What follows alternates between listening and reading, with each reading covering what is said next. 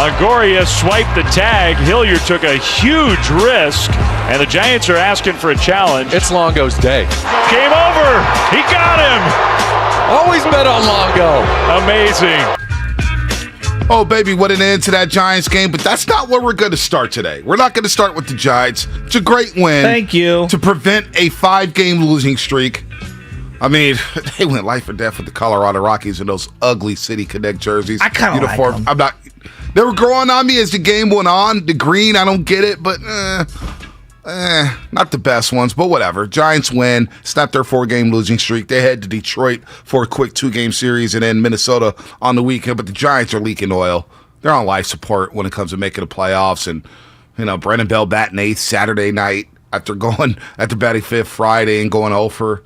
We'll get to the Giants a little bit later. Dave Fleming joined us on the program at about 8 o'clock. But good morning to everybody out there on the roadways, getting ready for work, getting off your graveyard shift. Good morning to everybody on YouTube and Twitch. Subscribe to us on YouTube and Twitch and the Comcast Business text line. We're going to start with the 49ers, what we saw Saturday. Thank God. Oh, man. Are we ready to, just you and me, can we turn the page? I'm ready. On the Giants? Yeah. And I'm the one you should be blaming. I mean, look, I shouldn't blame you for that. I'm not going to blame you for that. We're watching. Because there's something on TV. It's still preseason football. And let's be honest, after Thursday when the Niners take on the Texans, Niners won't be back on the field until 9/11 when they open up the season against Chicago. So we're going to have some time to fill. And so we got to, we can play Madden all day long. We can talk about fantasy baseball. We can talk about fantasy football. 3 points behind the leader in fantasy baseball, despite not having Fernando Tatis Jr. The dog days have treated me well. However, that's the way to get ratings. That's the way to get ratings. Your fantasy baseball team. Hey, baby, it's a 5-team race to the championship. Big dog is Staten, baby. It's a 5-team race, and I want it all. But listen, what we saw Saturday with the 49ers, a lot of encouragement. And thank you, Sam Lubman, for the sound sheet that I never looked at. Bounce in his step. He's got a pep in his step. He does. Giants win. He's happy. The Niners. Preseason thoughts, Saturday night, no Trey, a lot of starters sitting on the bench, but there was a lot of good to take away from what we saw Saturday. I miss not having to worry about the starters and just watching all the backups. Yeah. And it really, quite frankly, my favorite thing about this little exercise of the preseason is you do get an opportunity to see the extended run of all these draft picks. I'm a huge draft guy. I love the draft. Yeah. I loved the depth of a roster. I find it fascinating building out a roster. I personally, that's just me. Yeah, I know some people are like star hunting, and I don't blame them. But not in the NFL. You got to look at the backup offensive tackle, the backup D tackle, the backup corner. Who's going to play nickel? Who's going to be the backup safety? Exactly. If Ward is out or Hufanga's out. All that stuff. Football's great with that. Well, and I don't think you can become a superstar off a couple of plays or anything like that. Like, there's a combination of layers you got to hit before you can get to being a starter or whatever. Right. But there are things that you could take away. Like, Womack clearly makes plays on the ball. He's going to probably be your nickel back. But, okay, is he great? I don't know. But I know he's not a scrub. Same organization started K.Y. Williams very young, very raw, and he turned out to be a very good player before moving on to Denver. Sammy Womack III is always around the football. It seems like somebody's punching it out or he's the one making a play on the ball. And then I look at the defensive line, and we could talk all day till we're blue in the face about how great Nick Bosa and Armstead and some of these guys are, and they all are great. Right. Seeing Drake Jackson and Javon Kinlaw do what they did in that first half, to me, that doesn't mean they're going to do it all year during the regular season, but it's an encouraging step forward. Drake Jackson looks so sick. He's bending off the edge. He's containing. He's squeezing down the hole. He's playing well against the run. Drake Jackson looks like a home run pick. I mean, it's early, and we haven't even played one regular season game yet. But he doesn't look overwhelmed. No. He doesn't look. I want to get to Kinlaw in just a second. Yeah. But Drake Jackson, when you're playing opposite of Nick Bosa, because Nick Bosa is going to see a lot of double teams. There's not a team, Chicago, Seattle, Denver, the first quarter of the season. Those teams aren't going to let Nick Bosa go crazy one-on-one. No. They're going to chip him. Yep. They're going to keep a tight end in. 100%. They're going to block him with the running back. Yep. He may get triple teamed. So there's going to be a lot of one-on-ones on the other side for Eric Armstead, for Javon Kinlaw, and for Drake Jackson, for Samson Ebukam. Yeah. Drake Jackson one-on-one is going to eat, and he looks quick. He's been in the edge, and he doesn't look overwhelmed against the run, Chesky. That's what I look for. Teams are going to try to run right at him. That's a good point. He's holding his own on the edge there and setting the edge. Drake Jackson looks like a keeper. Well, he's extremely athletic, which pops off the television, no doubt about it. Underrated strength. I think I underrated his strength for his size. And the crazy thing is when you walk up to him, he still looks like a baby. Yeah. I mean, he doesn't even really have a defined body in terms of like the muscle definition. Right. Like you just wait till he really gets into like the NFL nutrition and whatnot. He's a great example of two things here. And we're going to see this, I think, throughout the year this year. The COVID year, what it did for the draft last year, I think too many people weren't ready to go to the NFL, and so they stood back because there wasn't a lot of game film. So if you were like a tweener kind of a guy, or you didn't have time in a facility depending on where your college was located because of the lockdowns and things like that, I just think last year's draft class, outside of the quarterbacks being top heavy, it was a weaker depth class in general. Whereas I look at this year, and I'm looking at the Niners as a microcosm of the league as a whole. Look at the depth. Look at Drake Jackson in a normal year. I think if he went to a powerhouse school, this would absolutely have been the case.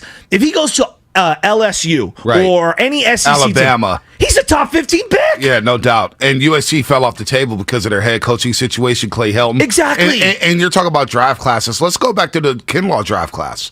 All right, Kinlaw and Ayuk. Yeah. And you could maybe blame some of the slow starts on them not being able to come to the NFL facility to get into the weight room. 100%. The pandemic shut everything down, so 100%. Kinlaw had to stay away from OTAs. Yep. Think about how much time he had to spend away from Coach Kocurek and the D-line coach. They didn't even have preseason. That's the one thing that I don't think we ever talk about. There were no preseason games, which we were all fine with in real time. But again, to develop, you need some of those reps. Joint practices, couldn't have any of those because you were worried about COVID-19. So they hit the field running against Arizona that year. No reps against another team. You're practicing against yourself. You're probably not tackling hard because you don't want to injure your own teammates. So Kinlaw doesn't get that benefit of being in an NFL weight room. That's a good point. Drake Jackson will get that benefit next offseason, but he's been able to come to mini camp, rookie camp. Kinlaw, let's go there for a second. Yeah. He's under the microscope here. Is he going to be a Solomon Thomas, or is he going to be a guy who you can build around? Is he going to be a contributor?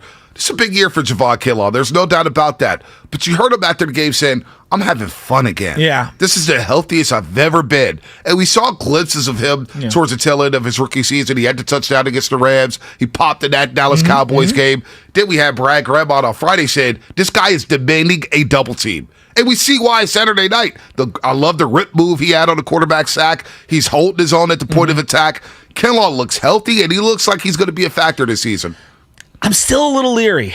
Okay. And no, he played really well in the game. Like, you can't deny it. He's looked really good. I'm just a little reluctant because every time I start to wrap my arms around him, he has a setback. You know, the knee gets a little bulky. Something happens. Like, I need to see it in the regular season for him. I love where he's at. Right. He took his shirt off the other day when he's walking across the Minnesota field. I mean, the guy looks chiseled out of granite. He's got an 8-pack right now. He looks incredible. Dude's 300 pounds with an 8-pack. But you got to do it in the regular season. And I think where he's at in his career, year 3, you're expecting him to take a big jump forward. No doubt. Right? And no doubt. And look, I just think that's a fair point of view for a lot of fans right now. Like, I want to see it in the regular season. They want to see it. And I want to see him play alongside Armstead and Bosa, because then I really do think we'll have a true testament to who he is, because he's not going to be the guy double teamed. No doubt. What do you think? And if he's seeing one-on-one with that strength, he could push the pocket and really collapse the pocket, especially against these non-mobile quarterbacks like Seattle Drew Lock. He's not going to be able to get around like that. I'm licking my chops against Seattle. Geno Smith, they have 2 rookie tackles, number one. I'm licking my chops. 2 rookie tackles, left tackle, right tackle, 2 rookies for the Seattle Seahawks. Geno Smith and Drew Lock playing quarterback. Week 2 is going to be a lot of fun.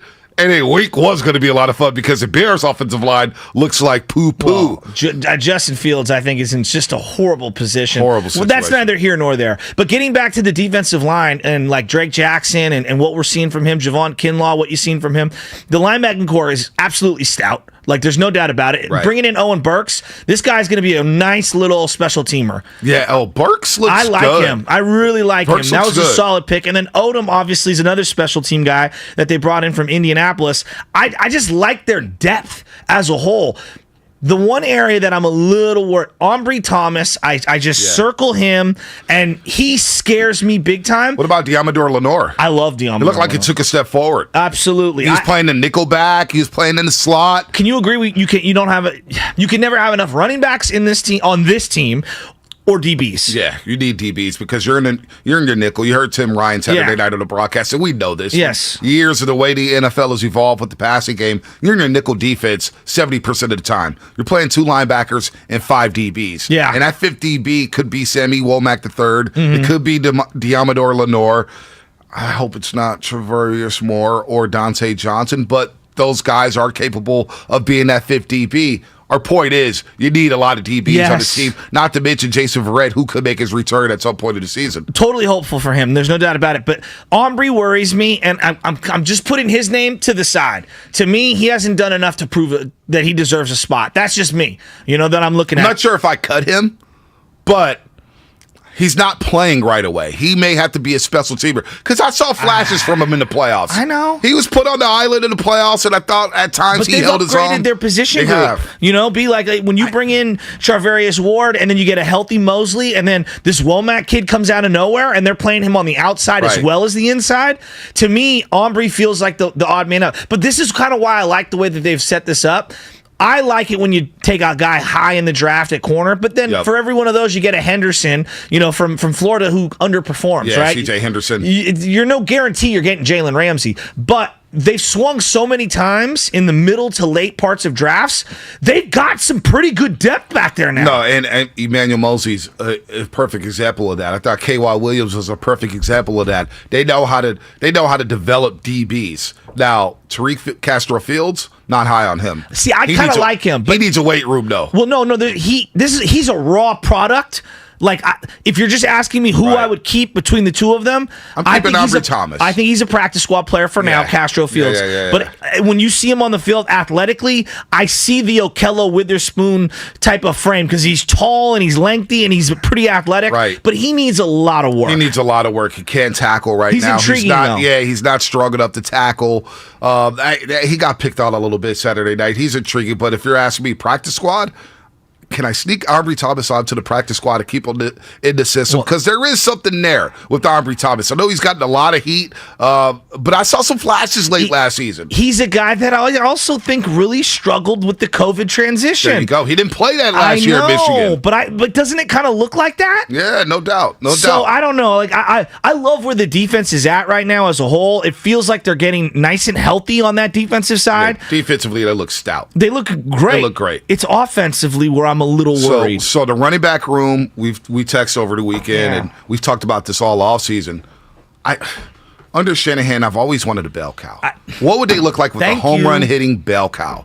And I know it's something that the NFL doesn't prioritize anymore. But damn, you look at those teams like Cam Akers down the stretch for the LA Rams or whoever they was running the ball, and they was running the ball hard. What about Derrick Henry? Mixon. Take Derrick Henry off Tennessee. Are they even remotely as good? No, they're not. They're not. We saw them collapse late last season without Derrick Henry. There is a place for superstar running backs in the modern game. Joe Mixon for Cincinnati. Thank you. Not having a bell cow, guy who gets 20 touches a game. He's a beast. Who wears down the defense, who in the fourth quarter, you're like, I don't want to tackle that guy. I don't want to tackle him. I'm good. We talked about Kareem Hunt. Coles brought this up 3 years ago. You brought it up a couple weeks ago about Kareem Hunt. And I know there's character issues with him. But hasn't John Lynch and Kyle Shanahan built enough equity by drafting a lot of good character guys to where they can swing on a guy like Kareem Hunt? Now, I know he's going to want a new deal or whatnot, but can I get him in the system and play him for a season? Look, Bob Myers, they had equity. They swung on DeMarcus Cousins. They swung on Nick Young. It didn't burn the Golden State Warriors at all. They swung on JaVale McGee for crying out loud when JaVale McGee was untouchable. Foot out the door. Out the door. That's a great point. There's your training camp invite. Next thing you know, JaVale McGee has 3 NBA championships and an Olympic gold medal.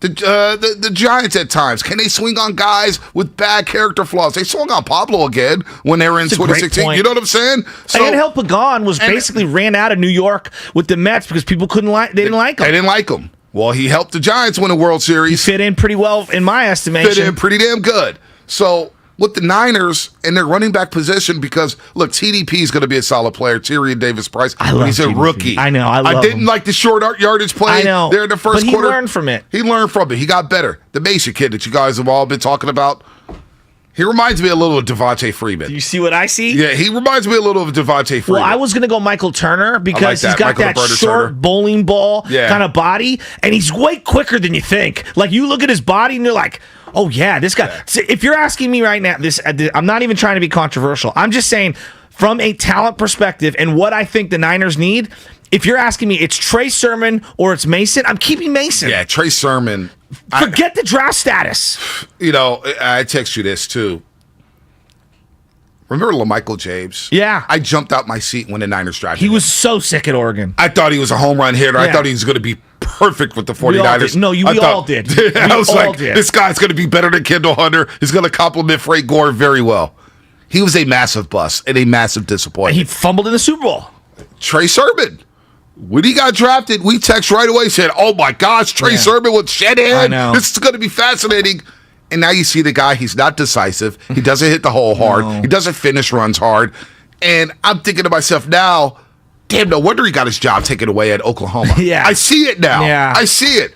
I don't know what happened with Trey Sermon. He doesn't look like a good fit right now. The Mason kid, TDP, they look like better running backs. But can we count on these guys week in and week out in the regular season? It's a big boy league. No doubt. And this is a team that's going to ride the running back room, period. Yep. Every year they've had nothing but injuries. Jeff Wilson Jr. doesn't play in the game. I like Jeff Wilson Jr.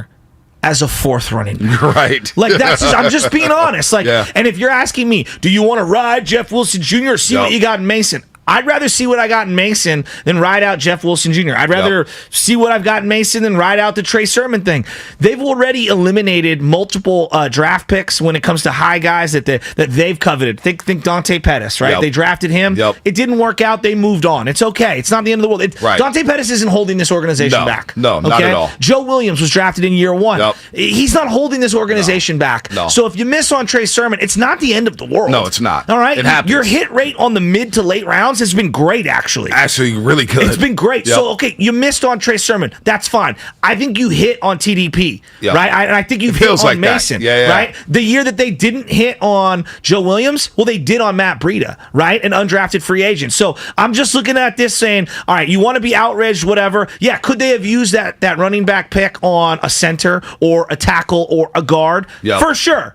But we all know how important the running back is to the Shanahan system. So to me, just give me the best four guys. And this thing about JaMychal Hasty has to be on the team because of special teams. JaMychal Hasty, what is he doing on special teams? Explain to me, all you special teams experts, what is JaMychal Hasty doing on special teams? I could go get me another special team. Yeah, I'll get a safety to be my fifth safety and play special teams. Who's the guy, Malik Jackson, who was playing over the weekend? The wide receiver. Malik Turner. Malik Turner, excuse me. Turner. He could play special teams. Totally agree. Juwan Jennings could play special teams. Exactly. I could go find a special teamer. I'm not keeping JaMychal Hasty just for special teams. But this is my point to getting a bell cow running back.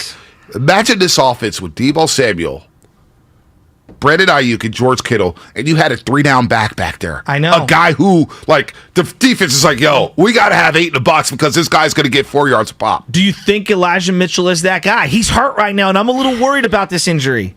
Hamstring this early?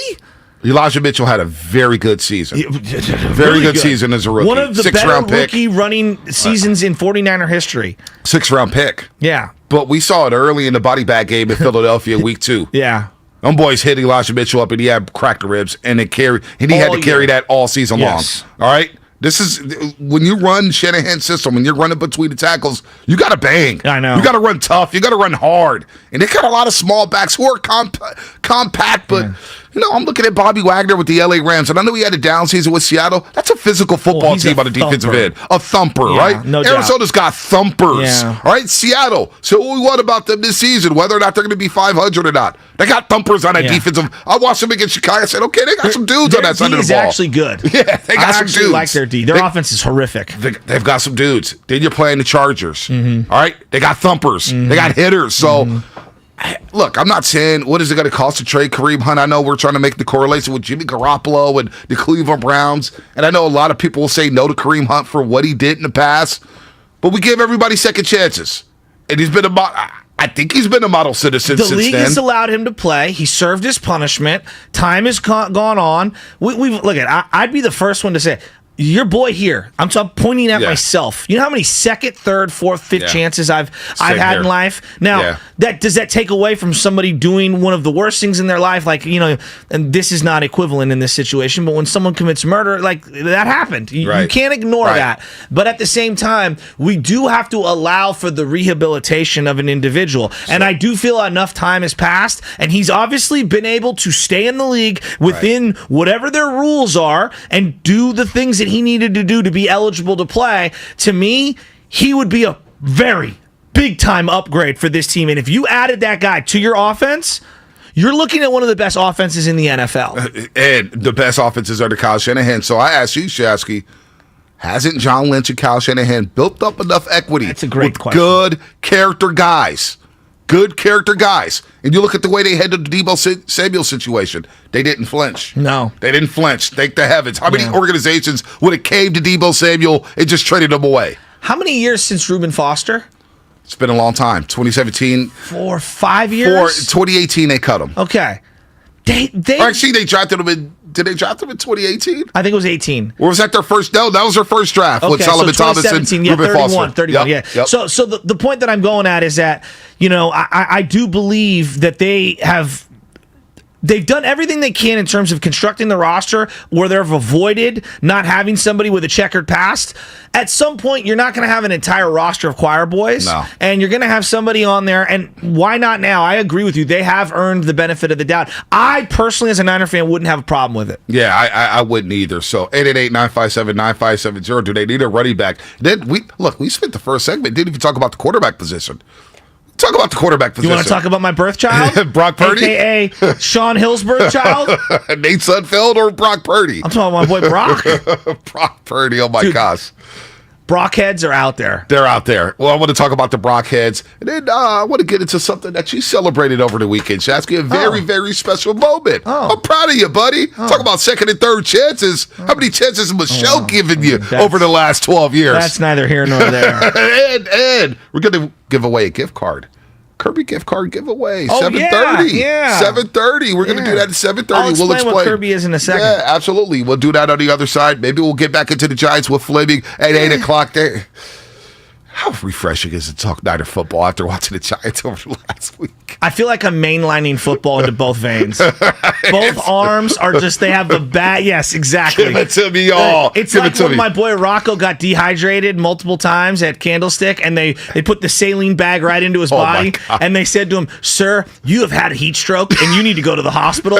And they're literally squeezing the saline into his body. Put the football in the saline bag and squeeze it into my Why veins. you doing Rocco like that, man? Why you doing Rocco like knows that? I All love right. him. All right, what's coming up on the K? Sponsored by Fremont Bank, full service banking, no compromises. We'll get into Brock Purdy, Nate Sudfeld, and Shasky's big 12-year anniversary celebration. That's coming up on the other side here on the roast. Mr. Crick with BetQL. Betting totals in baseball can be a tricky game. An underrated way of trying to get on the right side of a total is to peep a team's over-under record within their division. For example, the Detroit Tigers are 500 on over-unders this season, but 27-19-2 to the under when they play inside the AL Central. That's 59%, and that is a trend.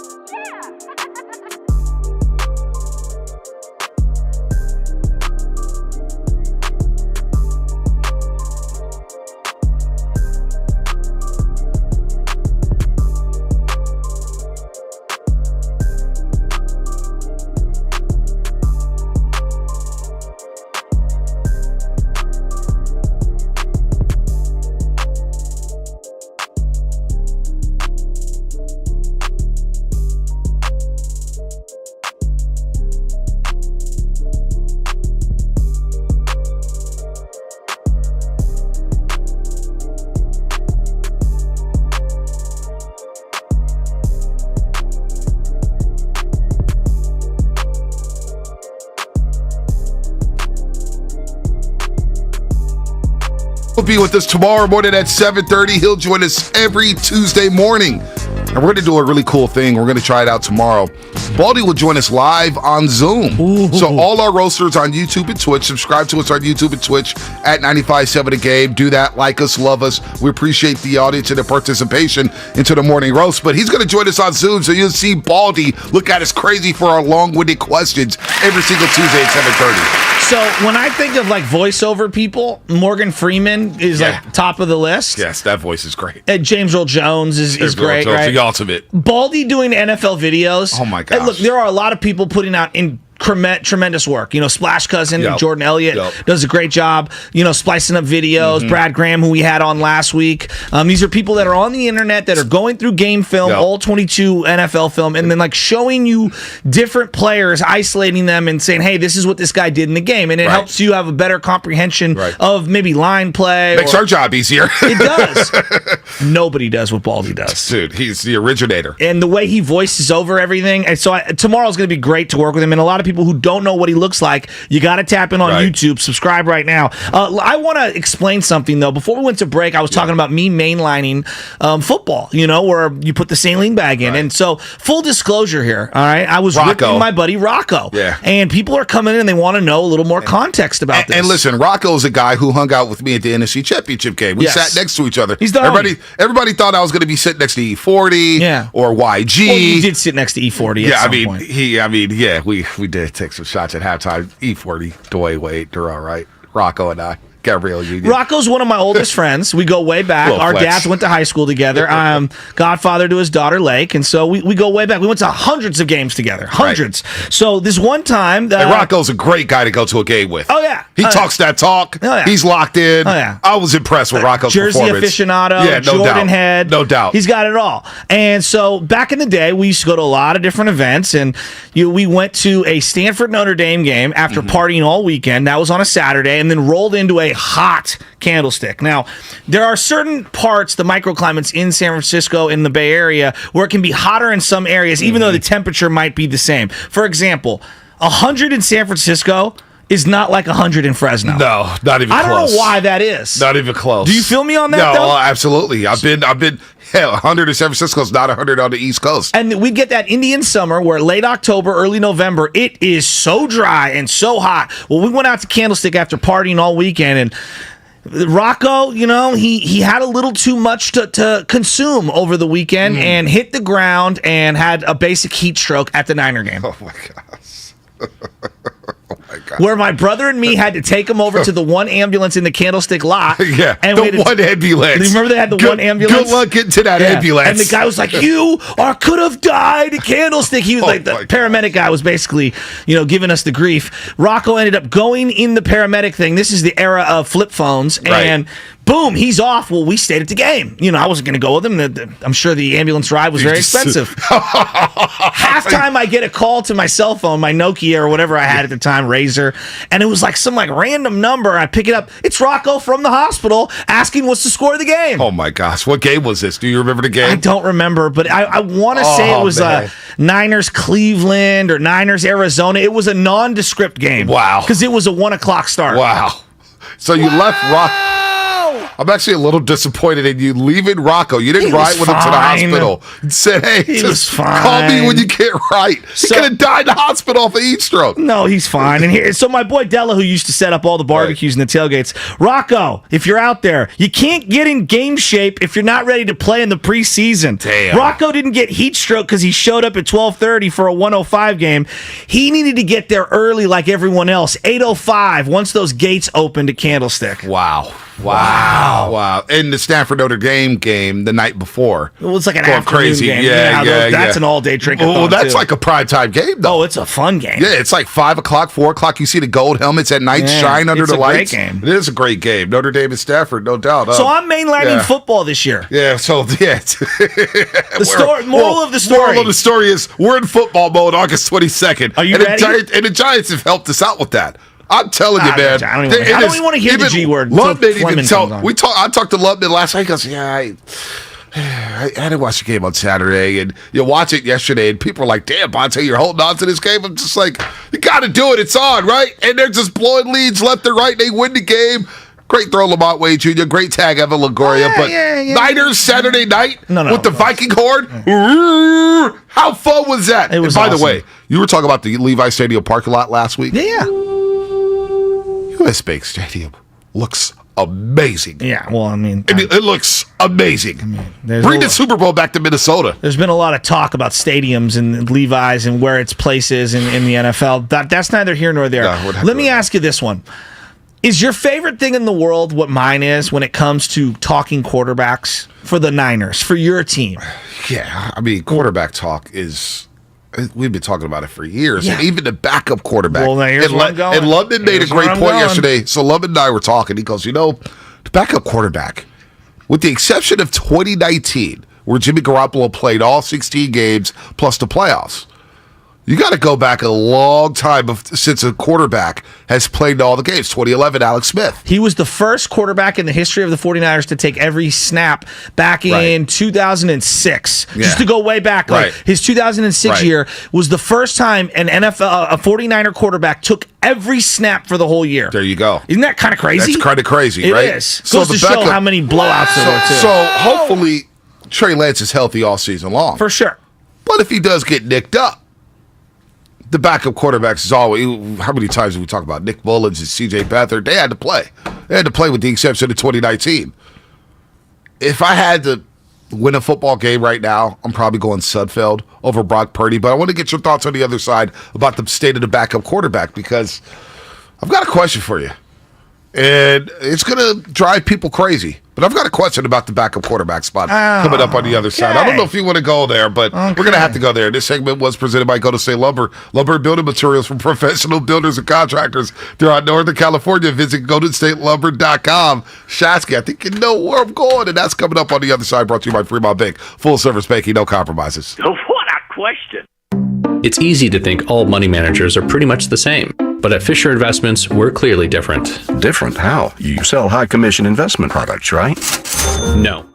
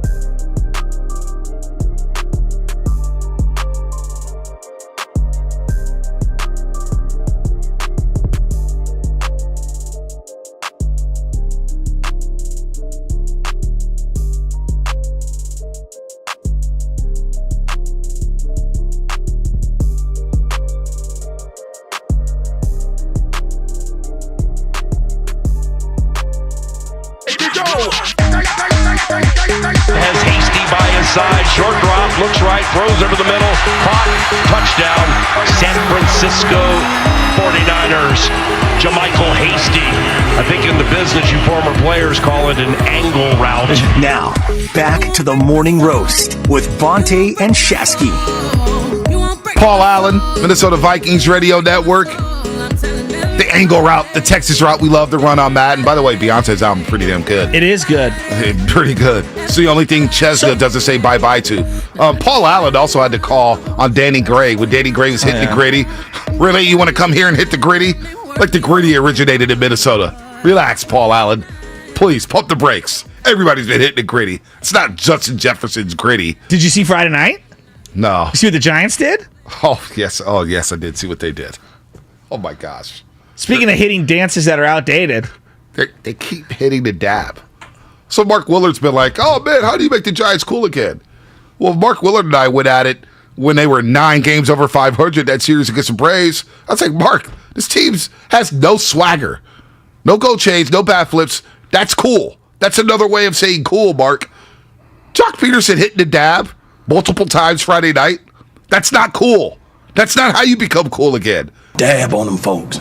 While the Braves are trying, What is that? while the Braves are trotting out dudes like Vaughn Grissom and Ronald Acuna Jr. and Dansby Swanson and Matt Olson, and the Mets got it. They've got just a lineup littered with stars, and Dodgers and the Dodgers, and the Yankees are doing. The Giants are out here hitting dab. Dab on them folks. Even the Orioles got exciting players. Yeah, I that know. catcher, I know. baller, right? Mountcastle's hitting the ball. Bonte. The Giants are not cool. I don't even want to go down this road. They're hitting the dab in I know. 2022, Shasky. So why don't you ask that question before we hit the break that you wanted to ask me? All right.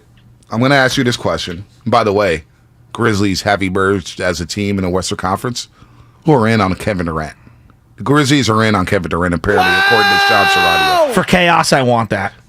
Kevin Durant, John Morant, Jared Jackson Jr., Dylan Brooks. Well, they'd have to trade somebody. Yeah, I don't know. Desmond Bane, you got to keep Bane. I got to get Brooks out of there. But Kevin Durant on the Grizzlies, that's box office. Who are you? That's box office. That would be great. That would be great, right? I would want that. Nixon on Donovan Mitchell. I still don't know if that makes them better than the Warriors, though. Because I know they would have to give up a lot. Jaren Jackson's out for 6 months. And well, look, we can talk about that. Talk about that. But Kevin Durant, that news is out there. Kevin Durant, the Grizzlies in on Kevin Durant. We'll have more about that later in the week, of course, and maybe we'll get back into it in 7 o'clock hour. But before we get to your 12-year anniversary, I want to ask you, Shasky, because Brock Purdy is getting all the love. He's getting all the flowers. Sean Hill's birth child?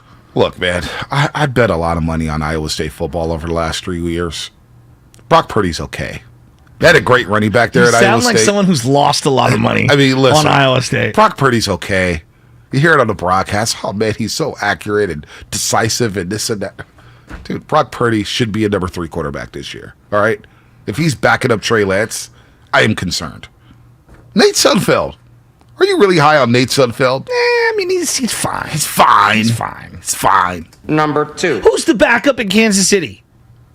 Chad Henne. Exactly. Exactly. I mean, come on. But career loser. Is it the worst thing? Because the Niners have re-signed Deebo Samuel. Bosa's going to get his money at some point. I'm just asking out loud. Is it the worst thing in the world to have Jimmy Garoppolo as your number 2?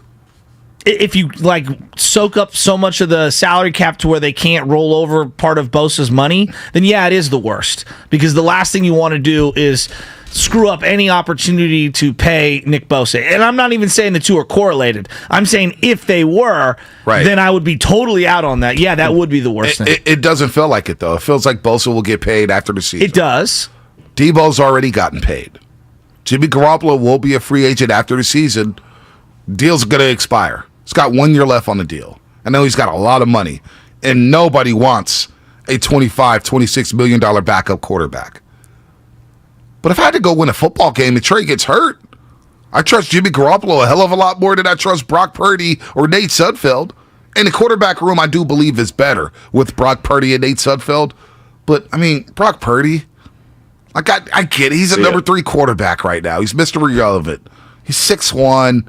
How's that going to translate into a regular season game? Well, look, we're okay. Whenever we have these conversations about backup quarterbacks, there's 2 different conversations. There's one is my quarterback's gone for the whole year, and I have to go, let's say, 8, 9, 10 games with a backup, 95% of teams are screwed. Right. Okay? The Nick Foles thing was an outlier. Would we all agree? Yeah. And that happened so late in the year.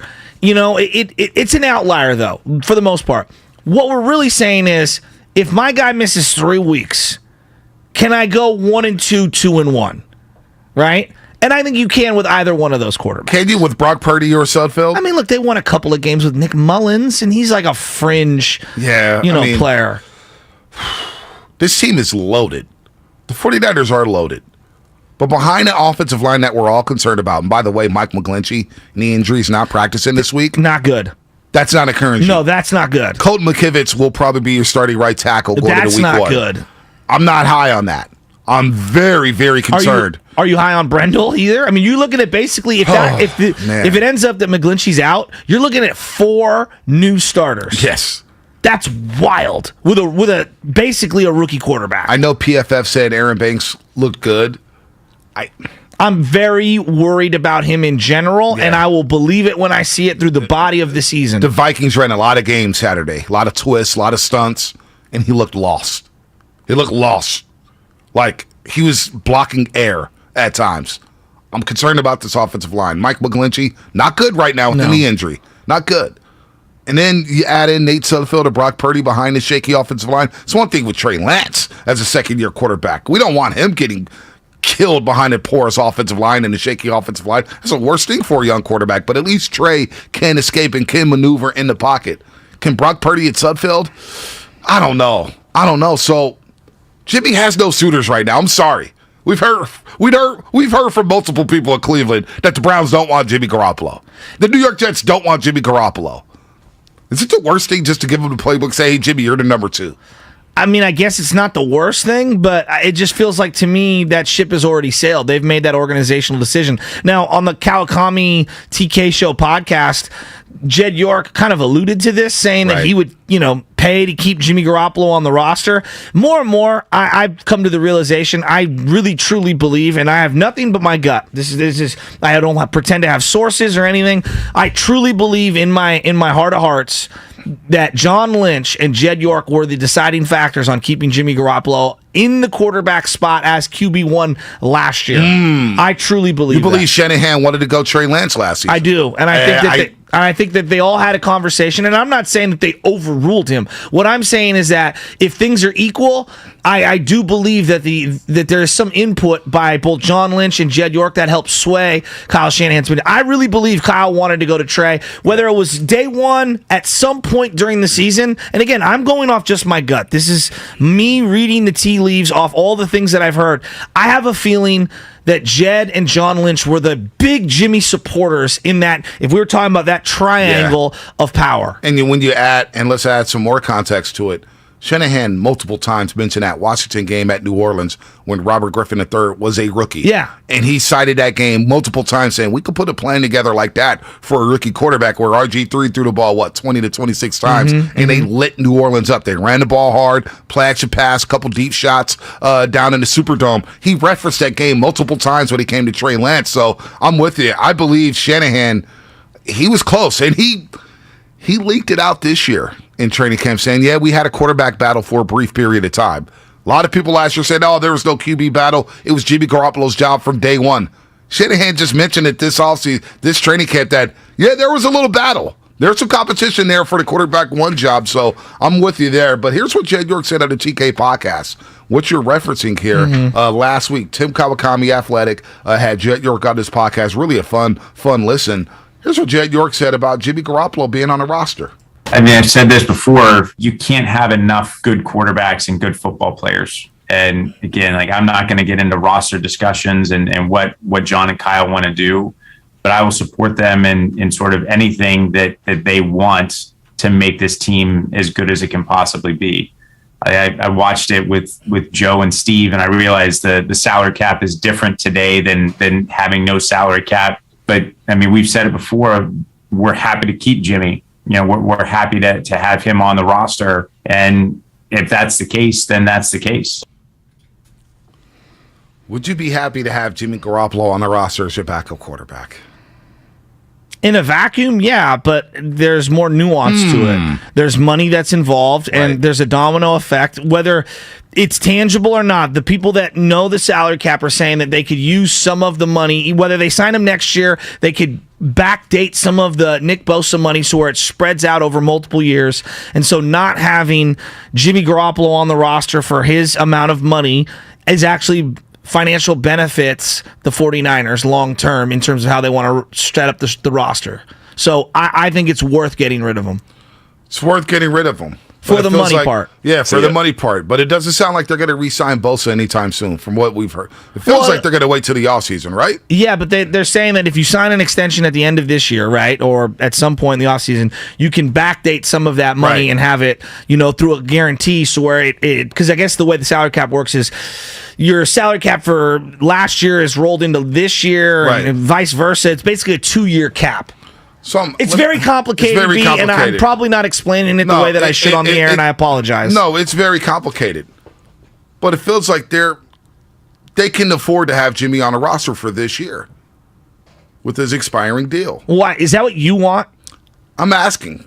I don't think it's the worst thing in the world. Like, I look at Brock Purdy and Nate Sudfeld, and I'm seeing all the hype for them. Look, Jimmy's better than those two. Like, he's better than those two. I agree with. And this is a Super Bowl. And this is a Super Bowl type roster. So in case something awry happens with Trey Lance, we don't know. I think Trey's going to be healthy, and I think Trey's going to be dynamic. He's a dark horse MVP candidate, according to all the Vegas books and everything. I think Trey's going to be just fine. But things happen. Things happen on the football field. And things happened to Trey last year where we got hurt. Preseason game with the finger, Arizona Cardinals game with the knee. Maybe the shoulder got banged up a bit, but he couldn't go. I'm just asking, would it be the worst thing in the world to have Jimmy Garoppolo as your number 2? All things considered, because I'm not a big Brock Purdy and Nate Sudfeld guy, man. I know they're getting a lot of hype for practice stuff. A lot of, oh, man, can you win a game? I'd rather have Jimmy as the backup. I'm not lying to you. I'm not lying. Would Jimmy be okay with that? Who knows? After all the strangeness of him being at the facility and working out before the team, and they're looking to trade him. They've told him that they're going to trade him. So you're not worried about anything for Trey Lance in terms of like the clamoring if he does struggle behind the scenes or within that locker room? I think Trey is mentally strong. Trey is mentally strong. No, I know he that knows you think that his team. I think there would be nothing there. Now there would be noise created outside by media members, by fans. That's the easy thing to say, right? Oh, if you have Jimmy, he's going to be lingering. That's going to concern. Trey's going to be just fine. This is his team. He knows he's the starter. Debo knows he's a starter. Kittle knows he's a starter. Ayuk knows he's a starter. Whether or not Jimmy's on this roster, if Trey struggles, we're always going to go back to Jimmy Garoppolo. Well, Jimmy would have made that play, or if Jimmy, he would have won that game. People are always, they're going to do that regardless. Well, I mean, we did that with Alex Smith years later in every playoff game. That's going to happen regardless, Shasky. So I wonder, man, is it the worst thing in the world? I know we've moved off of Jimmy Garoppolo. I've emotionally turned the page. Right. And I feel like the team has. The fact that he hasn't gotten a playbook, don't you think that speaks volumes? Yeah. Even though most of the plays are going to be very comparable to what they've run over the last couple of years, even if some of the verbiage is a little different or maybe the variations on formations are slightly different. I feel like they're already changing. Like I feel like it's already happened. I wish we wouldn't even have this conversation. This feels very rhetorical. It does. It does. But I watched Brock Purdy and Nate Sudfeld, and they played okay. They played all right. I don't get the hype around Purdy. This is all about Trey Lance. Like if we agree, Trey. If Trey goes down for a long period of time, they're screwed kind of either way. Yeah, I mean they are. But are you slightly better with Jimmy Garoppolo? Yeah, I mean let's not forget they were 3-5, and the season felt like it was coming to a crashing end with Jimmy last year. And they were 6 minutes away from advancing to the Super Bowl. Well, they were also a half away from not making the playoffs outright. They made it. I know. They made it, and they made some noise. You're listening to 95.7 The Game, KGMZ FM, and HD1 San Francisco. I know your head's going to explode. Well, no, always live on the free. Yeah, always live on the free Odyssey app. Download the Odyssey app and favorite 95.7 The Game for the best and most up-to-date sports coverage. And don't forget, you can always watch us every day on our YouTube and Twitch streams. Just log on to search 95.7 The Game. 95.7 The Game, of course, where you could follow us on YouTube. It's Twitch, and of course, the Comcast Business Text Line. So, like, everybody keeps saying, like, what team can absorb, the $25 million that Jimmy's got, and he's going to have to restructure and blah, blah, blah, blah, blah, when it comes to the money and how much money teams have left. What about this angle, which I haven't heard one person address? Clearly, the 49ers have some injury issues already when it comes to their offensive line. What about their ability to be flexible during the beginning of the season to absorb a contract that might otherwise not be absorbable with Jimmy Garoppolo on the contract? Again, this rarely happens because teams don't move offensive linemen, but offensive lineman X is available, and the 49ers clearly have a need in the interior and on the edge because of the right tackle situation with McGlinchey right now. We don't know how severe this is going to be, but what if they can't make a move because of Jimmy Garoppolo's salary, because it's so thin right now, that would be out there? Like, wouldn't you be very frustrated as a 49er fan hanging on to the backup quarterback and not helping the starters and bolstering the offensive line in that direction? That is a great point. And I actually started to wonder when the Jets signed Dwayne Brown, because Becton is out for the season, their star left tackle. And they signed Dwayne Brown, a long-time Houston Texan, a long-time Seattle Seahawks. Yeah, I was going to say Seahawk, yeah. And I was like, damn, Dwayne Brown's a damn good tackle. And I'm like, can the 49ers use him at right tackle? He was out there. I would use him in a heartbeat. He was out there. Especially with the McGlinchey injury. The Jets pivoted and signed him right away. Now, knowing McGlinchey's injury history and knowing McKivitz, his ability, and knowing that you got 3 new offensive linemen, wouldn't you want that flexibility? I guess that's what I'm saying. Like, as important as quarterback is. But you know what? I don't know who's out there now as a lineman. No, there's not much. Tampa Bay needs linemen. That's another team now that's in the conversation. Baltimore in the conversation for linemen. The Seattle Seahawks are starting 2 rookies at their tackle spots. 2 rookies. 1 rookie at left tackle, 1 rookie at right tackle. The Niners are essentially starting 2 rookies and Aaron Banks and Burford, and Brendel's not much far behind them. Yeah. I mean, they've already got 3 guys with very limited. I mean, what are the total amount of snaps for those 3 in the NFL games? So where's the depth going to come from? How can you really? Linemen are at a premium right now. So, and that's, I think, where I'm going with this is, as much as we're talking about Jimmy, and if there is a guy available, and I don't know who that person is, I'd be willing to flip a future pick to just bring a guy in at this point, because clearly offensive line is an issue. Yeah, I mean, that would have been great to address this in the draft. It would have been great if Jimmy didn't have the surgery, so you could have moved off of him to maybe get another lineman. But Dwayne Brown's just sitting out there. I'm like, damn, the Niners could have used him on the offensive line. This happened a couple of weeks ago.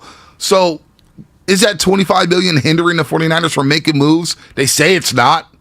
They say it's not, but when you see $25 million just hanging there for a guy who's not even holding a clipboard, it does get a bit frustrating. So what's going to happen with Jimmy? You got the owner talking about, hey, I'd be happy to have Jimmy Garoppolo here. The owner's basically telling you, Jed York is basically telling everybody, he would be cool with Jimmy being the backup. I think John Lynch would be cool with Jimmy being the backup. Would Kyle Shanahan be okay with Jimmy being the backup?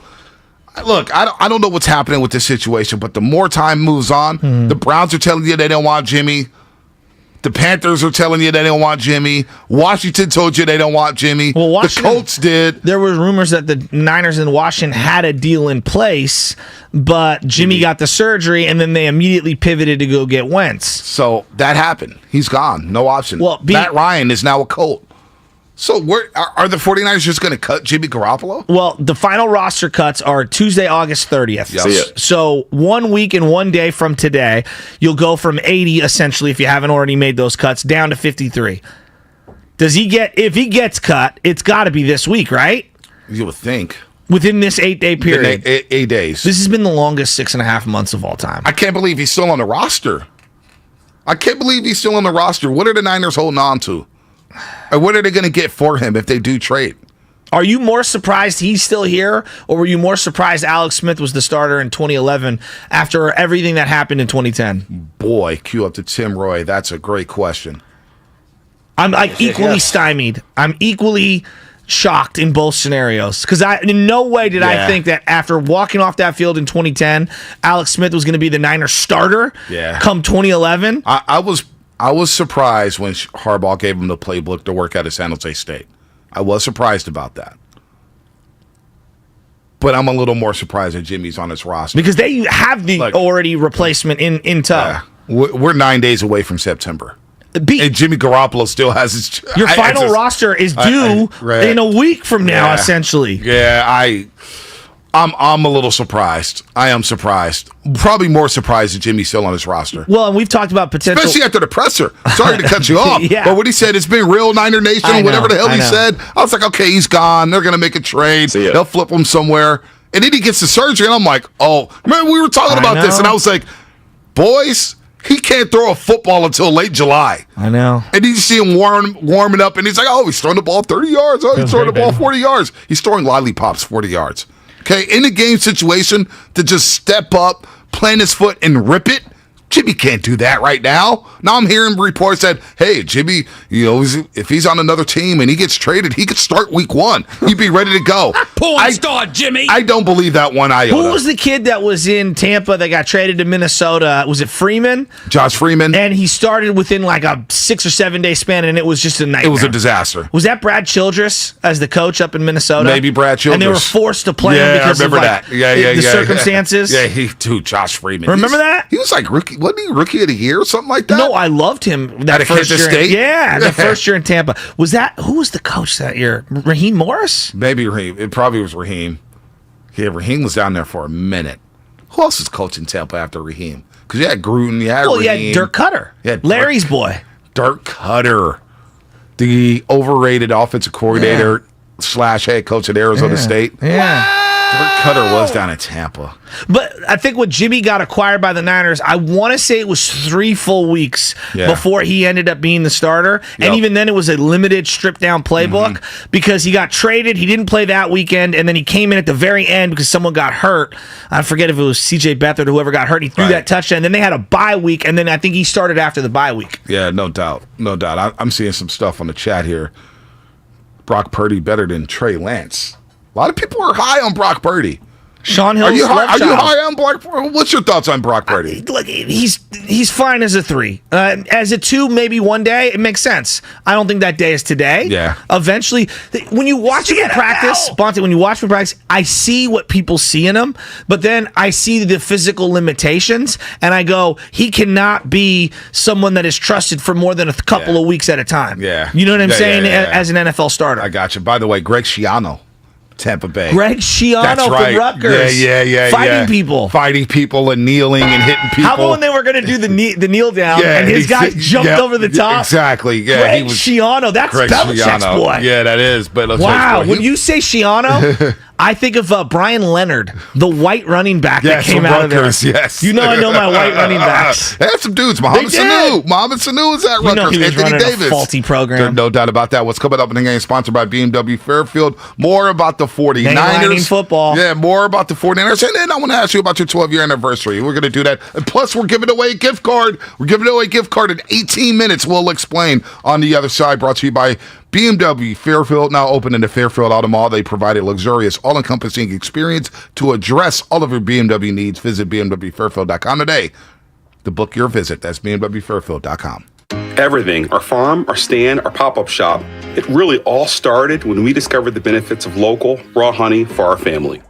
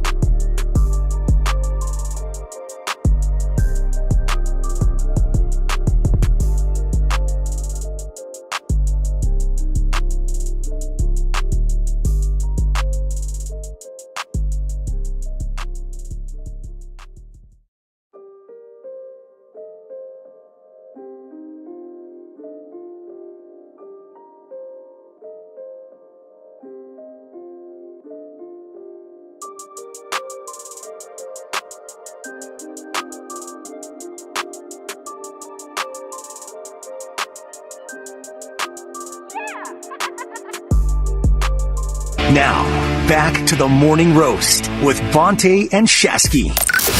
95.7 The Game breaking news. Brought to you by the Beat the Streak podcast. Get an inside edge on how to win the $5.6 million prize every day this baseball season. Listen on Odyssey or wherever you get your podcasts.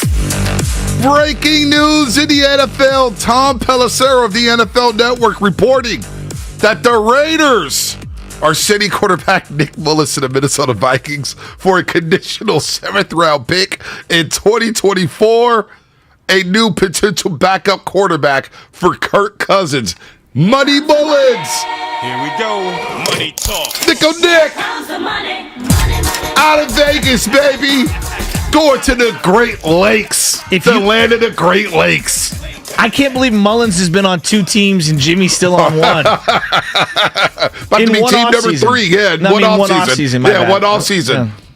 Nick Mullins, who we thought maybe one day could take Jimmy Garoppolo's spot, was traded for a conditional 7th-round pick in 2024. Speaking of the Raiders and quarterbacks, UFC 278, were you watching it? I was watching it. Did you see the comments by Gronk? Let's play it. Dana White with Gronkowski watching UFC 278. Here's what they had to say about Brady potentially playing in silver and black. I didn't want to talk about that, no, but he sort of sucked me into it on live TV. Yeah, it's true. I talked Brady into playing for the Raiders, and Gronk was coming with him, and they were negotiating the deal, and they were really close to getting it done, and then Gruden pulled the deal, and Brady was not happy about it. Neither was I, and that's that. He went to the Buccaneers and won the Super Bowl.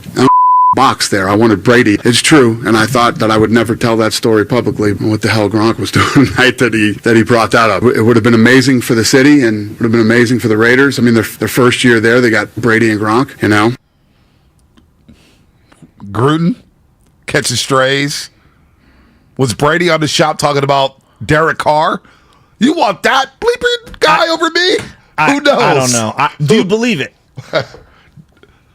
I do. Gronk is not a liar. No. He just says things, and he doesn't care. Because he's Gronk, and he can say those things. I believe Dana White now. I do believe that Brady was in on the Raiders. Well, when the Raiders went to Vegas, it was basically set up by Jerry Jones and other people. Yeah. It wasn't because of Mark Davis. No. Right? So Jerry Jones is Stan Kroenke, too, because Stan Kroenke didn't want the Raiders in L.A. Exactly. He wanted his own market, and he was like, well, there's not a lot of Charger fans in L.A., so let's do that. Where I'm going at with this is that a lot of the brokering that's done is done on behalf of the Raiders, not by the Raiders. So the fact that Dana White was involved trying to broker the situation, that is not surprising to me. Am I wrong on that, Steven? You're the resident Raider fan. When I saw that, like, the Brady thing, if he was there in 2020, look at the Raiders defense. There's no way they're having success with that Raiders defense. That's not the question. What's the question then? The question is, do you believe that Dana White was in on trying to recruit Tom Brady on behalf of the organization? Well, I'm sure he was. Yeah, I do too. He's a Patriots fan. Yeah, I do too. And it's Vegas. It's Vegas. Vegas, exactly. By the way, the conditions of the 7th round pick for Nick Mullins must be active for 1 game in 2022. Damn. Talk about just throwing away a player. By the way, we're giving away a Kirby gift card at 7:30. When you hear this sounder, start your engines! Be caller number 5. Now explain what Kirby is. Kirby is a great little service. So, I've had a lot of difficulty trying to find a good mechanic, a reliable mechanic. And nothing is worse than taking your car to the mechanic, having to either wait around the shop or wait around the neighborhood for multiple hours for your car to be ready, or you got to take an Uber back.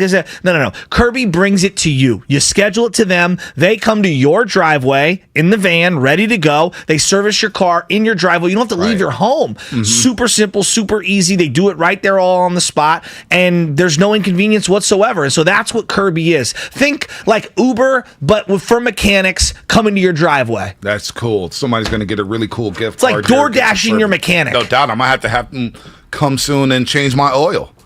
No doubt. I don't have to go anywhere. Just come to the crib, pull up in the driveway, and boom, change your oil. Kirby, great service. We'll give away a gift card in about 7 minutes on the morning roast. 7 minutes when you hear that sounder with Kyle Shanahan saying, "Gentlemen, start your engines."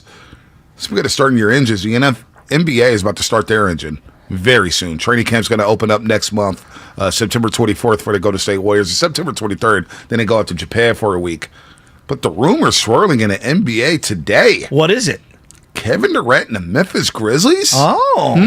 Shams Charania of The Athletic. The guy who's the enemy of my enemy is now my friend? Yeah, that guy.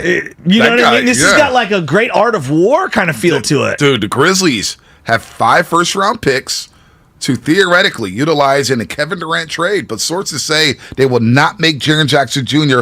or Desmond Bane available. So that means Zaire Williams could be gone. That means Dylan Brooks will be gone, which would help the Memphis Grizzlies. It means Steven Adams could be gone. Who knows? But apparently the Grizzlies are in a position to trade for easy money sniper to pair up with Ja Morant. That's spicy. That's spicy. Doesn't that have like a Westbrook Durant feel to it? Oh, no doubt. Well, at least I'm obviously a different version, but doesn't that kind of have like a your turn, my turn feel to it? Because Ja don't even know where the pass button is. At times he doesn't.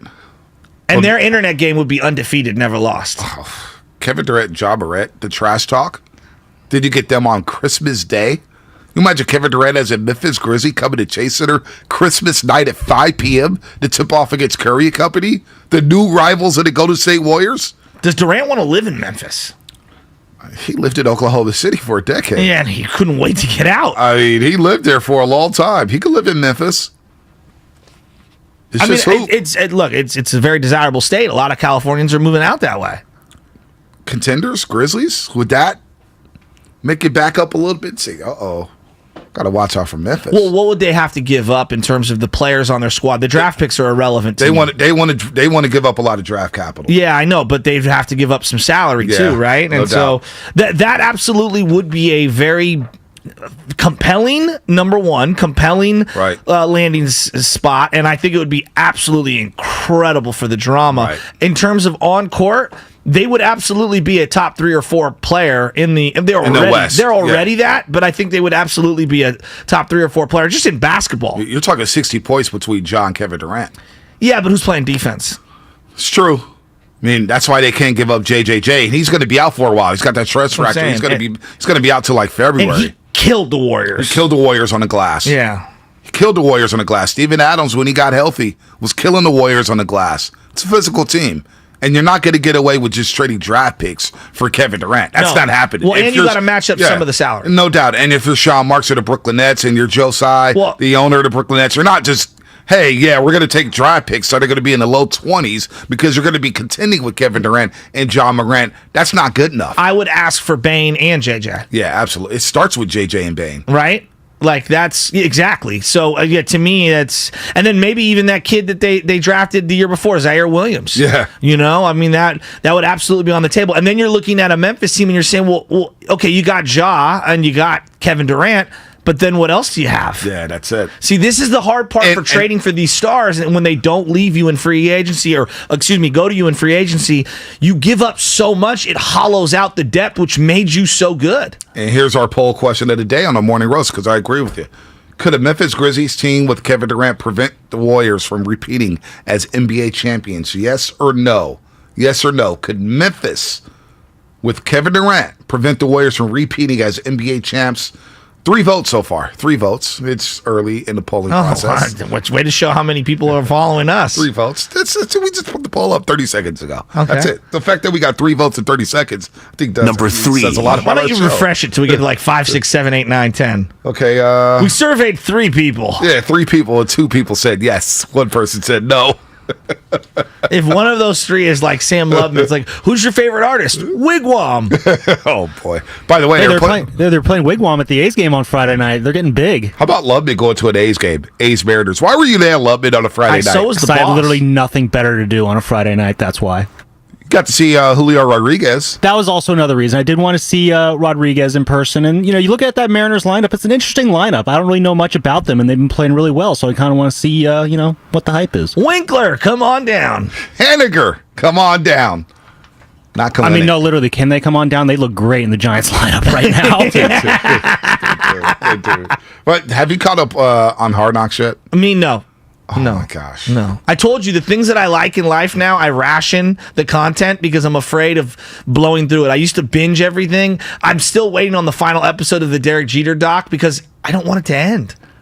You got to watch it. But I did watch last night Game of Thrones. Whatever. I fell asleep on it. The dragon. I like it though. It's not bad. I fell asleep on it though. It was a little late. You know, it's been enough time separated from the end of the Game of Thrones to where we're at now.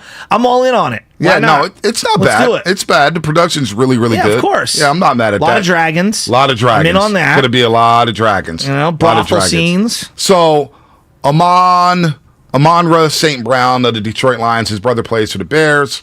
He was a USC guy. USC guy. Now, his father was a two-time Mr. Universe. Two-time Mr. Universe. Now, I don't want to spoil anything, but Kevin Durant was catching strays in Hard Knocks, too. He was catching strays in Hard Knocks, too. Oh, I saw that clip floating. Oh, you saw that clip? Yeah, Where about calf flips. Yeah. It said, Kevin Durant has never done a calf raise. St. Brown's, his dad is he is something else, man. He is something else. It's like, you see Aiden Hutchinson in this family? Yeah, they got the suite. We over here sitting in the cheap seats. They take care of Hutchinson. Isn't his brother on the Packers? No, his brother's on the Bears. Oh, the Bears. The Bears. Okay, I thought he was on the Packers. So his dad was wearing a half jersey, the half lion, half bear jersey. Oh.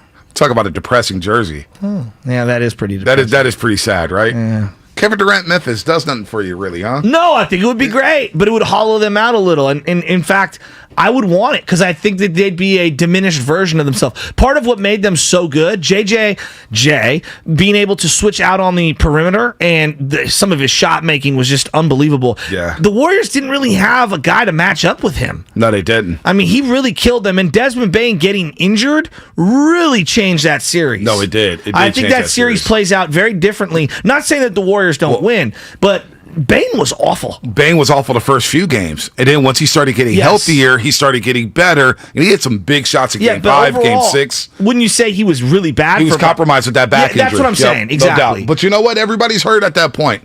Everybody's hurt. But Bane, the first couple games, he struggled. But look, it was a 1-1 series coming back to the Bay Area.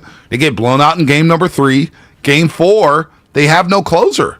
They have no closer. That's where they miss Ja Morant. I know a lot of people thought, hey, Memphis looks better without Ja. Well, they do play a lot better team brand of basketball without Ja Morant.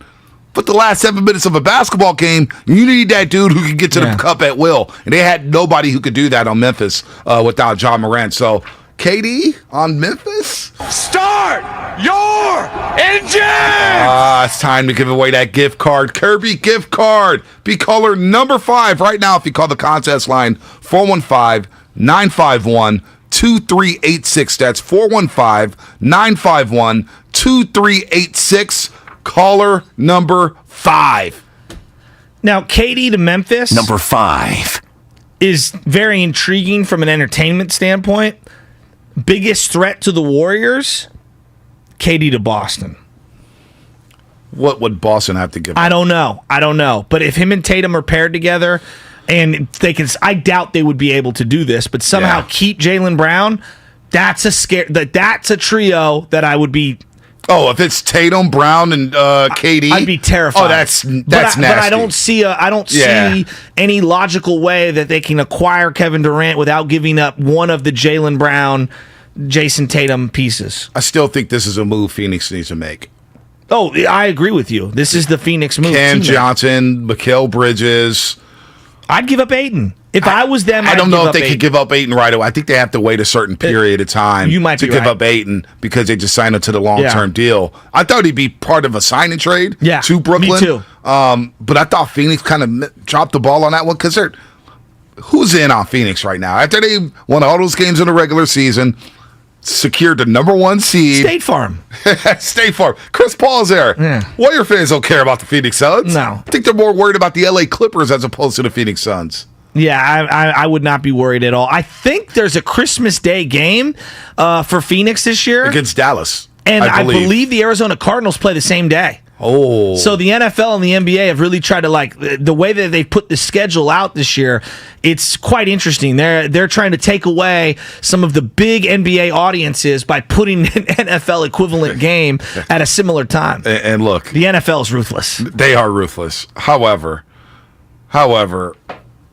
is Arizona going to be in it at that point? Well, they're going to have might be calling plays. Yeah, no, did you see that yesterday? I did. It was like he was doing Madden. He just needed his headset. Arizona, the Cardinals. You look at by the way, the black helmets were trash. Those black helmets were garbage. The Cardinal ones? Yeah, garbage. I don't care for them. It was just awful. Yeah. It was terrible helmets. Everybody doesn't need black helmets. The Cardinals don't need black helmets. Those were awful last night. But think about the Cardinals are going to be the hard knock team for the in-season hard knocks. Oh, that sounds and like if you a see nightmare. the preview of Kingsbury, did you see that, Langford? When they did the preview of Kingsbury, how he was looking at a laptop? How creepy did he look? Looked creepy as hell. So they're going to have the in-season hard knocks. Arizona may be out of it at that point. But thinking about that game last night, the Ravens, what is that now? 22 straight preseason wins for them? Is that like the quirkiest? It's odd. Do-nothing streak ever? Odd. It's odd. I believe, did the Niners go winless in the Harbaugh?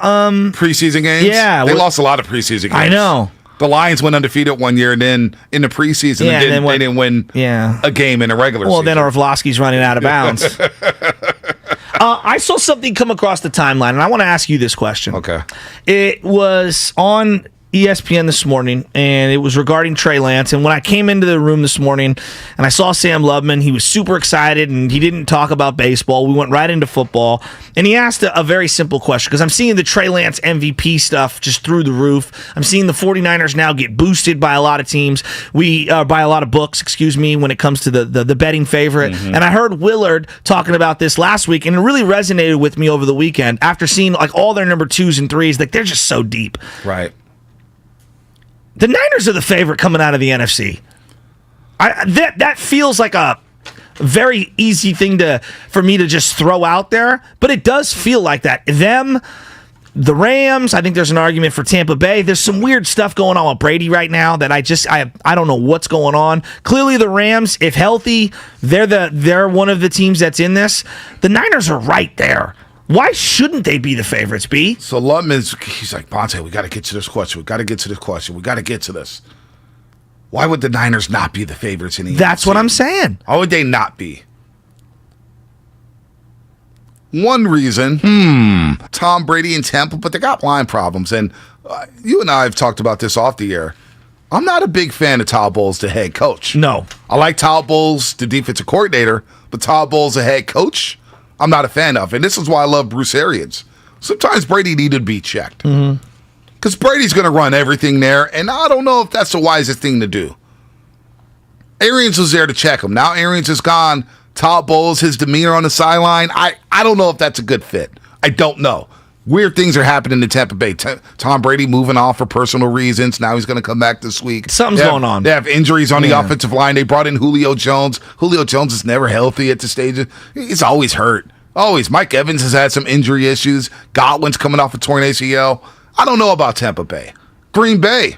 No Devontae Adams. Enough said. Niners own them.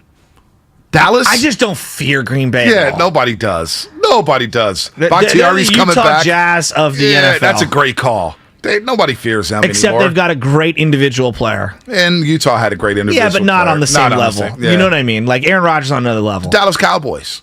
The Dallas Cowboys. They're the Denver Nuggets of the NFL. All right. What about the LA Rams? Super Bowl hangover? Them I fear. Appropriately. They're a great team. You got to give them their credit. So that's one team. Yes. But I could be convinced that the Niners are the favorites in the NFC. So I want to take this internal, because you went external and you went around the NFC, and that's fair to go through all those teams, and I think that's where you need to start. If the Rams have a better quarterback right now, sight unseen, Matt Stafford is better than Trey Lance. That should not be some hyperbolic statement. That's an accurate statement as of right now. Could it change? Of course it could change. Trey would have to do a lot there. What could derail the 49ers? The quarterback's the number one thing, right? And it doesn't even have to be the quarterback's play. It could be the offensive line submarining the quarterback's play. It could be the running back situation with some of these injuries, Elijah Mitchell getting hurt, submarining the quarterback's play. It could be Deebo Samuel and George Kittle just not being on the same page as the quarterback. It could be a lot of things, as well as the quarterback underperforming And the running or just back not room, being ready. The running back room as well. Like the running back room maybe being derailed because of the injuries there.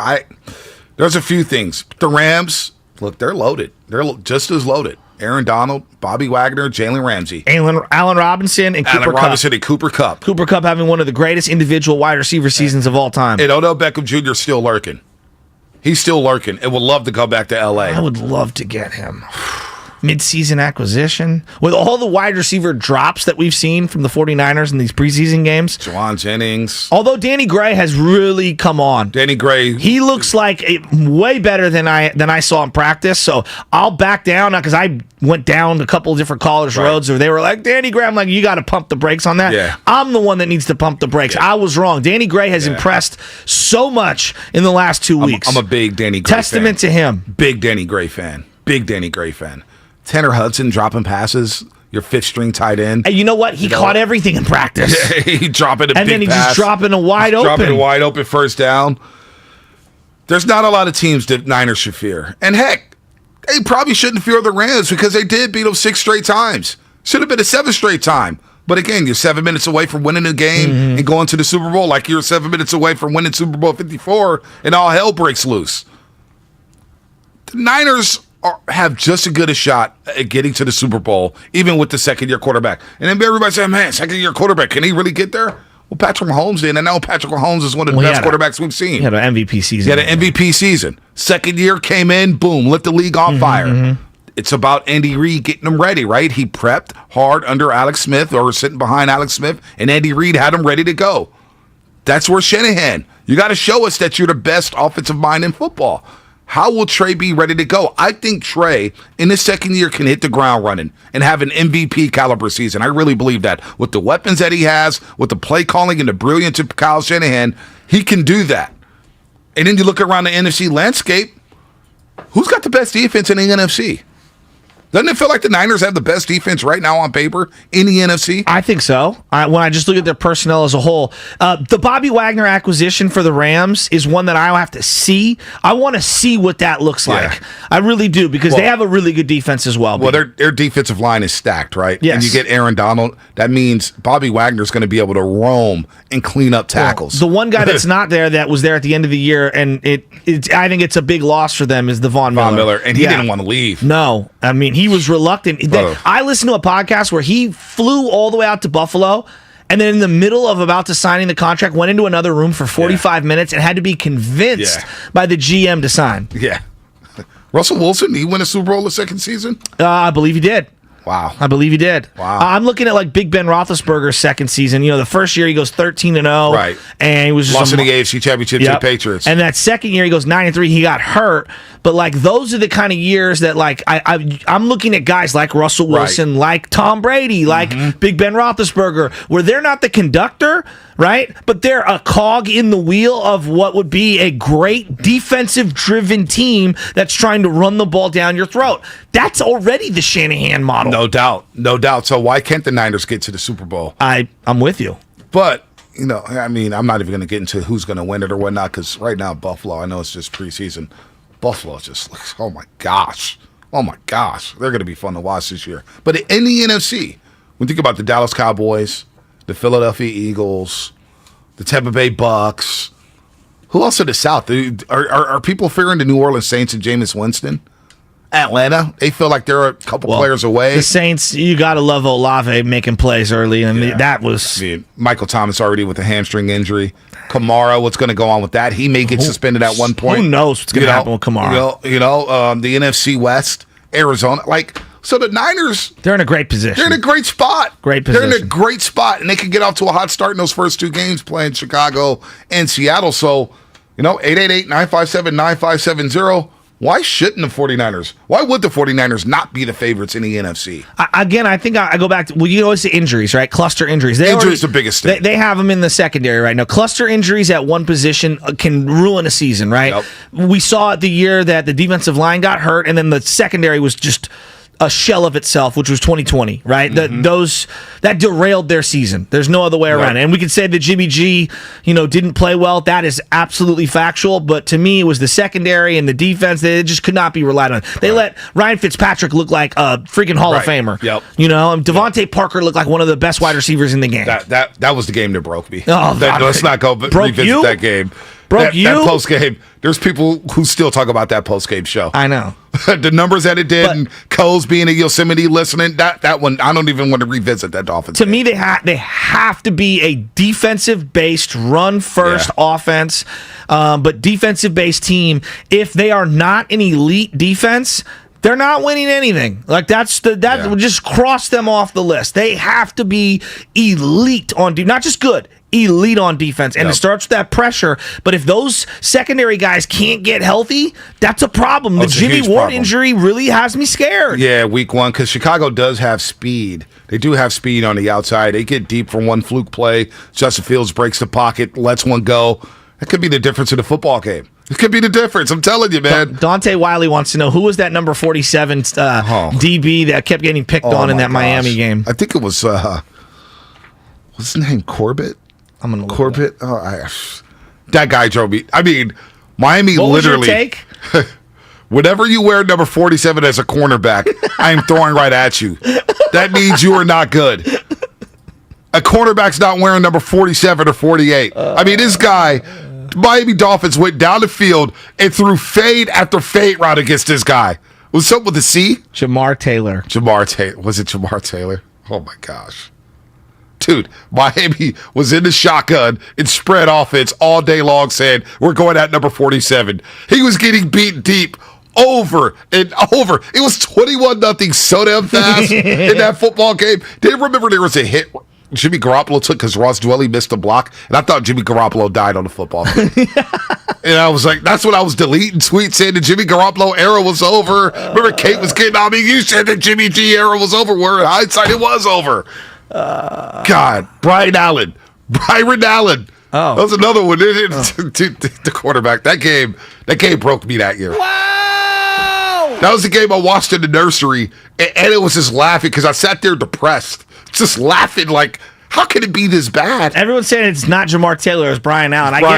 Byron Allen. Okay, my bad. I thought it was Jamar Corbett or something. I thought it was some old obscure name. We should get the Niners wire guy on here at some point. I'm sure he will remember. Kyle Batson. He'll know exactly who it was. No one knows the fringe players. I'm dead serious on this. This is not a knock. No one knows the fringe players better than him. I did an interview with Alex Barrett, who's like the practice squad type player for the Niners, and he had his whole bio. Jesus Christ. Oh, I remember that. Yeah, I remember that. By the way, we gave out a Kirby gift card. We have Dave Fleming joining us in 15 minutes. Dave Fleming in 15 minutes. I guess we'll pause the Niners talk for just a second and get ready for Flynn by talking a little Giants baseball. They did win a game yesterday, 9-8. Really? Here comes the big butt. I mean, they did win a game. You go to Detroit, you get rolled down the web. The old two-gamer in Detroit with 2 days off this week. And then you go to Minnesota. I mean, baseball, just get it together. Then you go to Minnesota, play the Twinkies. Get a good chance to go negotiate with Carlos Correa. Yes, the Mall of America. Did you see what happened in the game yesterday between the Rockies and the Giants? Yeah, I unfortunately watched all 11 innings. Okay. Did you see the ball go between the guy's glove? Yes. Oh, I'm a glove aficionado. You know this. I love Wilson A2000 specifically. Some people are Heart of the Hide Rawlings or Gold Glove Rawlings, whatever their brand is. Mm-hmm. I'm a Wilson A2000 guy. That hurt my soul. That went through the webbing. I've got the glove right here if you're watching on YouTube. It went through this part, B. Yeah. I've never seen that in my life. Yeah, it's been a while since I've seen something like that. I've never seen that in my life. Yeah, that was wild. That was through wild. The glove. That was wild. It was a wild game in Coors Field, which has always been a house of horrors for the Giants. They go up 6-2. LaGuardia hits a grand slam. Rockies come all the way back. It's a great Longo game. Yeah, it was a great Longo game. That barehanded play he made was sick. I mean, the tag. The end of the game. The tag with was the amazing. throw from Lamont Wade Jr., and he knew it right away. Yeah, best Giants throw all year. Replay. Kepler looked broken, though, if we're being honest. Friday and Saturday, he looked very sad. Cap's looking sad. He's sounding sad. This team may have broke. The way that Dolphins game broke us, the last week of Giants baseball has broken Kepler. Well, I mean, the way you lose 4 in a row like that, and then he's in there defending Brandon Belt being in the 8-hole. I'm like, this is where, look, I love when people are eloquent and they talk a lot. There's nothing wrong with that. But there are certain times less is more. And when he's discussing these lineups and the possibilities and the considerations, and less is more, bud. Less is more? Especially with Belt right now. Like, God bless his soul. Were you surprised to see them drop him to 8th Saturday night? He shouldn't be playing. I know. I'm not trying to be mean. Number like 8. He shouldn't be playing right now, B. Like he's clearly hurt. I feel bad for him. I do Like feel they need bad to for make him. the decision for him. That's part of why a seatbelt is there, is to make me, to force me into saving myself, right? That's why the seatbelt law and the seatbelt is there and it exists. It's for my best good. They need to save Belt from himself. The poor guy's at the end. I mean, he just looks bad. It looks bad. Looks really, really bad when it comes to Brandon Belt. And everybody's coming in, crushing him. And, people, oh, man, he had a great Giants career. You can't kick him while he's down. You can't kick him while he's down. But he hasn't been a great Giant. He's been a very good Giant. And we talked about this on Friday. For my money, I'd rather have Will Clark or JT Snow any day of the week over Brandon Belt. I don't care what the numbers are. But right now, Brandon Belt it does not look good. Tyrell Estrada looks good. Wilmer Flores continues to play better. But this team is 60-61 right now. They're 6 games out of the last wild card spot against the Philadelphia Phillies. It feels like it's over, doesn't it? It's August 22nd. The postseason hopes feels like it's going to die this week. They'll lose 2 or 3 to Minnesota. It died for me when you lost back-to-back Logan Webb and Rodon games. Like, that's when it ended for me. And you're one of the most optimistic Giant fans I know. I know. Ludman is going to A's games now. And I'll still watch, and I'm still going to have to wear my Dodger. By the way, are we still doing that on the Friday night, September 16th? I don't know. Darrell Wright's he's got some big things. No, he doesn't have to be there. Are you going to go with me? You want me to go with you September 19th? Is the boss going to... I mean, we got budget constraints, but are we going to buy that Tommy Lasorda jersey for me or what? Yes. Got to get with D right on that one. No, I think the station should do it. Wow. Sure you want to go to another Giants game? Oh, I'm going to go to a couple more Giants games. Yeah, there's no doubt. With that Dodgers uniform? Why not? You might feel good in that Dodgers uniform with the way they're playing. Joey Gallo's making throws from left field. Did you see that? He looks like a new dude. I know. Cody Bellinger's now hitting the ball out of the yard. I still don't want Gallo on my team. Cody Bellinger's hitting the ball out the yard. We knew that was happening. Speaking of dragons, you knew that guy was a sleeping dragon. Max Muncy. Well, I hate Max Muncy. I don't even want to hear his name. The guy sees the Giants jersey and all of a sudden becomes Babe Ruth. Can you believe the Giants are 24.5 games out of the Dodgers? How many? 24.5. I don't even look at the NL West standings anymore. 24.5. I haven't looked at it. 24.5 behind the Dodgers. The Dodgers are 84-36. Wow. They've lost 36 games so far this season. 86. They've lost 36 games. We're about to be in September. 36 losses so far. You look at the Yankees. They've been slumping. They're still 74-48. B, I wish I had something positive to counter with. I really don't. You know I'm an optimistic Giants fan. There's times where I'll crush the team. There's nothing I can be optimistic about right now. Not good. Just how sick the Dodgers are playing right now. They're 43-15 at home. Their run differential, and I'm not a big run differential guy. This one is eye-popping. They're plus 264 runs on the season. Plus 264. I mean, the only thing I can muster up is like, wow, Sam Young didn't completely implode. He didn't give up the entire lead. Like, okay, there is not one guy outside of Camilo who I trust in that bullpen. Dominic Leone? Zach Littell? What's he got, like an 8 ERA the last 2 months? Zach Littell? Is that what it is? Is it 8? I heard Steven reading off some of the bullpen ERAs. What was it, over 8 for Leon the last 2 months? 8.56 ever since the end of June. I mean, come on. 8.56? And he's one of your best arms. His ERA went from like a 2.45 to a 4.5. Gosh. That's Hader-like. Josh Hader. His ERA is blown up. Hey, look, the only solace I can take is that the Padres are struggling right now. They're 18 games behind the Dodgers. Yeah, to beat the freaking Washington Nationals. Yeah, they're going life and death. Who are walk-off home runs. One of the worst teams in baseball. So, look, the reality is that the Giants are a very sad test case right now of this is what happens to a team when you don't build off of success from one year. And also, I think this is a good reminder for 49er fans, Giants fans, Warrior fans. as much as we want to think that year to year you can always correlate and you get this burn off from one year to the next, they are individual seasons. Yeah, they are. And are there times you finish a year and it carries over? For sure. But most of the times they are separate entities. Yep. Separate entities. And unless you go out and add to the mix, simply rolling it back in the modern day doesn't work. Well, they didn't even roll it back. That was Buster Posey walked. Exactly. Chris Bryant signed with the Rockies. He's only played like 41 games. But you didn't replace those guys. You didn't replace them. No. You replaced Kevin Gausman with Rodon, and that's been a home run. Well, and it feels like Rodon's not going to sign. But it feels like Rodon's going to be gone. Yeah, which is really disappointing. I met this lady yesterday. I was taking a walk around the complex, and met this lady, Jessica. She was listening to the Giants game on the radio. Okay. And I'm like, man, you're a trooper right there. She goes, I should just go crochet or something. I don't know why I do this to myself. And she was like, we just have nobody I could get excited about. This is random Jessica, random lady. I see it on the walk. We just have nobody. And that's why when I look at the Braves playing, I see Von Grissom. I'm like, they're going to let Dansby Swanson walk, and they're not going to blink an eye. They're not going to bat an eye. Forget the Braves. I watched the 49ers in a game where I knew every single starter wasn't going to play, and I was glued to the television for the first half. Ooh, Drake Jackson. Ooh, let's see Burford. Ooh, let's see this guy. Let's see Womack. Right. Let's see our running backs. These are the second, third, and fourth stringers. And I was glued to the television. Think about the Warriors. And it was my anniversary, and I was getting yelled at. Yeah, I bet. I still got to get into that.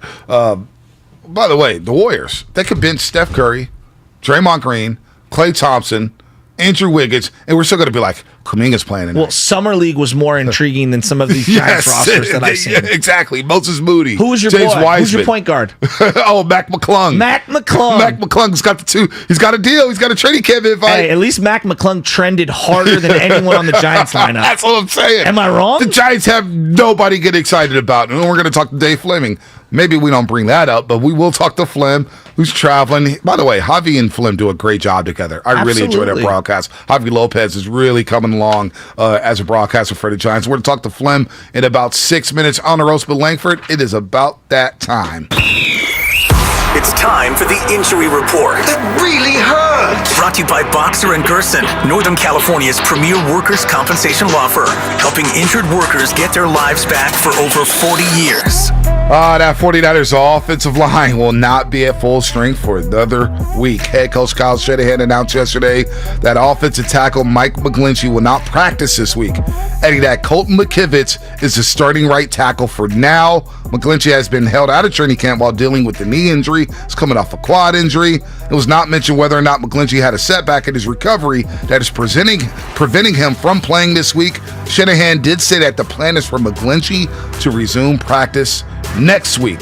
And then the Niners will have a big chunk of time to get ready for the Chicago Bears September 11th. That was the injury report brought to you by Boxer & Gerson, Northern California's premier workers' compensation law firm, helping injured workers get their lives back for over 40 years. What is coming up on the game? Sponsored by Fremont Bake, full service baking, no compromises. The one and only Dave Fleming on the roast. Breathe new life into life at home with IKEA Festival. 10 topics, one purpose. To get more out of the homes we love. What are you passionate about? Art?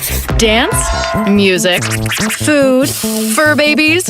Get inspired, create, and share with us. With celebrations, giveaways, IKEA family offers, and live streams with expert advice. It's all happening at IKEA Festival.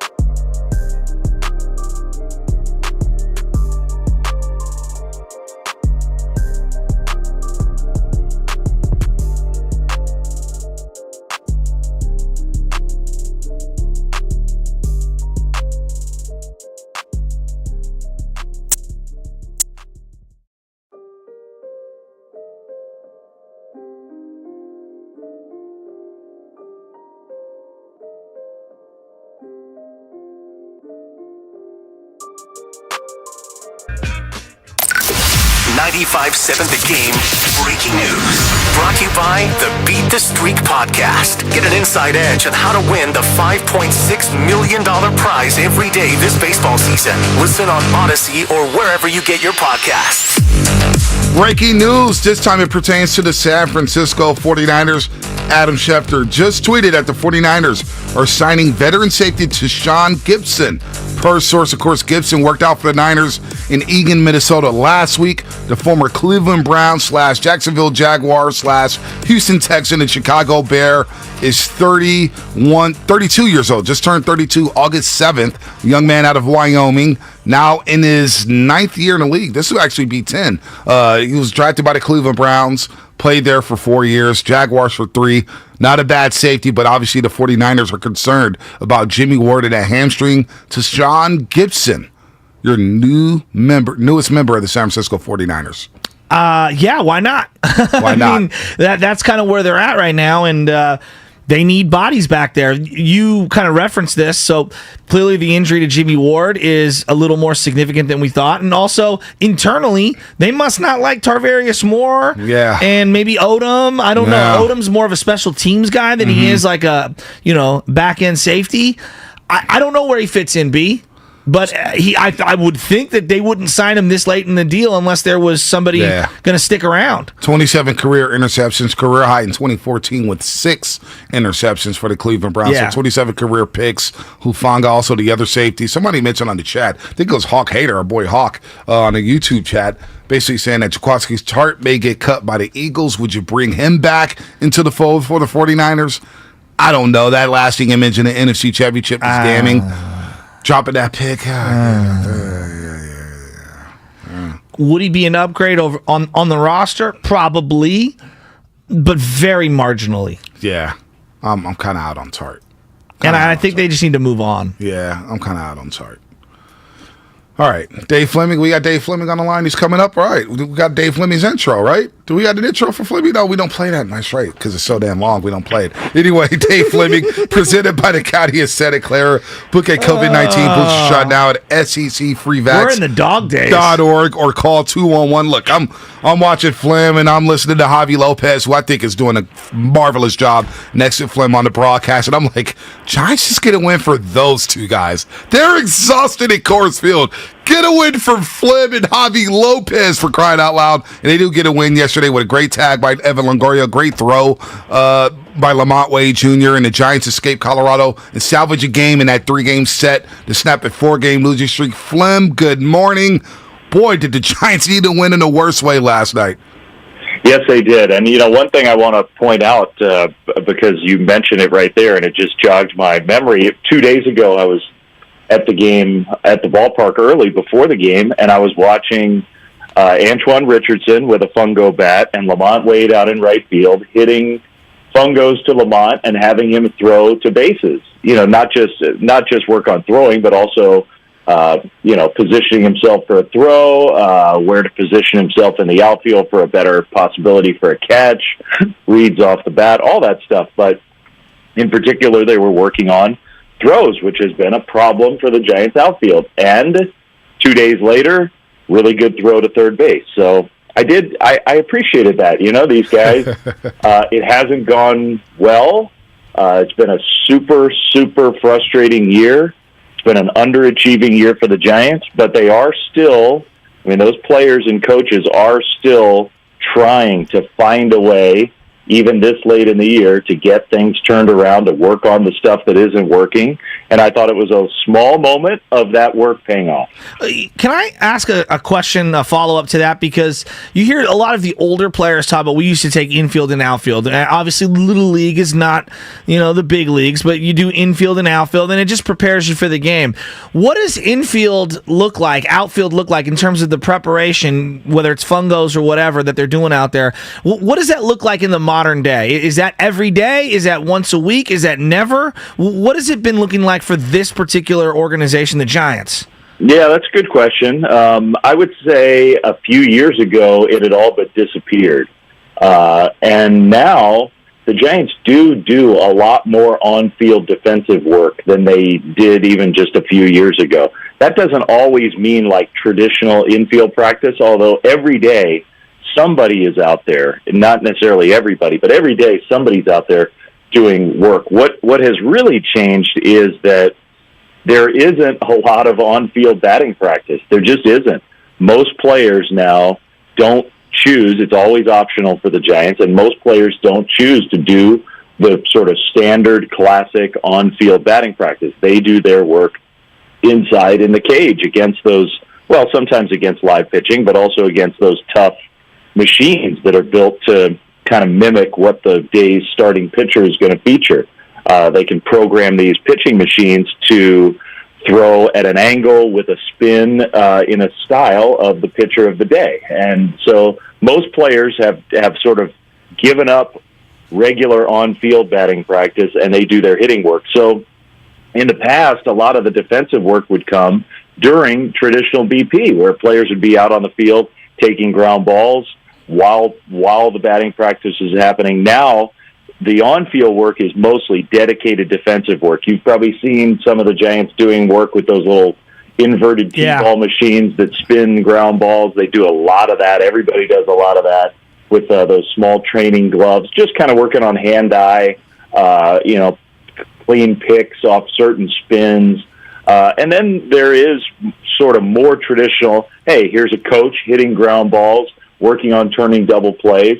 And I would say a lot of Giants players do that defensive work on the field most days. The outfield work is probably, I've always thought there could be more outfield work. You just don't get a chance to throw to bases, throw home in practice very often. I've always thought there could be a little more of that, and that's why it stood out to me the other day when I actually saw the Giants doing it. Dave Fleming on the Morning Roast, as he is every single week. Of course, play-by-play announcer for the San Francisco Giants, does a little bit of everything for ESPN, college football, college basketball, of course, and golf. Flem, how hard is it right now for Gabe Kapler to pick someone in that bullpen right now to shut things down? Yesterday, things got so hairy with Dominic Leon, Young, even Zach Littell there. You're a little concerned about this bullpen right now struggling, including Dominic Leon. There's nowhere to go. I mean, there just isn't. Camilo Doval is the one guy who has sort of stayed consistent and effective. And I thought Gabe's quote last week was, because he got questioned. There was a game where maybe you could have brought Doval in early, and he got questioned about it after the game. I'm forgetting. Yeah, the Arizona game, I believe, last Wednesday. He got the 4-out save, right. Yeah.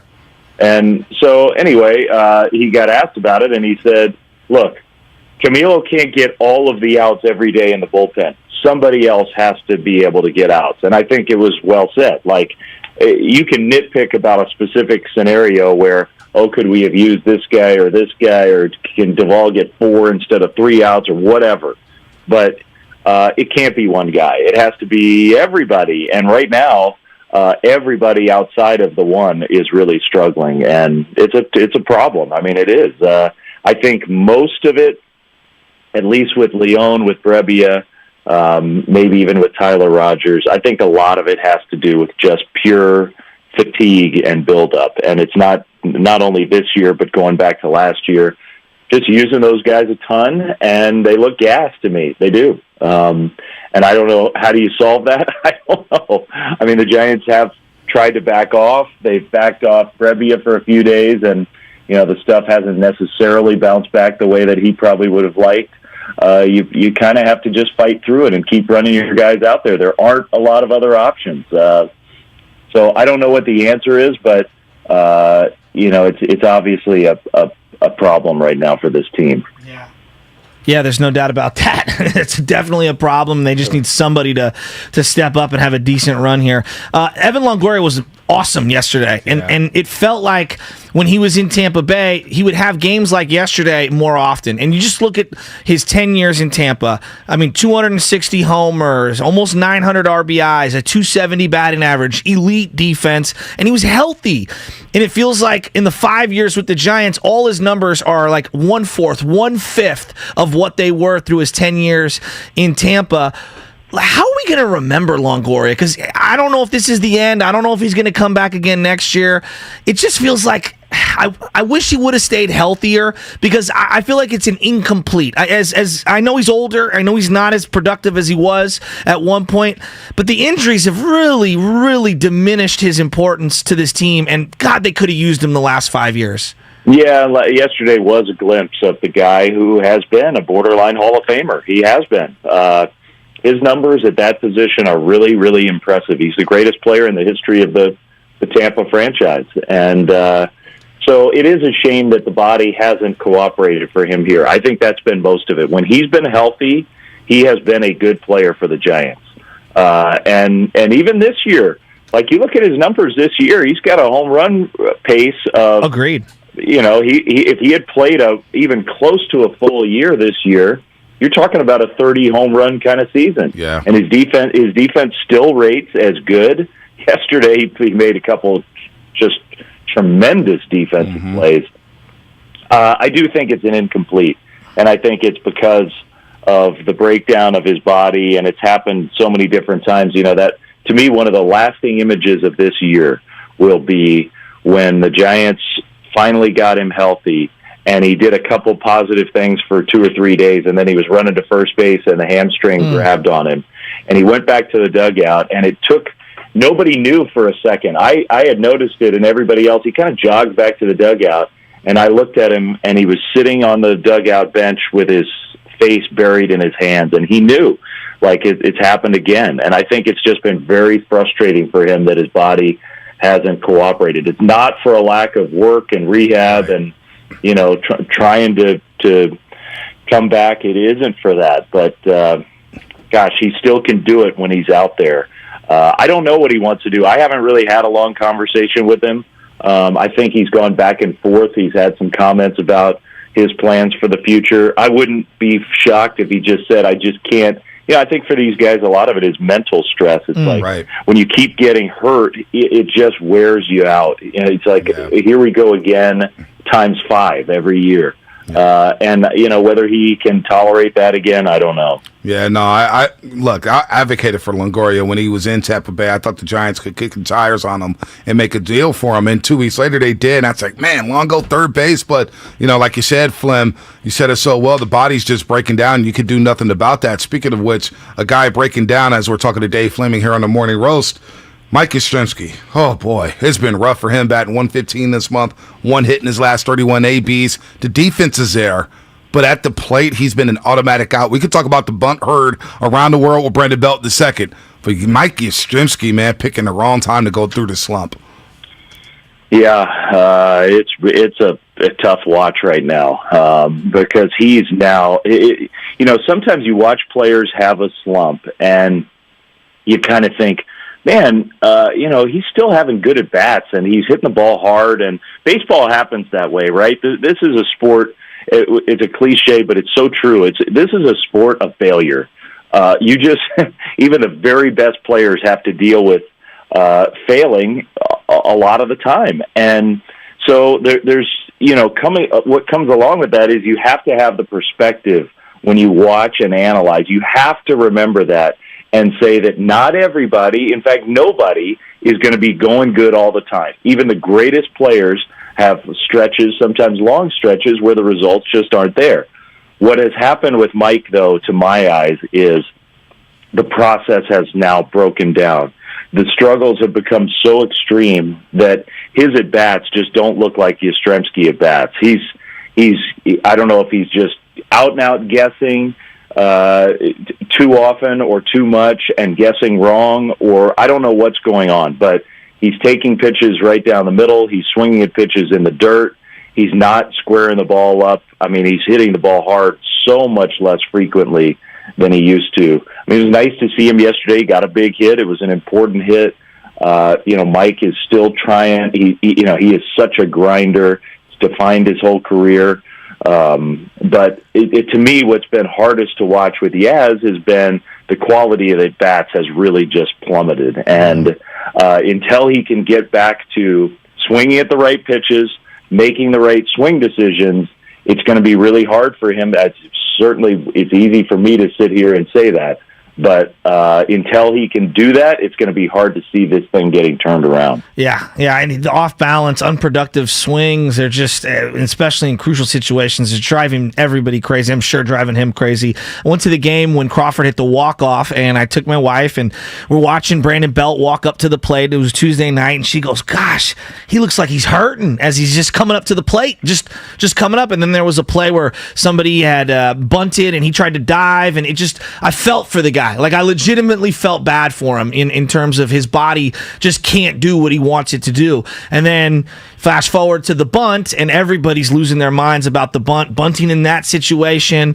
And, he's one of your, middle of the order guys, and you need him to drive in runs and everything. What was your read on the whole Brandon Belt bunt thing? Well, I've had lots of conversations with people in and out of the organization about it. It's been a topic of conversation, obviously. And I guess I've softened my stance on it a little bit. If you're so compromised and so banged up, and you're not seeing a guy, which clearly he wasn't that day against Gallen, and you really, truly, deep down think that you can't get a hit against this guy, your only chance is to get on base and keep the line moving, then I guess if you really believe that, then how can we argue with you're trying to do something to help your team in a spot where you don't think you can do anything different to help your team? And so if that's really the case, then okay, I can buy that, I guess. I really would have liked to have seen it. If that's the case, then I really would have liked to have seen the bunt attempt not with two strikes. Right. Like they weren't defending the bunt at all. So if you really believe that, don't do it where, okay, your at-bat is over when you do it. So that's one part of it. The other part of it is, maybe at that point it's like a cry for help. Like if I can't do it, then, I know the Giants don't have a lot of other options, but maybe Belt just needs some time to not play and try to get things together, get the body feeling better. That was the other part of it. The third part of it, to me, the part where I still just believe you got to just do your best to get a hit there, and not is you're a middle of the order player on a team that has playoff chances, and so much of this stuff is fuzzy, and you can't put your finger on it. You can't quantify what it means, but you're one of the sluggers, the leaders, the power hitters, and when you do that, it just sends a message throughout your team that we're sunk. Like, our guy can't do it. And so that's what was discouraging to me about the moment, because I love Brandon Belt. I do. He's been a great Giant. He's had great moments recently. Last year, he was the best Giants hitter, easily. Yeah. He was one of the best hitters in the league. It wasn't that long ago that he was one of the best hitters in the league. But it was hard for me to watch that moment, and I was speechless when I saw him do it. It just, to me, it was all the hand wringing, and we've talked about it going round and round. I don't think it was the right decision. No, and who knows if he would have even beat out the bunt. I mean, he's not the most athletic guy when it comes to running down the first baseline. So, Brandon Belt, the bunt hurt running world. He's obviously compromised. Batted eighth Saturday night, 0 for 4. But Flim, I want to know, what do you do with the day off in Detroit, Michigan? Do you drive up to Lions training camp to go check in on Dan Campbell and Deuce Staley? What does one do in Detroit with the day off? Okay, well, choice one is definitely a no. I am not going to Lions training camp. You go ahead and throw out another suggestion for me. I'm open, but Auburn Hills Golf? I didn't set up any golf here for Detroit. There is good golf in Detroit, and I probably should have. I was thinking about, I'm a Ford guy. I was thinking about going over and doing the whole factory tour and just seeing them make the new Lightning trucks. I was thinking that might be a fun off-day activity, but it's probably more likely that we're in a suburb of Detroit, so we're not downtown, so it's a little quieter where we are. Probably going to try to find a bike and go take a little, cruise around, maybe go to a movie. I think we're going to dinner, Javi and DC, Darren Chan, and maybe a few others. We'll go get a nice meal tonight, but is not the most exciting off day for me. No, Detroit, Michigan, baby. Fleming, Javi. Tell Javi we said hi. He's getting so much better on the broadcast. He's doing a great job. You guys have a great rapport. No doubt about that. Really enjoyed the call over the weekend out in Coors Field. Flem, take care. We'll talk to you next week. We see how this road trip ends. 2 in Detroit, 3 in Minnesota. This feels like the season, the pulse of the season could be, we're going to figure out where the Giants are going to be at going into September here before that big stretch of games between the Phillies, the Padres, and, of course, the Braves and Dodgers. Flem, take care. Now, I'll leave you with this. The thing that Javi keeps saying, which I think is true, as unlikely as it feels some days, you still are only like, you got to do it. But if you can have a great 10 days, you're in it. Like you are. Yeah. That is not impossible. And so that's why you keep agonizing over these games and keep holding out some hope, because if you can really, truly, they didn't do it when they had a chance. They had 5 wins in a row. They had a chance to keep it going. They didn't do it. If somehow they can pull one of those out, they're in it. We'll see. We'll see about that one. Flem, enjoy your day off. Okay. I'll say hi to Dan Campbell for you. Yes, please do. The fight Detroit Lions. And Jared Goff, the local kid, man. Go check in on Jared Goff, man. Thanks, Dave. Not getting any airtime on Hard Knocks. You see that, man? No airtime. But Dave Fleming, the Brandon Belt Symposium. I mean, boy. Sad. Mike Yastrzemski. Sad. Dominic Leone. Sad. It's tough watching Giants baseball right now, man. Jacob Judas, that was a positive we didn't get to. I know, it is sad. And we're still watching. Yeah, he went to 6 2/3 yesterday? Yeah, not bad. Kept him in the baseball game. He looked very good. Alex Cobb kept him in the game Saturday. But you know what? I think for everybody, the Giants having the day off is good for everybody's psyche. We need a Monday night off from the Giants. Look, it's funny that we're like sitting here, we're like, San Diego, look what's going on with you. And they're 68 and 56. I know. I'm not laughing. And they feel like right there. Right. And then you look at the Giants and they're 60 and 61. And they're not right there. They're not. And the Phillies are going to welcome back Bryce Harper soon. Well, yeah. I mean, I don't know what to tell you. The Giants are 6 games below 500 on the road. Yeah. Do you read anything into that? Yes. They're not a good road team. They were a very good road team the season ago. Yeah. Typically, good teams are around 500 on the road. Yes. But look at the Mets, for example. 39 and 25 on the road. The Braves, 33 and 24 on the road. Cardinals struggled a bit, 29 and 30. Dodgers, 41 and 21 on the road. That's incredible. The Padres, we're laughing at them, but they're 33 and 30 on the road. I know. Yankees, 31 and 28 on the road. You look at the Cleveland Guardians, 32 and 31 on the road. Astros, 39 and 27 on the road. Mariners, 35 and 30 on the road. Good teams win on the road. Good teams win anywhere. But it's more like you look at their home record. They're 5 games above 500 at home, but it's disappointing when you consider the games they've lost. When you lose 2 or 3 to Cincinnati, and you lose all those games to the Diamondbacks at home, you go back and look at the end of the season and say, well, that's your season. You can't win the big games at home. The White Sox came in here and swept them. It's just crazy to sit here like in the middle of August when I thought that they would be a better team than what they are now. Yeah. They're closer to the Washington Nationals in terms of record than they are the Dodgers. Yeah. And that's just wild, especially after how great they were last year. Well, when you look at their series against Colorado, and I know we gotta hit the break for a second in a second here, but when you look at what they did in Colorado over the weekend, I was thinking to myself, man, they're closer to the Diamondbacks and Rockies. Oh, yeah. Than they are to the Padres and Dodgers. Did you hear Logan Webb coming out of that series? He was like praising the Arizona Diamond lineup, and I've been saying the D-backs lineup is good. I've been saying it for like a year and a half now. Like, I like their roster, and everyone's like, they suck. No, watch them play. Like, they have a lot of guys that you like. Perdomo, Rojas. I love Alec Thomas. The third baseman Rivera's a stud. Walker's hitting 500-foot bombs. I didn't even reference him. Yeah, you know? Marte. Did you mention Marte? No. He's been kind of hurt. He's been hurt a little bit, but he's still a factor. I agree. He's still a factor. They've got players. And the center fielder who was the catcher, Varsho. Yeah. He's nice too. Like, they got a nice team. Merrill Kelly, Zach Gallen, not bad. Oh, Zach Gallen, a.k.a. Roger Clemens. Yeah, it's not bad. I feel so overpowered by you, I have to bunt with 2 strikes.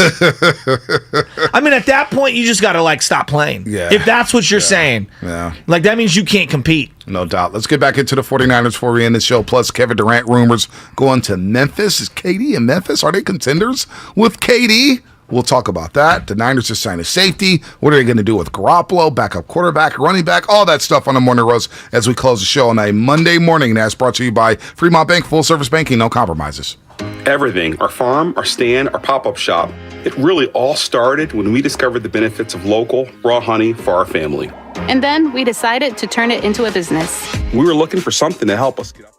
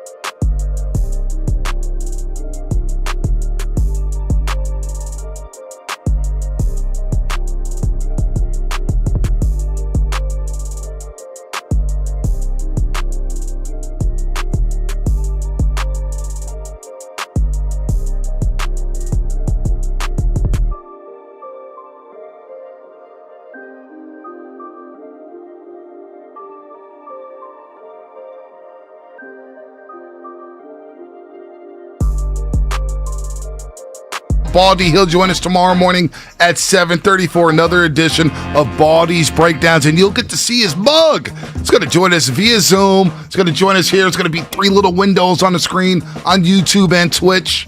And Baldy's going to break down some 49er football. He's got a lot to say. Ken Law, Drake Jackson, TDP, Terry Davis Price. We love that kid running a rocket in. What's going on with Trey Sermon? And you know, for the audience out there that's driving around that listens to us the, you know, old-fashioned way, if you will, via the radio, which I'm still a radio listener. I listen all the time. We have the Odyssey app. That's one thing that you can use at home, AUDACY. Download the Odyssey app, 95.7 The Game, thousands of other stations as well, and millions of podcasts are free on the Odyssey app. So somebody that we compete against every single day, but my wife listens to on the Odyssey app, the Sarah and Vinny show, The Secret Show. She listens to that on the Odyssey app, and I said, "Hun, you know you can listen to us there." She's like, "No, well, I like to listen to them." So you don't have to just listen to 95.7 The Game. There's tons of other things, but we're there as well. And here's the number one thing I want to get to people, because I don't know if you know this, but we're going to have wall-to-wall Niner and Warrior coverage throughout the year. And now it's such a second screen viewing thing. Like you're on Twitter, you're on Instagram, you're on Facebook, whatever. Some people are literally watching 2 sports simultaneously. So while you're watching the NFL this year, you could turn down the TV on the NFL and you could fire up the YouTube and you could see our own Kyle Madsen doing post games for 49ers. With Alan Stiles. And you could do pregame if, let's say, the game doesn't start till a certain time. Instead of watching, let's watch the Fox coverage with everybody on television. Like, they might talk about the Niners for a minute in that broadcast. Instead, why don't you download the YouTube, log in, create a login, boom, subscribe to 95.7 The Game. You got Low and Larry doing pre-games. No doubt. And you can catch every Warriors game live on the app, along with all the music and news the Bay Area needs. Follow your favorite team, station, radio shows, and podcasts now by downloading the free Odyssey app. We got a couple calls to take here. Yeah, let's do it. We'll get to in a second. Quickly, 12-year anniversary, bud. Congrats. What'd you do from the shell? We went up to the cabin. We went up to the river. We went golfing Friday in the golf cart that I've souped up. It was 100 degrees. She golfed? Oh, yeah. We had a good time. You made her golf on the end? Well, I guess no, she wanted to. That's good. It was fun. It was fun. She was up there, and I drove up, and then I got this golf cart, right, that I'm kind of like reassembling that I got from the O'Brien family, and I don't have a roof to it yet. Well, I do, but it's in the city, but I couldn't fit it in the car to bring it up. So right now it's a golf drop top. It's a drop top. Yeah, and it's not bad. Not a good idea. I was wearing the big sun hat, and I swear I was dehydrated for 3 straight days. I just recovered. That's not fun. That doesn't sound fun 100 degrees. What you do? What you get her? Did she go out to eat? What you do? Well, the gift will remain silent because I don't want anyone feeling any certain way. Louis but we Vuitton? went out to whoa, no, hold on. You guys get on me. What? You called me Bougie Bonte. She did tell me that she listened to us on Friday and that she does not care at all about the wedding ring thing. Like, some people do. Well, a lot of people did the poll, by the way. Yeah, what ended up happening? Yeah, I'll go back to the poll. But what, you get a Louis V bag? Don't worry about what I got her. Don't worry about what I got her. Come on, we went to Farmhouse in Forestville. Have you ever heard of this place? No, I never heard of it. It's pricey. I'm not gonna lie. Okay, I'm gonna tell you on the front end. It's pricey. 6-course meal. What's the gift pricey? Don't worry about my finances. Oh, the gift was pricey. I just bought a new front door for the cabin, so the gift was pricey. It was. The people want to know. All right, we went to Farmhouse. Okay. Yeah. This place was fantastic. I had the best scallops I've ever had in my life. They had a lot of seafood. It was a 6-course thing, right? And it started with, I don't even know what the first thing was. It was like a shrimp kind of thingy. Ooh. It was delicious. Shrimp cocktail? No, it was really small plates, right? Okay. You know what I mean? Yeah. One of those deals. Yeah. I said it right when we were done. I was like, B would still be hungry. Because I was still a little kind of hungry, even though, but that's how it is at those places, you know? I waited all day to eat. Calling me fat when you don't even call me fat. No, wasn't what I meant. Kidding. I meant like, I like big portions. Yeah, I like big portions too. But you know what? Some of the small plates, depending on what it is, they are incredible. So damn good. No, this is not Taco Bell. They make the best bread from scratch I've ever had in my life. Wow. Flaxseed and sunflower seeds and stuff. It was incredible. Wait till you go to Italy. Salmon. Hamachi. They had this hamachi, which is like you see it in sushi. Yeah. Oh my God, it was to die for. Farmhouse. And then they had a pork tenderloin at the end that was exquisite. Wow. And you were still hungry at the end? No. Okay, I was just totally fine. All right, that's good. But it was an excellent meal. I cannot recommend it enough. All right, Farmhouse. I will take it. It's one of those like, hey, you really want to go fancy with your lady or your significant other? That's where you go. 12 years. Yeah. Congratulations, Thank you. man. Michelle hasn't killed you yet. No. 12 years. No. Go on the ticket. We're in a good place right now. Ask me later this week. Yeah. And By we'll the see way, where I'm at. the poll. Do you wear your wedding ring every day? Yes. 64% said yes. Okay. 36% said no. We had 285 votes. Wow! And lost it the first week and never replaced it. That's from Travel Man. Wear it about once every 2 months. That's from Rick I, the beer guy. Rick I, the beer guy on Twitter. Dante Wiley flexing, saying yes, he wears it every day, but he's a newlywed, so he's going to wear it every single day. Human said, LOL, what? Like, are you kidding me? So that's that. A lot of people want to know. I'm not on YouTube because my computer, I left my charger, but I'm sure a lot of people want to know what that GIF is, Shasky. Sounds like you want to know. Dude, y'all call me the bougie one, a man. handsome man Shasky, and a classy guy doesn't kiss and tell. You got her the biggest Prada bag, didn't you? No, You the went to joke. Dior. Here's my favorite one. Is from the 408. Shasky got her land in Scotland. Cash money millionaires. I do want to buy another piece of property. You But that's bought the neither here nor 12th there. hole of saying the hedgeries for her? Oh, that would be incredible. I'm working on putting pavers in at the place because I can already foresee that when it starts to get wet up at the cabin, it's going to be a muddy mess getting in and out of the house. Oh, so man. You're a baller, dude. Cabin. we're staining the deck this week. Golden Gate Lumber. I gotta say, in the Golden State, they came through, and I got this beautiful cedar deck now. My boy Alex is doing, and we're gonna stain it this week. I'm like excited to see this bad boy. I'm glow. trying to keep up with you, man. By the way, Baby Chaz went to her first Russian party over the weekend. Stayed up till 10:30. She was dancing to everybody. But I noticed that, people at the party are probably listening, but all the dudes with the LV belts, the Louis Vuitton and the LV. See, I'm not a big belt guy. Okay. But if I do buy a belt from one of those high-end spots, I want it to be understated. Oh. Like, Anna bought me a Louis V wallet for my birthday a couple years ago. And I was like, just give me the all black one. Nobody knows that it's I don't need people to be like, oh man, that's Louis. But everybody at the party either had their Gucci shoes on, their Louis V belts, Gucci, or the women had the Chanel chains and the earrings. And I'm like, that's too loud. So you weren't wearing Gucci shoes like Alec Thomas? I was wearing Cole Haans. Oh. I was wearing Cole Well, Haans. those are good shoes. I have Cole Haans. Cole Haans are just nice. Can you do me a favor this that? week? Could you watch the Woodstock 99 doc on Netflix? It's 3 episodes. I saw that. It's a blast It's from the insane. past. It's insane. You promise me you're going to do that this week? I gotta go Monty Tail. Okay, maybe 2 weeks from now. I'll try to squeeze it. All right. It's been. I almost clicked on it. Awesome. Almost clicked on it a couple times. It's awesome. Almost clicked on it. I forgot some of the bands that were in that bad boy, and my memory of what happened totally different than what ended up happening. Yeah. Woodstock 99, excellent. Woodstock 99. And yes, Farmhouse, Santa Rosa. I thought it was Forestville. It could be Santa Rosa. They're right on top of each other. Sebastopol, Santa Rosa, Forestville. They all kind of bleed into each other. By the way, YouTube chat's all over you. What are they saying? They're saying Shasky's flexing. He's a baller. Money. Low-key baller over here. It's got properties on the golf course, golf cart, back and forth golfing. Rich dad, poor dad, Bonte. All the jerseys. I'm wearing Levi jeans. I'm just a special man. All the jerseys Nothing in the special. world. Giants hats.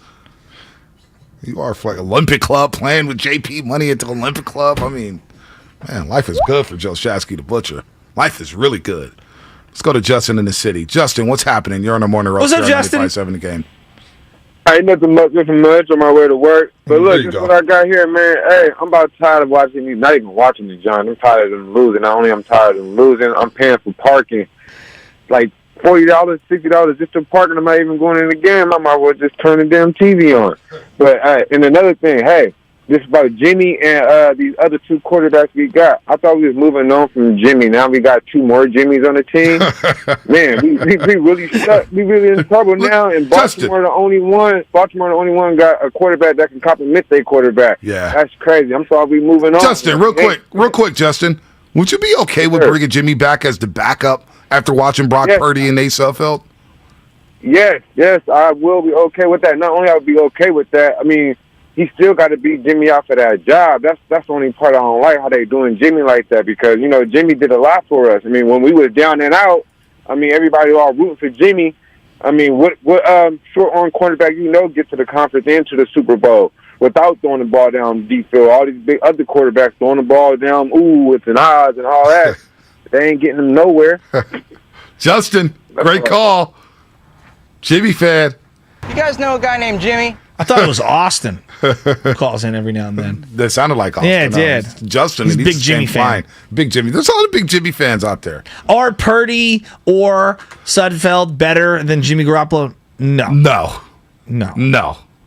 Hell no. But there's more that goes into that conversation, right? There's but at least they're going to sorry to cut you off, Shaz, but at least they're going to stretch the field. At least Sudfeld, I know, is going to take some shots. Yeah. And not play it safe all the time. Yep. 3rd and 15, and Jimmy's checking it down to JaMychal Hasty for a 4-yard gain. I don't want to see that no more. I'll tell you that much. I'm with you on that. There's no question that it feels like they've created an offense that we're not accustomed to during the Shanahan. Right. I'll give Hoyer this. Hoyer stunk. Hoyer did throw the ball down the field. He did. Because there was that one Thursday night game against the Rams. 41-39. When they wore the all yellows. Yep. And we wore the all blacks. Oh, that was nasty. But they were throwing the ball all over the place. Trent Taylor, that was the game Trent Taylor almost died in the end zone. Remember, he got hit so hard? I was like, man, is he going to get up? Is he breathing? But he had a big game. I think Pierre Garçon had a big game in that game, Pierre Garçon had a big game in the All Blacks. Oh, that original Shanahan offense. Oh, man. Pierre Garçon. Didn't Hoyer throw a pick Goodwin. 6 on the first play of the game? He might have. I could have swore he threw a pick 6 on the first play, or like guy got down to the 5-yard line or something like that. I've kind of blocked a lot of those memories out of my mind. Dude, he got his job taken in Washington by C.J. Beathard. We were like, C.J. gives us a shot. He's C.J. still in New England. Who's that? Brian Hoyer? Yeah. Oh, yeah. Hold the clipboard. For sure. Unbelievable. How does he still have a job? I'll get that. You know the answer to that. Gene in Oakland. Gene, what's happening? You're on the roast. Hey, fellas. What's up, so a couple of weeks ago, I suggested then that, hey, maybe it wouldn't be such a bad thing to keep Garoppolo if it didn't cost us Bosa. Now, I understand with the finances and all that it still could impact signing other players later. But anyways, I have a suggestion, especially after we've seen what these backups look like and the ongoing problems with the O-line. He's starting to look like a better and better idea to try to keep this guy. But, if they let him go, it costs us $7.5 million, the Niners $7.5 million, and they get nothing for him. They keep him at something like $24.5 million, and that's way too much for a backup. But Jimmy has to realize at this point, hey, he's not going to get a starting position with anyone else or anywhere close to what we'd have to pay him this year. So maybe they're doing this already, or maybe they've already rejected this idea. But pull him aside, say, hey, look, man, how about 14 or 15 mil this year? And then that's better probably than he's going to get anywhere else, or at least guaranteed. Whereas, what was my other point? Anyways, Gene. Thanks for the call, Gene. I was like, Gene, I love you, but I was like, wait, there's more. Uncle Gene. By the way, this one got me laughing on the Comcast business text line. I love good joke. 925. What do you call 3 straight Jimmy G completions? I don't know. 4th and 2. Come on, man. That's pretty funny. That's pretty funny. That's good. That's good stuff right there. Let me ask you this question. That's good material. Mitch Trubisky didn't throw, I don't think he threw one important pass last year for the Buffalo Bills. On a 1-year deal. It's like a $2.5 million deal. Maybe it might even have been less than $2.5 million, but whatever it is. Did his value all of a sudden become higher having not played on a good team? Yeah, we forgot how bad he was. Right? And then we went back and said, oh, well, man, he's 6'3". Yeah. He's got a nice, decent arm. He's athletic. No, well, let's kick the tires on this guy. Maybe he learned something under Brian Dable and Josh Allen. So then let me ask you this question. I think most would agree Jimmy's better than Trubisky by a lot, okay? Yeah. Let's say, hypothetically, in this situation that Gene is proposing, Jimmy stays here. And people would say, well, he would want to play. Look at these other circumstances around the league, okay? Is he better off struggling at Team X, who stinks, say the New York Giants, as an example, okay? Or just not doing anything but being the backup to Trey Lance, and maybe you play in a game or two, maybe you don't. What's it better for his value league-wide? That's a great question, and I think it's better for him to sit behind Trey. Because then the perception will be, well, Jimmy's a good teammate. Look at that. He's sitting on the bench. He's accepted his fate, and he's learning under Kyle Shanahan. And somebody's going to feel sorry for him out there and be like, you know what, Jimmy? You're a good locker room guy. I don't think people make personnel decisions based off feeling sorry for someone. I don't think they do, but we've seen weirder things in the NFL. You bring him in, you say, hey, this guy sat on the bench. He learned a lot under Shanahan, one of the bright offensive minds. He was a winner when he played. People were going to say that when he played. Yeah. The Niners won a lot of games. That's why the team that I'm surprised isn't in on him, even for like a 4th or 5th round pick, the Detroit Lions. Yeah. Why are the Lions never floated as a team that would be going after Jimmy? They're paying Jared Goff. Yeah, but he stinks. But they're stuck with that deal. Yeah, but wouldn't you right now, you're just trying, right? You're trying if you're Detroit. You're trying to do anything. Are you better with Jimmy and Goff or just Goff? You're not better with either. Tim Boyle, David Blas, their backup. I mean, Jared Goff, what's he making this year? $35 million? But he can't play. He can't play, but is Goff just as good as Jimmy G? It's like I'm taking Jimmy G. Cap off. I'm taking Jimmy G. It's the Spider-Man meme. Well, they're very comparable. The Spider-Man but meme. aren't you taking Jimmy G? Goff did some great things. He took the Rams to the Super Bowl, too. No, he's a good deep ball thrower. Right. But he also just tucks tail. I mean, I'm asking you. You're the biggest Jimmy fan, and you're not willing to say that he's better I don't know than. if I'm the biggest well, you're Jimmy. one of them, and you're still not ready to say that he's better than Goff. They're the same dude. He's better than Goff. They're the same dude. They're the same dude. Goff's making $31 million this year. Actually, 26.1. The cap hit is $31 million. Still a lot of money. 26, 25. I mean, same guy. Same guy. Same guy. I don't know. They're both the same to me. They're both the same. The other one that I kept hearing from people was, oh, well, if he gets cut, Josh McDaniels would be in on him because Josh McDaniels loved him when he was in New England. Well, they just traded Nick Mullins, and you know who their backup is right now? See it. Jared Stidham. Oh, Stidham, who's also in New England. Yeah. Well, then we would have the Fortenbaugh, like, dream of all dreams. The 2018 summer of content, Carr or Jimmy Garoppolo. That would be fascinating. Wouldn't it? That would be fascinating. His head would explode. Jimmy in Vegas. Yep. His head would explode. Oh, man. For many different reasons. Many different reasons. Porn star Jimmy. Let's go to I'm surprised that you don't think he's better than Goff. I know they're very similar, but I'm taking Jimmy Garoppolo in a foxhole. But I'm just saying, in a tight situation, I would much rather have Jimmy G than Goff. Goff won a lot of big games. I know, I'm not dismissing him. Goff also helped win a playoff game. He played with that broken thumb. He stabbed it out. Are you talking about the one in Seattle? Yeah, well, he didn't play. Wolford played. Yeah, Wolford or whatever played. That guy's name but was. Didn't Goff, I mean, he stabbed it out. He tried. They punked Seattle in that game. They punked them hard. They ended Seattle. That game. They did. That's they ended the Russell Wilson Seattle Seahawks. That was when Aaron kept losing his helmet. Right, and he was just going crazy. Right, yeah, they went up there and punked him. Oh man, let's go to Robin real quick before we get to the flex moment of the show. Robin in the city, Robin. What's happening, Robin?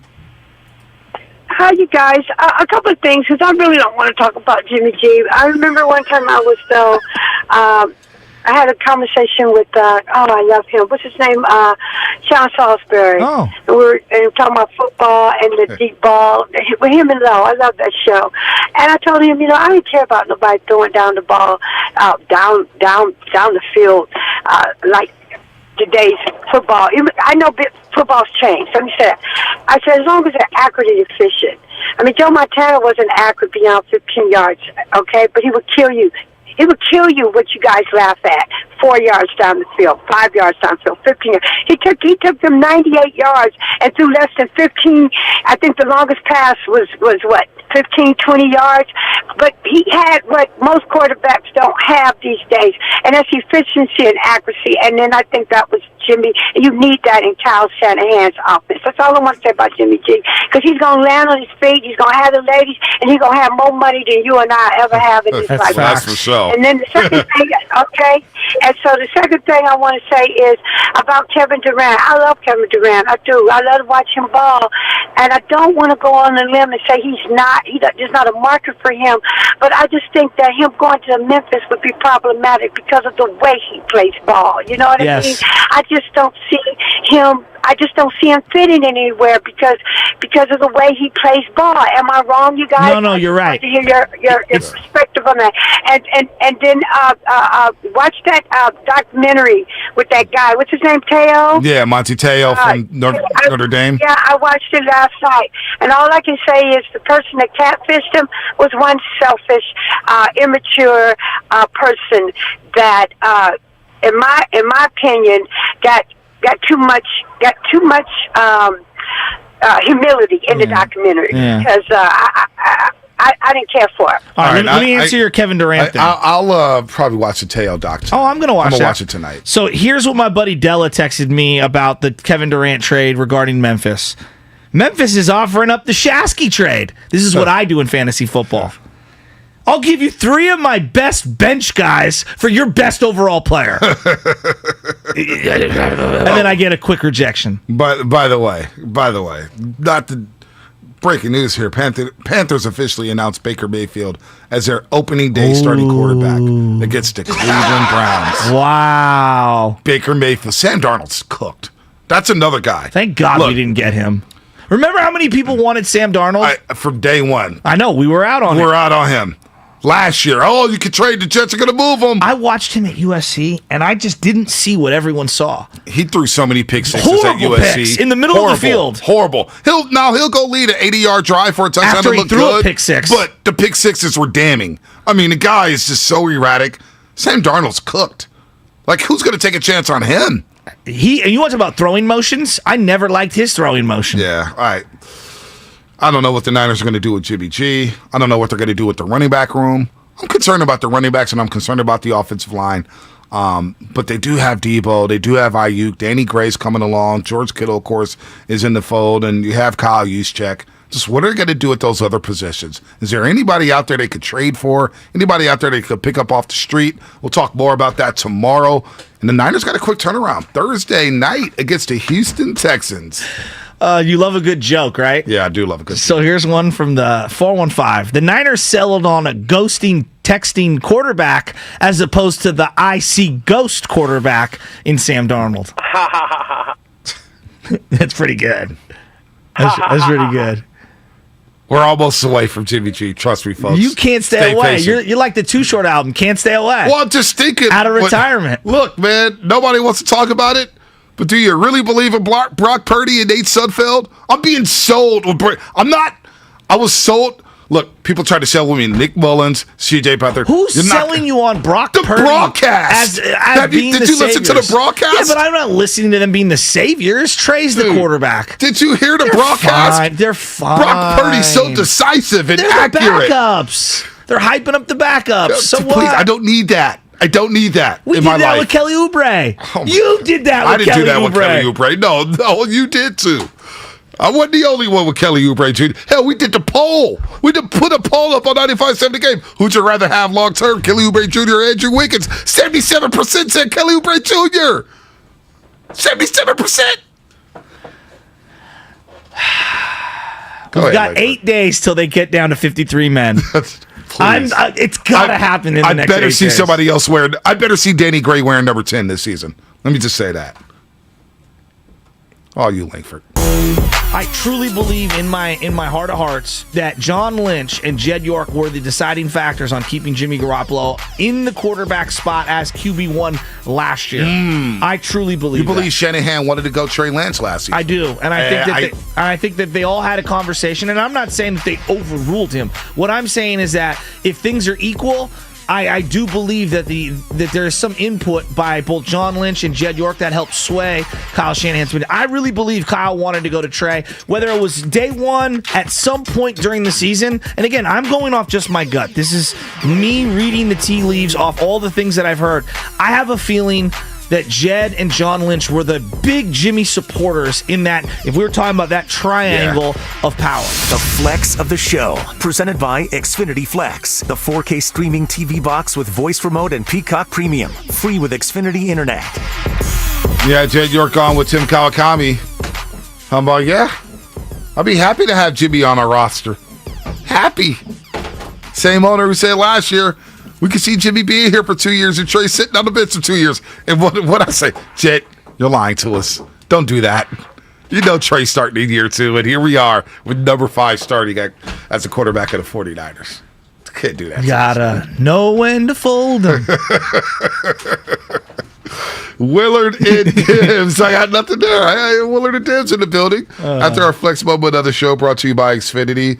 You are listening to 95.7 The Game, KGMZ, FM, and HD1 San Francisco. Always live on the free Odyssey app. Download the Odyssey app and favorite 95.7 The Game for the best and most up-to-date sports coverage. Don't forget about our Warriors coverage and Niners coverage. Willard and Dibs, what's happening? What's up, boys? Just loving a Monday. How we doing? Yeah. Oh, yeah. Loving a Monday. Great Monday. Loving a Monday. Yeah, Evan Longoria, borderline Hall of Famer. That hit me a little bit. I'm not saying he's wrong, but just the idea of, where we are with the Hall of Fame and, do we want a bigger hall? Do we want a smaller hall? He's had a nice career. No hall. But, yeah, I mean, Logan Hall, which is one of my former traffic names, Logan Hall. Oh, I didn't know. Yeah. One of my former traffic on the names. station that currently houses the A's, which is it's a business station. It's Bloomberg 960. I was Logan Hall, yeah. Oh, boy. Yeah, I was doing a Sunday morning shift, and every 12 minutes you had to feed a report. You had to do a 90-second sports, news, and traffic. In between, I'm watching Game of Thrones. Oh, did you like it last night? I haven't seen the okay. I the thought maybe Dragons you'd yet. be all in. No. I'm not like a super diehard. I'll catch it when I can catch it. When it's able to be pirated or free. Oh, nice. But I'm not at that level. But Game of Thrones, I was going deep on the Sunday shift. I was going Ryan Leong with your traffic, weather, no sports doubt, updates. dude. No On doubt. the candlestick right now, it's 2-1 Giants. You've been Leong. Love him. Oh yeah, still doing it. He's still doing it with the starter jackets. Exactly. The Expo starter jacket from the 90s. We're going so inside. All right, we are going so inside. Willard, your thoughts on the Giants? Brock Mania. Thoughts on the Giants? Yeah. Brock Purdy, Nate Sudfeld. Dibs, can you fill me on that? The Brock Purdy mania, the hype around Brock Who's Purdy. losing their minds about Brock Purdy? The broadcast is telling me he's so decisive. Until you guys are doing an Instagram live, walking across the parking lot, that's when I get invested. When you two go all in, like, I cannot wait to see Brock, then I'm all in. Bonze, look, you're near and dear with the NBA, and you've watched what's happened over the last 7 years with that league in terms of protecting stars and how they handle whatever, preseason games, sometimes in the middle of season games. How many more years until no one we care about is playing in an NFL preseason game? A decade from now, and by the way, take this to later on this week. Don't play Trey. What are we doing? Well, what is this? Especially, what is this? What take a note? Forget that. What about the schedule? Why are we going to Minnesota? Why was it the Raiders? Right. Somebody was in Miami. They're a West Coast Raiders. Yeah, it was the Raiders. It's like the schedule's crazy. They play the Texans Thursday. This Thursday, in Saturday was the game, and then they fly back home, and then they play in 4 days. Also, and everybody complains about the turf in Houston at Reliance Stadium. For a long time, remember, Wes Welker tore his ACL the last day, or Edelman, I think it was, Julian Edelman, and everybody's complained about that turf for so long. So now we have to play all these guys on a quick turnaround on a Thursday. Look, I love this roster. We talked about it last week. I know you guys, I heard you guys kind of furthering the conversation it was today. Really good. I think that the 49ers can really, really have a special season, and there's one thing that can mess it all up, and it's this last preseason game. Take a note at what's happening with the good teams around the league. The Rams have punted on the draft and preseason. For years. Tom Brady just punted on the entire camp. Yeah. He left, and we don't even know why. He's back today. There's why? more to that, right? Yeah, I'm sure there is, and it's not the Masked Singer, but whatever. Like that was debunked over the weekend. Yeah, it was his kid's birthday. Look around the league, and then also go Zach Wilson, go Thibodeau. I know he's just a rookie. Last night. By the way, God. like people I really respect, you can find as many who call that dirty, and as many who are like, no, that's just a regular block. Like it just where he kind of got hit. Damian Woody just said that moments ago, but it's the whole thing. So I guess the point I'm trying to make off of your question, I'm not really I'm not putting anything into what I see because I don't even really know what this is. I know college football has played forever without preseason games. And week one's awesome. So you can do your evaluation on your own time without our dollars. Right. I just look at the Ravens and Cardinals last night. Nobody played that game. That's another win. It's another cover. Another Ravens. Is that one of the quirkiest streaks of all time? Like one of the most quirkiest. Well, it's actually not streaks? that quirky. And I talked to my guy PJ Glasser yesterday on Sunday's Bets. Guru out, PJ Glasser in. Oh, nice. And it's the way John Harbaugh approaches it, and it's the fact that they're the best drafting team in the NFL. They draft really well. Yeah. They're super deep, so their 2s and 3s are better than your 2s and 3s. And so preseason should be free. If you have a season ticket package, you get it for free. Yeah. And if you're a kid under 12, you get in for free. I'm with you. It should be free because it's the 2s and the 3s. Right. And the way the Niners did it, smart. You didn't have anybody that we care about on the field other than Drake Jackson and Javon Kinlaw. Rookies. And those two guys who maybe need some reps, fine. And the rest of it, it's our 2s and 3s against your 2s, 3s, and 4s. Right. That's what it should be. Let's be transparent. Stop charging. We'll still all watch it, by the way. Oh, yeah. Right. Saguna Luby and the whole deal. Honey, can't go to Farmhouse yet. TDP's still in the game. TDP. Exactly. Hey, speaking of TDP, I mean, what are they going to do? Do I have about TDP? I The hope running not. back thing is a little worrying. What are you going to do? It's not. worried. No, I'm the opposite. Why? Like What it's do you mean? because it's Too many it's bodies? AM PM. It's too much good stuff. Like I mean, how? that's a Yeah. four. Like what? Damn. Wow. First of all, I didn't know you had that in your back pocket. Thank you. Thank you. Blown away. It's a major You know bag what of I mean? loot right there. It is. Got some in the bag, yeah. Fritos and a vitamin water. It'll get you through. Hanging with Guru? Major. What? Man, I'm excited to be back today. Major portions of I-5 can be handled with Fritos and a vitamin water. But anyway, I just threw this out to Dibs and Kyle. We were sitting out here waiting to come on in. How many, look, the name is Shanahan. We know what that means for running backs in this league. Mm-hmm. How many 49ers on the running back roster right now could gain 1,000 yards with this team if they were given the starting role? Yeah, how many? 3 or 4, maybe. More, I'm going Not over. 5, not I'm 6. going over. I'm going over. But what's crazy is he hasn't had one guy while he's been the Niner. Because they don't stay healthy. Exactly. Well, not one guy's gone over 1,000 yards. The closest was Elijah with the 900, whatever. It's just, I'm looking at the running back because it's so important to what they want to do. And I think that there are some tough, like Sermon to me is the odd man out. Like it's obvious. Maybe I'm wrong and I'm not seeing it through the Jim Brown Let me eyes, ask you this: would you rather have the Niners situation now with all these running backs where we could plug and play and this guy's going to run for over 100 yards, or would you rather have that one bell cow with a very good backup? No, I think that if you look around the league, the fantasy football player in all of us wants the bell cow. The football fan in us does not. Look at what that does to you. Go ahead, pay your running back. And then when Christian McCaffrey gets hurt for 30 years in a row, your year is over. Or you pay Ezekiel Elliott, and real quick, it's no good anymore. Tony Pollard. The Steelers for years have had a bell cow, but look what they drain did. them. Right? Yep. When it's time to pay them, let's go find a new bell cow. And I'm okay with that. Yeah. I just... It goes back to the Kareem Hunt thing, right? And I asked Shasky this: has John Lynch and Kyle Shanahan built up enough equity to take a chance on a character like that, right?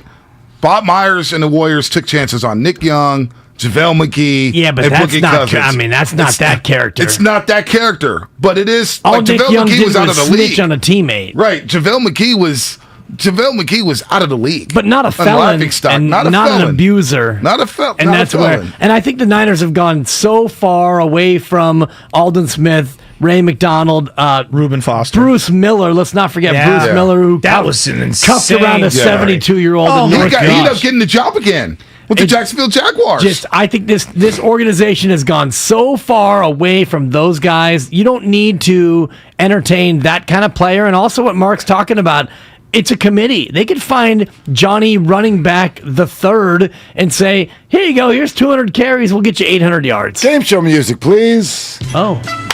When is the last time a bell cow running back won a Super Bowl? Marshawn Lynch. He came close last year, Joe Mixon. I'm going to say Marshawn Lynch. 2012. 2013, excuse me. Sonny Gray or Sonny Michel, New England. Sonny Gray. Sonny Michel, New England. Pay that man his money. That's Joe Shasky. It was 2014, actually, the actual Super Bowl, but 2013 season. Marshawn Lynch, Seattle over Denver, 43-8. Ever since then, Patriots, who never have a bell cow. Denver Broncos, nope. Patriots again. Eagles, committee. Patriots again. Chiefs, committee. Bucks, committee. Rams last year, committee. I don't need a bell cow back. My fantasy team does. I don't need him on my team at all. I'd much rather have this where A, you're not putting all your cap dollars into one guy. There's the reality. And B, when he gets hurt, I got another one.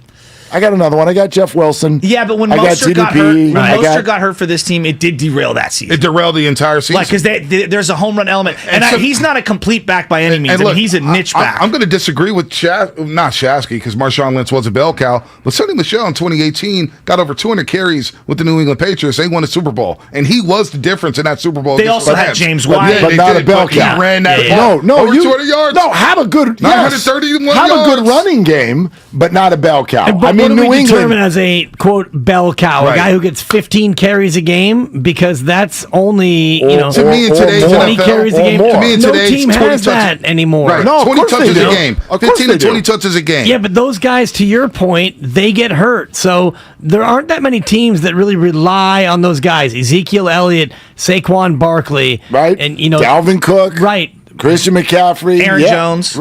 All hurt. He's always had a counterpart. The free Aaron Jones got hurt. I guess, right, but that's what I'm saying. That's what I'm saying. No, don't pay a guy. But teams don't really do that anymore. No, but they do. They do. They may get hurt, but they're not winning. Like there's a ton of teams who do that. Last year, by definition of usage? How many carries did he end up with? Well, if you look in the playoffs when they had nobody left, yes, he became the bell cow. He had 29 carries against Dallas for 98 yards. This feels like when you say you have an ace, and not every team has an ace. In the way I view the ace, like just because you're the number one for Team X for the Giants or whatever, doesn't mean you're an ace. Yeah. So if you're the lead dog in a backfield, you're not necessarily the bell. That's a great comp, because now if you talk about aces, not many teams will have a guy throw more than 7 innings anyway. Exactly. So it's kind of the same conversation, because a running back, if he's your bell cow, you remember Le'Veon Bell, and he carried it 400 times for Pittsburgh, and a zillion catches. Exactly, but you don't do that anymore, and it's the same thing with starting pitching. Even if you are an ace, like Verlander in the playoffs, he's not going to throw 120 pitches in a game. How many we got? 207 carries. How many? 961. 207. 963 yards in just 11 games. 6. Just 11 games. Yeah, missed 6 games. 4.7 yards a pop. How many teams are going to do that this year? How many teams? Well, even like Green Bay, who we referenced, they got the other kid backing him up from Boston A.J. College. Dillon. Yes, A.J. exactly. Dillon. And then you look at like Dalvin Cook. Fresh off a fantasy draft over here. Yeah, he knows 2 of them, actually. This guy knows the everybody. good teams right now. The Rams, I have no idea what their breakdown's going to be. Neither do they. There's no clue. But they love Cam Akers. No, I know They do. But both They got Henderson. I've Henderson seen will 7 get different plenty. guys tote the rock for them in the last couple years. McCaffrey, they hope. Yeah. Barkley, they hope. I mean, Derrick Henry's Jonathan the only Taylor. one. Right? Jonathan Taylor? Yes. Najee Harris? Yes. Najee Harris, Even Taylor, they'll give Mac touches. They'll give the other guys. Everybody's got a backup. Yeah. I'm not saying that, but that you can still be a bell cow. That's right. You can be a 3-down back. But even Najee Harris, he's 1 year in, and their coaching staff already came out and said, we got less than that workload. Yeah, well, that's too much. He got a big It was too much last year. But also, you need a quarterback because he's going to, saying, we're going to kill this guy because we have no quarterback who pumps any fear into opposing defenses. It's so true. he's going to see 8, 9 in the box all day long with Najee Harris. But that's just a running back. Like, do you trust Elijah Mitchell to carry the ball 20 times a week? No, of course not. Yeah. And then the drop off with running backs. But what do you mean? What do you mean by trust? Do you mean to stay healthy or to stay healthy succeed? and the drop off between these running backs? Yeah. Like these running backs, to Michael Hasty, is he going to fear? Like, does he pump fear to defenses, or will he?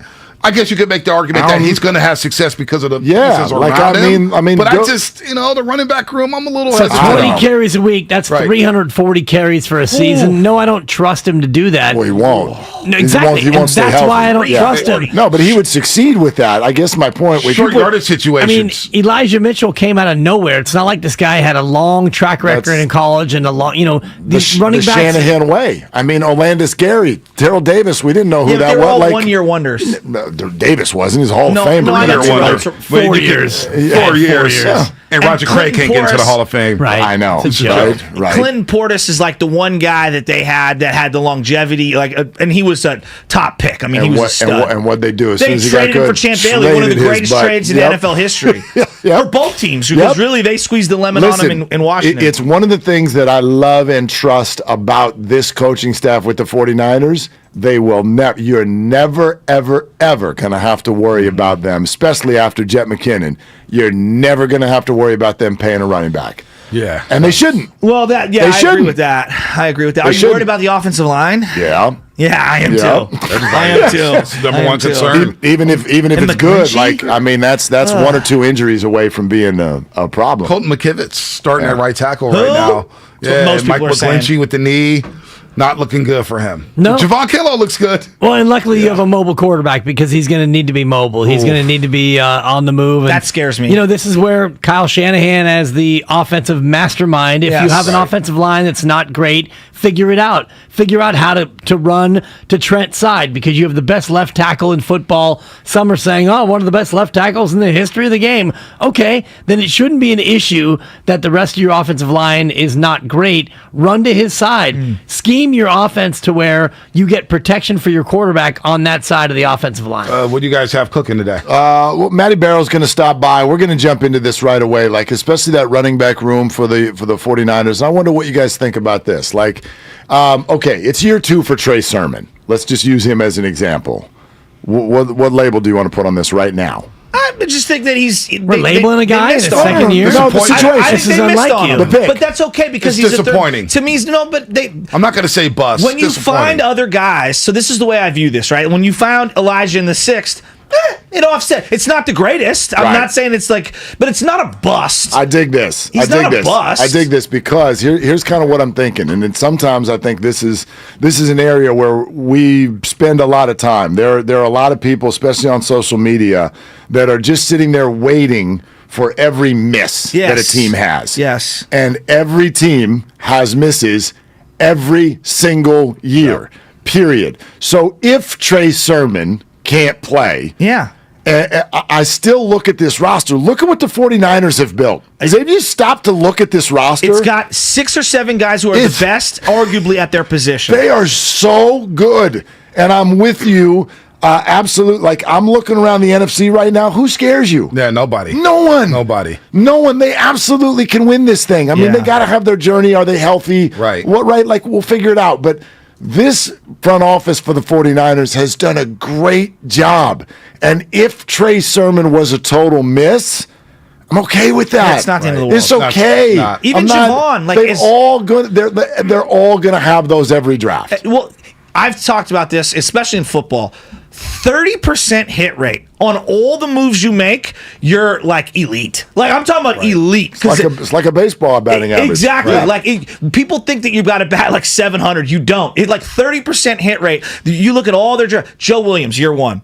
They drafted him in the 4th round. The guy didn't even take a snap. Ever. Reuben Foster off the team. Solomon Thomas off the team. Well, you hit on George Kittle. And most fans don't even think about those other guys. And they're like, look at George Kittle. One of the best players they drafted. Trent Taylor. Exactly. Why do we forget about Reuben Foster? Because you get Fred Warner in there. But that's what I'm saying. Fred Warner comes in his first game, some of your other and he's wearing the green dot helmet, and he's called the defense in his first game against Minnesota. So it's you forget about that stuff. No. And I know they get a lot of credit, and they should, for what they've done 5th round and later.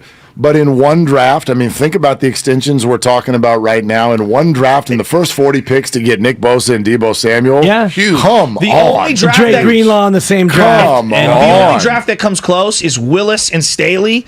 In 07, they got him in both in the first round. And Willis retired early. So, you would have had an even more fruitful Although draft. Ayupati and Anthony Davis was a good draft. It was a they were great solid draft. too. Yeah. That was a nice little There's draft. been some great ones. Dante Pettis in the second round is a miss. I'm just looking at it right now. And, Kentavious Street turned out, That's what I'm fourth saying. round. Mike Right. McGlinchey is the one that's interesting. DJ Jones was a good pick before he moved. Sixth rounder, great pick. That was a great pick. Yeah. So front offices with all the teams here in the Bay Area, who are you most comfortable with? At the Warriors. Yeah, and it's not close. I am with you. It's not close. Well, it's close. It's really not close. When Really? you think, Kevin Durant wanted out, and yet he begat Andrew Wiggins, and you won another championship. It's really not close when you think about it. So but the 49er front office, after everything we just said, is not close No. in terms of your trust. I don't Which, think by so. the way, I'd also argue a football front office got a hell of a lot more to do than an NBA front office. Well, you have If you're- more room for error, certainly, Yep. when you've got 9 picks that and is you only true, have to hit on Dibs. 3. Yeah. The Warriors were able to take a guy who wanted out. He wanted out desperately. You turned him into a player who turned into another player who was almost a Finals MVP, and you got the future, maybe, of your franchise in Jonathan Kuminga. But to me, it's not close. But if you're, but I'm not. Looney. I think I'll agree with the premise. What I disagree with is the idea that it's not close. I 'Cause think if it's you're- close. If you're in the NBA and you do hit 1 or 2 times, like the Warriors did Steph and Clay. Yeah. Now you're that was before this front office. So in fact, that even furthers my point, which is what has this front office actually had to do? They've got a ton of wiggle room because their base the whole time has already been set. Would you agree here, though? So they've only had to sort of accentuate. I disagree with you. They've done a To me, great it job. comes down for the 49ers. It comes down to number 5. If number 5 I'm with Dibs is there. as Yeah, good a with you player as there. they think that he is, But- then it's close. But if the whole number 5 5-year is run not already. as good, But the whole 5-6 what 5-year run for the 49ers? Yeah, this front office. Well, All the they've first- done, is Jimmy Garoppolo was their big acquisition. Well, their first draft, when you select Reuben Foster, Solomon Thomas in the first round, and I know how we feel about It's a Deshaun miss. Watson now. Yeah, he was sitting huge right miss. there for Yeah, you. That huge was a miss. huge miss, which almost And set this Mahomes. franchise back. It almost set the franchise Almost. back. Right. Almost. They had to tread water and climb uphill. but the premise of- Warriors, you hit Steph, you hit Clay. Oh, and by the way, you hit Draymond Green in the second round. They've And done by great. the way, Kevon Looney, late first round pick. They threw the bus label at him in year 2. Well, now look at him. He's a key cog where everybody was I think crying basketball's if just he would have harder. left. So I think it's just harder in it is- basketball. You do? Because See, I the think it's salary. harder If in you football. if you sign one guy, it is an anchor contract, right? In basketball, whereas in football, you can move off that guy Okay. almost You immediately. miss in basketball, I think it it's destroys so you. hard. They had but 10 I'm- picks in 2017. I'm going to disagree with you just solely based on hard cap, soft cap. That's Well, their luxury cap situation allows them to be more flexible. Thank you. But I'm saying, you're asking what do me you mean? The conceptually 49ers what's have that easier. flexibility. This would be a very different story. How do you think they do against Green Bay, But there's Wisconsin if it's soft cap? contracts. Right. Which that's the other Right. factor of this. So Yeah. what I'm just saying, I don't mean the Warriors. I mean NBA in general. I find it to be much more difficult to assemble a roster because if you give a Gordon Hayward money, you're stuck with him, and you got to staple that guy to somebody, and you could miss. Warriors are very unique. And the Warriors were Look at able to Kemba attract the Walker. number 1 free Well, look agent at maybe in the past 20 years. Dylan Brooks. That free agency, Yeah. that front office was able to bring in Yes. Kevin Durant. Because they already had a superstar. And That's that's my true. But point. they Yes, get They the already credit. have They still don't. You and- can't and- discredit them for bringing I'm in Kevin not. Durant. I already agreed That's with why you it's that not they are close. number 1, but it's not completely close. close. It's I really think we not all close. agree Yeah. before we leave out. The Giants are not that top Giants 2. didn't come up. They didn't get Giants didn't come up. Jock Farhad Hey, Zaidi, hey. you have work to do, my Hey, friend. if we had this conversation 12 months ago, they would have. No, I was still They number. I was would've. still I on think they'd them. be in They the would've mix. come They'd up. be in the mix, but I was Come still up. out. They were still number 3. Still number 3. Yeah. Still number 3. You're right. You guys have a great That's show. not true. You would have gotten Garoppolo in that conversation, gotten all upset. They're longtime friends. Let me tell you something real quick about Dibs that I'm sure not everybody knows. And first-time partners. Hang in there, big guy. There'll be brighter days ahead. Now these two homegrown Bay Area boys finally come together to take over sports talk. Get the hell off of my doorstep. Major League Baseball, you stink. It's Willard and Dibs on 95.7 The Game. Captain save a giant. He's here. Who's here? Captain. Oh, Captain, my Captain. Captain save a Giant. Oh, yeah. Speaking of the captain, I mean, let's not get derailed here, but the captain, we went into the weekend, and I'll take the L. I was wrong. Brandon played. I'll take the L, and I said Brandon has to play. I'll take the W. I was right. He shouldn't have. I'll take a second L because he did play, and I thought he had to play, but if he's not hurt, then of course he's hurt. I'll say it. He stinks. I mean, not of course he's hurt. If he's look hurt, at him. If you're hurt, sit down. Yes, that's my point. No, then he's not hurt. He's not hurt. Yeah, he's hurt. He went 0 for 8 with 2 strikeouts, and I saw one play where he hit a ground ball to second base, and he just went halfway to first base, and he lollygagged. Did he make it to the bag? Nope, not even close. Never made it to the bag? No, threw him out. I mean, That's a finable offense. And he moped halfway there. No, it's not like he stopped and didn't run. It was just the frustration overwhelms, and I get it. But this is not a personal affront on Brandon, and then we'll circle back to what we were talking about. But it's not a personal affront on Brandon. Dude, you're hurt. You got to get out of there. I don't care who it is that goes and plays first base. You got to get out of there because you can't do it right now. You told us that with the bunt. Anyway, good morning. It's Willard and Dibs. So glad you're with us. I really wonder what you all would say about that. 888-957-9570, the Comcast Business text line as well, and your comments on Twitch and YouTube. Good morning to those of you who are watching. I want to make sure before that debate continues that we get the cards on the table. I agree with you. I'd say Warriors. The reason I do say, though, that it's very close is I've thought this the whole time under Kyle Shanahan and John Lynch. It's underrated. They've been absolutely underrated. And we do this because there are so many picks, and it's football, which drives such passion. And there are so many intricacies to the way it goes. But it's been very simple for them. If their quarterback plays, they've been very, very good. It took them a while to even get a quarterback. Then they did.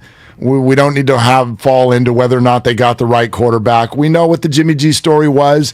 Largely, though, it was a whole lot of good. It was 2 NFC title appearances. It was a Super Bowl appearance. It's been good. Right? It's been good. And they built all that. Like, it was awful when they arrived, and they deserve credit for that. They sure do. And when the Warriors brass arrived, it was not awful. And so that's why I think the 49ers, I'll go with you, it's the Warriors as far as front office comfort, but the 49ers group deserves more credit than we give them, in my opinion. They deserve credit, absolutely, but it's not close. You're talking about one of the great front office runs in the history of Bay Area, if not all of pro sports. What they did to bring in Kevin Durant was the first piece of pure genius, and then what they did to get something for Kevin Durant, which led to another title, and led to a prolonging of a dynasty, potentially. You already got another championship without Kevin Durant. So, yeah, the biggest move in Bay Area history from a front office free agency standpoint was the Kevin Durant signing. So, Trent Williams, great signing. That might be number 2 in current Bay Area lore, and that's to your point about them being underrated, and I agree with you, and the great draft picks and what Kyle Shanahan inherited. You're right, the Jimmy G acquisition for a second-round pick, he was worth way more than a second-round pick based on what he did and how they did. So you're right. They are underrated, but to me, it's still not close because of what the Warriors front office has done. I guess, and it's funny because the two things you brought up, I almost give them more credit for the Durant departure than the Durant arrival, because the Durant arrival was run by the other players. It was run by the power that was already established. You're selling Bob and Joe and the rest of them short, and Steve. They did great, but we know about text messages from locker rooms in the Hamptons 5 and all of that.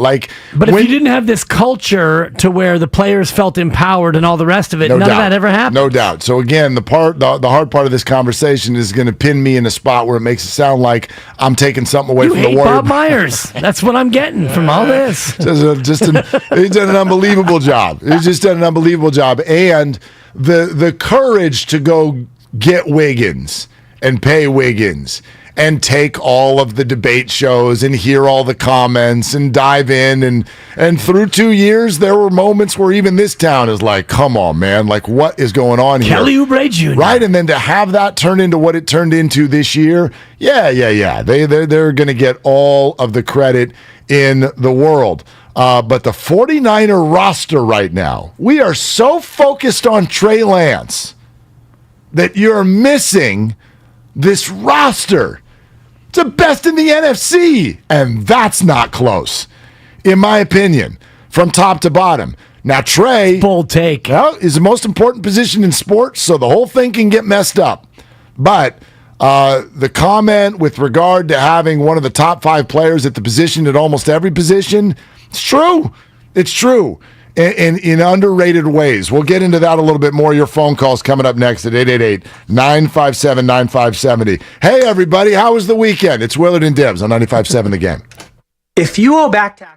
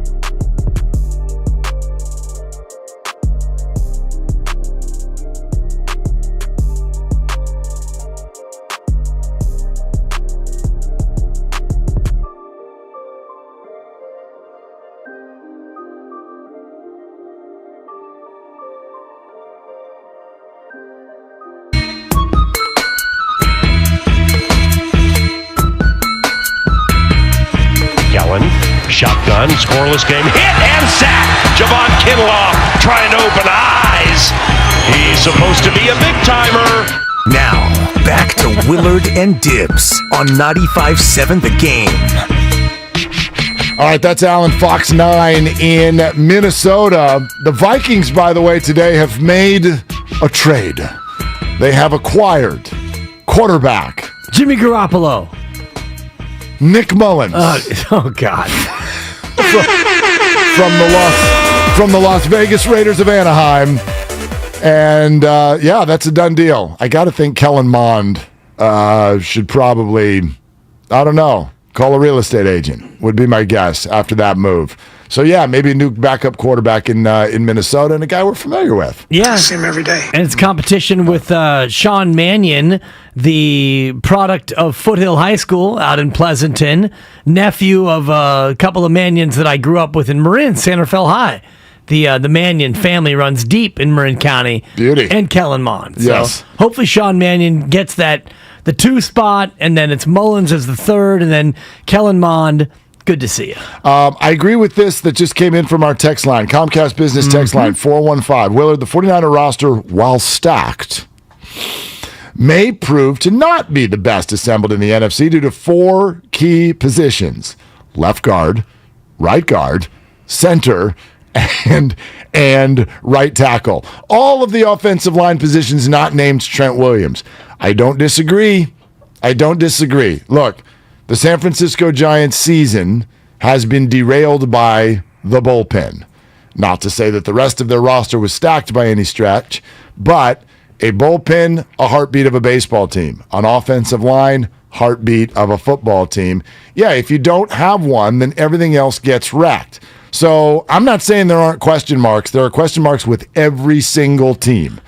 But when you go with Bosa anchoring the line and Warner anchoring the linebackers and Ward anchoring the secondary with what we know a backfield looks like with Shanahan, with Debo and Ayuk on the outside, with Kittle up the middle, like they are so if blessed with health and if they can find 5 big ones to block people up front. Man. 2 big ifs right there. It's huge. And you started with Ward, and right now Ward is hurt. And Ward is out. Yes. And of your 5 offensive linemen, you've got one of the best left tackles in the game, maybe a Hall of Famer. Everyone says he's a Hall of Famer. Fine. He's a Hall of Famer. Left guard, unproven. Center, untested. Right guard, rookie. Right tackle, highly drafted. Again, to your point about, this front office, Mike McGlinchey's never really cemented himself as an elite tackle. He was a first-round pick. Not a great pick. He's been up and down. Yeah. He's been hurt. He's hurt again. So when you talk about the best roster in the NFC, I'm not buying it when you've got 4 of your 5 offensive linemen as question marks and your 2 big veteran secondary pieces currently are hurt, and the word is Jimmy Ward likely going to miss week 1 based on the injury. And if he's out with a hamstring, that's one of those injuries you absolutely have to baby. And Charvarius Ward, hopefully he's ready for week 1. He's your big anchor piece in the secondary. Everything else you said, I'm totally with you. Debo and Ayuk, great tandem. Not the best in the NFC, but elite. It's up there. George Kittle, top 5, tight end, without a doubt. We mentioned the left tackle, but the quarterback. What about the quarterback? If you ranked NFC quarterbacks right now going into this year, he's not number 1. He's not number 2. How far down do you go until you get to Trey Lance? Is he 5? Is he 6? And I'm not trying to derail the conversation back to the quarterback, as we always want to do, but we just don't know. Going into this year, exactly. Yeah. You just don't know. What do we know? What do we know about NFC quarterbacks? Okay, yeah, you're right. Like he's not better than Seattle. He's not Brady. He's not Rodgers. And then he's not Cousins. He's not Stafford. Well, I don't know if he's. I mean, he could absolutely be more productive than Cousins this year. Could be. I'm talking about right now. Well, like, we don't know. Well, right now, we don't even know if he's as good as Jameis Winston. Like we haven't seen him. But you would take him over Jared Goff. Yeah. You would take him over Justin Fields. But for sure. Okay. For sure. You would take him over Seattle's QB. Who even is that? Yes. Thank you. Yes, I mean the only thing. Would you take him over Kyler Murray? I mean, I'm not that high on Kyler Murray, so I'd take Trey Lance because of the ceiling. You take him over Baker Mayfield, yes, who's going to officially the starter in Carolina. Got named the starter. Yeah, I mean, Jameis Winston also hurt. Dak Prescott. You'd still take Dak. Yeah, like again, this is a weird conversation. Carson Wentz? Definitely would take Trey Lance. I would definitely take. You know what I mean? Like if I already know a guy is not that guy, he's not going to win a Super Bowl. Jalen Hurts? Why would I not? I mean, I think Hurts is going to be good. Hurts. By the way, Jalen Hurts will be quarterbacking my 95-7 the game fantasy football team this year. So, Lance of the Clairvoyants. Yeah. What? What do you mean, what? It's a Pearl Jam song. You should know that. That's a one. Dance of the Clairvoyants. Yeah. Lance of the... No, it's a deep album track. Listen, this ain't for you. It's for me. It's my team. And I gave you a one. Yeah, I don't really not want your vote. I didn't ask for your vote. You asked for my team name. And I didn't know what the reference was. I don't want your vote. I know what the reference is. I think. Did anyone else in the league know the reference? Don't care. Other Didn't than ask. Damon Bruce? Didn't ask. Oh, I bet Damon knows. Didn't ask him either, though. Don't care. You know what I mean? Like, whoa. What are some of the other team names? Didn't even look. Joe, do you know? What's your team name? Spadone's in. Same as last year. A-Rod and J-Lo forever. Okay. The worst. That's also a one. Terrible. I mean, come on. At least they got a football thing going on in here. Anyway, look. The 49er roster's got question marks, which makes them like every other team in the NFL. So I'm not saying this is a done deal, but I also know, and this goes back to what we're talking about, I trust this front office. It doesn't mean they don't make mistakes. Of course they do. This roster, 50, 60 people. Right now it's 85 people. Like, yeah, you can mess up every single year, but I always go back to, do you think that Kyle Shanahan, his last name's Shanahan, does he know a thing or two about offense and running the football? Do you think that he didn't know going into this offseason? Man, we got to figure out some things on the offensive line. You playing the family card right now? It's not like that. I don't know if they're going to. Jed York is the son of John York. Yeah. And Jed York is a far better owner than John York ever was. So, I mean... I guess my point is... I'm sure Jed wishes his last name was DeBartolo in terms of the lineage. It's on the table. Why don't you go ahead and change that thing? A little late. I mean? Go do whatever you want. Yeah, could have hyphenated, but... County office, get in line. Takes about 2 hours. Anyway, point being, I don't know that they're going to nail all the decisions, but they're very aware that the offensive line is going to have to play well or that can derail the whole thing. Right. So, but to your point about them being close to the Warriors in terms of front office, let's look at the offensive line and the draft picks they've made. Aaron Banks, for example. You drafted him very high. But we'll see. But now is when you need to see. Right. So we'll see. So we can't decide yet. No, and he'd better be good. If not, that's a gigantic blow to what you're trying to do because your offensive line, you had your center retire, and the guys you've drafted have not necessarily been good enough to make fans forget about who's come before them. And that's where, you lose Alex Mack at center, and now you're going to go with Jake Brendel at center, a guy who has never played center at this level, and you're expected to be this elite offense with a second-year quarterback. I just think that there are more question marks than answers, and when it comes to the offensive line, on the line, and you've spent draft capital on offensive linemen, and they've yet to bear fruit. Yeah. I mean, I'm with you that is going to be a hard thing if those guys don't produce, but I think some of them are going to produce. They need to stay healthy. They're not deep. I'll give you that. Rob and Pinole on Willard and Dibs. Hey, Rob, what are you doing? What's going on, man? No, just over here taking a break, listening to you guys, man. I love the show. Yeah, thanks, man. You should take more breaks. You sound like a guy that needs, you know what I mean? Take another break, Rob. Hey, no, I had a quick question. It's kind of on topic, but, talk about the 49ers front office. Back in 2000 when Tom Brady was looking for a new team, he was kind of going around, and I know he had a specific place he really wanted to go to. And, when he went on that podcast, it was like, hey, we're going to go with, you guys are going to go with that guy. We all assumed it was Jimmy G, and we were up in arms with the front office, like, why didn't they pull the trigger? But now with the new news about Dana White coming out and saying that he actually really wanted to go to the Raiders, and John Gruden was like, nah, I don't want Gronk, I don't want Tom Brady. And in reality, he was really talking about Derek Carr, that he didn't want to go.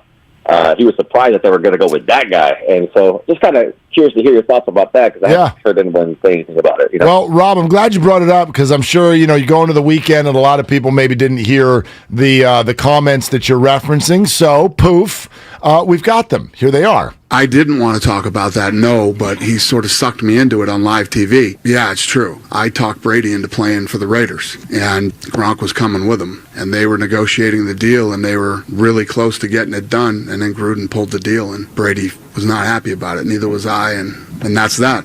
He went to the Buccaneers and won the Super Bowl. Box there. I wanted Brady. It's true, and I thought that I would never tell that story publicly. What the hell Gronk was doing tonight that he brought that up? It would have been amazing for the city, and would have been amazing for the Raiders. I mean, their first year there, they got Brady and Gronk. Okay, you buying this? That's Dana White, by the way, Captain UFC. You buying that? I'm buying it. You Absolutely. are? Yeah. Okay. He convinced him to do it, and Brady and Gronk were all in, and Gruden said no. Okay. All right. I mean, maybe he's telling the truth. That's Dana White. You're not buying it. Dana White is a promoter. Right. So Dana White knows how to continue to get Dana White's name out there. And if Dana's... And Gronk is a guy who knows Dana White. Here is where he loses me. Is it possible that Tom Brady and Gronk wanted to or would have played for the Raiders? Sure. You know where he loses me? Quote, I convinced them to go. Okay, pal. Right? I'm Tom Brady. I am an international superstar and widely considered to be the GOAT. You know what I want to do with the rest of my career? Let's hand it over to Dana White and let him make some decisions for me.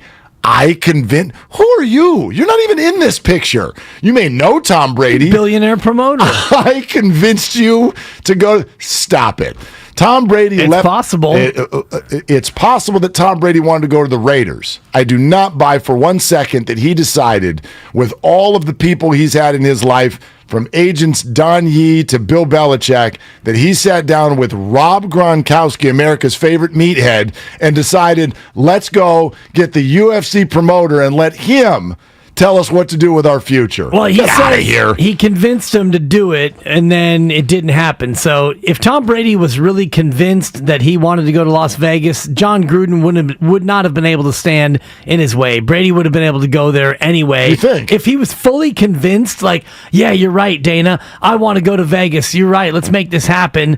And Gruden says, no, we don't want to make this happen. If Tom Brady really wanted to be in Vegas, he could have gone over Gruden's head and gone to Mark Davis and made it happen. So the idea that Dana White convinced him to go there, well, you didn't, because it didn't happen. So what, John Gruden was able to put a kibosh on your end-around plan? That part of it I don't buy. That's the other thing. It's real easy to blame John Gruden for this whole thing. So I could completely, if you look at the lay of the land at that time, could I have believed that Tom Brady would go to the Raiders? Sure.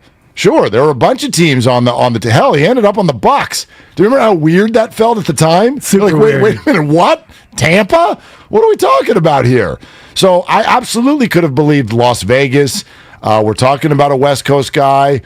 Raiders would have been so NFL. NFL always seems like it's got the story, right? Like the Tuck Rule guy goes to play for the Raiders. It would have been delicious in terms of the showmanship of it all. It would have been absolutely delicious, magically delicious even. Totally. But the idea that somehow this all spilled down to Dana White became the decision maker here, no. I'm not going to buy that, number one. And number two, you're just going to have to all sit with the idea that you're never really going to know who Tom Brady was talking about when he said, quote unquote, you're going to go with that guy? Could it have been Garoppolo, Derek Carr, door number 3? Never going to know. It's Tom Brady. He just left camp for 3 weeks, and we don't even know why. It was Garoppolo. You can think that, Yes. and you might be right. And I think that's the prevailing sentiment. The whole idea of Brady wanting to come home, and you're going to go with that guy. And, well, it turned out that guy did pretty well over the course of the next couple of years, including a trip to the NFC Championship game. But that, to me, is what that comment was about. And now Brady...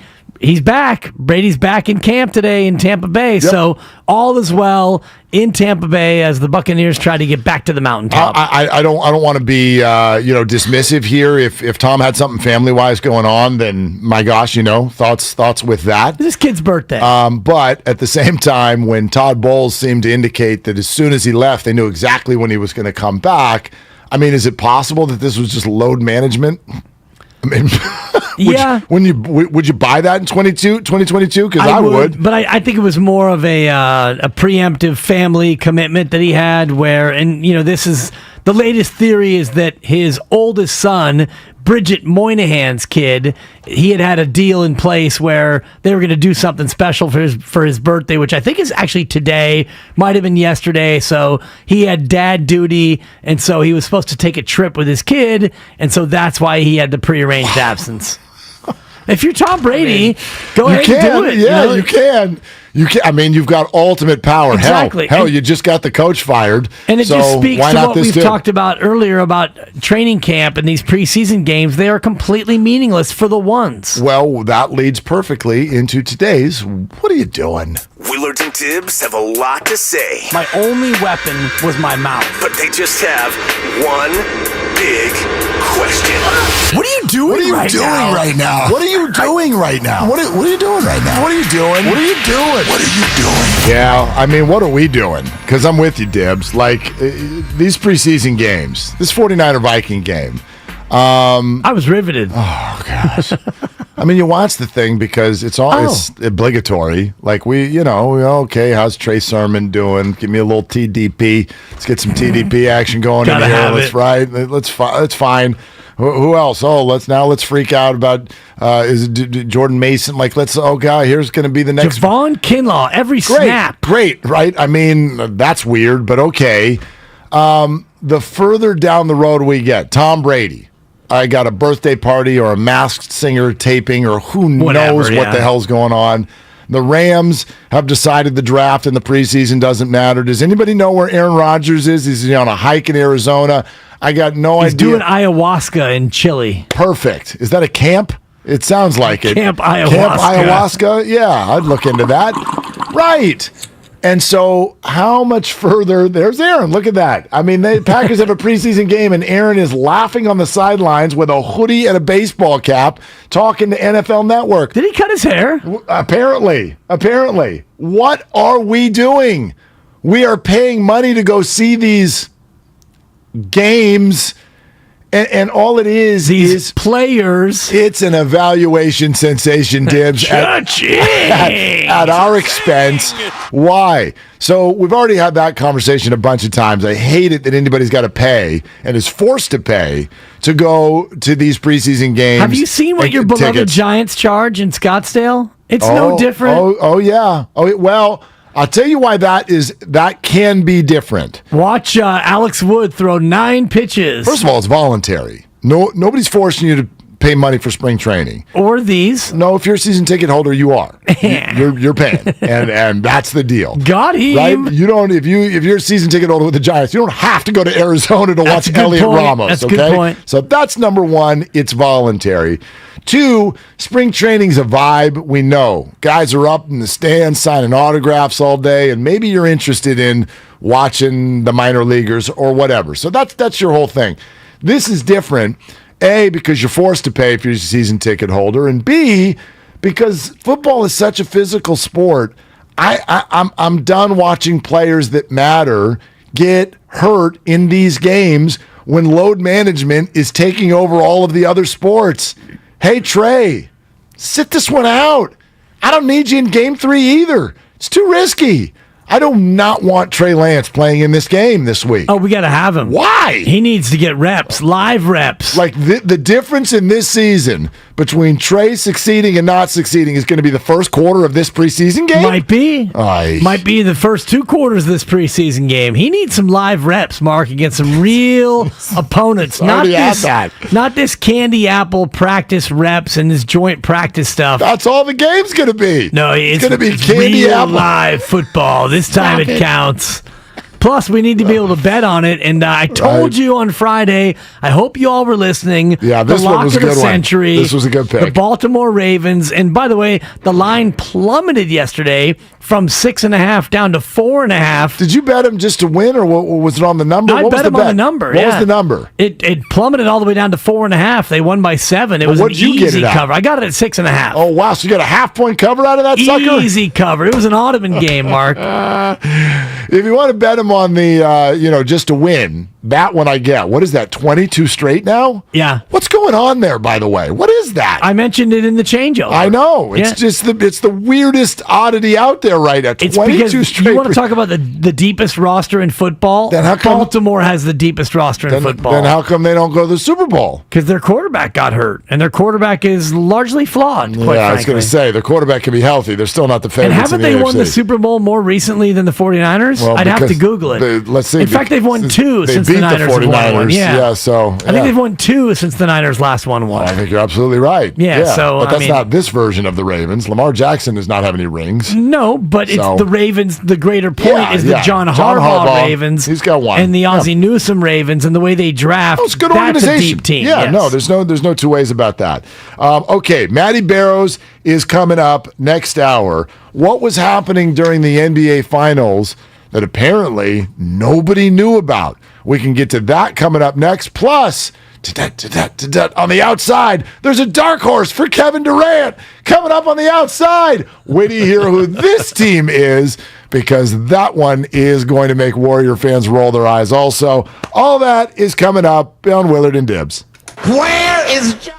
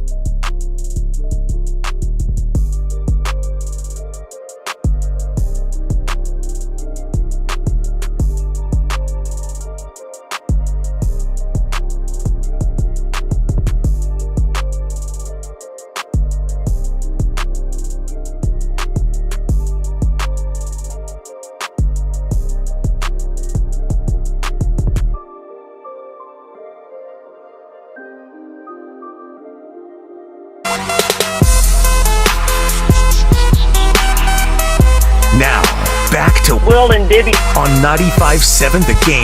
Yeah, Willie and Dibby out of the weekend. Hope your weekend was good.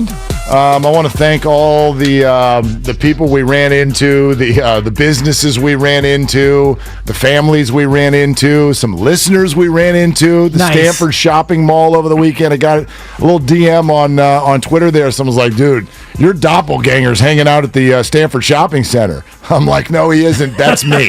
That would be me. Captain Credit Card. Yeah. Oh, brother. Those soccer tournaments. Can I add just a quick, what are you doing into the soccer? Can we get our games closer together? Kids need rest, Mark. Especially if we're going to be at Stanford Shopping Center adjacent.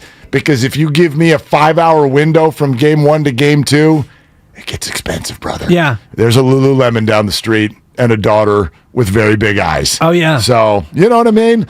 But we got it done. But anyway, yeah, Stanford tournament this weekend. Big. 1-1 and home. That's good. Yeah. That's good. So, I do want to shout out JC Express Movers. They put the Express in Express Moving 2 storage units Inside? Okay. And they cleared them both out, moved us into our new house, and very little breakage. In fact, very little scuffage. The breakage was in my packing, couple of wine glasses, but... oh, that's fine. Those would have broke anyway. Well, it's fine until you're unpacking it and, you hear from the other room, didn't you wrap those? It's like, baby? No. Do you notice how I wrapped 188 different items of glassware, and there were 3 that got broken? I know, but you need to. I want you to be quicker on your feet in those situations. You're a veteran. Come on, man. Just make something up. Like, newspaper ink is bad for the baby. You could have just said something like that. Yeah, like, good I can't, point. right? Like, it just isn't so big. I would rather take a chance with these glasses than the health of our baby. That's really good. I mean, something like, come on, you can do this. Officially, by the way, we are now, there's a trailer for our baby in the movies. Oh, it's stretch. coming soon. We are officially in the coming soon window now. This fall. Totally. At Casa Dibley. Yes. Okay. So we're on the final countdown. We're in the final stretch. We're Yeah. in deep stretch right now. What kind of alarm you got on that phone if it goes off here during the show? The phone's on. I can run through the ringer. Maybe later in the week I'll give you my my different ringtones. But the ringer, Is there a the ringer special is one on. Is there a special one for the bat signal? Like if you got to leave at 11:07, that's okay. By the way, like if you got right, yeah. I don't want you to even think about it. This is great. Can I share a quick story about Michael Thompson, Clay's dad? Definitely. Once upon a time, okay. And this is a long time ago. And I don't even remember off the top of my head which baby we're talking about, but there was a doctor appointment and maybe a wee bit of concern once upon a time. And so, you get a phone call or a text or whatever it was, and it was just like, hey, call me when you get a sec. And there's some emotion involved in it. You're like, what's going on? And then you call and they don't answer and you don't know what's going on. And so we're kind of in the middle of doing the show. And I didn't know what to do, right? Like I couldn't find out what was going on, but something was going on. And so it sort of came up on the show, and Michael immediately, like his whole body language changed. He goes, hey, what the hell are you doing here? What are you doing here right now? What are you doing? I go, what do you mean, what am I doing? What are you still doing here? Why are you talking to me right now? I go, because I don't know what. He goes, stop talking. Go. Yeah. Goodbye. Go. Gone. That was it. Yeah, that's the kind of guy Michael is. No, he's great. He's a peach. Great guy. So the ringer's on, just in case. Okay. Hashtag the ringer. I just want to say it now so that you don't need to say it then. Right. Just go. And if you leave, I'll know. It's either that you got to go to the bathroom again, or yeah, boy.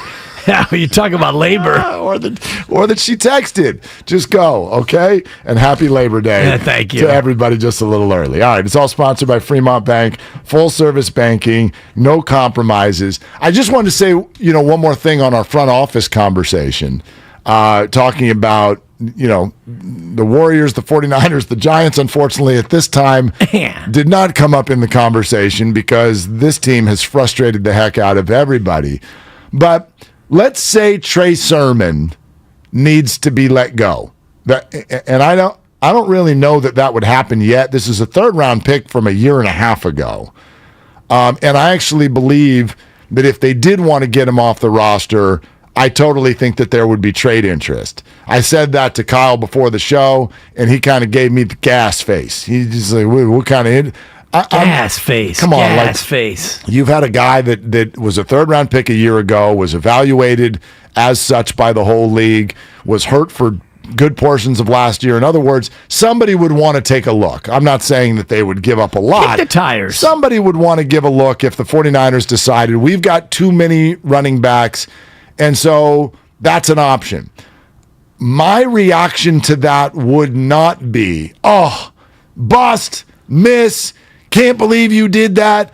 I don't know if this is the way everyone's mind works. I go into a draft and just assume we're going to come out with 2 or 3 of those every time. Every team, I don't care who you are, you're going to, right? Not on day 2. Not day 1, not day 2. Really? Yes. You don't ever get that? No, of course I do get like that. Every team does that just about every year. But you can't keep doing this with running backs. And, Kyle, you are the offensive laminated play sheet master. Stop drafting running backs high in the draft. Elijah Mitchell was a 7th-round pick, a 6th-round pick. Great. He's a hit. Jeff Wilson Jr., undrafted. Mostert. Great. He's a hit. Mostert, undrafted. Great. He's a hit. Knock it off, Kyle. When you continue to do this, Joe Williams, when you continue to do this, Trey Sermon, it doesn't work. So to that extent, I do hold that against him if Trey Sermon, in fact, becomes a bust, a miss, etc. Last year, 41 carries, $167, 3 catches, 8 stints in the doghouse. Yeah. If you spend 3rd-round draft capital on a guy who you can't play, that's no good. Yeah, I'm not saying it's good. I'm saying this is the cost of doing business. I don't want them to stop evaluating. I don't want them to stop leaving all options open. I don't want them to have a rule. Oh, we can't draft a running back in the first 3 rounds because it just hasn't worked in the past, the 2 other times that we've tried it. I actually do want them to take that approach. And you know what? I don't. TDP, if Tyron Davis-Price doesn't become a player and you spend 3rd-round capital on him, if TDP is another miss, knock it off, Kyle. TBD is what it is for all of these guys, by the way.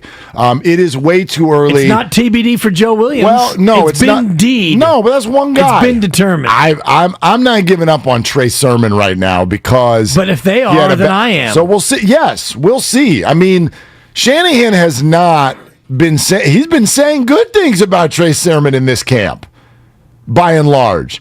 Do we have anything from him, by the way, on specific to Sermon over the weekend? Not much. What did he say? We have something. We do? But it may not be glowing review. Okay, all right. His 5 carries for 8 yards. All right, let's hear it. Oh, boy. Yeah, Kyle Shanahan. Yeah, okay. No, it's about what I thought. And I was glad that he was able to start the game and help us out through that. And it didn't last that long, but I took advantage of the plays that he had. Okay, so I was glad that he was able to start the game for us. Thanks for helping us out, Trey. It's basically like, really appreciate you being able to put your uniform on. That was amazing. Needed a guy to have a pulse, and he was, about 82 BPM, so I'm thankful for that. My goodness. But wait, did he say anything bad? But wait. It was just like there weren't, he sort of struck the chord, and I saw many do this. Like, did Trey Sermon perform poorly, or did he, were there just people in his lap the minute he got the ball? He doesn't create any yards. Okay. He just one hit and he's done. Yeah. That's a one-hit wonder. He's Kaja Gugu. But this is a very familiar preseason story, and I'm just going to be honest. I never know what to do with it. I never know what to do with this, which is running back comes in early, some defensive lineman is sitting on him for the entire 2 series or whatever you get. And then in the 4th quarter, against people who will be bagging groceries in a few weeks, somebody goes banana land and we all go, that's the guy you got to keep. And I'm not saying you're wrong. I just don't know. I don't know what to do with that. So is Mason now, are we going to... Right, and even TDP, who looked good. He runs with a little bit of an angry streak, doesn't he? He sure does. Which I like. But I just, that's kind of my point about, I don't know what to do with this information. I don't know who you're playing against. If you're playing against the 3s and 4s and you show out, are we sure that Trey Sermon wouldn't have done the same? And I don't know. Well, we've seen Trey Sermon play against the 1s in actual real football games and not be able to really generate anything offensively. And I'm concerned about his ability in the zone scheme, if this is maybe not the right fit for him in terms of how he likes to run, because when you're a zone scheme runner, you've got to read the play, and then it's put your foot in the ground, boom, one cut, and get it done, and he's not that kind of runner. And if he can't fight his way through tackles, then the zone scheme's not going to fit for him. Yeah, so I don't know what they're going to do, but I just know that I'm going to look at this, and that's sort of my way of looking at a draft. I'm going to go in, and you're going to come out of there with 7 to 10 players, and then your undrafted free agents, and I'm going to assume that some of them are going to hit, and some of them are going to miss, and I'm going to put a little bit of an extra juice on your top 3 rounds. I get that.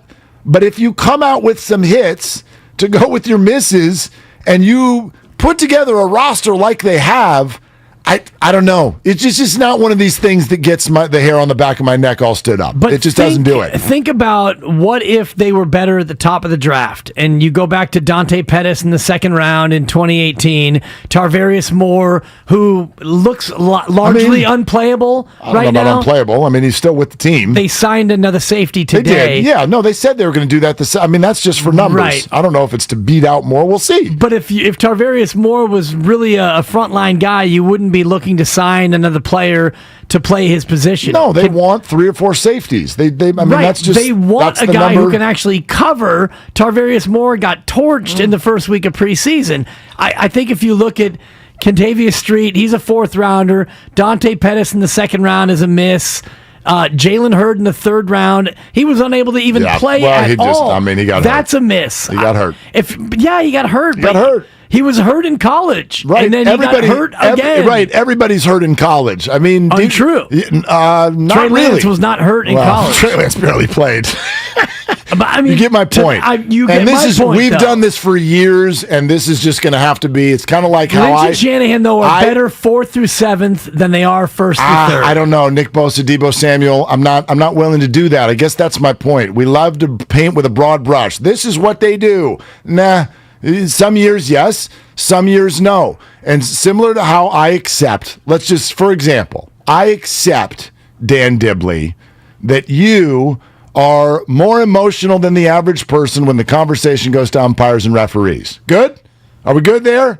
We're not good. Are we talking about robo-umps again, Mark? No. Like, this is a character. This is a characteristic of you, and we're all good with that. We accept that around these parts. Most of us accept it. I want you to accept something about me. You can't blame a team when someone gets hurt. Sorry.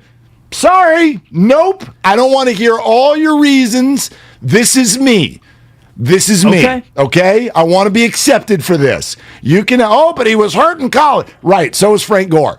I don't want to hear it. You can't blame a football team when a football player gets hurt. I accept it to up to a certain point, which I think you accept my referee stance up to a certain point as well. There are some injuries that are strength and conditioning and fitness related, but in general, yes, when a player tears his ACL, that's not the team's fault. Yep. When Jimmy Garoppolo plants his foot on the sideline and tries to get extra yards against Pittsburgh, I can't blame Shanahan and Lynch for that. Kansas City, but I get your point. Yeah, I always get that one wrong. Anyway. By the way, 510, I'm going to clap back on this. Bosa was a no-brainer. You get no credit for that. That is absolutely untrue. First of all, what was Bosa? Hurt in college. Yeah. Second of all, Quinnen Williams. Do you not remember that name? This was a hot debate. I met Quinnen Williams. And we're homies. No, don't you dare, Kyle. Quinnen Williams. It was definitely a debate. It was definitely a debate, and it was definitely, in fact, if you go to the early portions of the draft board, Quinnen Williams was ranked higher than Bosa on most boards. That's a fact. By the time we got close to the draft, it was obvious what the 49ers were going to do, but there were plenty of people, and I got receipts in this town who wanted Quinnen Williams over Nick Bosa because of the injury history. That was absolutely a thing. So no, it's not a no-brainer. This is part of what I hate. Oh, don't mess up, but then when you don't mess up, oh, that was a no-brainer. No, sorry. You get credit for your hits. Period. But you also get blame for your misses. That's fine. And that's where, I want to make sure that you assign appropriate blame for example, Solomon Thomas. Yes. Reuben Foster, they traded up to get a guy who had character issues. It was a bad first round. John Lynch thought that he was smarter than everyone else, and they traded up to get him. The Niners took Solomon Thomas at 3, passing on Jamal Adams, Christian McCaffrey, Patrick Mahomes, Deshaun Watson, and many, many others. So we also have to highlight the big misses. If we're going to highlight the hits, we do need to point out the misses. I know this might be unfair, but turns out they were right to pass on Deshaun Watson. I mean, if we're going to talk about the whole Reuben Foster situation, and you're supposed to know about a guy's character, well, his character was on display before they took him. Fair. Deshaun Watson's predilection toward physicality and massages, I don't think was yet known. I don't either, but I also don't know. I don't know what kind of value. I mean, they go deep. They go deeper than we do. They know things we don't know. I wonder, and again, this is a bit of a stretch, but I wonder if Deshaun Watson's behavior would have been curtailed had he been in a different situation, because we do know that the Houston Texans did more than just enable him and his behavior with massages. They all but helped set these things up for him. If Deshaun Watson is in a different organization, maybe his arc is different. I mean, that might be a stretch, and you can never go back in time. But yeah, Patrick Mahomes is one that you'd rather have. Yeah. We can focus on that as a miss. Yeah, I guess I don't know. I'm not in disagreement with you on any of these. It's just that Bill Belichick misses all the time in the first and second and third round. Like, this is just part of it. And I don't want to be in a camp of saying I'm down on Shanahan and Lynch. They've done a great job. Taking the roster that Kyle inherited when they started the year 0-38 before they got Jimmy Garoppolo. That roster was completely bereft of talent. What they've done from then to now needs to be commended. Absolutely. No doubt. And same with the Warriors. And a year ago, I would have, and to a degree still will, I would have said that about the executive staff of the San Francisco Giants. We all would have. This was the story of last year. You would have looked at last year this time and been like, this is unbelievable. They've done an unbelievable job. They got depth. They sort of outsmarted the room. 107 wins. Don't you dare use the F word, because that doesn't happen. That does not happen. You don't F your way into 107 wins. Rhymes with juke. Yeah, exactly. So we would have said that a year ago, and now we won't, because it's blown up in their face, and that's a totally fair point to make as well. Only 6 back. It's exhausting, isn't it? It's so exhausting. The Giants have become, just like I said, Brandon Belt. I described Brandon Belt to Matt Nahagian in the restroom last week as this. Wow. Right? Yeah, it was during a commercial break. He's in there, I'm in there. You look at the ceiling and you go, so, how about this Brandon Belt guy, huh? What do you think of that bunt? Now, Matt hasn't lived in the Bay Area his whole life. And I said, Brandon Belt, and I guess to a larger degree the Giants, they're your golf swing. So you're going to go out there for 18 holes, and largely, most of the time, most of the shots go sideways, and you may consider snapping a club. You may consider throwing your whole bag into the water, and just when you're about to do that, whoosh, 265 yards right down the middle.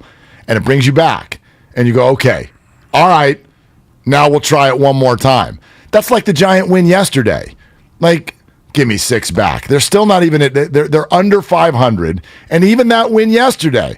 I tried to say this a week and a half ago when Bonte came back from Europe, and he couldn't believe what I was saying, because it was like, hey, they swept the Pirates. And I was like, yeah. The bullpen isn't doing it. And the bullpen didn't do it yesterday either. They coughed up 6-2. They coughed up 8-6. And I know it's Coors Field, and so maybe that's unfair, but it's not unfair when you look at the season as a whole.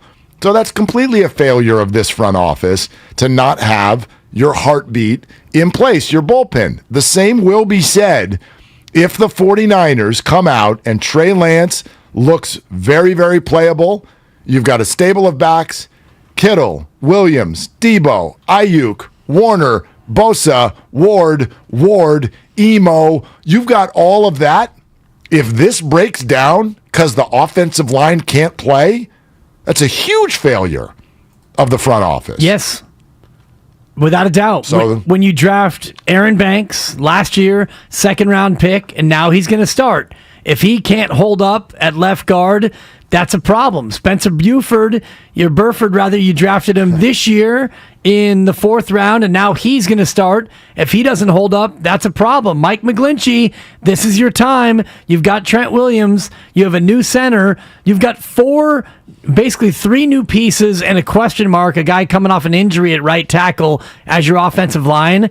I think it would be more of an upset if this offensive line held up.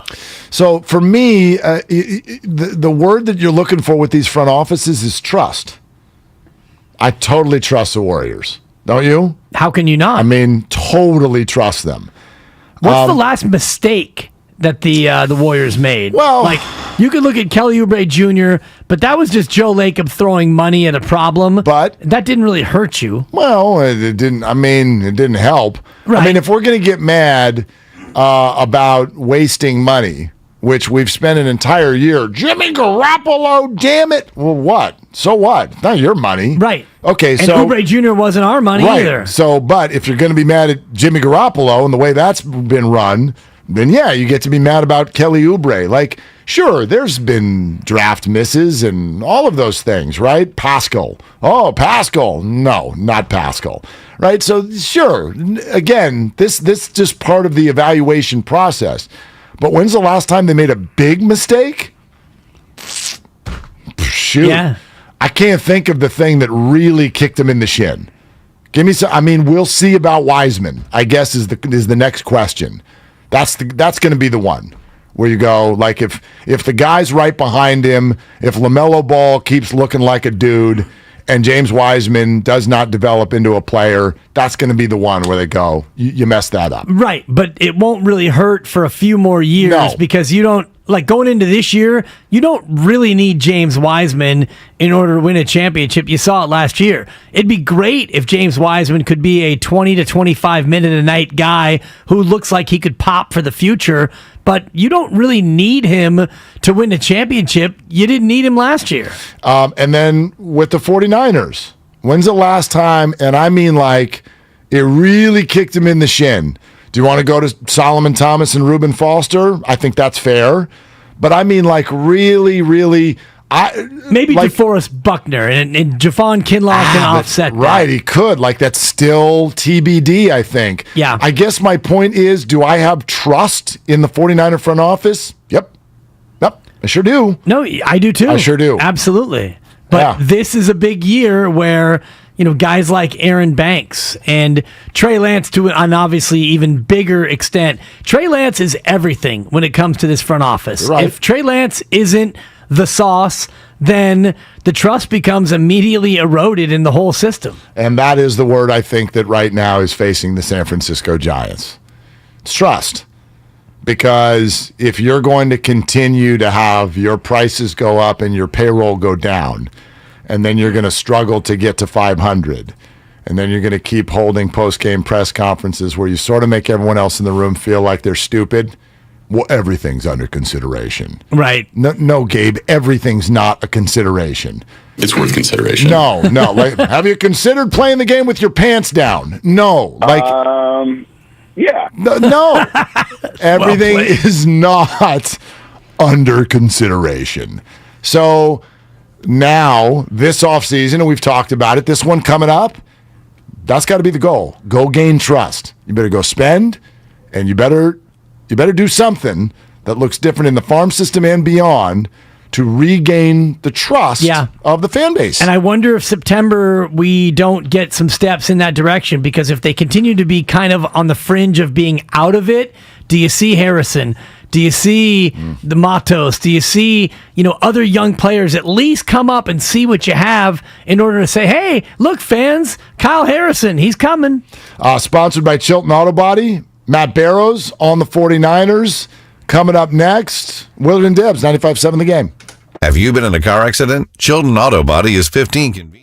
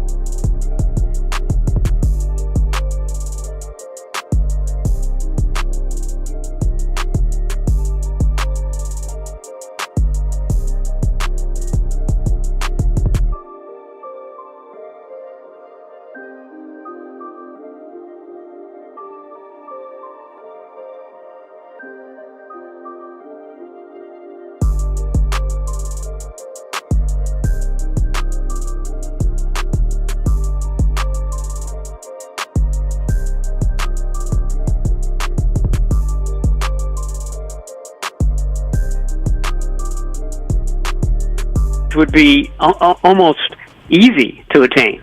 It's the 17-game season that's the real obstacle there, and that's been a problem since Kyle Shanahan arrived in San Francisco. They just cannot keep their tailbacks on the field, which kind of led to their slight philosophical change, I think, this year in loading it up with bulkier, bigger guys who ostensibly can kind of take the wear and tear a little bit better than the 205 pounders. They ran the ball 499 times last year. Is Kyle Shanahan of a mindset where he would really like to have 3 guys carry that overall load, or is he of the mind where he would want just to have a quote unquote bell cow to carry all the rock? I don't think he cares. I mean, I think it's the number of carries that he cares about. He wants that to be high, and he wants it to be higher than the amount of pass attempts. I mean, if you've got more carries than pass attempts, it probably means that you're winning, if not all your games, most of your games. I think it was obvious that Elijah Mitchell was by far their best running back last year. So he would love to have Elijah Mitchell take the lion's share of that load. I think they realize, from Mitchell's injury history, which is, by the way, is continuing right now. He's dealing with a hamstring strain. That's very unrealistic. So the point this summer has been to see who's the most Mitchell-like of these backups, and I think they're learning some things. I think that they wanted to see more out of Trey Sermon in this most recent game, and he had an ankle injury, which led to his ho-hum stat line. But I think that they have to be really encouraged by the 2 rookies, Ty Davis-Price and Jordan Mason. And by the way, those guys looked in that game exactly the way they've been looking in the practices, and I think that's also important. You want somebody who shines in practice to be able to do it in the game as well, and both of those guys ran very hard, and I think that's exactly why they're on this team. Okay, so let's further that conversation, and where is that running back room going? What is Trey Sermon's role in it? Well, right now, I think your first 2 running backs are Elijah Mitchell and Jeff Wilson. So the question is, who's number 3? And I think that Trey Sermon is number 3 right now. I think that Anthony Lynn, the running backs coach, is very old school in his approach, and he's not giving either of the rookies, sort of the clout to kind of take carries early in practices, take carries early in games. But when it comes down to it, on August 30, they've got to make a decision about who makes this roster. Ty Davis-Price is making the roster. And to me, it depends on how many tailbacks they end up keeping. Is it going to be 4 or is it going to be 5? If it's 5, I think Trey Sermon makes the team. If it's 4, boy, I think it's a really close call. Does it come down at that point to special teams? I know Trey Sermon only played about 15% of the special teams snaps last year, and Jermichael Hasty, a guy who maybe has a little bit more special teams resourcefulness? And he's got more resourcefulness, I think, as a third down back as well. He's just different. I noted that this team has bulked up at that position. He's the one guy that still is more in the shifty mold. And they like how he is in the pass game. He's more difficult to cover than these other guys. So, to me, that's the question. I mean, do you want to keep a Jermichael Hasty, who kind of offers you something different, gives you a third down option, or do you keep Trey Sermon, who he's better than he was last year. He's bigger than he was last year.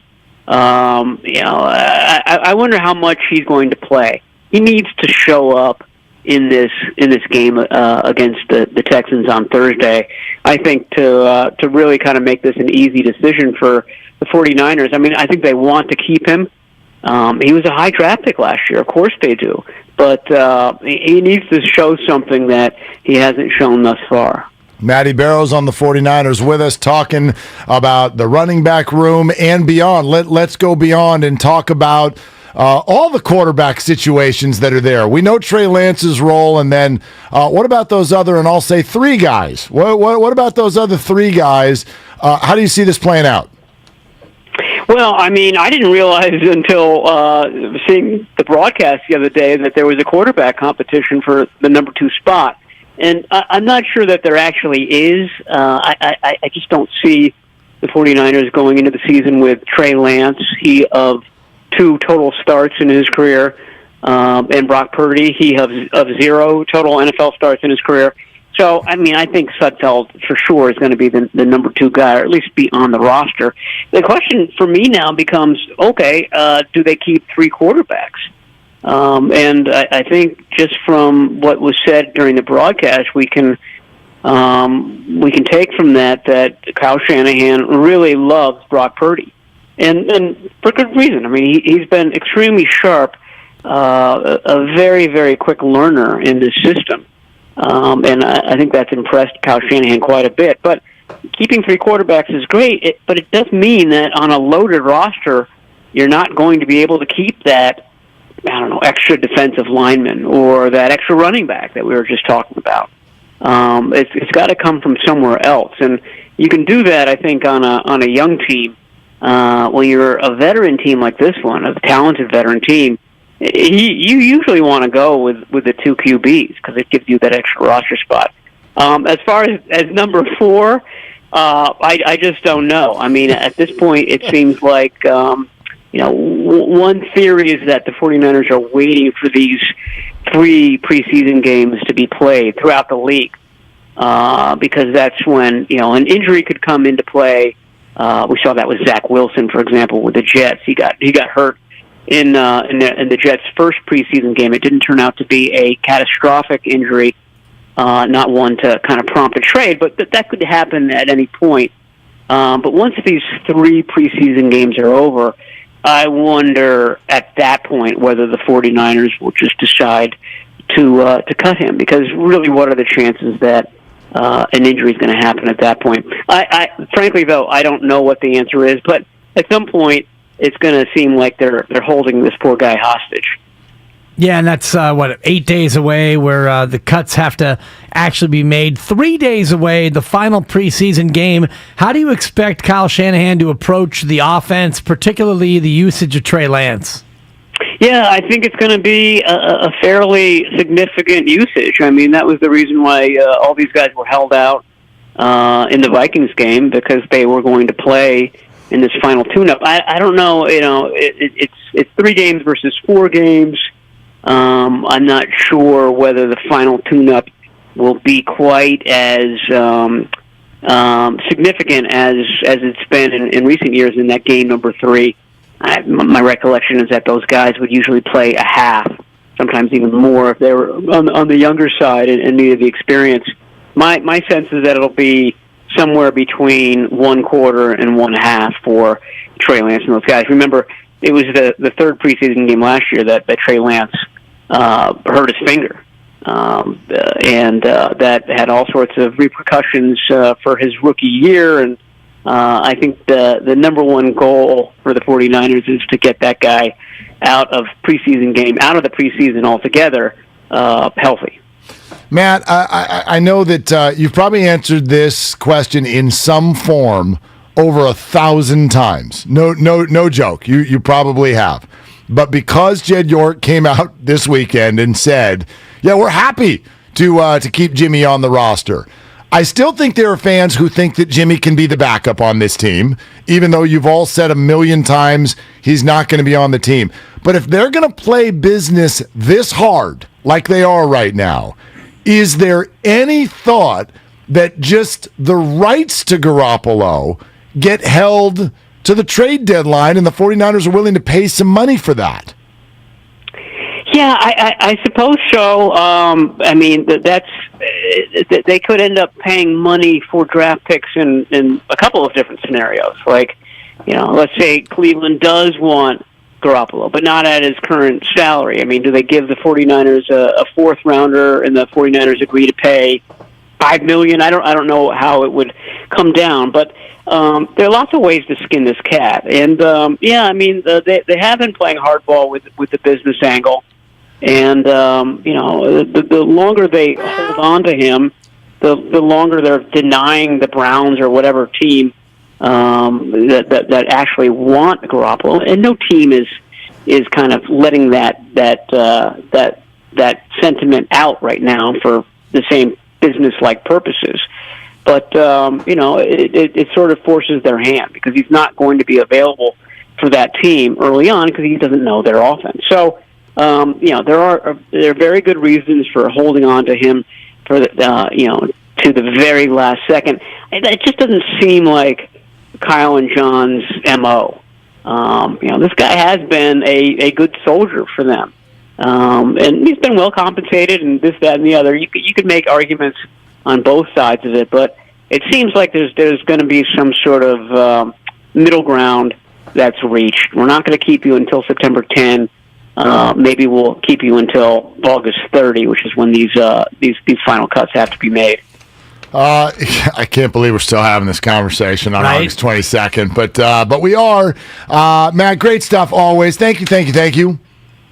All right, anytime, guys. Talk to you soon. Okay, there he goes. It's Matty Barrow's been doing it for a long time, and the 49ers knows his stuff. And so what do we gather from all of that? Gather timber is what we gather. Well, we're always gathering timber. You would have loved the text that I sent the group thread right before the draft for 95.7 The Game started yesterday.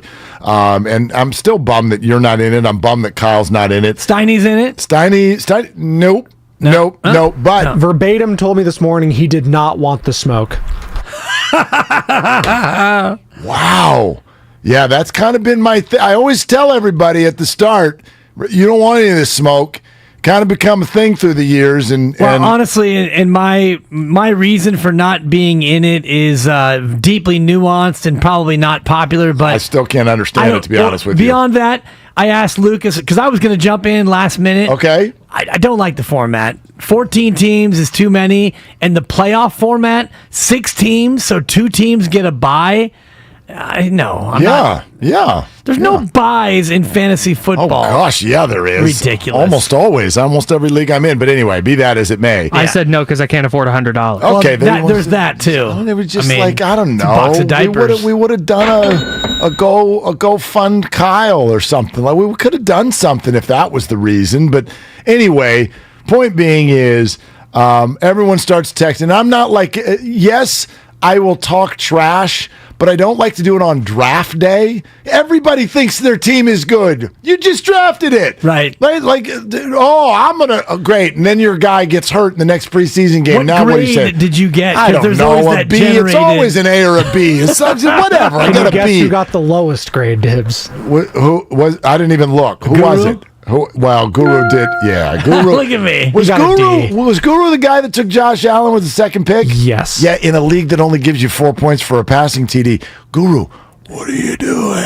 Man. What are you doing? I know you like Josh Allen, but what are you doing? 4 points for a passing TD. That's not a good. And it's any bonus points for league MVP? And it's 14 teams, so the running backs are super at a premium. I don't know. There's only like 8 good running backs, right? So there goes Guru with the second pick of the draft. He's like, yeah, I'm tired of getting pushed around. Who went number 1 overall? What player? It's Taylor, right? Wasn't it Jonathan Taylor? I took him, yeah. You had number 1? I did. Good for you. I hated it. I hate having the first pick. I do too, especially in a 14-team league. You can make your pick, and then you can go run errands. Exactly. You can go to the grocery store if you want. Just do some shopping. By the time you come back, you still won't have picked again. So anyway, I'm with you there. But that's the other thing. Like when we're in these just blind online drafts, I got no idea who's who because everyone's made their weird names, self-included. Right.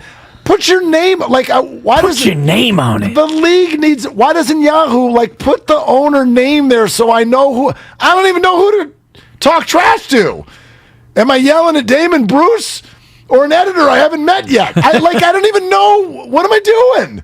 So anyway, but the whole reason I brought it up, because everyone's talking trash. I'm going to beat you. I'm going to beat you.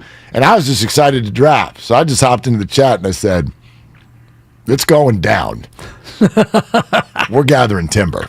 That's it.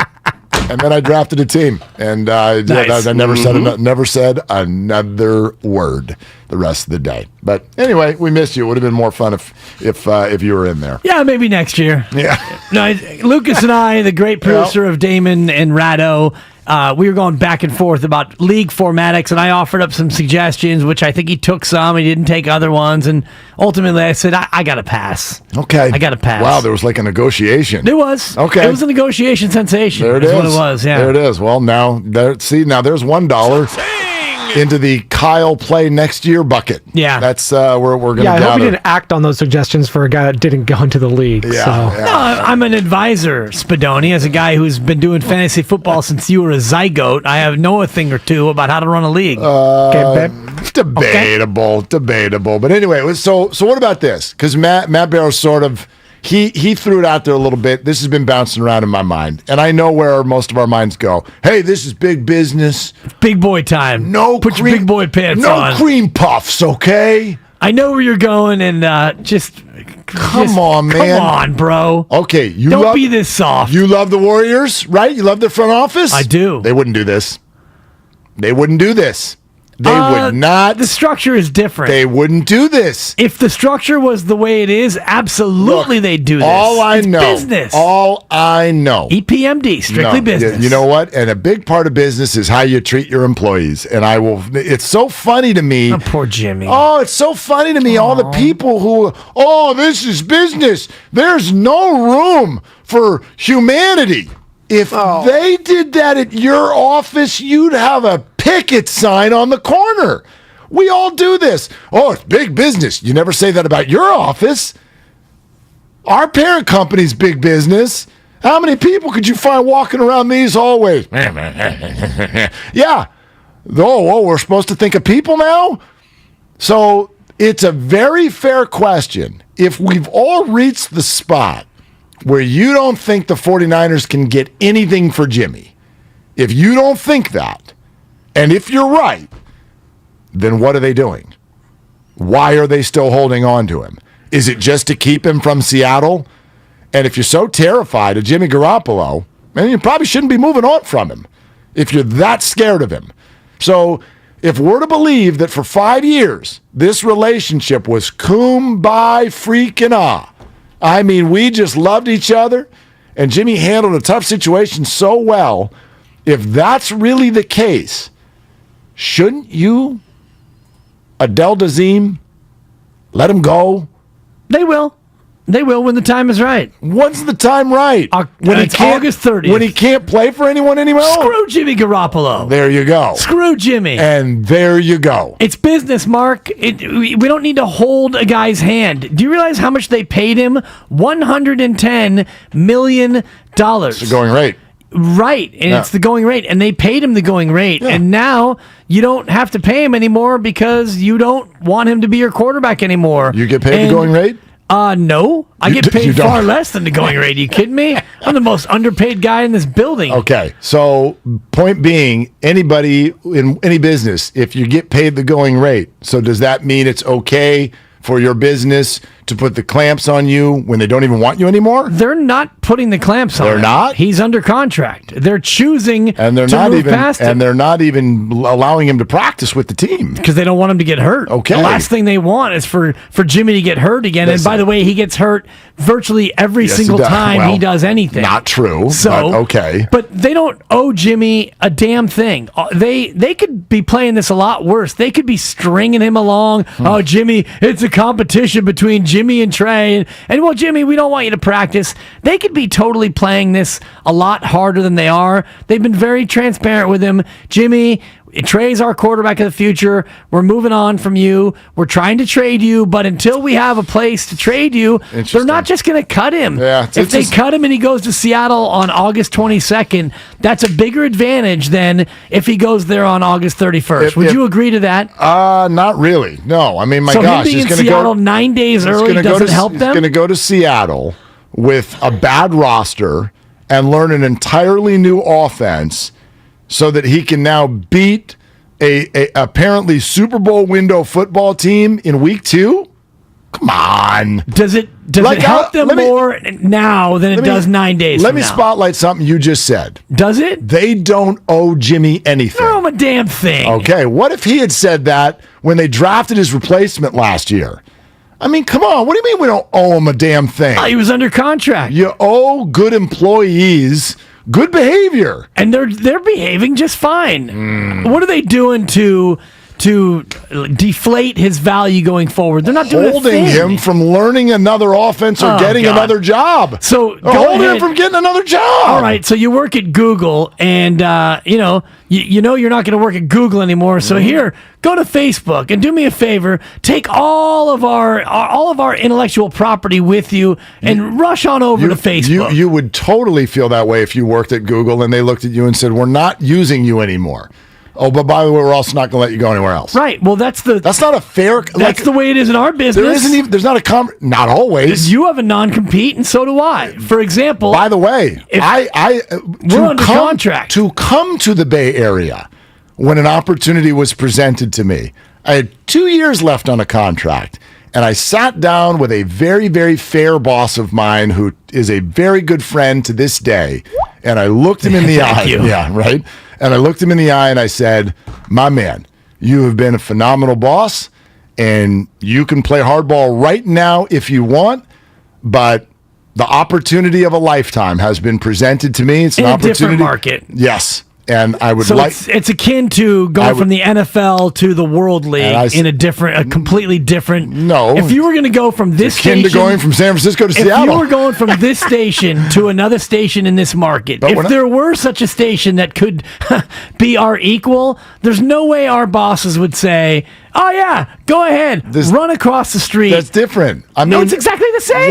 No, it's not. He's No, it's going not. in the division theoretically. You don't want him anymore. Right. So he's going to beat you with a crappy roster.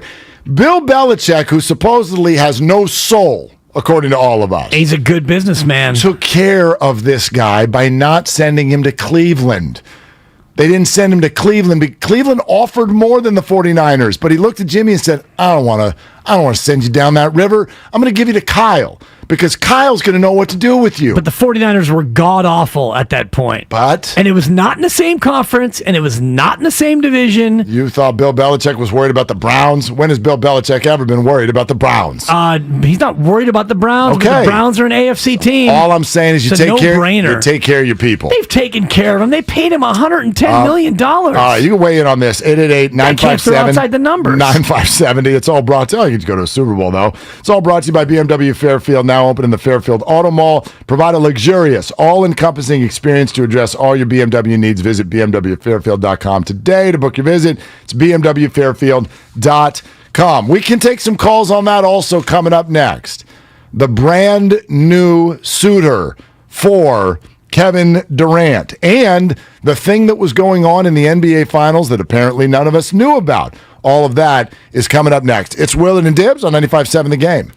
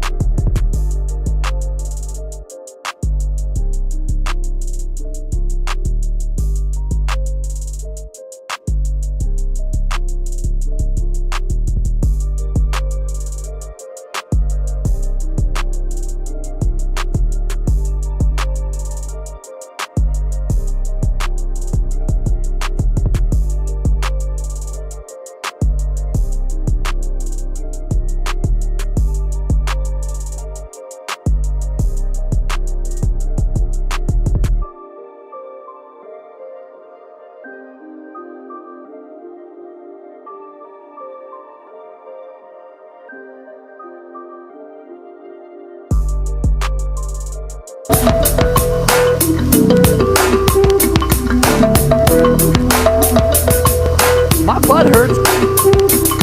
Now, back to Willard and Dibs on 95.7 The Game. Oh, you got triggered this morning, did you? By the way, the word triggered now triggers me.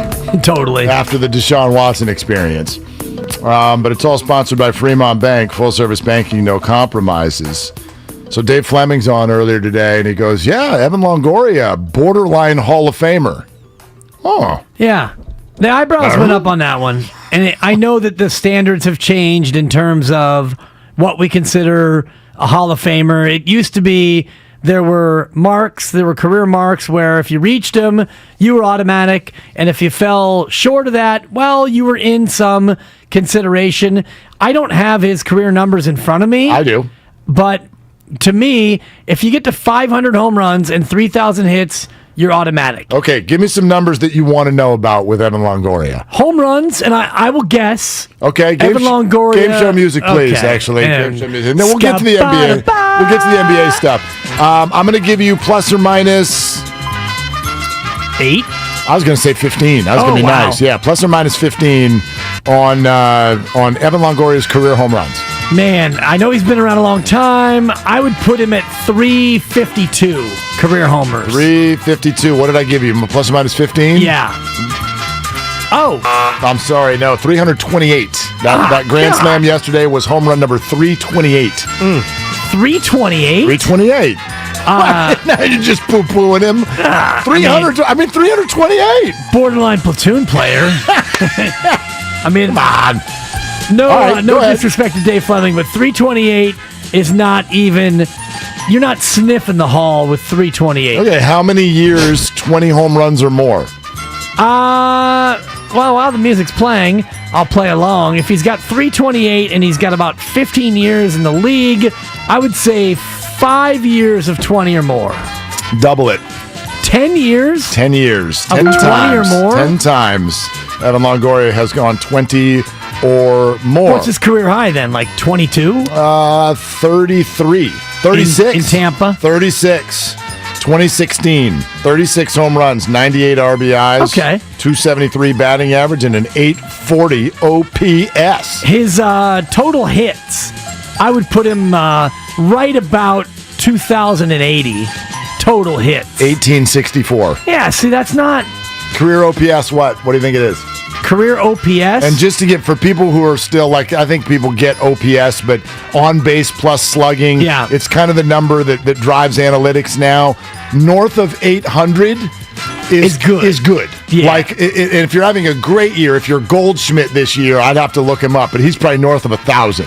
Like, that's bananas. But for a career, if you're north of 800, or even for a season, that's considered good. If you're like 780 or above, that's solid. North of 800, good. 900, really good. 1,000, crazy. Yeah, he's probably about 820 career. 808. Yeah. Yeah. Which is JT Snow country, as we discussed. Is it? JT Snow? Remember we talked about JT Snow versus Brandon Belt last year? I wonder what his career Both OPS. right about 800, I believe. JT Snow's career OPS, 784. Yeah. 784. And Evan Longoria, All-Stars, 4. All-Star. 3 or 4. All-Star. He was Rookie of the Year in 2008, plus an All-Star. I think he's been a three-time All-Star. Okay. He's landed in the MVP vote 1, 2, 3, 4, 5, 6 times. And that's what, the top 25? Yeah. Let's see. 1 Silver Slugger. Okay. 3 Gold Gloves. Yeah, that's nice. And a Rookie of the Year. Okay. 3-time All-Star. Evan Longoria. When I think Hall of Fame... He's not going to make it. He's not going to make it.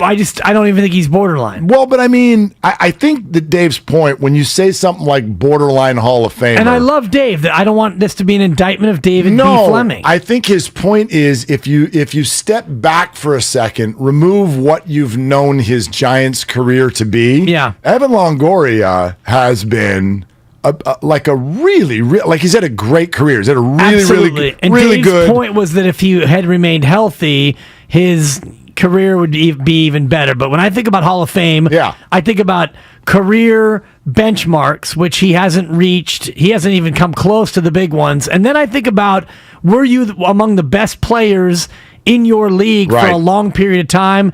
And I don't think he's really been that either. He was with Tampa for a solid 5-6 year run. Right, With Tampa, like when he came out from age 22 to age 28, this was an elite American League hitter. Yeah. Middle of the order, staple, baseball player for sure. Obviously, he's never been that with the Giants. You know my Hall of Fame rule. I think everybody should get in. Boy, it's just amazing. Yeah. You made the big leagues. Good for you. Off you go. Hall of Fame. Montessori. Donovan Walton, you're in. Because I couldn't give a rip about the Hall of Fame. It's such a joke from so many different angles. It just kind of makes my stomach turn. That's how I feel about Halls of Fame. But anyway, no, I'm with you. He's not a Hall of Famer. But it's just like it's been a long, sneaky, good career that Giants fans probably don't think about because we've never experienced Longo in that way. He's in the Hall of Good Sneaky Careers. Yeah, 20 home runs with the Giants just once. Just once. Although, can we do one more game show music, please, just for fun? And then Filmo Mike wants to yell, and I'm always here for that. Captain Save a Giant. All right, just with the Giants, how many home runs has Evan Longoria hit? Of those 328, how many are with the San Francisco Giants? I'm only going to give you plus or minus 3. 18, on that 19, one. 20, so 20, hang on, 5 years, hang on, I got to add them up myself. He's a 5-year Giant. That's correct. He started in 18. Yep. Hang on. And okay, I got the number. I'm going to go with my favorite highway. No, it's not the 170. The 170, the Hollywood Freeway. Be careful with the. But it's the 101. I'm going to go 101. Ooh, you are Cody Bellinger. Oh, you're so high. How high? How high am I, Mark? He has hit 67 home runs. That's it? Yeah. 67 home runs. Remember, one of these years was a pandemic year. Good point. Injury-riddled last year, only played half of a season. Yeah, there you go. Right? He's gone north of 120 games with the Giants only twice. He's never played 130. 67 home runs. 67 dingers. Including the slam in Colorado. Yeah, 66 till yesterday, brother. Man, what a big homer that was, too. Filmo Mike has this to say about Evan Longoria. Filmo, what you doing, man? Hey, I'm chilling, man. I was listening to this song. It goes, look up in the sky. It's a bird. It's a plane. What's his name? Captain Save a Giant Man. Here I come to save the Giants. Look up in the sky. It's a bird. It's a plane. Nice, Filmo. Hey, that's my point, Willard. Evan Longoria is a borderline Hall of Famer. He's had a great career. Yeah. And you just sitting up here trying to call Brandon Belt a great Giant. You know who else called him a great Giant today? Hey, Filmo Mike, you know who else called him a great Giant? The same guy we're talking about who brought this up. His name is Dave Fleming. Do you respect him? I do respect Dave Fleming, but Dave Fleming is tripping. Add that to the Filmo Mike file. Now, Filmo, we love you. I do not want to spill back into Brandon Belt. We already did this, okay? Dibs and I are on the same page. Evan Longoria does not get a jacket, all right? You okay? All right, he got it. He's out. Right, see you later. He Filmo walked Mike. it off on Dave that's Fleming fine. is tripping. I mean, yeah. By the way, Fangraphs has the orange and black now 3.2% to we're down to 3.2. make the playoffs. So it's getting Look, I'll be here until the last breath. I know you will. Yeah, but I mean, come on, man. Look, the second that the bullpen defined itself, the answer was no. No, you're not going with this bullpen performance. Period. All the other stuff. Good bounce back from Leon yesterday. Yeah, he got through it. Jeez. Okay, so that's it. We can talk about the other stuff. There's ways to patchwork Yaz's swing and Belt's knee. You can patchwork that stuff. You cannot survive a bad bullpen. Period. And they're not pitching down there. And so for me, that's enough. That's enough to say it's not going to happen this year. But on they go to is it Detroit? Detroit, yeah. Coming up the next. Motown Kitties, the Motor City Kitties. All right, perfect. Okay, so what about this? Christmas Day. Day and Ja. getting together. Yeah. What if Durant's on that team? The Warriors? No. The Grizzlies. How'd you feel about that? I mean, how about that? I think that's exciting. And I think Memphis becomes favorites in the Western Conference. Do you really? Absolutely. This is per shams now, so this is not some basketball.joy came up with this idea. No, shams is like they have entered the Derby, and actually, if you read everything that Shams said, let me just step back and give you another sort of impression that I got. There's a lot more going on Kevin Durant wise right now than we realize. We do this. We did this with Garoppolo for the entire year of 2022. If we don't hear anything for a certain period of time, we're just like, okay, there's nothing going on. I guess nobody's calling anybody anymore. Nobody wants Kevin Durant. That's not what's going on. He literally listed about 9 teams that have spent the offseason trying to figure out a way to get Brooklyn to nod their head. From Boston to Philly to Denver to Miami to Phoenix, and now it gets to Memphis. And Memphis has maybe not a lot in the way of the young players that would really make Brooklyn get excited. They've got good young players. They don't have great. Like Memphis is sort of, this is ironic, they're kind of a strength in numbers team, even though they used those words against Clay earlier this year. But outside of Ja, take our slogan out your mouth, Memphis. You're damn right. Outside Especially of Ja, now that you don't have it with JJJ out until February. There's no stress fracture. Indeed. So there's no stars there, but a lot of really good players, and all of them are young. Remember we went through that roster like nobody's 28. Yeah, everybody's whole thing is younger than 20, but they got a lot of draft picks, a lot of first round draft picks. I don't know how much that interests you when you know that those are not going to be early draft picks, but a lot of unprotected picks. And so I don't know what their ability is to get into this conversation, but if they do, I don't know necessarily if it makes them the favorite in the West. I'm a big believer in teams needing to be together for a little while, and I do think there are questions even about Kevin Durant if he sort of brings the no pun intended, does he bring the thunder that he used to at his age and after the injuries? I'm not sure, but obviously still a great player. But boy, would this be good for the league.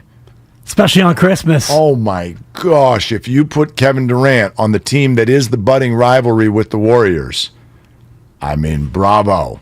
That's entertainment. Yes, I think the only one that would be more entertaining, or at least as entertaining, would be KD in Boston, just because of the Boston Celtics brand and the fact that the Celtics are coming off an Eastern Conference championship and what that would mean. Warriors Celtics, but Warriors Grizzlies, which is probably the big rivalry now in all of the Western Conference. You could look at Lakers Clippers maybe being the second best rivalry. Now, I don't know if you can. You still have LeBron James and the Clippers. If they get Kawhi back, the Clippers are going to be good.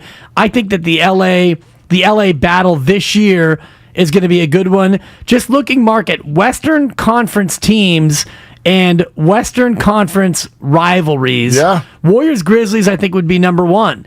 And I would go Lakers Clippers would be 2.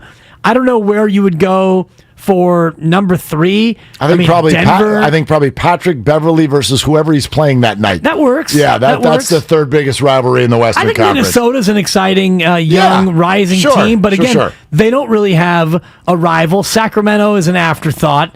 Utah is a team in major transition. Rivalries in basketball are tough. It's not the same as football. It's not the same as baseball. But they can be, especially because you play 4 times. And by the way, baseball rivalries are going to wane next year a little bit with the new schedule. They're going to a balanced schedule. Yes. So the Giants and Dodgers, the Giants and Padres won't play 19 times anymore. Sounds like a good thing for the Giants. Yeah, true. But it's only down to 12, I believe. You're only playing 12 times. I just mean if you go up and down the board in basketball, like certainly it's the only sport where LA versus San Francisco does not become the thing in terms of how does Memphis become your biggest rival? And watch, the Warrior rival has been an evolving thing year in and year out. If I asked you over the 10-year run of the Golden State Warriors, who's their rival, you might have 4 different answers. It was Houston. Houston for sure. It's now Memphis. It was Cleveland. Yeah, absolutely. It was Cleveland. Now it's Memphis. You're right. Who else has had a cup of coffee there? I mean, I guess a little bit of Memphis in the early days. OKC when KD was for there. a minute, and the Lakers are always sort of there, but and I think that's why this rivalry falls short of the Giants-Dodgers, for example, is these two teams have never both been great at the same time. Even in the bubble, when the Lakers got that half a championship, the Warriors were in semi-tank mode. But go to the Eastern Conference and your traditional rivals there. Like, are the Knicks and Celtics and Sixers? That would be the big one, I think. It just revolves around who's got the good player. There's only really, and there are plenty of stars, and we've all got our own definition for this stuff, but superstars, I mean, the guys who run the league. Yeah. In the NBA, it really almost always comes down to that. Is it a LeBron? Is it a Steph? Is it a Giannis? KD has had his turn as that guy. If you've got those guys, then you're in.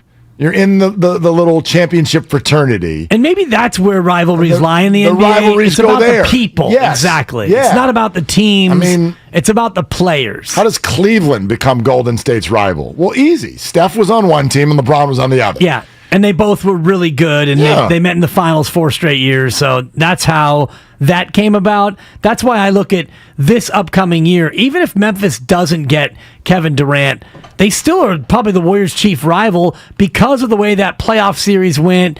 The Dallas doubt. series. Yeah. The Dallas series was actually the conference championship series, but that was kind of a weird one. There's no rivalry there. I mean, the Mavs, it literally sounded like they were looking at a playbook on how to not make this a rivalry. They just walked in, lost game 1, and went, well, they look way better than us. So we'll just, we'll do what we can to get some buckets here for the next week and a half until we go home.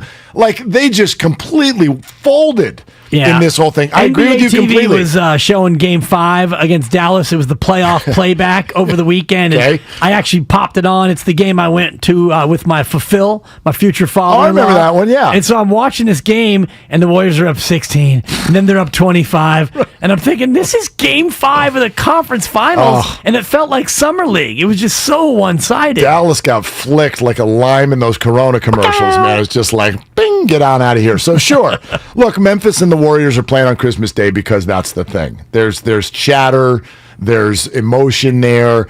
Now there's history with GP2. He's not even going to be in the rivalry, but his name is going to come up every time these two teams meet. Ja does Steph dances over on the sideline. Like, they get under one another's skin. Klay Thompson calling out Jaren Jackson in the post-championship press conference. So absolutely right now. In fact, I think you could make the case that in this moment, like if rivalry is based on anger and chatter, what beats Warriors-Grizzlies in the entire NBA? What beats that? Yeah. It's not like the Bucks and Celtics are mad at each other.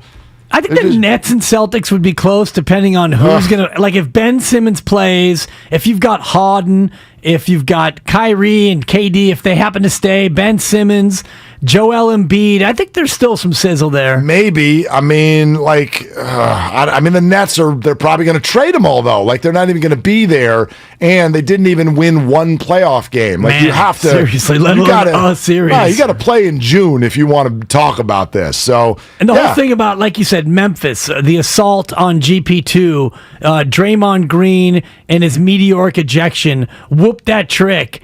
And, the Warriors coming back and taking it to the Grizzlies. There is a lot there. There's a lot Jaren there. Jackson Jr. talking trash. Klay Thompson calling him out at the parade, for God's sakes. Or at the podium. At the podium, yeah. Following the championship. After the win, yeah. Yeah, it's like he went out of his way on the podium to come at Triple J. So I think that is that is the spiciest rivalry in the NBA, no doubt. That's why it's featured now on Christmas Day. So let's say Kevin Durant is on that team. I mean, yeah, they become more dynamic, but this is the problem for all these teams. If you want KD, he's great, but you're going to sacrifice your depth. There's no way around that. There's no way you're going to give up draft capital and you're going to give up young talent. And now Durant joins this team. They got to figure out how to do that. You know the conversation everywhere he goes. Well, wait a minute. There's only one ball. So now Ja and KD, and is that going to work? And is it going to blend? And it doesn't always, right? It worked with the Warriors, but only in a short stint. And then look at all of Kevin Durant's other stops. Russell Westbrook, over time, nope. Kyrie, nope. Harden, nope. So that's not a gimme. I get what you're saying. Star power-wise, if he goes to the Grizzlies, they scare you. But the moment it happens, I would absolutely still favor the Warriors, just because of their continuity. Right, but offensively with the two-man tandem, not bad. And I mean defensively, I don't know how Memphis is going to stop anybody with that tandem out there. But offensively, Ja already is an unguardable force in this league, and Kevin Durant. And it depends on what KD has left, right? Depending on how healthy he can be over the course of 82. But that Memphis team, to me, instantly becomes scary because, if Ja hadn't gotten hurt, Memphis wins that series, right? Speaking of getting hurt, so what was happening in the middle of the NBA Finals that apparently nobody knew about? We'll have that for you coming up next. It's Willard and Dibs on 95.7 The Game. I'm Michael Jenkins helping you beat the book.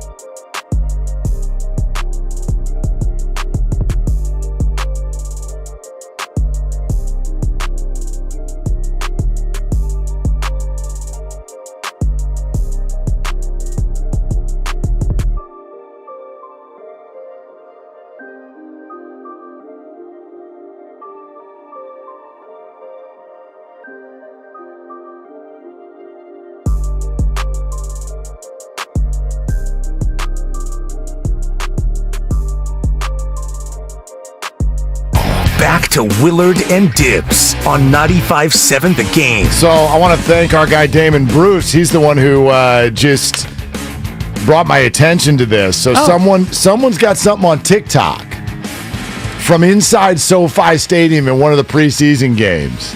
And you can hear, like, I imagine most people listening to us have been to an NFL game at some point in your life. You know what it sounds like when a play is about to take place. It's an anticipation sensation. Cha-ching! There's a lot of noise. Here we go. Cha-ching! Right, everybody's going crazy. The build-up. And that's what it sounds like inside SoFi Stadium. And then the phone pans to the crowd, which is masquerading like a bunch of empty seats. And all it says is, confirmed SoFi uses fake crowd noise, which is the easiest thing to believe ever. So SoFi Stadium, this is going to be a story forever now, okay? Remember the 49er fans took it over last year? It was crazy. And then the Chargers are there, and they've got maybe the most exciting young roster in the entire NFL, and still everybody's going to be there rooting against them. So how do you battle that? Hey, pipe in fake noise.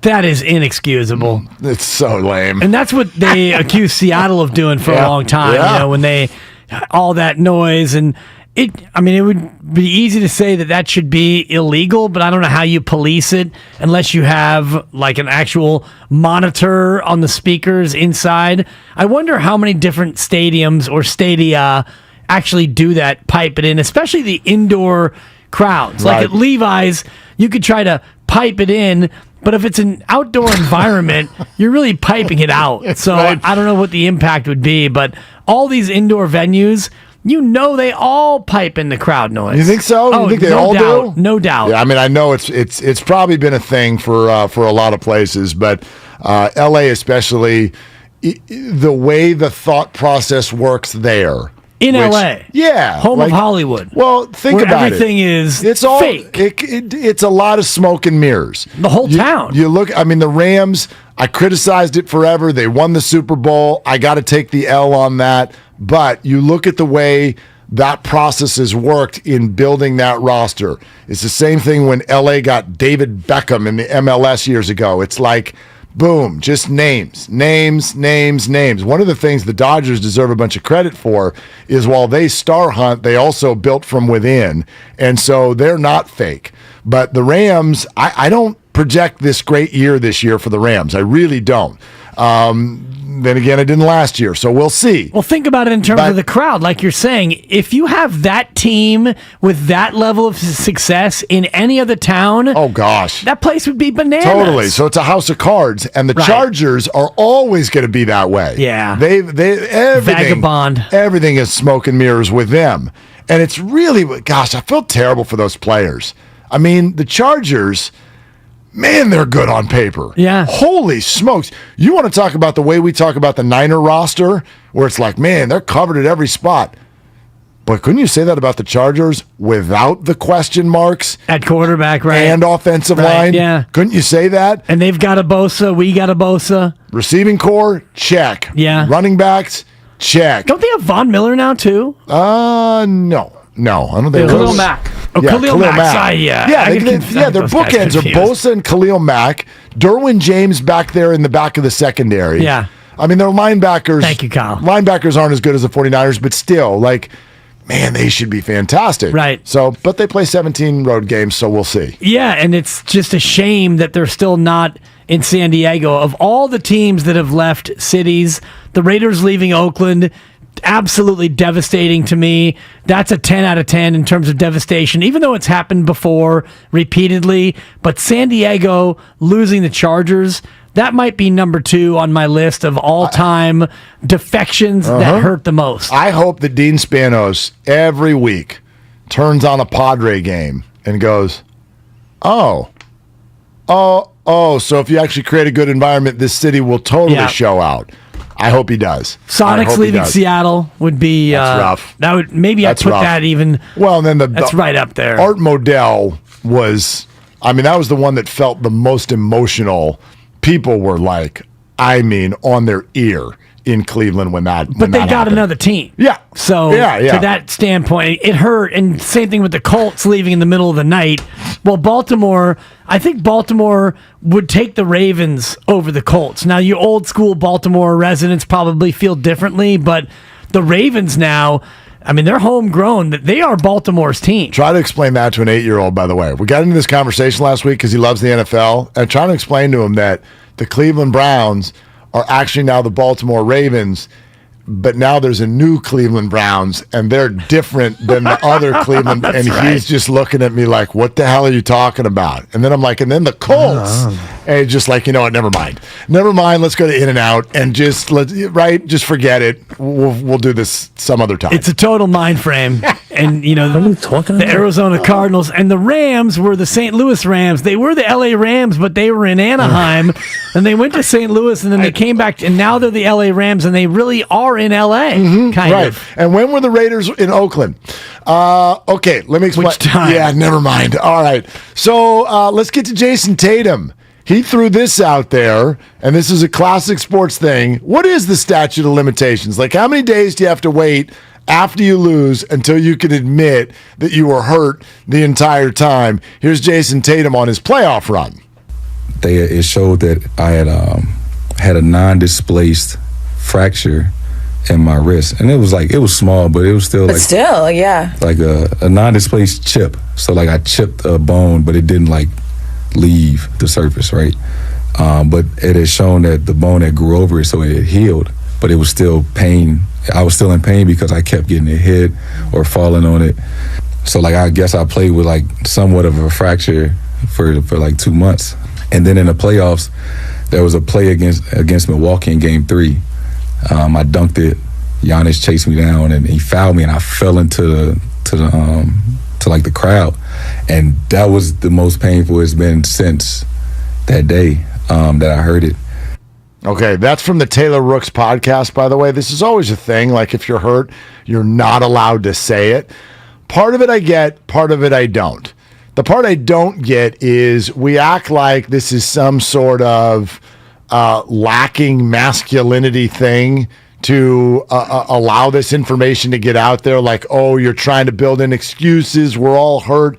I don't know why this needs to be such a big secret in terms of the public. I do get it from the perspective of if the opponent knows that you're hurt, they're going to go after that spot. So I get it. But let's say the series ended and this came up within the next 3 days.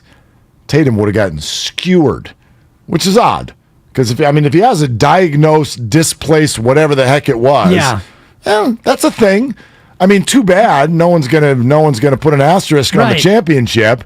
But that's the way it goes. It's just always weird. There has to be a certain way that comes out, if at all. It's a shame for me, and this is maybe too calloused of a way to look at it, but this goes back to the Brandon Belt discussion you and I were having in terms of, is he hurt or is he not hurt?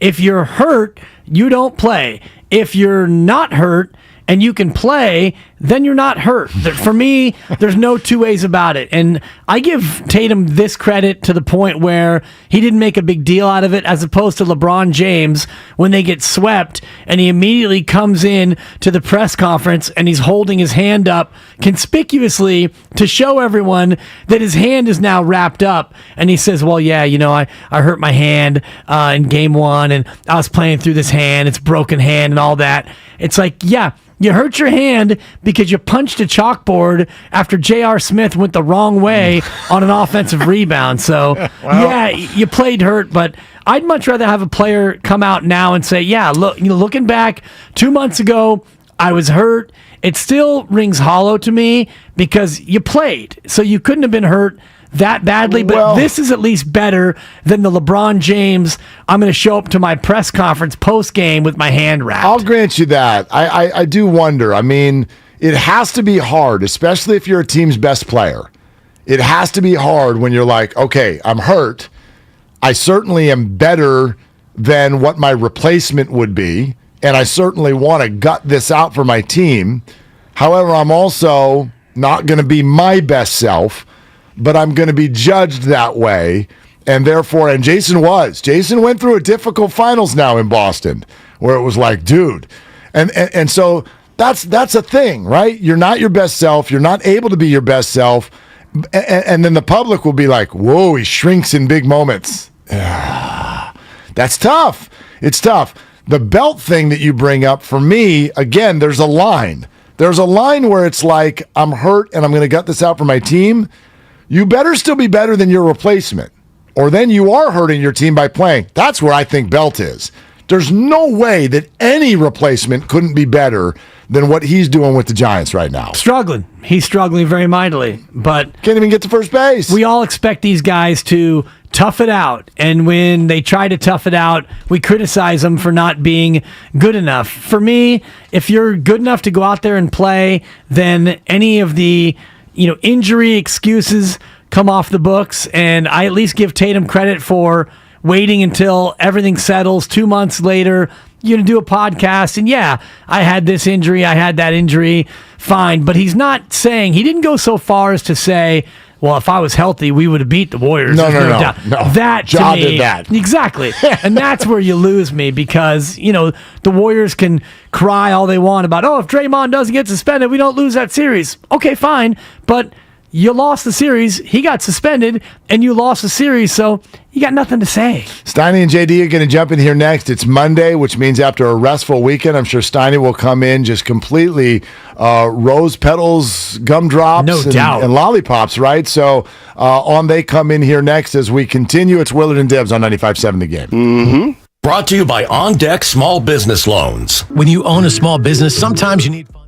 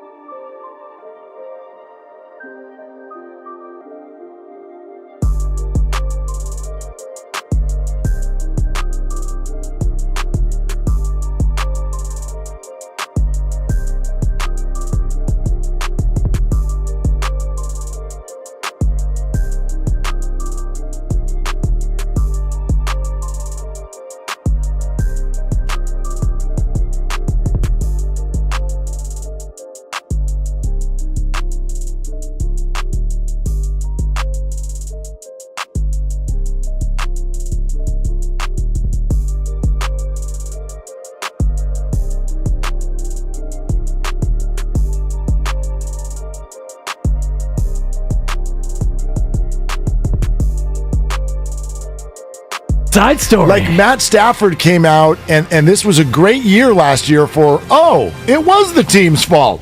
Like Matt Stafford for years with the Lions. Is it Stafford? Is it the Lions? Is it both? Oh, yep, it was the Lions. In the Sam Darnold case, remember, he'd be good if he wasn't a Jet.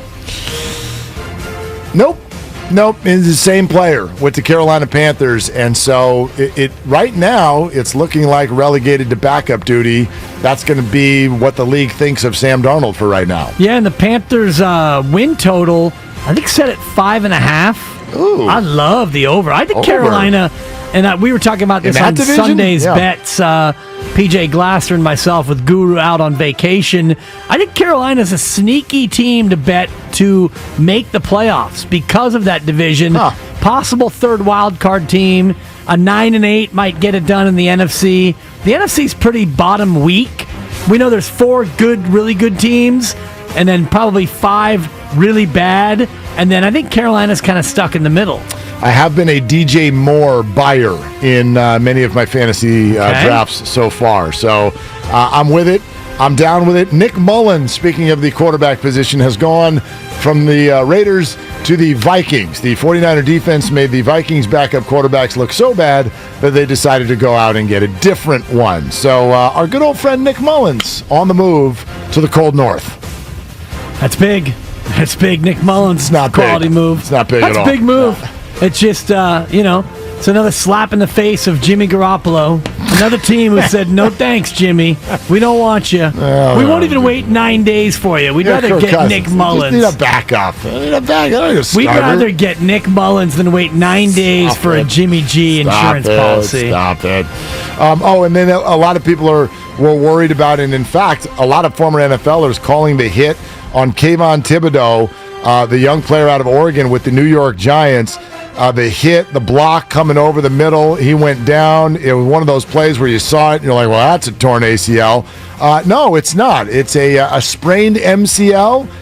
Not that this is just like no big deal, but 3 to 4 weeks, and Thibodeau will be back. So was there a bone bruise involved or just a straight sprain? Well, there's always a bruise. It's football. Yeah. Well, the bone bruise, as we know, and Doc Pandia, Doc Feely will bring the heat, bring the knowledge Wednesday at 11:30. But the bone bruise definitely exacerbates the CTP, the cleared to play timeline. So we'll keep an eye on the bone bruising with the sprained MCL. You're turning into Robin Williams in Good Morning Vietnam over here today. CTP, your CTP, the TDP, the TBD totally is MIA.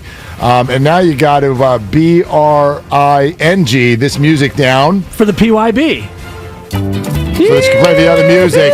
And I'm going first. And speaking of preseason football tonight, I know it's getting popular to bet those unders, isn't it? It's getting popular. They can't score, and it's week 2, and none of the good players are going to play. Well, Desmond Ritter's going to play, and the Falcons are going to score. Give me the over 37.5. Over 37.5 in this football game tonight between the Falcons and the Jets. Jets. Spadone, you're up. There was a lot of scoring going on in Oakland this weekend in more ways than one, but I like the Marlins to do it tonight, over 3.5 for the Miami Marlins. Oh my gosh, that was video that you should just go find on your own. I'm not going to talk about it anymore. There you go. Don't talk about that. Let's talk about Kyle Madsen, who joins us now live with this selection. Yeah, the Marlins actually visiting the Oakland Coliseum. I like them to get ahead and stay ahead. I'm taking the Marlins on the money line over the A's. Okay, so they're fading the A's over there in the hazmat room. And now we go live to Dan Dibley to find out what's happening in another country. Yeah, it's starting in 4 minutes, Mark. Last week, I gave you Erling Haaland to score Sunday, and you know what happened, right? But did you? Did you really give us that? Oh, I gave it to you, Mark. Because if you don't know how to spell it, do you know how to bet on it? Haaland, the best athlete under 22 on the planet. Man City was down 3-1. Haaland with a goal. They equalized 3-3 the final. But today, a clash of the Titans, Manchester United, a team on the ropes going up against Liverpool. I'm going to take Mo Salah to score for Liverpool. It's sitting at plus 107. Okay. All right. Let me know what you just said. Mo Salah, one of the great strikers, great head of hair. Liverpool's forward. He will score. I win. He doesn't score. I lose. No, He's the pride of Egypt, Mark. All right. It's a country in North Africa. Mo Bamba, right? Mo Salah. Mo Salah, got it. Mo Okay. Salah. All right, there's Dibs' No selection. relation to Robert Salah, although his last name is spelled the same. And both will be performing tonight. There it is. That's Pick Your Battles for a Monday. Dibs at 1-0, the rest of us with unfortunate Red X weekends. But that's not the case for Steiny and JD. You know they get loose on the weekends. So let's find out about it as we welcome them into our little party in here. Hello, gentlemen. Hello, JD. Hello, Steiny. What's up? How we doing? What's going on, guys? Yeah. What's cooking? What's cooking? I would imagine after a restful weekend, everybody's all bright-eyed and bushy-tailed.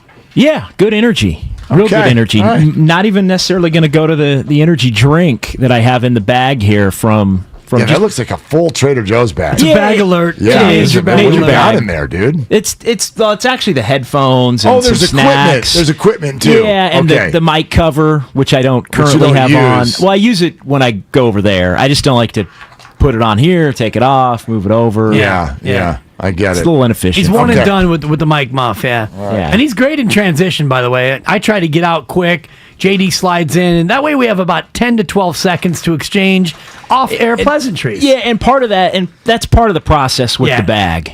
It's like, all right, I know where everything is. I'm going to grab it. I'm not going to drop anything. Yeah. Okay. And it's important that we have that time. Important to me Yeah. that we have that time for, usually it's, I throw out an opening salvo, you come back with a retort. There's a little bit of back and forth, and it's important to me. I'm laughing because you're sitting here talking laughing about at me? No, Like I'm a laughing. clown? Am I funny like a clown? Yeah, am I about to get shot? Pass that drink, Spider. I laugh right now as you're talking about the efficiency of a transition as Steiny just finished an 8-minute process Good morning. of plugging headsets in. That's where him and That's where him and I are very different. Yeah. He's like, you know what? I'm not going to waste the time to try and be efficient, and then occasionally it might bite him. And you've got 2 non-lidded drinks next to you. Oh, boy. Which is like, you're just asking for it in here right now. You just asking for it, dude. Hey, Dibs.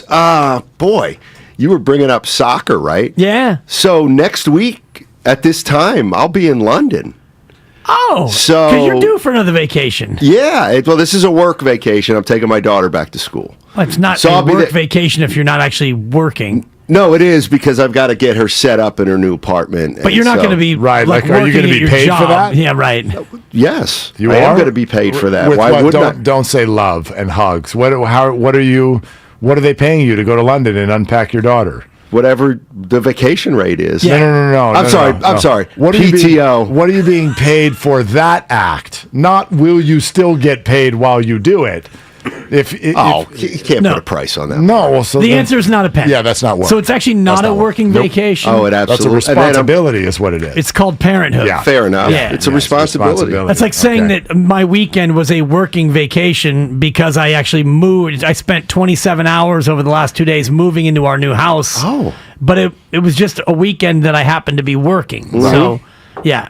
Your trip to London. Working. You were saying about soccer. Are you going to go to a match? Is there one you have on the docket? No, I'm going to ask you for help there. Well, it depends on what city you're going to be in. We're going to be in London. Okay. That's it. What side of London? Because I believe there are 10 Premier League teams in London. That's what I wondered. So it depends on where in London you're going, A. B, who has a home fixture, not a game. We have fixtures over there, Mark. Not a game. No, not the game that I love. Who's got a fixture and, what's the accessibility therein? Do they play Monday, Tuesday, Wednesday, or Thursday? Monday, rarely. Like, we have a game kicking off right now from Liverpool, which, of course, is not London. Right. Manchester is not London either. Manchester is Manchester. So, depending on where you'll be and at what time, usually Monday's a light slate in the Prem. All right. You are listening to 95.7 The Game, KGMZ FM in HD1 San Francisco. You really always live on the Odyssey app. So yeah, what are we next coming week's off only of? a 4-day week too. So It's 2 weeks, and not to be Johnny accuracy, but I got lost in that. It's not next week. Yeah, You're next gone. week. It's 2 weeks. You're gone. Labor Day is not this weekend. That would be the following. Yeah, and weekend. for your boy, this week and next look are so both confused. 4-day Like work Labor Day weeks. is It's 2 weeks from today. It's not a Yeah. 4-day week next week. That would be a 5-day, and you'll be missing all of them. Yeah. Yeah. And I'm looking at I got a 4. I'm at stretch What's the 4 date this today? weekend. Today's the 22nd. He's also not gone next week. He's gone in 2 weeks. Yeah, I'm actually next week. I will be here. You're a hot mess. You're a hot mess. What do you expect? Oh, you know what? I just remembered though.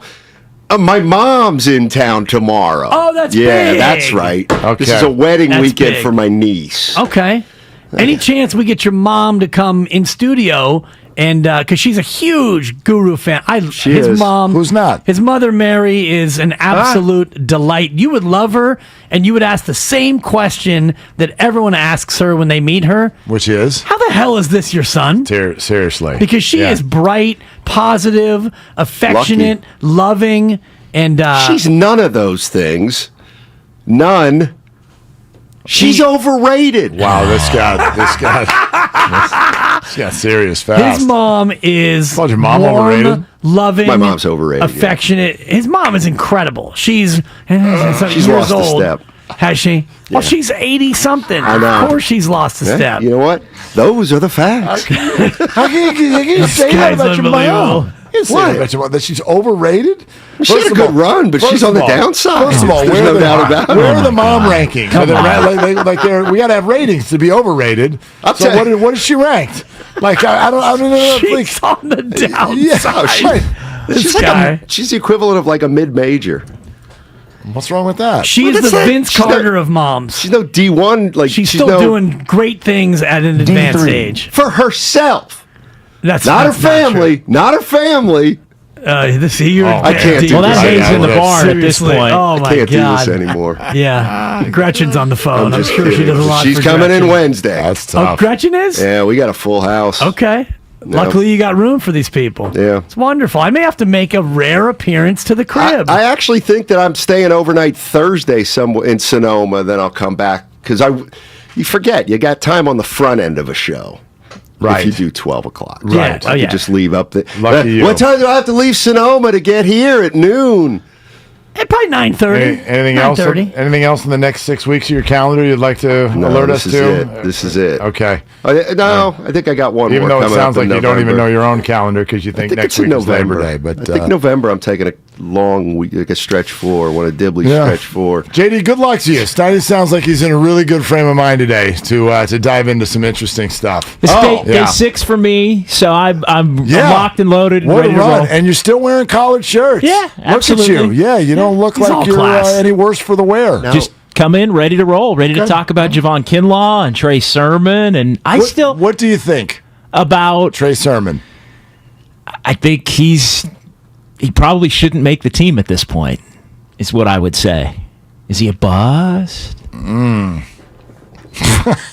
just kidding. I heard you guys talk. I heard you guys talk about Kyle that just earlier. did a Can you walk be a off third rounder and a bust?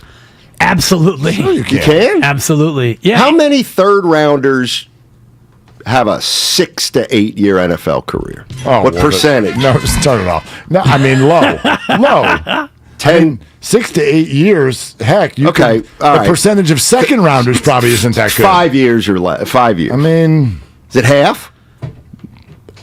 I'd guess that. I mean, when there's an investment in a player, they stick with you longer. We know that. So they're going to check on you for a while. And then even if it doesn't work, like if Trey Sermon gets cut tomorrow, he gets picked up the next day by someone else, for sure. Someone will have an evaluation where they want to look at that guy. Absolutely. I'm just second. Can a second day guy be a bust? Yeah, I think. Well, to me, bust is anything in relation to what you are. So we're not expecting you to be a first rounder. Well, but we're expecting you to make the league. Jacob Evans wasn't a bust. That guy the Warriors drafted at 28, and then he played a year, and now he's not really 28. It's also, though, in part, right? I mean, they're coming off of winning a championship, and he wasn't really going to play much for him anyway. And this is a bit of a cross-pollination sensation when you're comparing a late first NBA guy to a third round. Oh, you are? You did it, and right. I think that's an unfair comparison because in the NBA you might get 2 picks in an NBA draft. So I think a first-round pick who never plays, absolutely, it's a bust. But to JD's point, you're talking about a very successful team. When you're picking at the end of the first round, you're probably coming off a pretty good year in general in the NBA, unless you are in a trade-back situation. In the NFL, you've got 53 spots, and if you're a third-round pick, that's probably going to be your third pick that year. You got to do more than what he's done. How many running backs do you think they're keeping? I'll tell you what. I have a rule. Thank you. Well, no. I have a rule. How many tailbacks? How many guys are you keeping who will actually touch the ball? Mitchell, Why don't we put it Wilson, I think Ty Davis Price is ahead of Sermon at this point. But even by virtue of being a rookie, he's on the team. And I think Hasty still is. I know everybody's crush right now is Mason, but I still think he probably winds up getting cut, and they may end up losing him. Well, but I mean, there's room for at least 5, right? I think that is 5. Well, I maybe Mitchell, Wilson, and Hasty, TDP. And TDP, so I guess that's and 4. Juszczyk. Well, you don't count Juszczyk. But I thought they carried 4 and Juszczyk last year. So, so it's Sermon or Mason.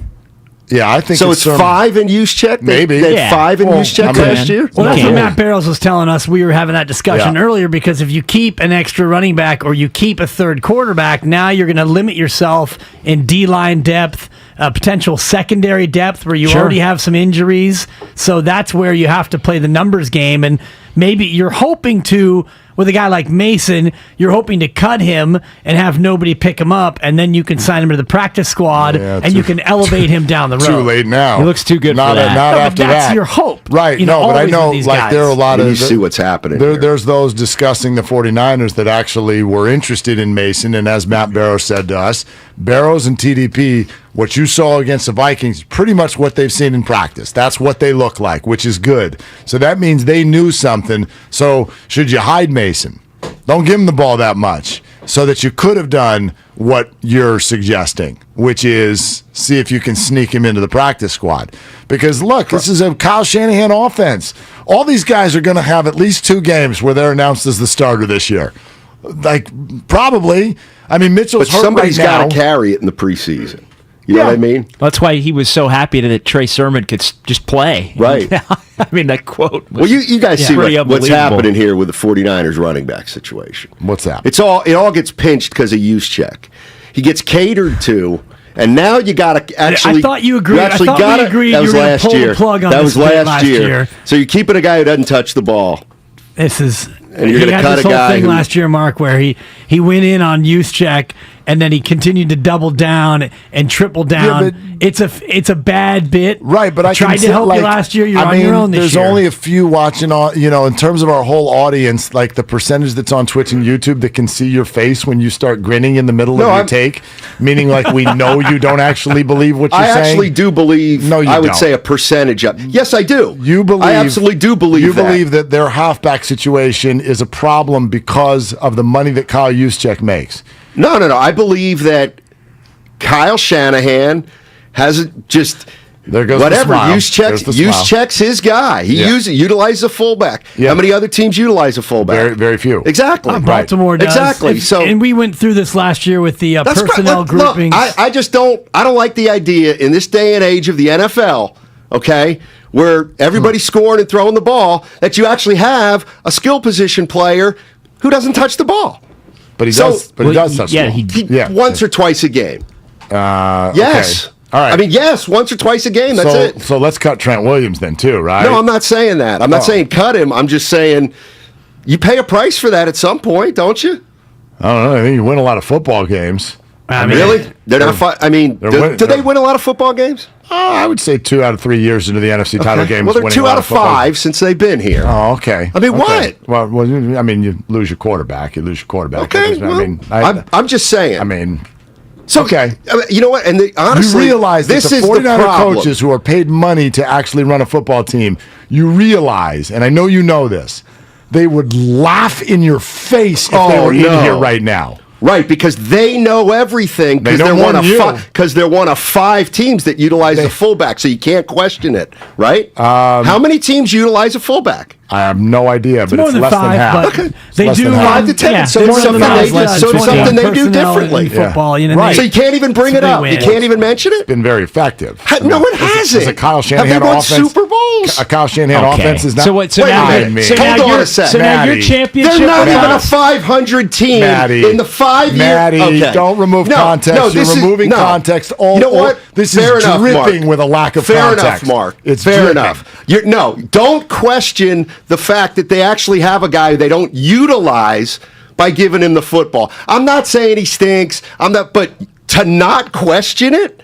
they're one of the few teams that utilizes it. Why can't you question it? It's not that it's not being questioned. The question's already been answered. Well, which is what? That it works.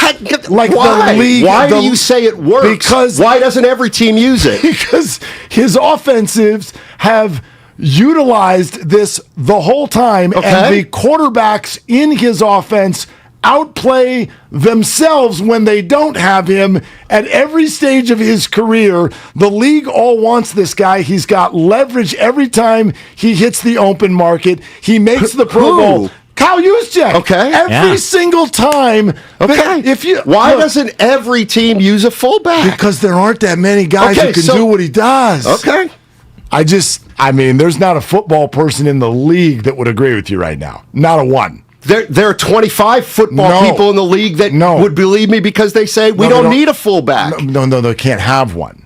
They don't have a Kyle Juszczyk. Because there's only 5 fullbacks that can play in the NFL. Gosh, it'd be great if Lowe were here right now. We've done this a million times. A million times. And I guarantee he laughs at you. I guarantee it. He thinks I've got a point on some of the stuff that I talk about, and one of them is to have one of your skill position guys who doesn't touch the ball. Yeah, well I'm just saying. He does, but okay. Very infrequently. Yeah. Very infrequently. Well, it's because Jimmy kept overthrowing him. Well, it's because Juszczyk's wearing cinder blocks as feet. So can you guys believe Longoria got that tag down? No, boy, what great hands he has. So great, it's been an amazing game. Longoria. No. It was an amazing game for him yesterday. It was an amazing Great game for him yesterday. And I wasn't being serious. That was just a palate cleanser. That was a little palate cleanser. I think it was an invitation for us to leave. Just a palate cleanser. No, it was an invitation, which we will. We will. Here we go. Steiny and JD next. He brings the passion. For what? I want to know now. I'm mentally invested. Don't tell me to pray and you don't say what for. He brings the perspective. Yeah, I think they both have.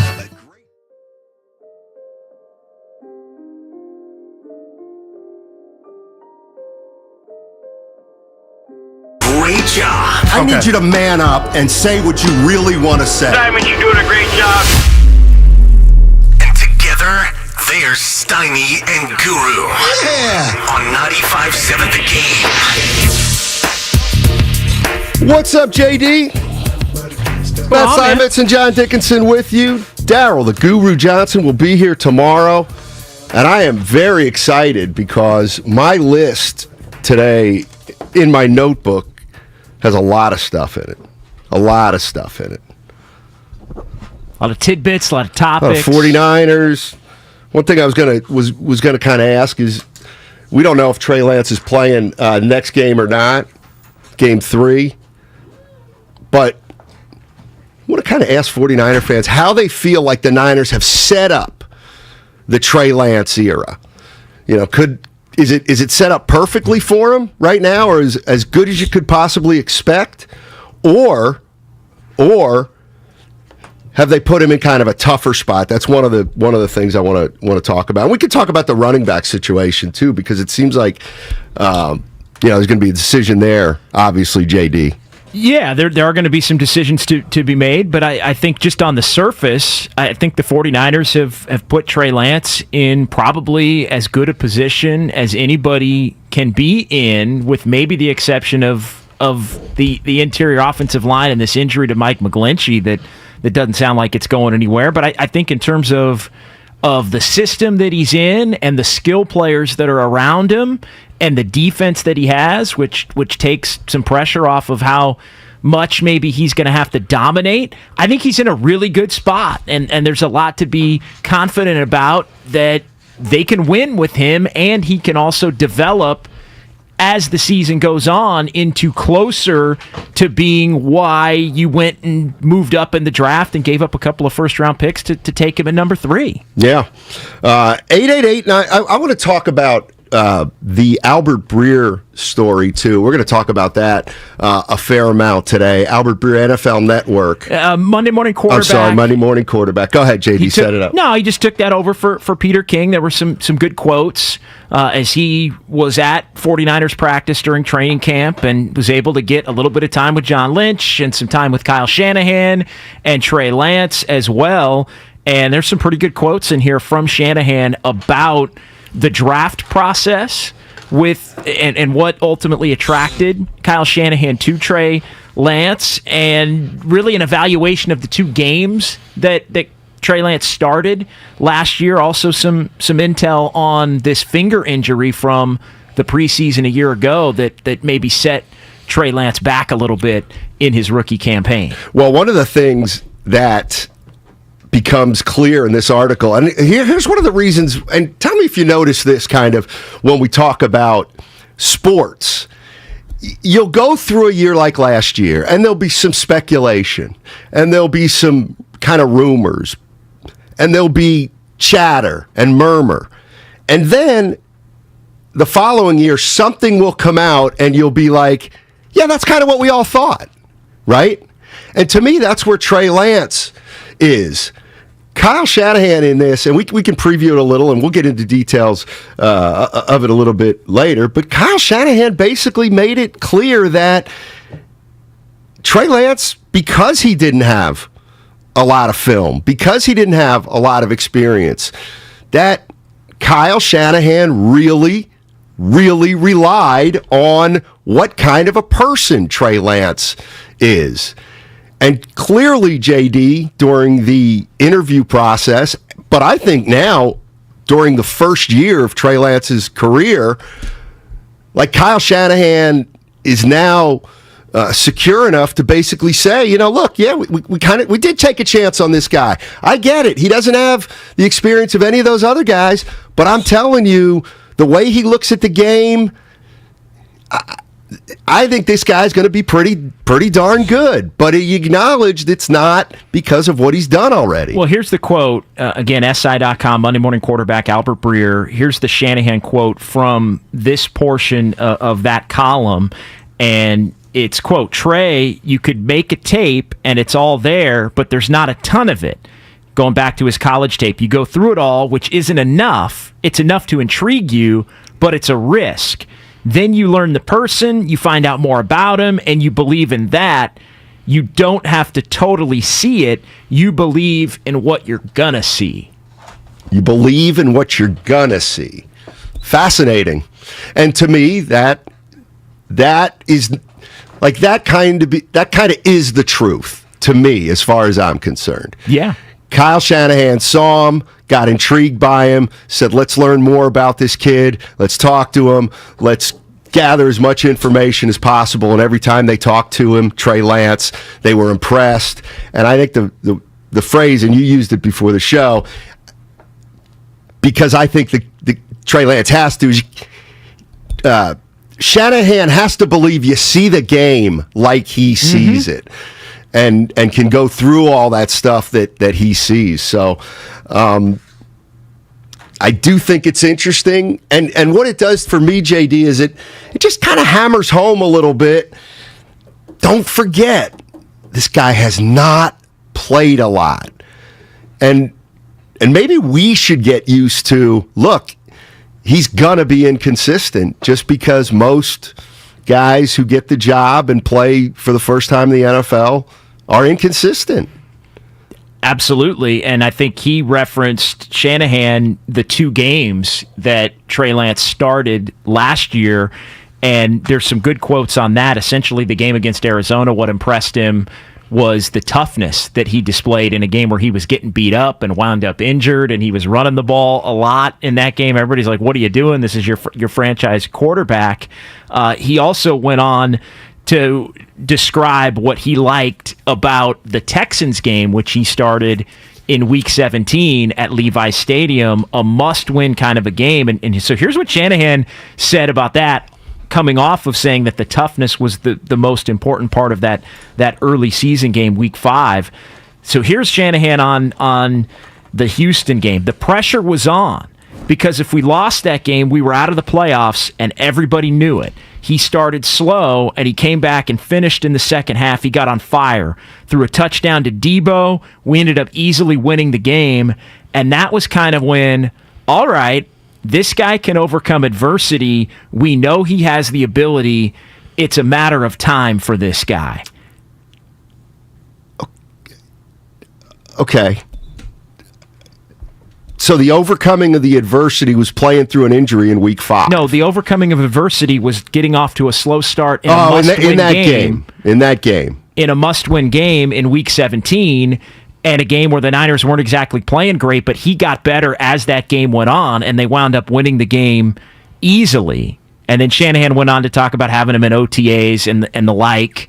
But yeah, it's the way he carried himself and got better even in that game, which was a big-time stakes game that he was thrown into, to where you're thinking, hey, maybe just the fact that you're starting this kid on that day would be a reason that you lose a game against a team you probably should beat, and maybe it knocks you out of the playoffs. That was a huge game.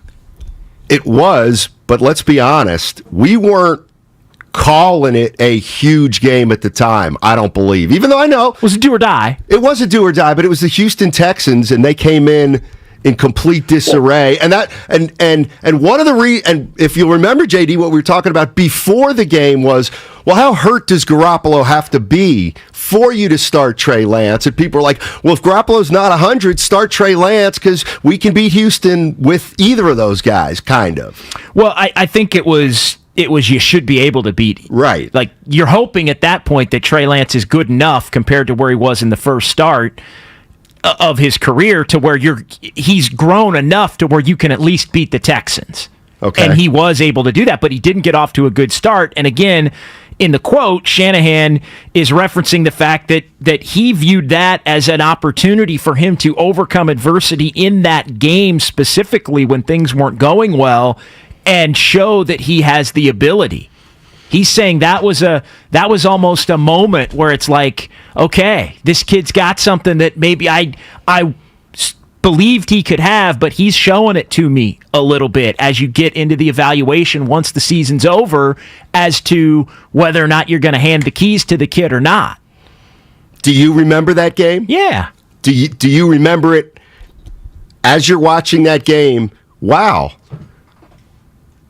This is the kind of game where, like, I guess what I'm saying is, I think it's a little bit easy to say now for Kyle Shanahan. Yeah.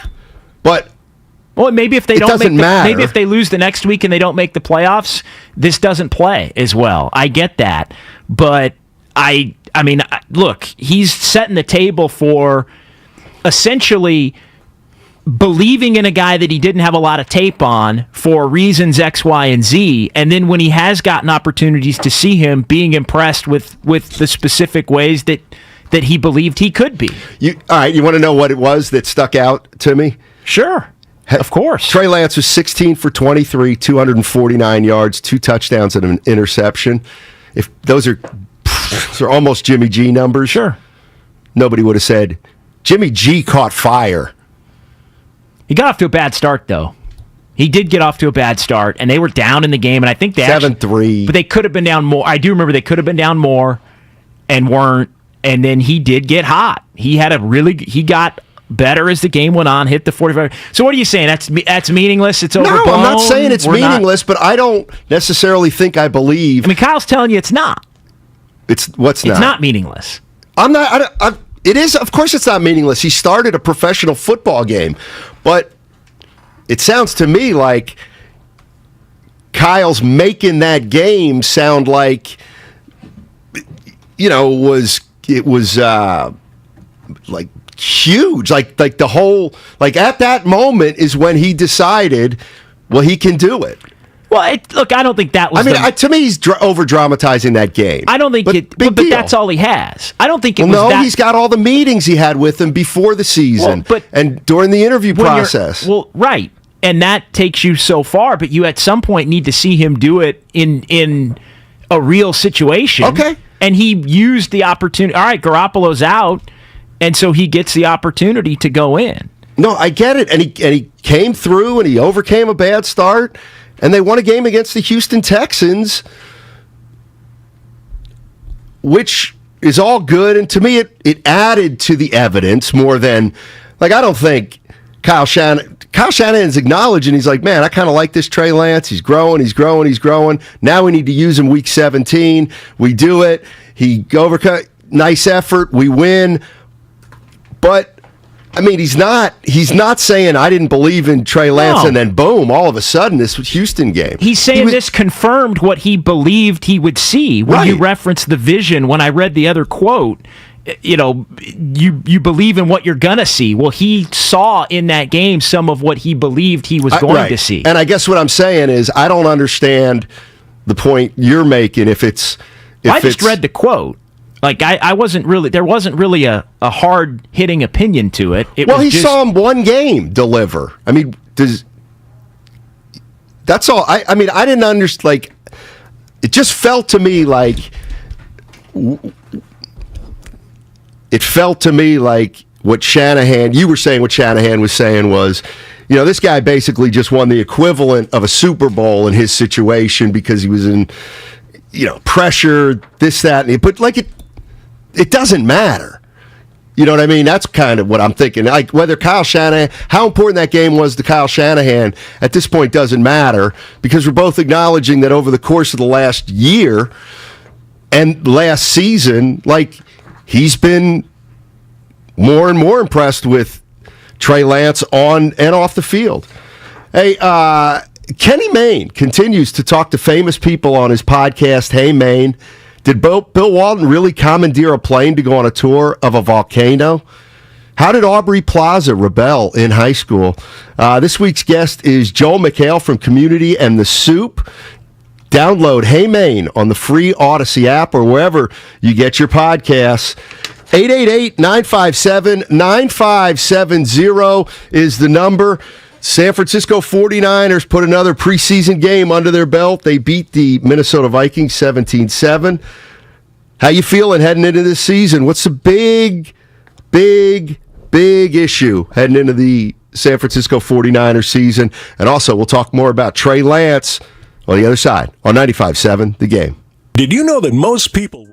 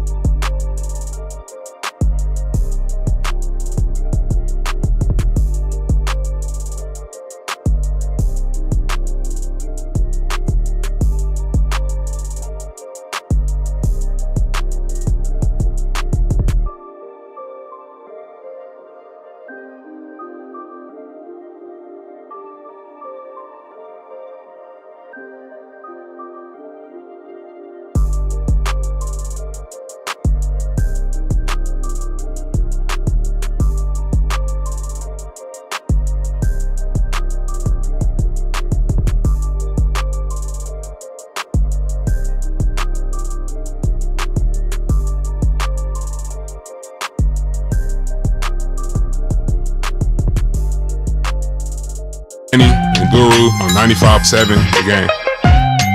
All righty, Matt Steinmetz along with John Dickinson. And the San Francisco 49ers played this weekend. Trey Lance did not. They win 17-7. And we're talking a little bit about Trey Lance. And here's how I'm going to set this up, JD. And we're going to get into an interesting Trey Lance quote. But when we're talking about this season, and it's clear, the expectations for the San Francisco 49ers are sky high. In fact, there are people talking about a Super Bowl run. And all I'm saying is, knowing what we know about how tough it is for young quarterbacks to start out in the NFL, at times I think we overlook everything this guy's going to have to do, Trey Lance, for this team to be a super good, and it's not his fault, but we have no idea how he's going to handle adversity. We have no idea how he's going to throw the ball over the middle. We have no idea about his ball security. We have no idea how he might respond to tough coaching. We don't know consistently how he throws the deep ball. And it feels like at times we're glossing over how tough this is for any quarterback to do. Not specifically Trey Lance, but any quarterback who's going to start to play as a starting quarterback in the NFL. It's hard. Now, all that being said, I think you could make the case that he's set up as well as any quarterback possibly could be, given the circumstances, the pressure, if you want to call it that, the expectations, the belief by a good percentage of the fan base that he has to be an immediate upgrade over what they had the last few years under Jimmy Garoppolo. Not turning it into a conversation about that, but the point I'm getting at is whether it's just having Kyle Shanahan at his disposal and his offense and the relationship that they've been able to develop going back to even the draft process, where it sounds like their conversations and discussions about football were a major part of the reason, more than even what was on tape, because there wasn't much on tape, to why he wanted to draft Trey Lance. He set up with Shanahan, and he set up with the stable of running backs that are going to all do different things. And maybe Mitchell's the guy that gets the bulk of the carries, but we've seen him be able to commit to the run. And I guarantee you Kyle's going to say we still want to run it 30 times. I always still want to run it 30 times. You've got Debo and Ayuk, and you've got Kittle. Sure, some question marks on the offensive line. We've also seen the 49ers be able to overcome that with scheme and with Shanahan's expertise to a certain extent. The defense is another part of it. What projects to be an elite defense that takes pressure off your quarterback. I think all of what you're saying, I get, but you could make the case that he's better equipped, certainly than any of these other young quarterbacks are, even Mac Jones, who was in the playoffs last year, to be able to be in position to win. 888-957-9570 is the number. Kyle Shanahan handing the reins to Trey Lance. Okay. I agree with you. Of the young quarterbacks, Trey Lance is in the best position. But I also think young quarterbacks all have to overcome something or other to become a really good quarterback. And I think Kyle Shanahan knows that. And I think Kyle Shanahan saw, to go back to the quotes that we read from the previous segment, not the Texans game necessarily. Right. I do think he saw some of it there, but he saw in the conversations that they had in the draft process that he believes Trey's got that demeanor to get better, to work on his craft, to hone in. That's why you take the kid. No doubt. But you take the kid knowing it's going to be a process. Sure. Okay. The 49ers are essentially favored to come out of the NFC right now. Right? Yeah, life comes at you fast. Well, that's kind of what I'm saying. When's the last time a team with a quarterback situation this uncertain was this much of a favorite? JD, I'm not even saying like Marino, when Marino came, because nobody thought he emerged on the scene. Maybe Justin Herbert. He emerged on the scene, was really good. I'm talking about everybody thinks the 49ers are going to already be really, really good, kind of no matter how Trey Lance is. Unless he's terrible. Well, it kind of feels like even if there's a segment of fans that say, even if he's terrible, you know what? We're going to go 10-7 because Jimmy was terrible.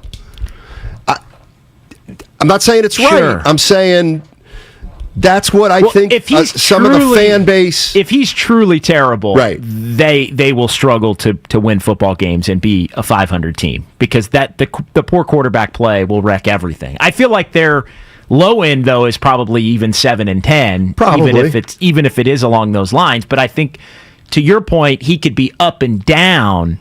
And I think there is still a belief that they could win in that 10-game range. Even if there's some high highs, there's some low lows, there's a lot of middle. He makes some big plays here and there, and they're still going to be talented enough to win as long as he doesn't wreck it with a game-altering play to the negative. Yeah, I get what they're trying to do, and I'm not saying they can't do it. But this is kind of where, 650, what's Trey Lance done for everyone to be so excited about? Well, that's where you have to trust Kyle Shanahan. Absolutely. And Kyle's given you something from that Texans game last year, because to me it was twofold. It was the adversity within the game where they got down, and sure, it's the Texans, who cares? I understand. But it's still something we hadn't seen him do before. Get off to a bad start. A lot of quarterbacks that get off to a bad start, throw an interception early, it completely messes him up for the game, even against a bad team. Well, that didn't happen with him in a game where there was some pressure. There really was. I mean, there was pressure. That was an elimination game for the Niners. It was. I mean, that's not nothing. It's not nothing, but it's First also home start. But it's also, you couldn't, you want to talk about putting a guy in a position, hey, we need you to win this game.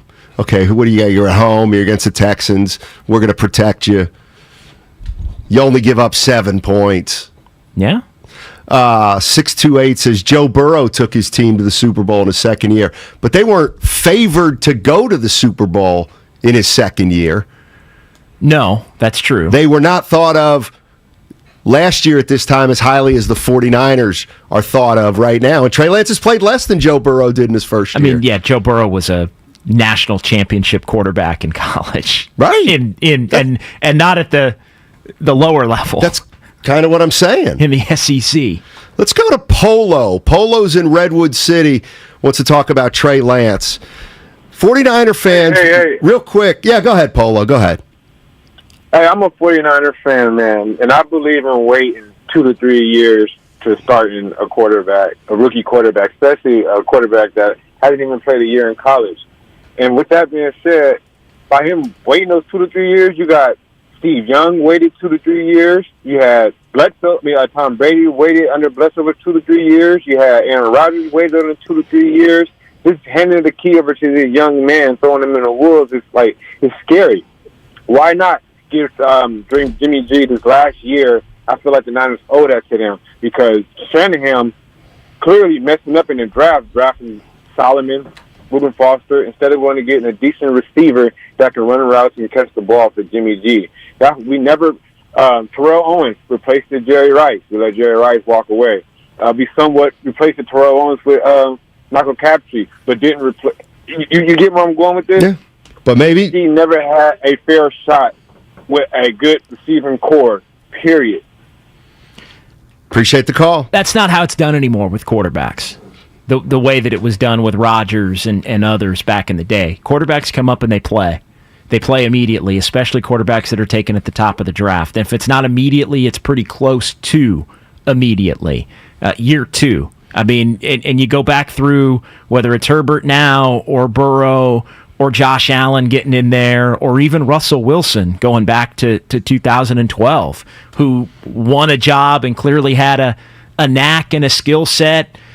Derek Carr was a guy that was out there. And we can debate how good or great he's been in his career. It's not for that. But my point is young quarterbacks are playing now. And they're playing faster than ever. It's just not the way it's done anymore. And a part of that is the salary structure of it all. You want somebody to be able to play, and you want to be able to win and use your assets while he's on the lower contract. That's a huge before part of you have to flip it. Huge factor that you want to use. That you want to win with your quarterback on a rookie deal, ideally. Let's go to Lori. Lori's in Phoenix. What's going on, Lori? How you doing? Hey guys, how you doing?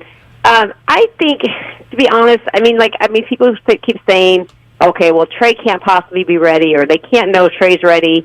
But I think this was all part of the plan. They took Trey last year knowing he probably wasn't going to be ready. They wanted him to sit a year behind Jimmy. They developed him. Obviously, you can only develop so much behind another quarterback. Running the scout team. He played in a couple games. He got his feet wet. But do you really think Shanahan would just hand him over the keys if he didn't know that he was ready enough to handle it? I know Jed and John they were talking about how they were comfortable keeping Jimmy around a couple years if they had to. Obviously, they're not keeping Jimmy. And if that was the case, if they didn't think Trey was ready, I think they probably would have kept Jimmy another year. So I think Trey's ready to go. Obviously there's going to be ups and downs, but you got Kyle who's going to be able to give him what he needs to have, and they'll be a little bit more conservative in the beginning. But he's got to get out there. If he doesn't get out there, they're not going to grow. Thanks, Lori. That I agree with. This is his year, obviously, and he's gonna get a chance to start. It feels to me like after hearing Lori talk, basically we're looking at it the same way. I'm looking at it and saying, it's really hard to be a quarterback in the NFL. It's really hard to be a young quarterback in the NFL. It's hard to be a young quarterback in the NFL and take your team deep into the playoffs. So why are we just assuming that this kid might be able to do it? I get the other argument, which is, well, they wouldn't have moved off Jimmy if they didn't think that Trey Lance could get it done. Right. And similar to Jimmy or better. And you may think it's overblown, the quote about the Texans game, and I'm not reading that quote as if Kyle Shanahan had some epiphany in that game. Now I'm going away from Garoppolo and we're going to go to Trey Lance. I don't think was. I don't think that game was the game that game might have been what finalized it in his mind, but I think it was already a process. Because here's the thing, and I think it's a game where Kyle Shanahan goes to John Lynch after and says, "You know what? We got some. That kid did all right. We got action here. That kid did all right next year. It wasn't all going for him early. I get it. He didn't throw for 500, but you know what? I like what I saw tonight, John. Okay, good, yeah, absolutely. And it didn't mean he was going to start." Right. Week 18 or in the playoffs, but it did, and it didn't, because I think, look, the perception was that last year that both quarterbacks would be close, right, in terms of was it a competition or not, which, by the way, Kyle Shanahan answered that in this article and with Albert Breer, the Monday Morning Quarterback. We'll get to that at some point here between now and 3, but the reality is that there was a belief that they were kind of neck and neck, right? But Kyle Shanahan knows that even if Garoppolo was the starter last year, you're hoping by the end of the year that Trey Lance is good enough to where it is closer to, it's Jimmy's team, he gives you the best chance to win, but where Kyle in his mind, without having seen him play in the Texans game, goes, you know what, he's a lot closer than he was at the beginning of the year. I'm feeling really good about another offseason, and he's good. Like, I think Kyle kind of knew in his mind, right, he's going to be the guy next year because he had already seen it. The Texans game may have been another box toward, okay, like what I thought I saw, now I've got a little tangible NFL evidence to back it up and feel better about it. I don't disagree with that at all. Zach in Belmont. Hey, Zach, what's going on, man? What do you got? Hey guys, how you doing? I think to answer your question, Steiny, that is Lance in a good position to succeed, and I think yes, what you guys have covered very eloquently here, all the great skill players that he's got around him. So he's in an excellent position. And I mean, has any quarterback, really a young guy in his first year as a starter, faced a bigger amount of pressure to succeed right away? I mean, it's really kind of laughable how much it is, you know. But I think conversely now too, that Shanahan finally has a quarterback who can see the whole field and has the arm to utilize the whole field. So I think it'll make him better too, you know, and underutilized players like George Kittle and like Kyle Juszczyk can be more better utilized. So, you know, I mean, there's a ton of pressure. It's a giant mountain to climb, but I think on both sides they're in a better position than they were last year. And let's see where they go. Good stuff. Appreciate the call, Zach. Couple things there, and this is what gets me. We're in good. We got a quarterback now who can see the whole field and utilize the whole field. We don't know that. How many quarterbacks do we say in the NFL of the 32 starters really can survey? 8? You don't know that until you see it. I think survey the field is a stretch. But you know what I mean. Well, I think maybe what the caller's talking about is stretch the field. Use the whole field. That's fair. Because I think there is a difference there. Maybe it wasn't quite the right word choice. Were the Kansas City Chiefs the favorite in the AFC Patrick Mahomes' first year? No, the Patriots were. Right. I would say. But the Chiefs had been a playoff team a couple of times with Alex Smith and hadn't quite gotten over the hump. Had some tough playoff losses. And yeah, the Patriots would have been the favorite, although the Chiefs did end up having the better seed that year and hosted that game when they went to overtime in the AFC Championship game, and ultimately the Patriots were able to win the game. And wasn't that the game where the Chiefs didn't touch the ball? Yes. Yeah, the Chiefs got off to a bad start. That was this past year.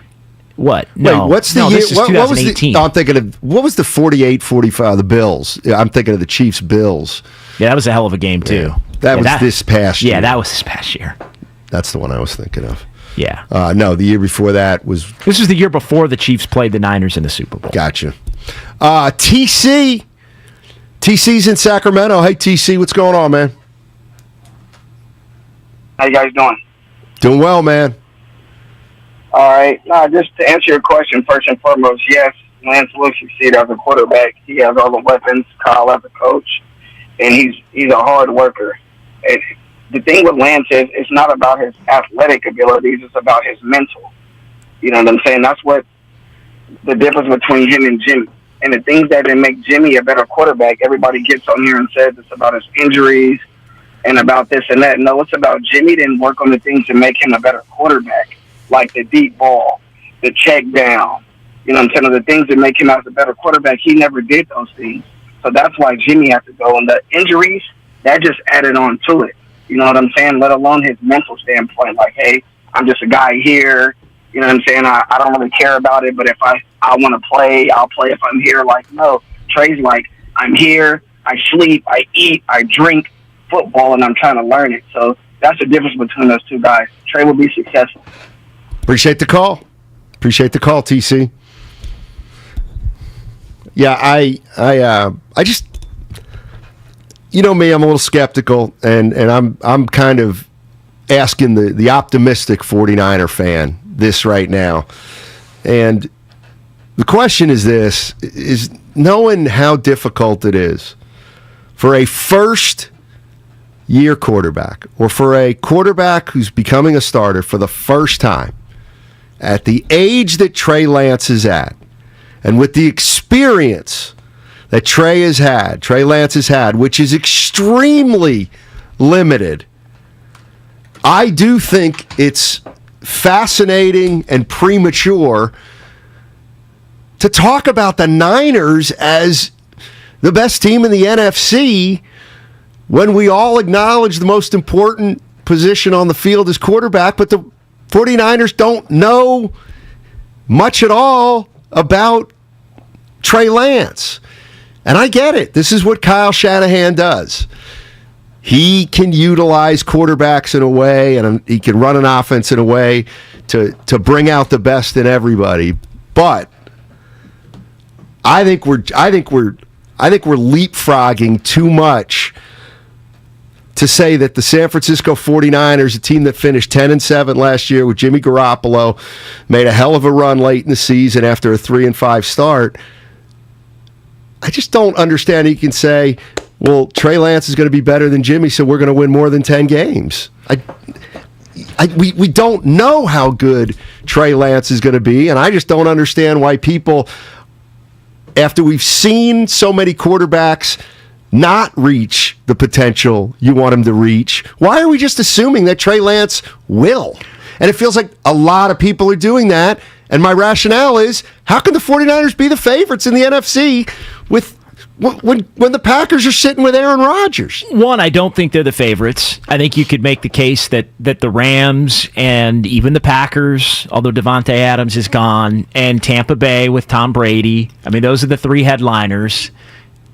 Defending champ, Rodgers, all of won Super Bowls now in their own right, all three of those quarterbacks. Can I change favorites to if the 49ers... Go ahead. Well, I just think they would probably be, in a lot of people's eyes, the next team in the mix. Not the 49er fans, though.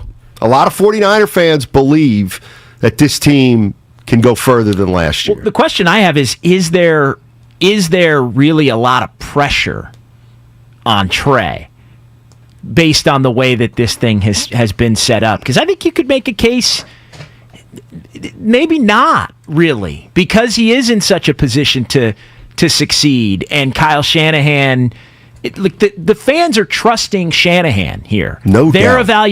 His evaluation, what he sees in Trey. So if it does go awry, I think people are going to come down more on Shanahan in terms of, hey, you saw whatever in this guy, even though there wasn't a lot of film, and you've built the rest of this team in a manner where he should be successful. So it's kind of on you in a way if it doesn't work. Like I think there's a little bit of pressure off of Trey Lance himself for this year because I think you're right. They also aren't really I don't view them as the favorite. I think if everything goes well, they could make it to the Super Bowl, but I don't view them as the favorite. I view them as top 4 or 5 in the NFC. I think a lot of 49er fans, again, would say that if they don't get as far as last year, the season was a huge disappointment. I mean, you got to acknowledge that there's a big percentage of fans that think Jimmy Garoppolo was a detriment. 888-957-9570. If you're optimistic about Trey Lance, I got to ask you why. Why is Trey Lance going to be different in his first year as a 49er quarterback than most first-year quarterbacks getting their starts for the first time?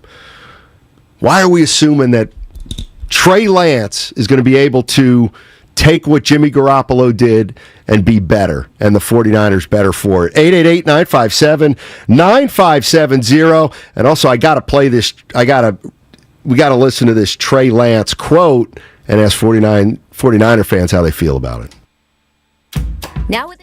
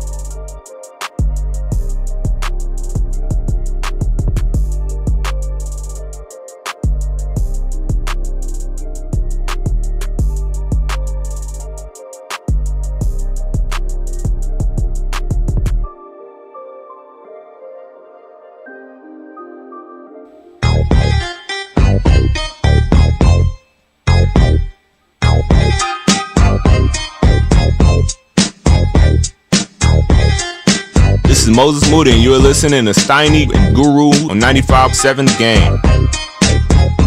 Hey, do you think... I mean, I know we got a ton of 49er fans out there. I was just... I kind of asked for a stat that's... I think it's really hard to find. Unless you maybe go through game by game, and it's... You ready? You want to hear what it is? Sure. Is there a place where Kyle Juszczyk, let's just use him as an example. Yeah, I'm with you. Is there a way we can find out, and we'll just use his 49er tenure. Like, on fourth down plays, 4th and 1, what's his percentage when they handle You can go through Football Reference and do that. On total fourth downs, he's had 4 runs for a total of 2 yards. Kyle Juszczyk. Total fourth downs. He's had 4 runs for a total of 2 yards and 1 yielded a first down. So he's 1 for 4. In the entire time he's been here? Mm-hmm. Okay. I mean, that's not his greatest skill, but... Well, I mean, I would just say that off the top. I would say... I don't think of him as a traditional fullback where you hand it to him up the gut and pick up a yard. No, I get it. I also get there's something about... What? No, I just... Okay, so he's not a fullback who can get you a tough yard. Isn't that what defines a fullback? I used to. I'm just kidding. On total third downs, 20 rushing attempts, 87 yards, 12 first downs. But we don't know if they're third and 1, 2, 3, 4, 5. Anyway, we're talking about Trey Lance. Here's where I want to start here. We were talking about Juszczyk, but we're not. I'm just kidding. So, JD, Monday morning quarterback story with Albert Breer on the 49ers. And I asked 49er fans, why do they think Trey Lance is ready and capable after just 2 NFL games to take the 49ers deep? I'll just say deep into the playoffs. Go ahead and give us this quote from Trey Lance, because this one's very interesting to me. Yeah, it really is. I'm going to be a lot better than I was last year. Everything's slower. Some of the tape is tough to watch because you see some of the dumb mistakes, but that's part of it. That's part of playing the position. That's part of being in my first year. There's going to be mistakes again this year, and for me, it's about how I respond. It'll be easy to turn the page. And for the frustrating moments, I had them today, meaning the day that he was out at practice. I have them every day, but I think how we respond, how I respond personally is what's most important. Can you read that part about easy to? What was right after easy to? Something's easy to, and that's the question. It'll be easy to turn the page. Why? Like that to me jumped out at me. So he's basically saying, the one thing I have confidence in is I'm not going to get down. Mm-hmm. I'm not going to get down. Well, that was a trait that Jimmy Garoppolo had too, and that's a big trait to have. And I'm not dismissing that at all. But what I am kind of bringing up to you and 49er fans is Trey. If Trey's saying to the fan base, "Look, I'm going to be up and down." All right, but trust me, I'm never going to get totally down. And isn't the real question, is he going to be more or less up and down than Garoppolo? Back to Wiggins. I'm just kidding. But that's yes. really... But yes. Isn't the measuring of Trey Lance going to be very simple? I think it's actually different depending upon who you are and what you expect him to be. Like, I think some are going to measure him, and this is what I mean. Like, some are going to measure him, is he good enough to guide this team to a 10-7 year? Like, that's how I'm going to measure him. All right. And with I think the caveat or the add-on of, does he look better at the end of the year than the beginning of the year? Like, that's a part of it for me. Like, he should be able to get better. I think some people are going to view him under the lens of, hey, he was drafted to be a superstar.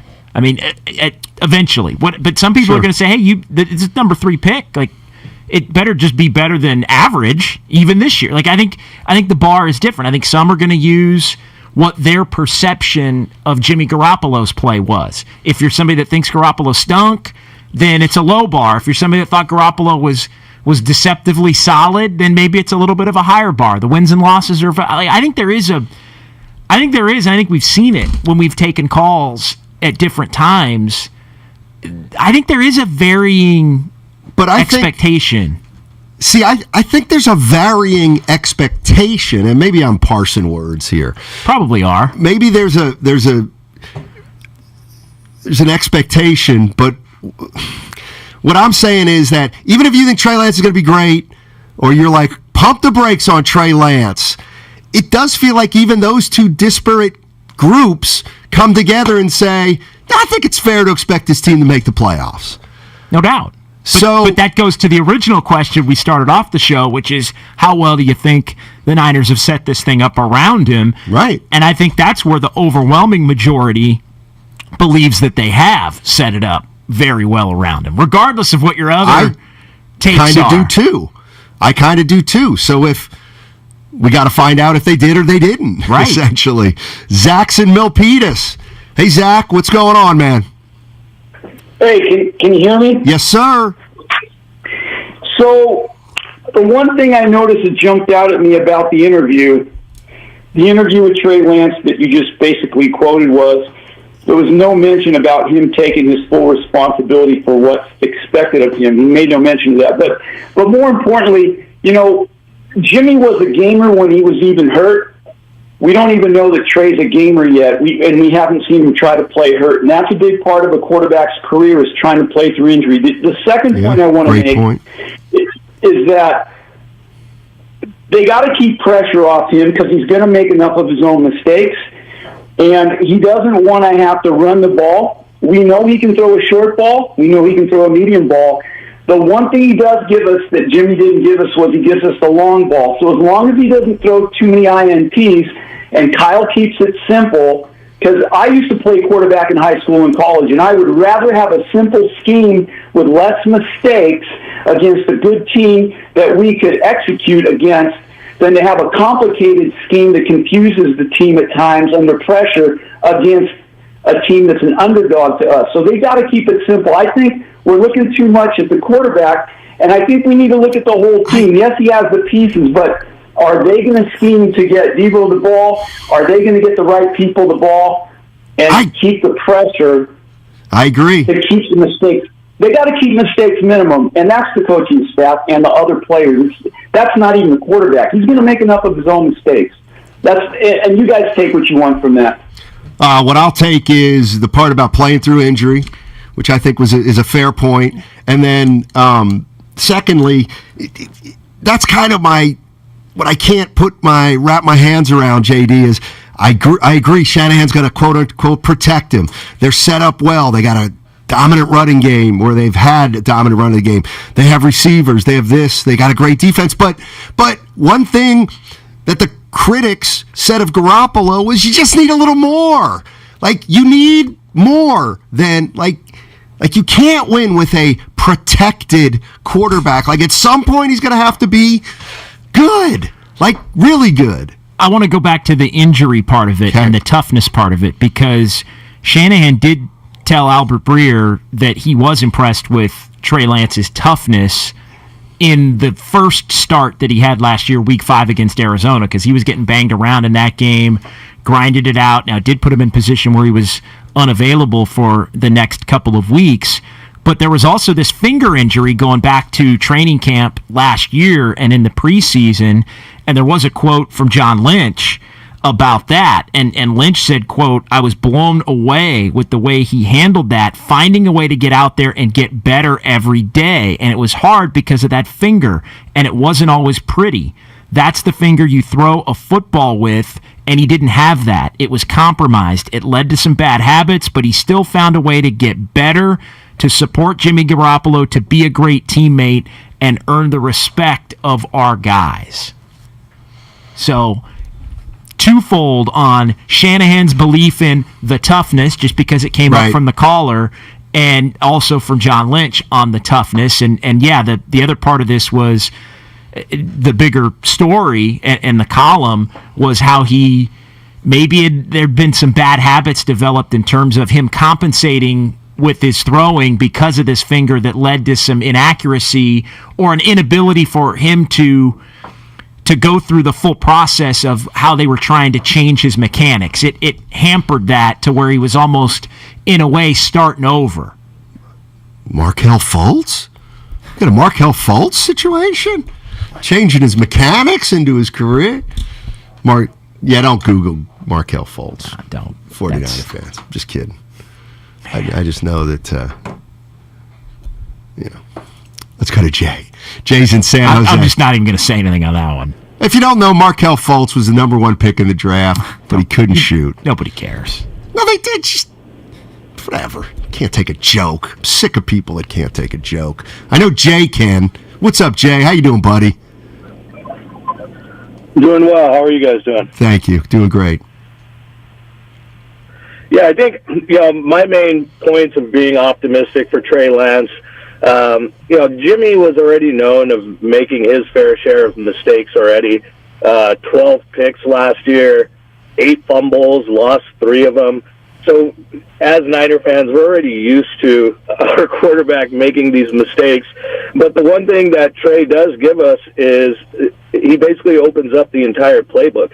The opposing defenses can't just drop their safeties in the box knowing that Garoppolo is not going to throw the ball deep.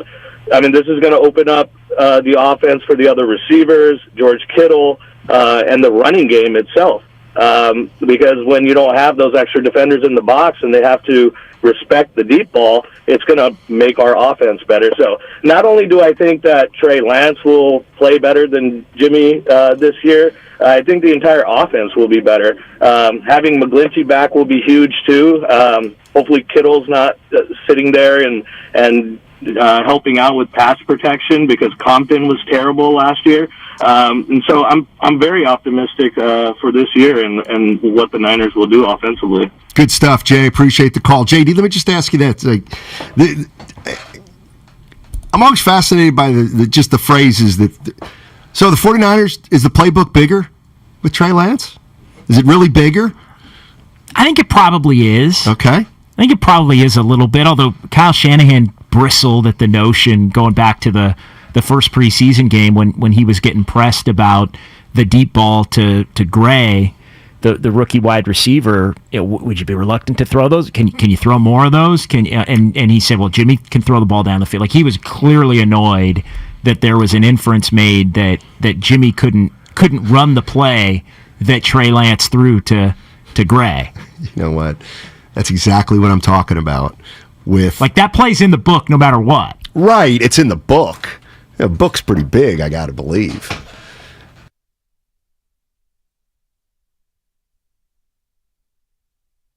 From now, somebody will be doing an interview with Shanahan and will be like, well, obviously Trey throws a better deep ball than Jimmy Garoppolo. And you'll be like, you didn't say 2 years ago. 2 years ago, you're saying those two guys are so, you know what I mean? That's all. And that's why I agree that Kyle Shanahan took more of a chance on Trey Lance maybe than we thought. Here's where the playbook is bigger. We can debate the deep ball component of it. I think they're going to throw more deep balls than they did. But where it is without a doubt bigger is the ability to have some Trey Lance running plays. You were never doing that with Jimmy Garoppolo. Correct. So that in and of itself, I think in the most literal terms, means the playbook is going to be bigger. The long pass, I mean, to my way of thinking, JD, and I'm sure there are numbers to set this up, but they didn't throw the ball over 30 yards a lot anyway.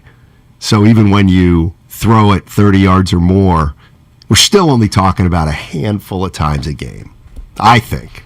Right, but it does set up everything else underneath, which... A handful of times is more than once every 2 or 3 weeks. We know how much they love the underneath stuff. Yes. That's Brandon.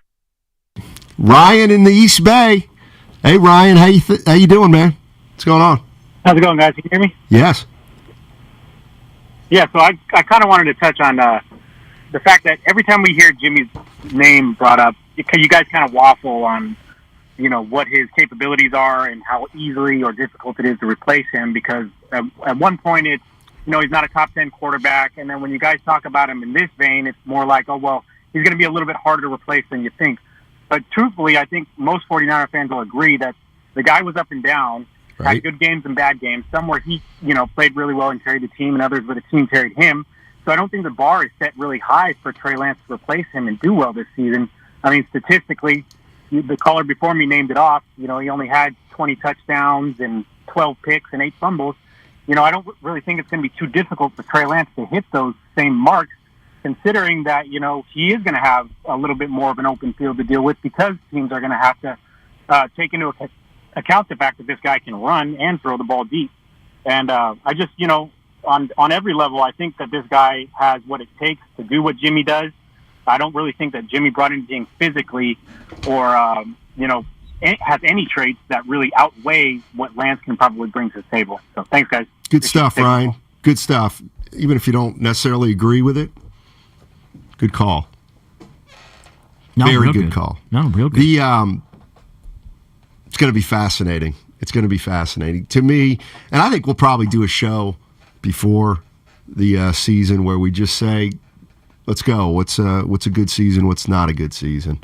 And to me, it's simple. Here, let me just give you some of my general thoughts because I'm going to be honest, and I'd like to know. I think most 49er fans are aligned with me on this, with me, Matt Steinmetz, which is, here's what we want from Trey Lance. Here's how I will determine Trey Lance. Did you make the playoffs or not? Now, I'm assuming he's healthy. If he's not healthy, I'm not calling him a bust. But after watching Jimmy Garoppolo play and hearing everything about him and seeing his limitations, I expect the San Francisco 49ers to make the playoffs. And I expect Trey Lance to start most of their games. And if he can do that, then I will call it a successful season, even if his numbers aren't impressive. Yeah, you allow for some wiggle room there. In fact, I don't even care if his numbers stink. Because we'll worry about the numbers next year. We didn't worry about Josh Allen's numbers really his rookie year, and 3 years later he's improved every single year. So my expectations are simple. 49ers need to make the playoffs with Trey Lance at quarterback, and if they do that, we're on the right track. If the 49ers don't make the playoffs with Trey Lance, I certainly am not going to give up on Trey Lance because I tend to give younger players far more leash than a lot of other people. But then the pressure's on. Kyle Shanahan, the pressure is on. The pressure is on Kyle Shanahan. I very rarely will blame the player because it's usually not the player's fault. Well, at some point he's got to be good enough or he's not. But if Trey Lance stinks, how 5 years from now can you hate on Trey Lance when he was never any good? The 49ers will have made that mistake. It's a little nuanced, but I get that's it. Go 10-7 or better. You make the playoffs and and your ship is rolling. 888-957-9570. I think it's that simple, and I got to believe most 49er fans are kind of on the same page as that because I think it's pretty logical, right? It is. No, I think it is. The other part of this Albert Breer column that I found fascinating, and we haven't gotten to this, but it was Kyle Shanahan discussing what was going on last year at training camp. Remember the debate between, is it a competition? Is it not a competition? Yes. And here's what Kyle Shanahan said to all of that and what led down the path of how the 2021 season played out. Quote, the first 2 weeks of training camp, we were considering it a real good competition the way he came out, talking about Trey. And then the more stuff went in, Jimmy being so used to it and Jimmy playing at a high level, Jimmy and him, there was a separation between the two. There were some rookie things that he was doing. He just needed more time, and I was pumped that Jimmy gave him that time. So it was a competition. Right. We get that answer later on. So he lied about that, right? So yeah, it was a competition because we've gone back and forth on that. Right. And, I mean, and they separated. But when you say it's a competition, I actually go back more to last year. Because to me, what must have happened was, here comes Trey Lance, and he gets out of the blocks fast. Sure. And at that point, you're like, is this... So if he had been awesome, jaw-dropping awesome in training camp last year, I think he could have won the job. But it would have taken that. And but he would have had to continue to play that way for 3 or 4 more weeks, which, again, is a little unrealistic. And then he didn't. Right. And then, to Kyle Shanahan's point, they separated from there. But I did think it was a very clear cut. And you may say, okay, that's a ho-hum answer. But to me, it was a very clear cut. I disagree. That was a very clear cut. Agree. I think all these quotes are great. He looked really good at first, and it was making me think about some things. And then as time went on, they separated, and Jimmy was the right guy, and Trey needed more time. But I think you factor that in conjunction with the things that they saw from Trey last year, even when he wasn't playing a lot, led them down the path of being really confident in what he can do this year. 510, I agree with you on that about my Niners. Make the playoffs with Trey Lance for the entire season, and then I'll be over Jimmy Garoppolo. I think you go ahead and be over Jimmy Garoppolo completely, because he's done. It's over. He's done. But again, what Kyle Shanahan's saying there does bear some resemblance to what we thought, which was, or what some people thought was, hey, man, Trey Lance came out like gangbusters. But Jimmy Garoppolo, because training camp's 6 weeks, is going to end up holding on to his job. We're talking about the San Francisco 49ers and what your expectations are for the season. And to me, I'm going out, actually I'm not going out on a limb. I think most 49er fans are like me. Get to the playoffs with Trey Lance as your quarterback, and that's a successful year. You don't get to the playoffs, and that's a real disappointing year, and we'll have to address that again next year. But to me, it's pretty cut and dry. I can't envision, I don't know about you, JD, I can't envision a scenario in which the 49ers do not make the playoffs, and yet somehow it's a success. 888-957-9570 is the number if you're looking for all the best content from the 49ers. Text 49ers to 20357. That's 49ers to 20357. Make sure to click the link, then hit the subscribe button in the Odyssey app or wherever you find your favorite podcast. Powered by DuckDuckGo. Privacy simplified. He's godless.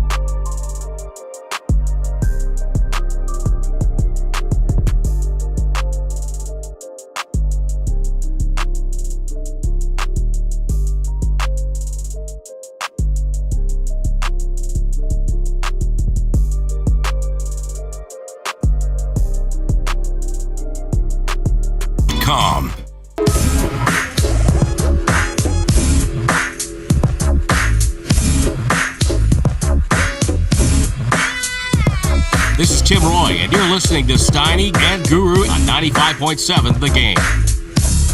That's 9 minutes along with John Dickinson on a Monday. Yes, sir. Guru will be back tomorrow. 49ers, 2 games now into the preseason, 1 more left. And I guess one of the big stories from over the weekend is trouble brewing with Trey Sermon, last year's 3rd-round draft pick, the 88th pick overall, JD.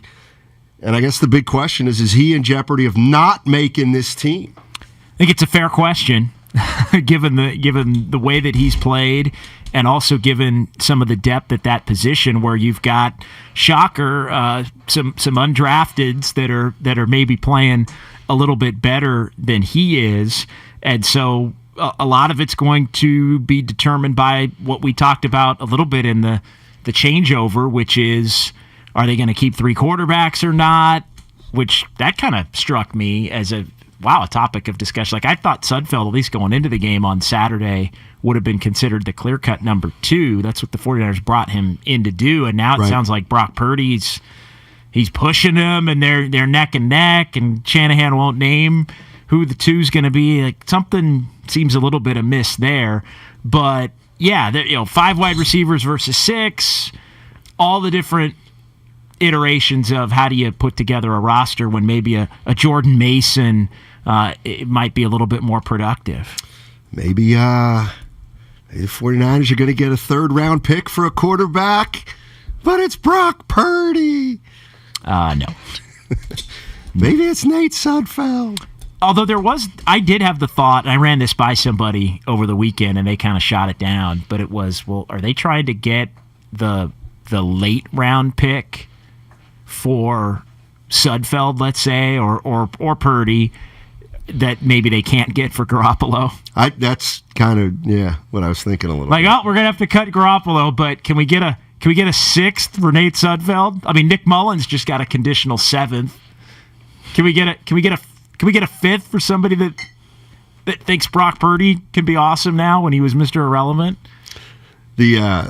I'll tell you what. Half kidding. That was kind of shot down. Like, no, you're silly. Who would give up anything for Sudfeld? What do you think of this? Because I think we both kind of agree that Shanahan is almost under more pressure than Lance. But what about this? I'm looking at the 49ers 2021 draft. And I think like, we talk about pressure. And I don't necessarily think it's on Trey Lance, but I'm looking at these picks from last year, and I'm like, you know what? If Trey Lance isn't very good, this was one of the worst drafts.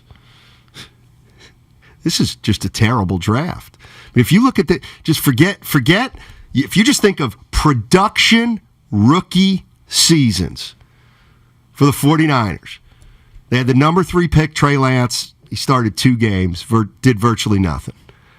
Aaron Banks didn't do much. Trey Sermon didn't do much.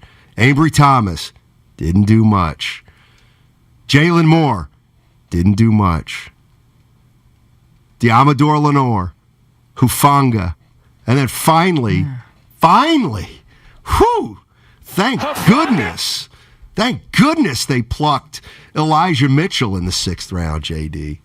I mean, I'll say the obvious. If Trey Lance is great, that'll camouflage that draft. Well, it makes it a home run if he's great. Yeah. Because then you're... But great. He's got to be great. Well, again, that's why you pick the guy number 3. Look, Aaron Banks is going to start at left guard this year. Trey Sermon, I know the jury's still out, and it doesn't look great right now. Ambry Thomas, I think, is trending toward disappointment again, even though he finished last year strong. Jalen Moore, somebody that could be in the mix as a swing tackle.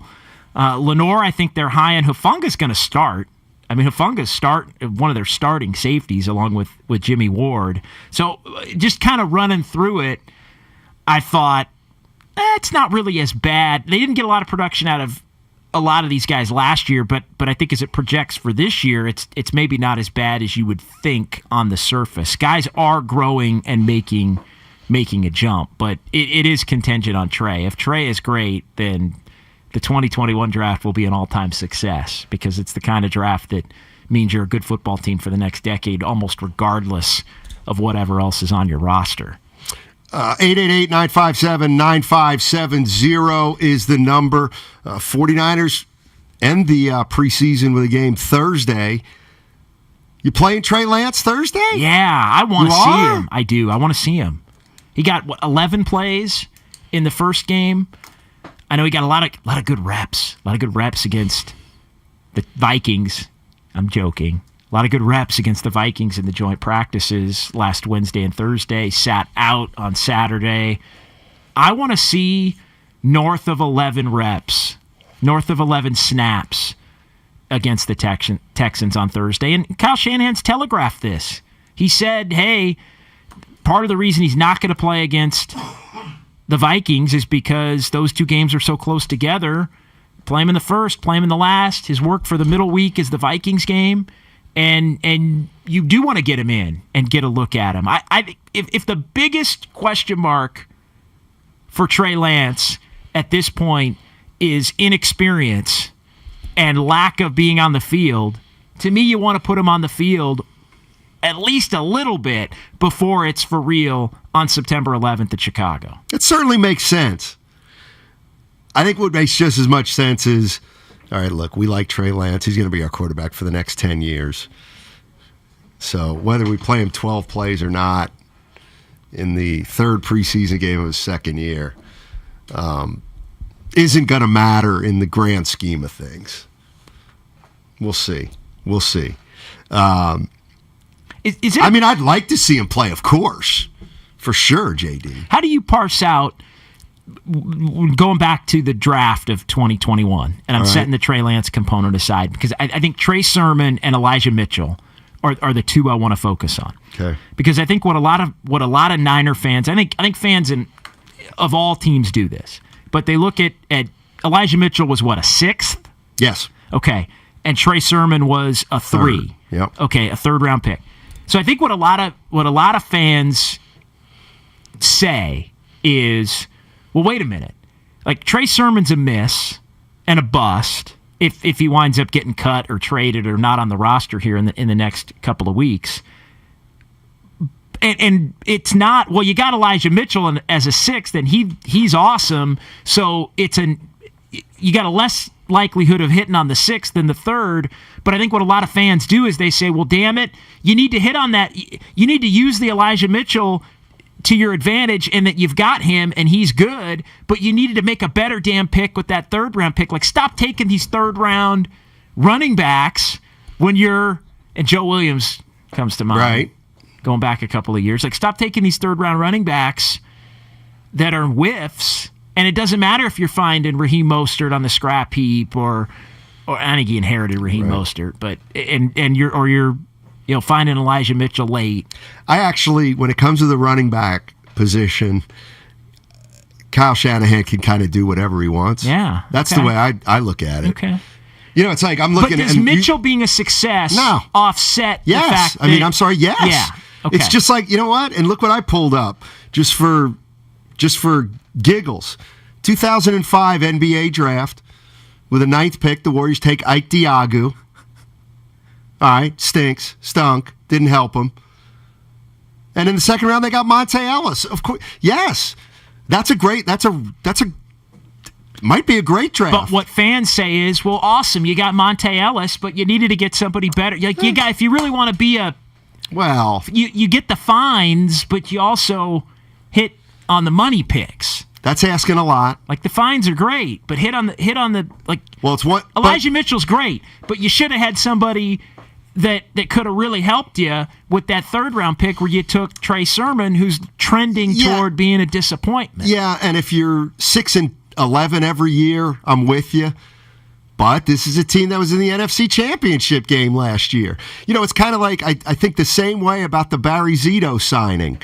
Was it a terrible signing by the Giants? Of course it was, but guess what? It all came out in the wash because they won titles. He didn't prevent them from winning a title, and then he has that one moment where he actually helps them win a title. So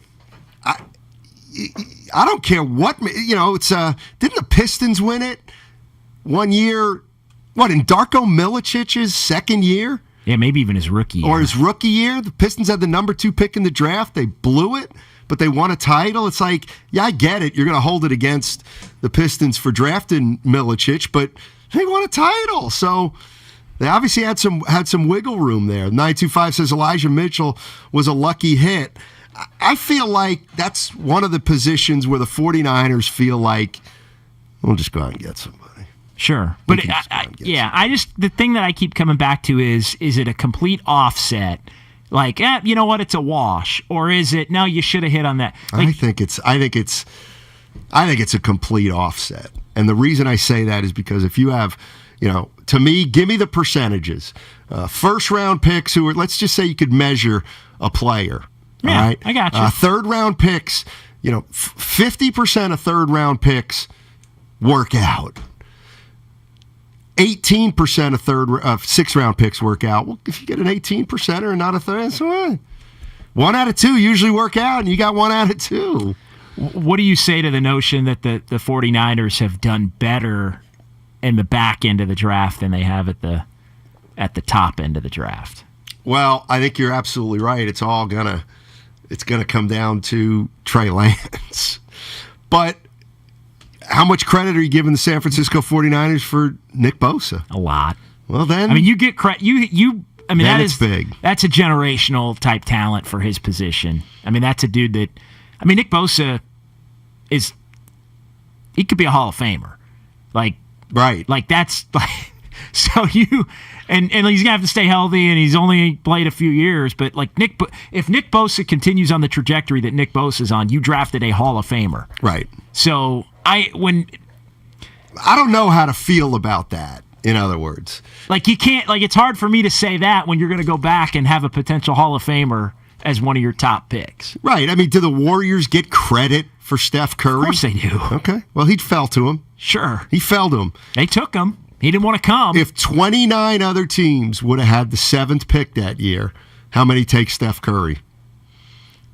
That's a great question. I don't know, 5 or 6, or is it more? Oh, I would think a lot more. Oh, but 5 or 6. Okay. Yeah, I don't.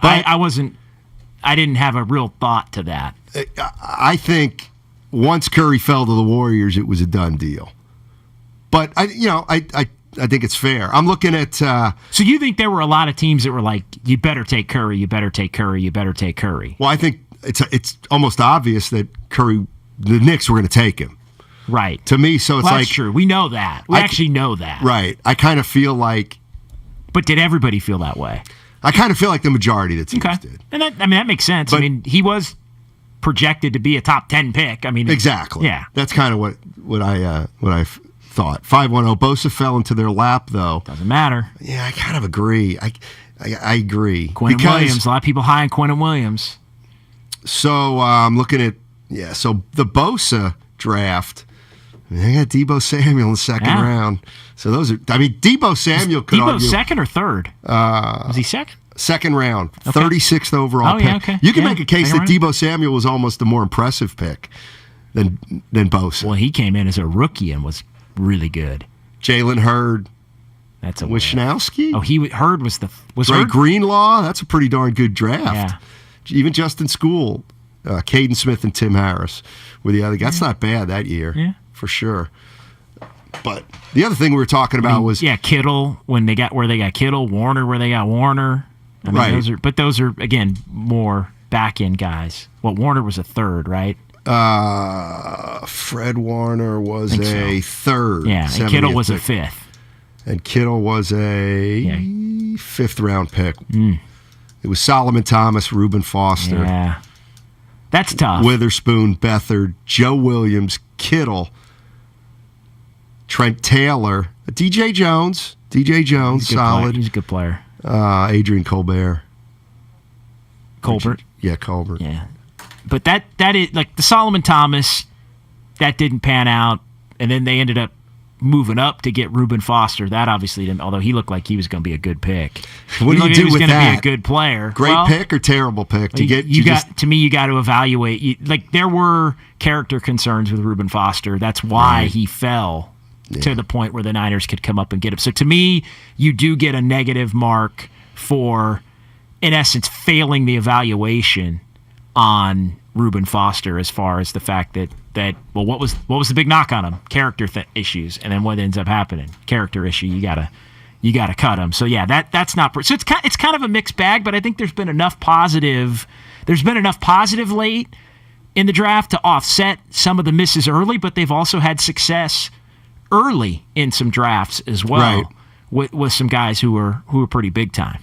The 510 says they drafted 4 all-pro level players, and that makes up for a lot of misses.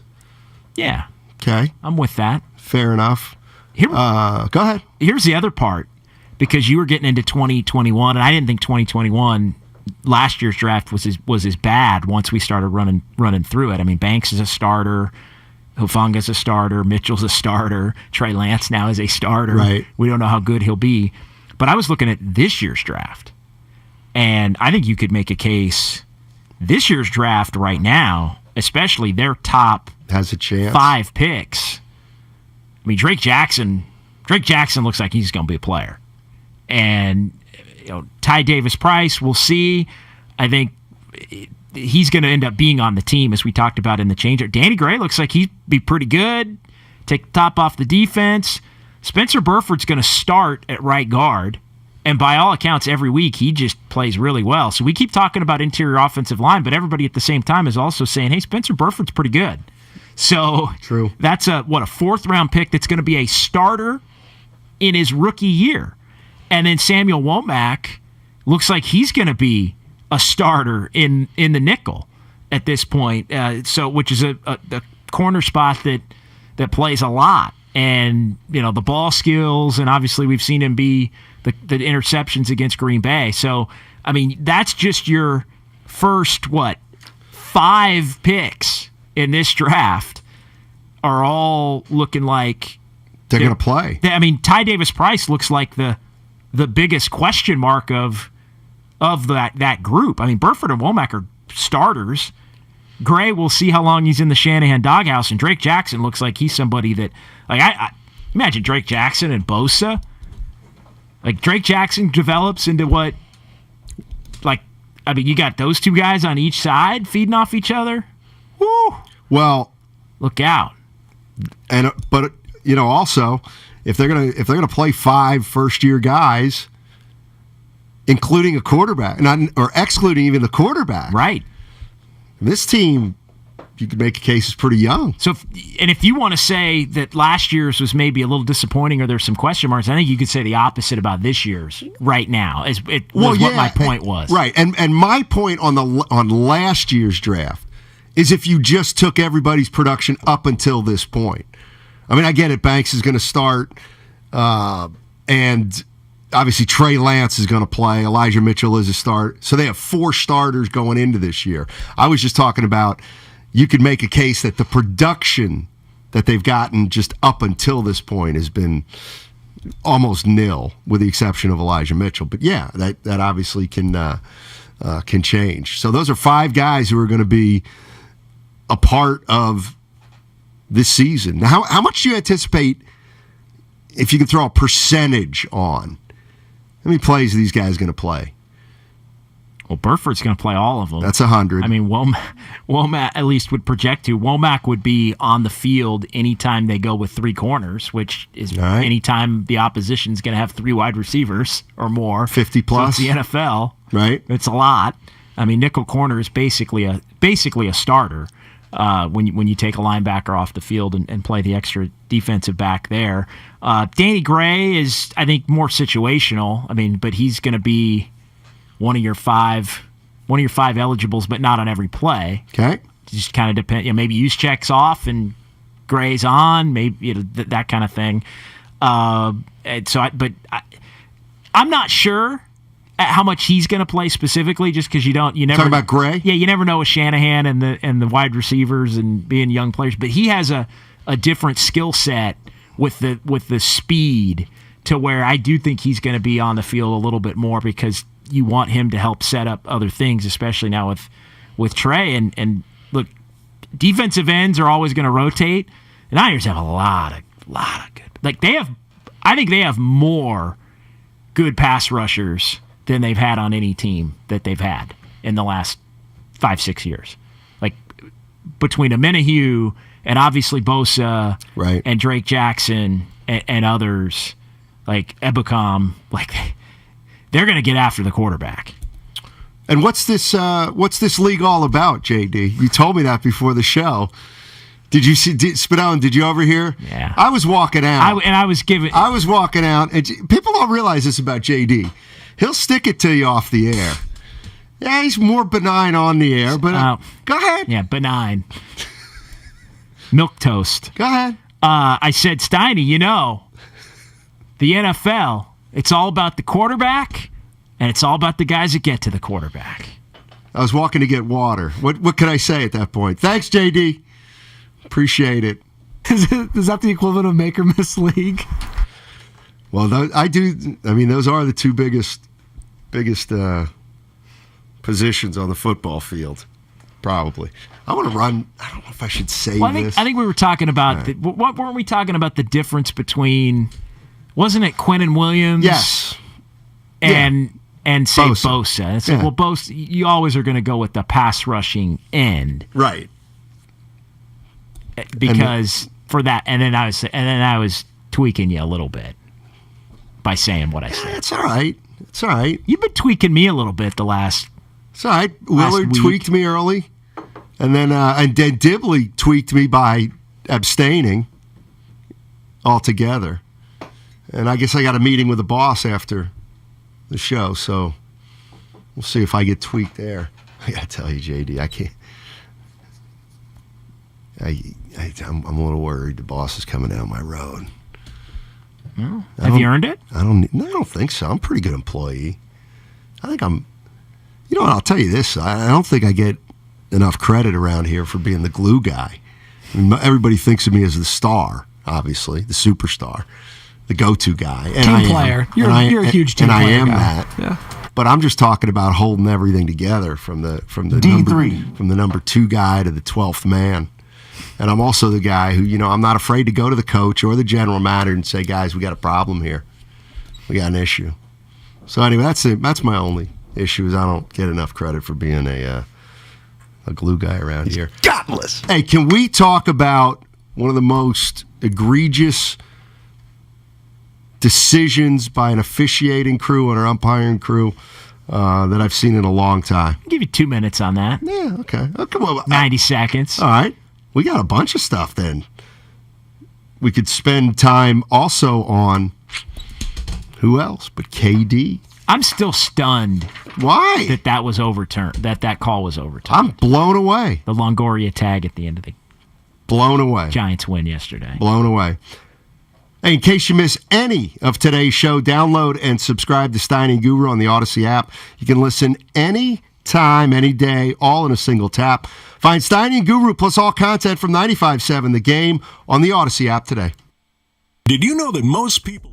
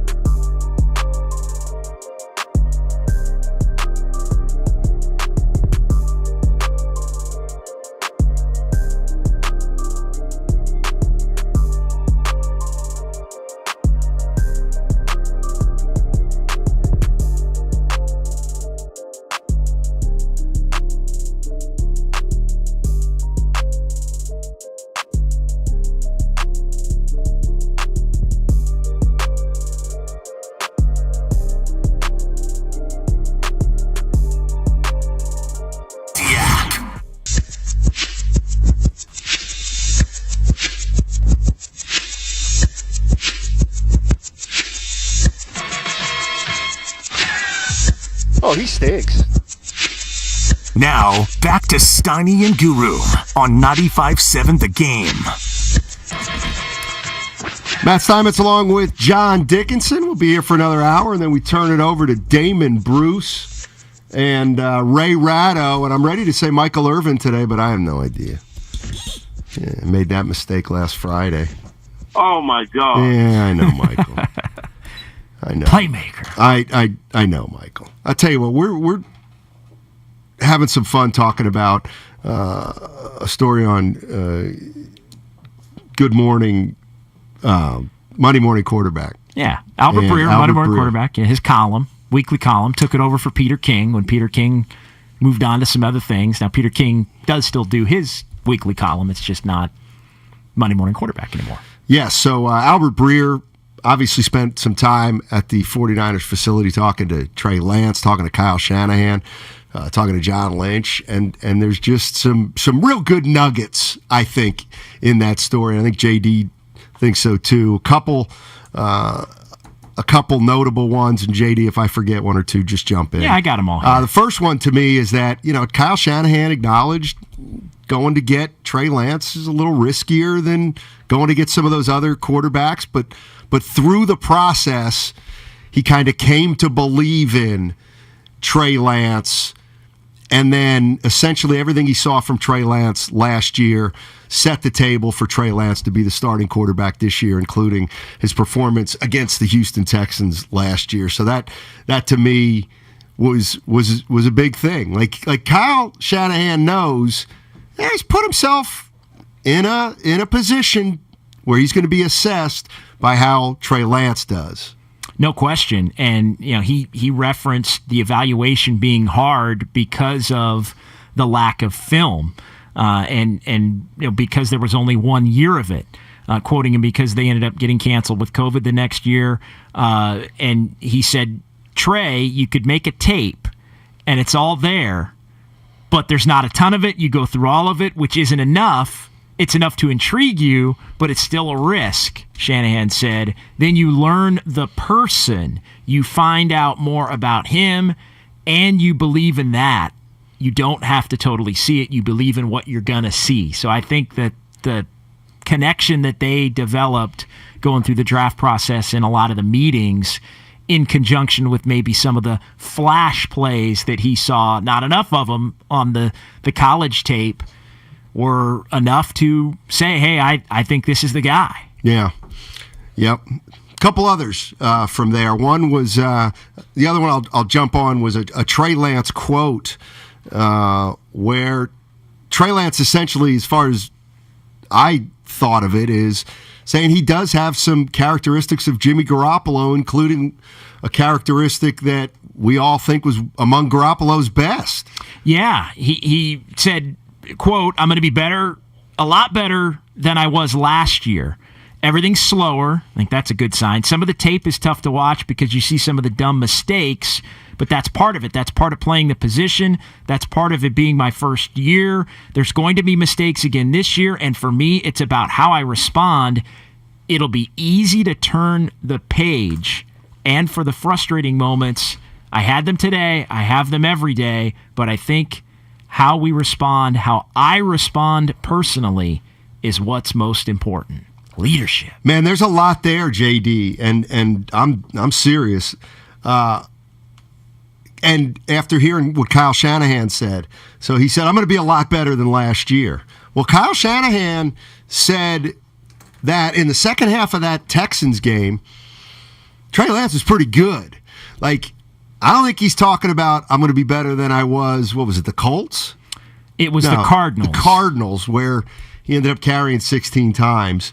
But I do think that's interesting. And the part that you read earlier that I couldn't kind of pinpoint, when he said it'll be easy to move on from mistakes. You think that's because he's the starter and he just knows that he's got a ton of rope? Or do you think he knows that's just the way he is? I think he knows it's the way he is. I think he knows that there's a lot of talent around him. I think he knows that Kyle Shanahan has the confidence in him to keep rolling. And I'll even say this. He didn't say it, but I think he knows from I think watching Jimmy Garoppolo, that's a trait that, for all of the things we can quibble about, that is a trait that Jimmy Garoppolo does have, and it may be his greatest trait. The ability to make a really bad play and be able to come back and make some great plays. You add it all up, okay, it's average. We're not talking about that. But if you're taking one thing away from Jimmy Garoppolo, if you're Trey Lance, that would be the one thing I'd want to take, is the ability to bounce back, because that's the kind of trait that means you can still be a winner this year and a big playmaker this year, even if it's not totally perfect, as it wouldn't totally be perfect for any quarterback in his first year as a starter. Right. Carlito in Alameda, better late than never.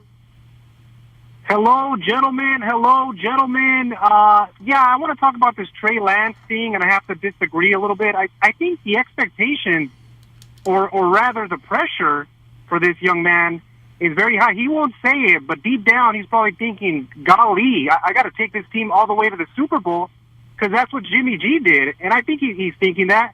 Steiny, how you feeling? Are you ready for Guru? Thank you, guys. Oh, of course. Of course I'm ready for Goo. Of course I'm ready for Daryl the Guru Johnson. See, I think I think that's something we have no idea about. And I could come back and say to Carlito, actually, you know what the best thing about Trey Lance is? He knows all he's got to be is Jimmy Garoppolo.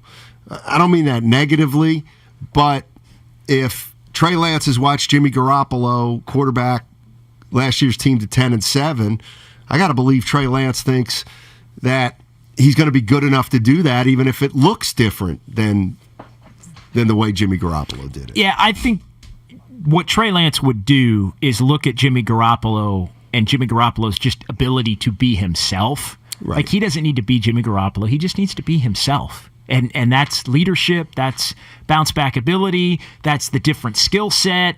That's all of it. Just be yours. And I do think Jimmy was really good at just being himself. And I think there was a poise to him, a calm to him, a likability to him, even though he wasn't the greatest quarterback, that can rub off. And I think the 49ers are hoping, once they got everything under control last year and everybody was cool with the way it was going to have to be for that year, because I don't think Jimmy was happy about it, obviously. Sure. But he was a pro about it. And I think because he was a pro about it, that allows Trey Lance to take some real positive things. This wasn't the icy Brett Favre, Aaron Rodgers, type deal where Favre was basically icing him and not helping him at all. And sure, there was things he picked up, but it wasn't because Favre was necessarily telling him. Exactly. I think the one thing that Trey Lance must have proven last year, in addition to he can play in this league talent-wise, maybe not right now, he's ready to leapfrog Jimmy Garoppolo, but in that locker room, we keep saying they know the window's open, they have veterans ready to win. If and here's a word you like to use, if Trey Lance were slappy, they wouldn't. Even if he were unbelievably talented, but he's a slappy, he ain't quarterbacking this team because the stakes are too high. You wouldn't have drafted him, to me. Probably because not. And you just go back to the Shanahan quote. You don't draft him if you see that little tape and you talk to him and you think he's a, quote, slappy. Like, you don't take him at that point. Because there's not the what you see on the tape wouldn't be enough. I think what Kyle Shanahan's telling Albert Breer and telling all of us as we read the quotes is, I got this dude in the room and we talked football, we talked leadership, we went over some things, and I was blown away to the point where, you know what? I haven't seen enough maybe on the film, but I believe in what you're going to be because I believe in your ability to go through the process that you need to go through to be able to be good enough to accomplish those things that aren't on the tape as consistently as you'd want it from another guy. Yeah, I meant more that they liked the way he handled all of last season. Sure. And, if they didn't think you were red, like, they're only going to him because they do think he's going to be better than Garoppolo. Well, and sooner rather than later. How about the quote off of the Texans game? So Jimmy Garoppolo's injured. Trey Lance starts January 2nd. It's week 17 against the Texans. He hadn't started since week 5 when the Cardinals beat the 49ers to dip them to 2-3. And here's what Kyle Shanahan said about Trey Lance in the Texans game. Quote, "The pressure was on because if we lost that game, we were out of the playoffs and everybody knew it. He started slow and he came back and finished in that second half. He got on fire. Threw a touchdown to Debo. We ended up winning the game easily, and that was kind of when, all right, this guy can overcome adversity. We know he has the ability. It's a matter of time for this guy." So that's to me, it's not it's not a we know moment because I think he already kind of knew, but maybe it put him over the top toward reaffirming.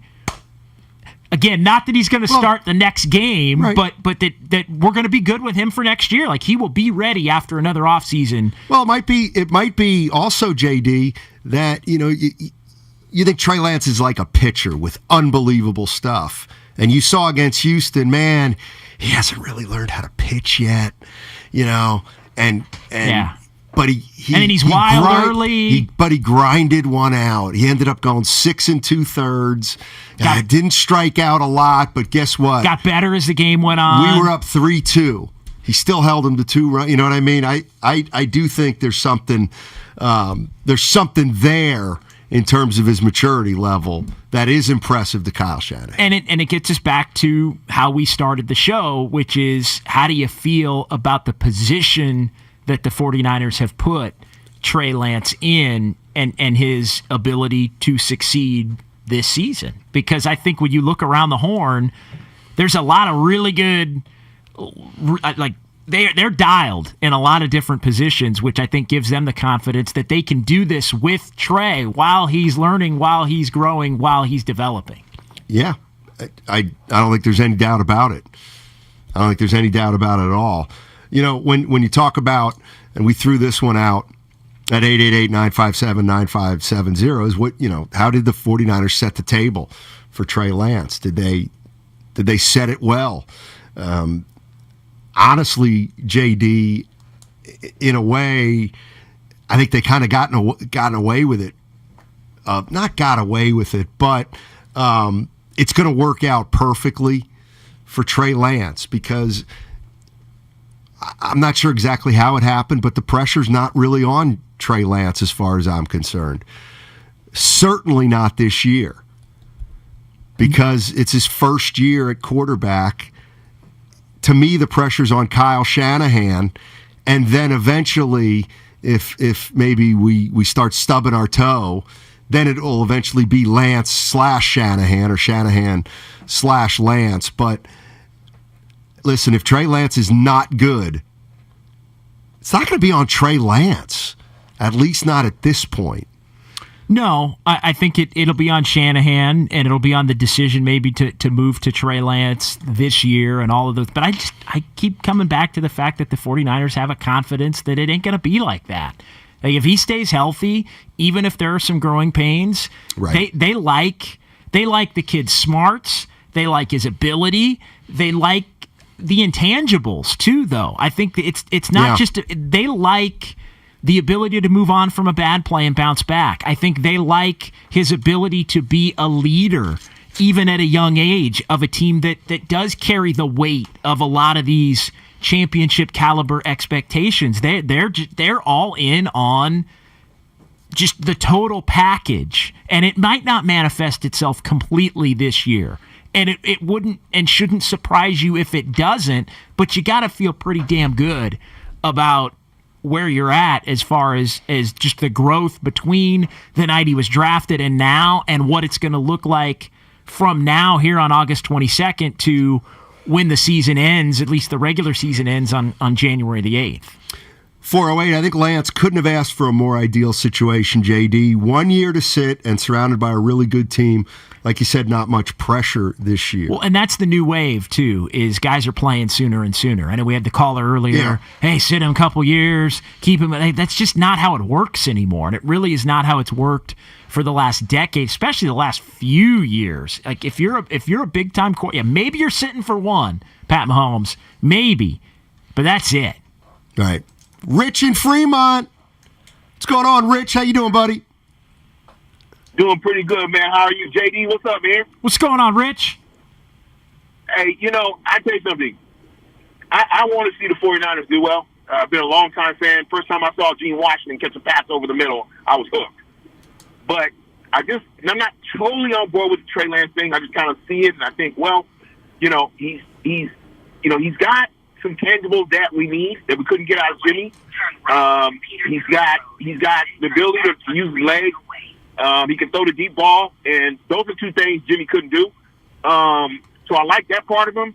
I just think he needs to work on getting his delivery The delivery has to be more spot on for me to totally be on board with him. And I guess the other reason why I'm not on board with him is because there's still question marks on that O-line. And I just kind of feel like, if they play a staunch defense, they're like the third game of the season, and that defense, penetrates that line, and they get their hands on this guy, he could be hurt, and all of a sudden this is a bad idea again. Thanks, guys. All right, that's Rich in Fremont. Appreciate the call. The one thing I was thinking, too, is see, I think it's going to be so muted in a way. Like, if Kyle Shanahan's conservative with Trey Lance, well, that means Trey Lance isn't going to be put in a position where he looks terrible. You know what I mean? So I do wonder how Kyle Shanahan uses Trey Lance and how much when we talk about Trey Lance's running ability, how much will be, play calls and how much he just trusts Trey Lance to make a play when stuff breaks down. Like, that, to me, is going to be interesting to see. I think there's going to be a lot of play calls early, and then you're hoping that you can give him a little bit more free reign as time goes on because he's earned it, and because he's earned it, not because you're in desperation mode. We have seen Kyle Shanahan, hey, you get in certain situations where you're down, you need to make a play. Like, he'll let it rip. Like, he will, whether a guy's got it in him or not. I mean, at some point, you got to go out and you got to try to win the game with what you have. But I think especially early, the 49ers are going to be hoping that they can keep the game on schedule, keep Trey Lance out of some of those situations where he's got to be picking up long third downs to keep drives going, run it 30 times, and sort of have the same template that they were successful with in many ways than that they were with Jimmy Garoppolo. Right.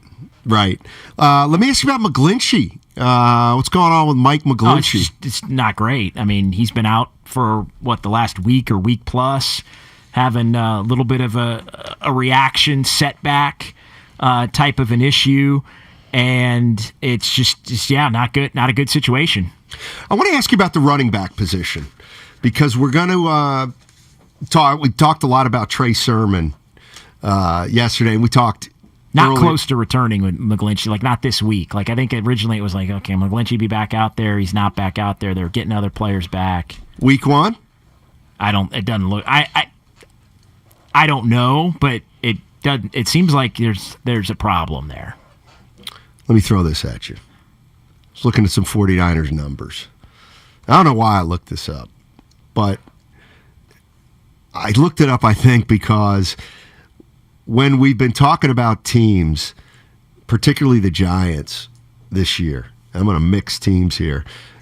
We said, well, Kapler's got to get credit for, or be penalized for the defense. What do you make of this? Is this just because I know sometimes and I kind of dislike it about you, JD. Oh, but I'm getting used to it. Okay, I'll just throw a stat out there. More and more coming out. I'll spit out. I'll throw a stat at him, and you know what he'll do? He'll be like, So I'm going to throw a stat at him, and I think he's going to give me the old. All right, Kyle Shanahan. This is plus minus 49ers turnovers. 49er turnovers in the Shanahan era. Year one, -4. Year two, -11. Year three, the Super Bowl year, +4, barely. -25 2 years ago, and then this past year, -3. Okay. They have been consistently turning the ball over more than the opponents. Oh, he stinks. Yeah. But at times they haven't been really. But they haven't come off as always buttoned up with their offense. Right. I think. That's been fair to say. And can't you also say, well, they're pretty conservative because Jimmy Garoppolo's quarterbacked more than half of those games? I don't know if I'd go that far. I mean... They don't throw it a ton. I don't think it's not always Jimmy necessarily, but I mean, you look at the worst year was 2020. Yes. And what was the number? 25. Well, and a lot of that was the backup quarterbacks. Well, but that year, and it was also the defensive secondary. They only had 2 interceptions. I want to say they didn't get him till like the last game, and they didn't get ball pressure because Bosa was out, so they didn't get. You weren't getting fumbles because you weren't getting strip sacks. Do you know how hard it is to go minus 25? That's pretty bad. It's really bad. But I don't know, that might be the worst turnover differential in 10 years. That's really bad. Maybe of all time. Who knows? Just 2 interceptions that year. It's pretty amazing. But the question is, what to me, that's it's one of the most important stats in all of football. Turnover, whether you're plus minus or on turnover. And what does Kyle Shanahan think is okay, for Trey Lance in terms of throwing the ball, interceptions, fumbles? You got to hang on to the rock, man. You do. And I think a lot of it is knowing how to go down. If you do wind up in a position where you might take a sack, you got to hang on to the ball. A sack is better than a strip sack. Yes, it is. That's what I'm most intrigued. Like, the thing I'm kind of most intrigued about, JD, is the idea that Jimmy Garoppolo made mistakes and was able to bounce back. But what I'm really excited to see are the plays that kind of look the same as a Jimmy Garoppolo quarterback team, but something breaks down and you get to see what the 49ers saw in Trey Lance. Cleveland Browns, Steiny, the year prior, so 2017, minus 28. Wow. And those are the 2 highest in NFL history. Well, and wasn't forgive me, weren't the 17 Browns, didn't they go winless? I might be off on that by a year. Either that or a win, so either way. Yeah, they were. I want to say they were either 0-0 or 1. So in other words, and when I said minus 25 might be one of the worst seasons in NFL history, it was actually done the year before that. The all-time record is minus 30, set by the 1965 Pittsburgh Steelers. Keep going, because that's not even the modern era as far as I'm concerned. You don't have them, do you? Correct, JD. It was 0-16. Wow. Are there a lot of minus 28s up there? So the fact that the Niners won 6 games that year is pretty impressive. Oh, that was the 6-win game, not the 4. Yeah, 6. Boy. Nick Mullins. Hey, you know what? That might have been Kyle Shanahan's finest coaching job.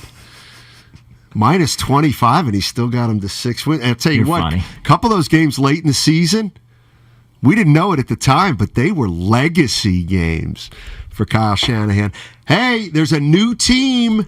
There's a new team interested in Kevin Durant. It might worry Golden State Warrior fans. This is a legacy game. How will Trey Lance look on Thursday night? Everybody is going to judge him.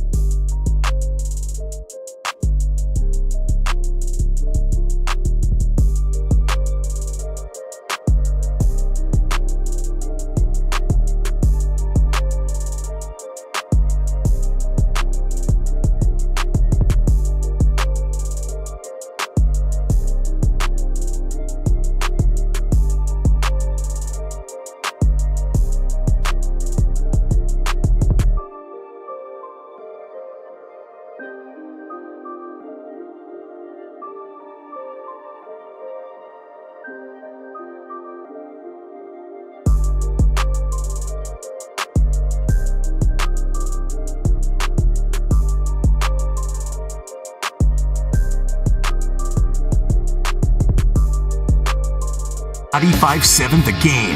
All righty, Matt Steinmetz along with John Dickinson. Trimark has been partnering with independent restaurateurs in Northern California for over 55 years. Trimark brings you innovative product solutions to help your hospitality business thrive. Visit TrimarkWest.com. Again, Matt Steinmetz in with John Dickinson. Did a lot of 49er talk today after their game against the Minnesota Vikings. And we have some other stuff I want to get to. Giants yesterday.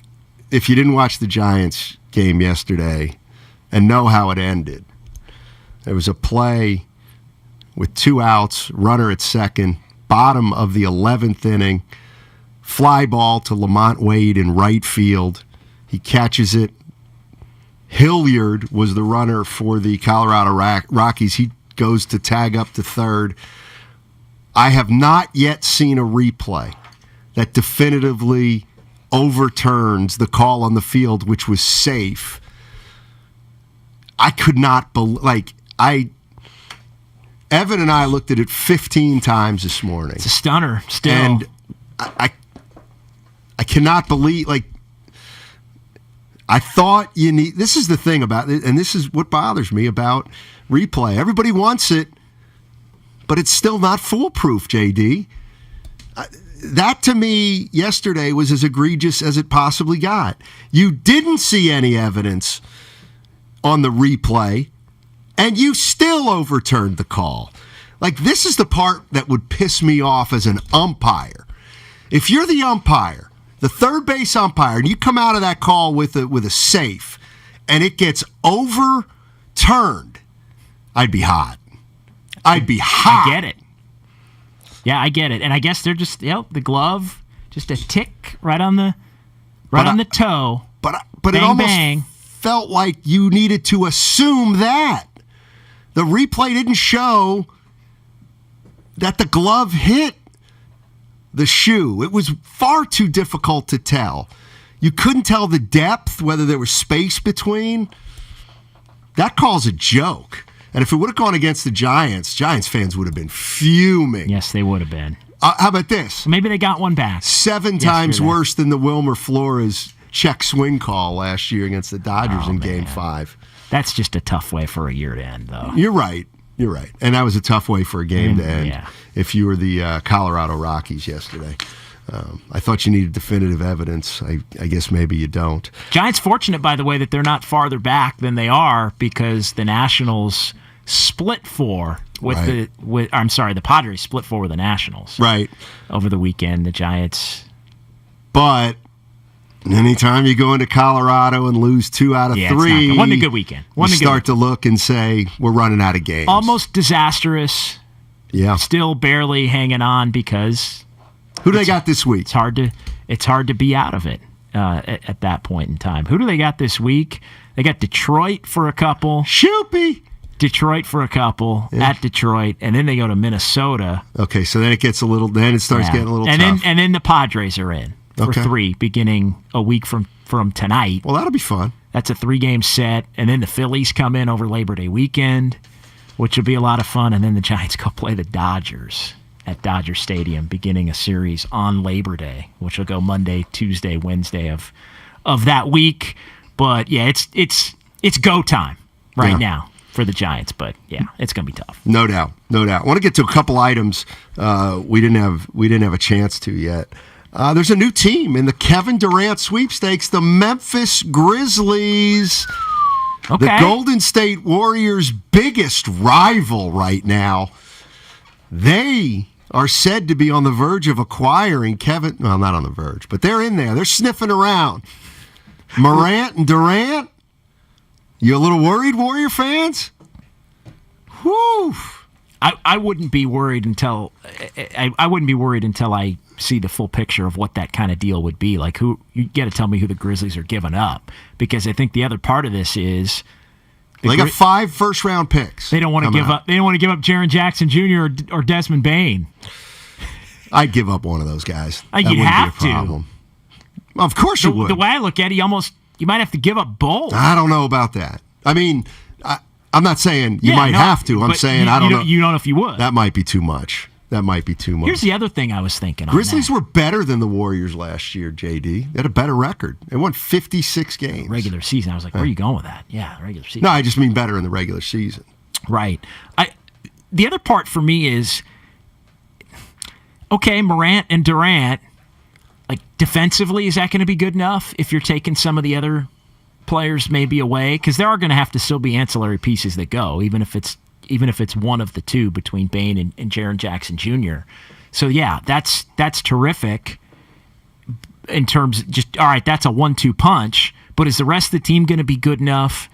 And is Durant now in a position where there's just enough slippage in his game on both ends, right, to where the Warriors can now manage it with the defense and manage it with trying to, kind of like they used to do with Westbrook and Durant, like make Morant be the volume shooter. And all right, he's going to score a lot, but he's going to shoot a lot, and he's going to want to try to take the game over. Like there would be something I think missing still from the Grizzlies. Even I get why they'd want to do it, but there'd be something I think missing even if they were able to do it.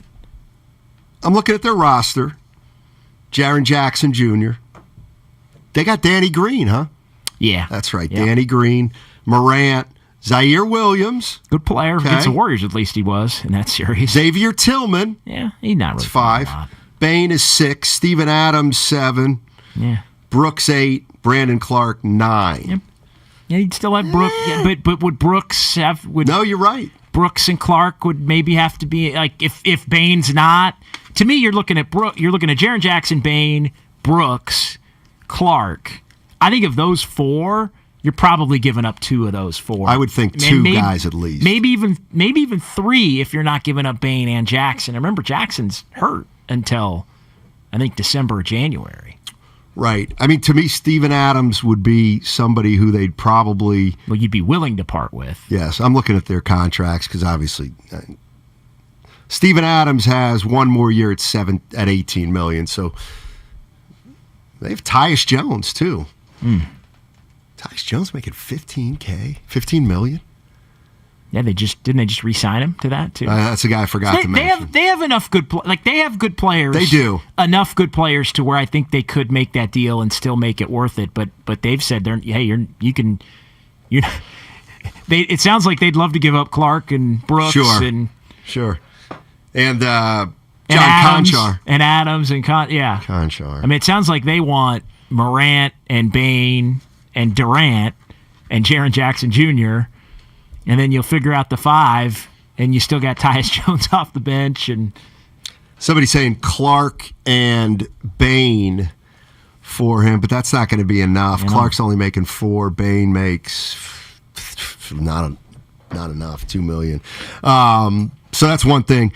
But you were saying something last week, and we talked about it a little bit. And I mean, what do you think the fit would be as far as, like, does Durant go to that team and supplant Ja Morant? Or is it still Morant's team? And then does that get weird? And I know you had the strong take about how Durant, with all the antics and the Twitter and everything else, like, he can't be your one. Would he not be with Memphis? And would that even be a problem that he isn't? It's a great question. Because things always get weird with Kevin Durant. We know that now. Right. But in fairness, he first of all, let me explain how it all started. Just coming back from vacation 2 or 3 weeks ago, or 2 weeks ago, seeing Durant was on Twitter again, going back and forth with fans, just taken up for his own cause. And I'm like, you know what? I'm starting to think that he, like, all this stuff that he does define him as a person. And maybe he can't be your best player. You know, maybe you need your leader to be more detached from that kind of crap. So you need him to be more like Steph Curry. Exactly. Damn it. But in fairness, JD, there were a lot of people that said KD was the best player on those Warrior teams with Steph Curry, that during those 2 years, that Durant was the best player in the NBA. Forget about that for now. My feeling is, I don't know if he'd be 1 or 2, but with a player like Ja Morant, like with a player like Steph Curry, whether he's 1 or 1A or 2, that's the other guy's good enough that, yes, you can be a 1, if you know what I mean. Like, Durant might have been a 1 with the Warriors. I don't know. But even if he was a 2, Ja Morant is good enough that Durant could be a 2 and they could still win it because Morant's that good. Did you follow? I followed. Okay. Here was I was thinking about I was following along, but I was also thinking, you know what? If Durant ends up with Memphis, it makes me wonder if the league, because the Warriors got Memphis for that Christmas game. Oh. And that felt a little out of place to me. It really did. Man, interesting. Like, did they know that maybe that was coming? I just maybe I'm underestimating the greatness of Durant and Morant. Well, I don't know if that scares me. If I'm the Warriors, it feels like not quite enough still in a way. I know it does. But yet we're talking about the Grizzlies still having a lot of the same guys that they had last year, so that might be a little foolhardy. Right. That's kind of come on. That's kind of what I think. Like Durant, but it got so weird with Brooklyn that it just I feel like my opinion of Kevin Durant's game has changed because of everything that went on there, and now the ultimate teardown, pending teardown. It's one of those things where, man, you drop Durant on the Grizzlies. Whew! They're unreal. But then you you got to take off Jaren Jackson Jr. and you got to take off Bane. Now you're like, okay, so who? I know they're deep, but who are they left with? Yeah, they're different. Right. They're very different. You don't need Kyle Anderson anymore. Where did he go? Philly? Minnesota. I'll believe it when I see it. The Grizzlies apparently are the new team that is available and interested in a trade for Kevin Durant. What'd you think of Jason Tatum's interview? that was next. That was next. Jason Tatum, during an interview, said he played. Go, you guys, man! Hit the button. It showed that I had a non-displaced fracture in my wrist, and it was small, but it was still but still, yeah, like a non-displaced chip. So I chipped a bone, but it didn't leave the surface, right? But it had shown that the bone had grew over it, so it had healed, but it was still pain. I was still in pain because I kept getting it hit or falling on it. So I guess I played with somewhat of a fracture for 2 months, and then in the playoffs, there was a play against Milwaukee in Game 3. I dunked it. Giannis chased me down, and he fouled me, and I fell into the crowd, and that was the most painful it's been since that day that I heard it. All right. Yeah. File that under. Thanks for the softball. File that under the. Let's see. File that under things that don't matter at all. In my book. Well, in my book. He waited longer than a lot of guys wait, though, to get it out there. So it was less than 100. Well, two things. One is, okay, great. You played with a fractured wrist. So what? Warriors are champions. Nothing's changing that. Nothing. Well, he was so bad, though, at times in the finals. Yeah, okay. But that's part of the NBA. Remember, we part gave of credit, winning the titles, you got to stay healthy. If you can't stay healthy, you're probably not going to win a title. The Warriors were healthy at the right time. He got hurt. He wasn't 100% night-night. I mean, sorry, it's too bad. That's just the way it works. And the Warriors, the 2 years they didn't win, can make the case that, obviously, Durant and Klay Thompson in 2019, but then, Steph wasn't 100% because of whatever. It does tend to happen no matter what. And I guess, Steph he didn't do an interview like that. Right. But it's always kind of known later that a star maybe was less than 100%. So yeah, I didn't really think it mattered much, but he was so. Remember we gave him credit for 13 assists in game 1, and right, and Boston won that game, and the reality was though you're expecting more from him, and he just didn't have it. Couldn't finish at the rim. No doubt about it. And if you told me that injury was the reason or one of the big reasons why he wasn't great, I would say, okay, I buy that. Doesn't matter. It just doesn't anymore. No, it doesn't at all. Because it doesn't mean, Boston would have won if he, no. No. Right. Yeah. Exactly. Not even. And I don't even know that's what he's getting at. I just think, to me, it wasn't even we would have won. It's just more, I looked really bad. Right. I think if he had played great and they still lost in 6, there wouldn't be I felt like he needed to explain to people why he was so bad as that series went on. Yeah. And maybe it takes a little pressure off next year. I think he was pretty bad. I think he was awful, but I do think that it does feel like he'd much rather take a 17-footer than try to finish near the rim. But nevertheless, I just think, and you know it too, JD, we got a long just go through the Warriors titles. Their first title, everyone said they didn't play anybody because the player, you know what I mean? That's not what that's not where I'm going. I don't think that's really where he's going, but no, I don't either. But to me, that's something that more with load management, with guys trying to figure out when to be their healthiest, with guys sitting out in the regular season, a team being hurt and not winning it, it's not even an excuse anymore. Because I just feel like, exactly. In order to win it, you got to be healthy. And if you're not healthy, you're probably not going to win it. But sorry, you don't get that as an excuse. You just don't. I'm just sorry on that one, So, anyway, how about this one before we leave? I saw this story in the Chronicle. You know what state's got the worst tippers in the United States? Tip. What Tips. state? What state has the worst tippers? You're California? The best. California. Tipping's up in general. 19.7% on the average bill. Almost 20% in California. Or I'm sorry, that's nationwide. With when you get a meal, like you sit down for a meal. Now, what do you think, Spadone?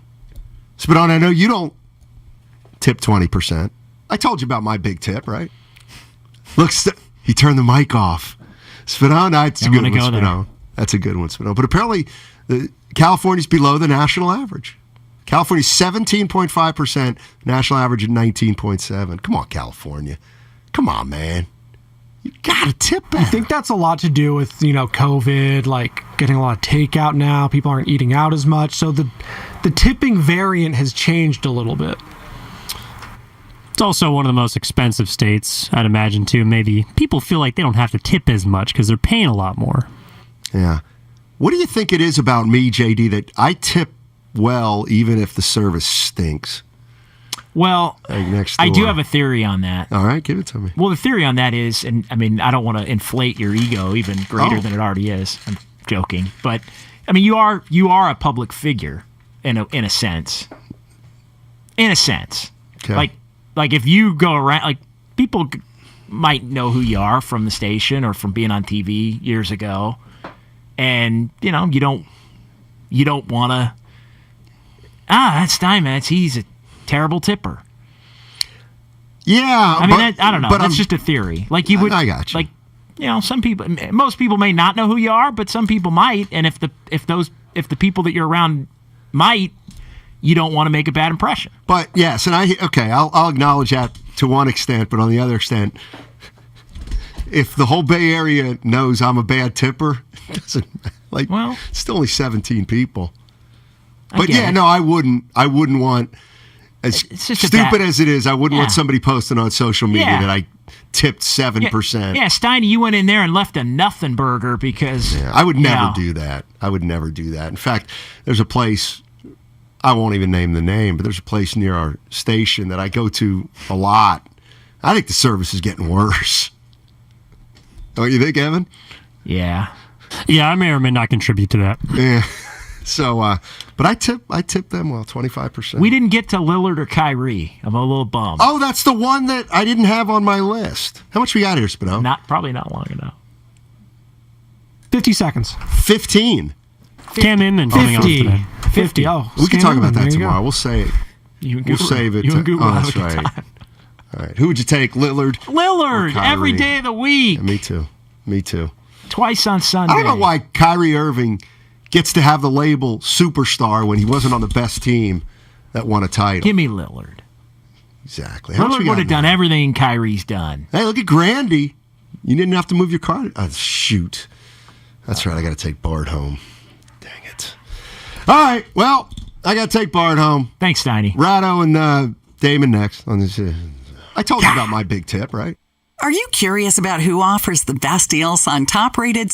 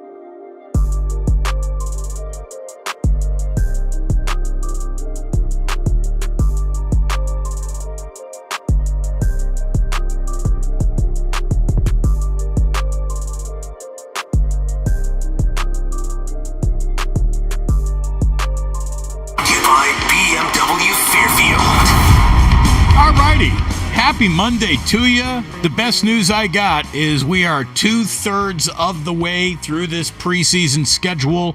One more game, and then just a short little 17-day layoff until we actually start playing in week 1. If you thought you hated the bye week between the end of Championship Sunday and the Super Bowl, wait until a bye week in between the end of the preseason and us ready to get going in Chicago on September 11th. Hold your breath, Ray. The excitement's coming our way. You should turn the mic on now. I'm utterly unprepared for today. That's all right. I'll hold my breath, but I suspect I'll be dead before the 17 days are over. Well, let's figure out a way to keep you around, because we got some stuff to talk about this Monday afternoon. Cam Inman is supposed to be stopping on by after practice down in Santa Clara today. We're going to say hello to John Martin, who's a host in Memphis in our 4 o'clock hour. Why a host in Memphis? Well, because that's the latest Kevin Durant rumor, believe it or not. So we will get into that. People are already, before we even start the show, on the text line asking, Damon, House of Dragons, will there be post-game recaps? No, but kind of. I'll get to it at some point. The 5 o'clock hour feels like a good way to kill off that very last segment of the day. Got to talk a little House of Dragons. It was a good debut. There's no doubt about it. Ray, what'd you think? Didn't see a moment.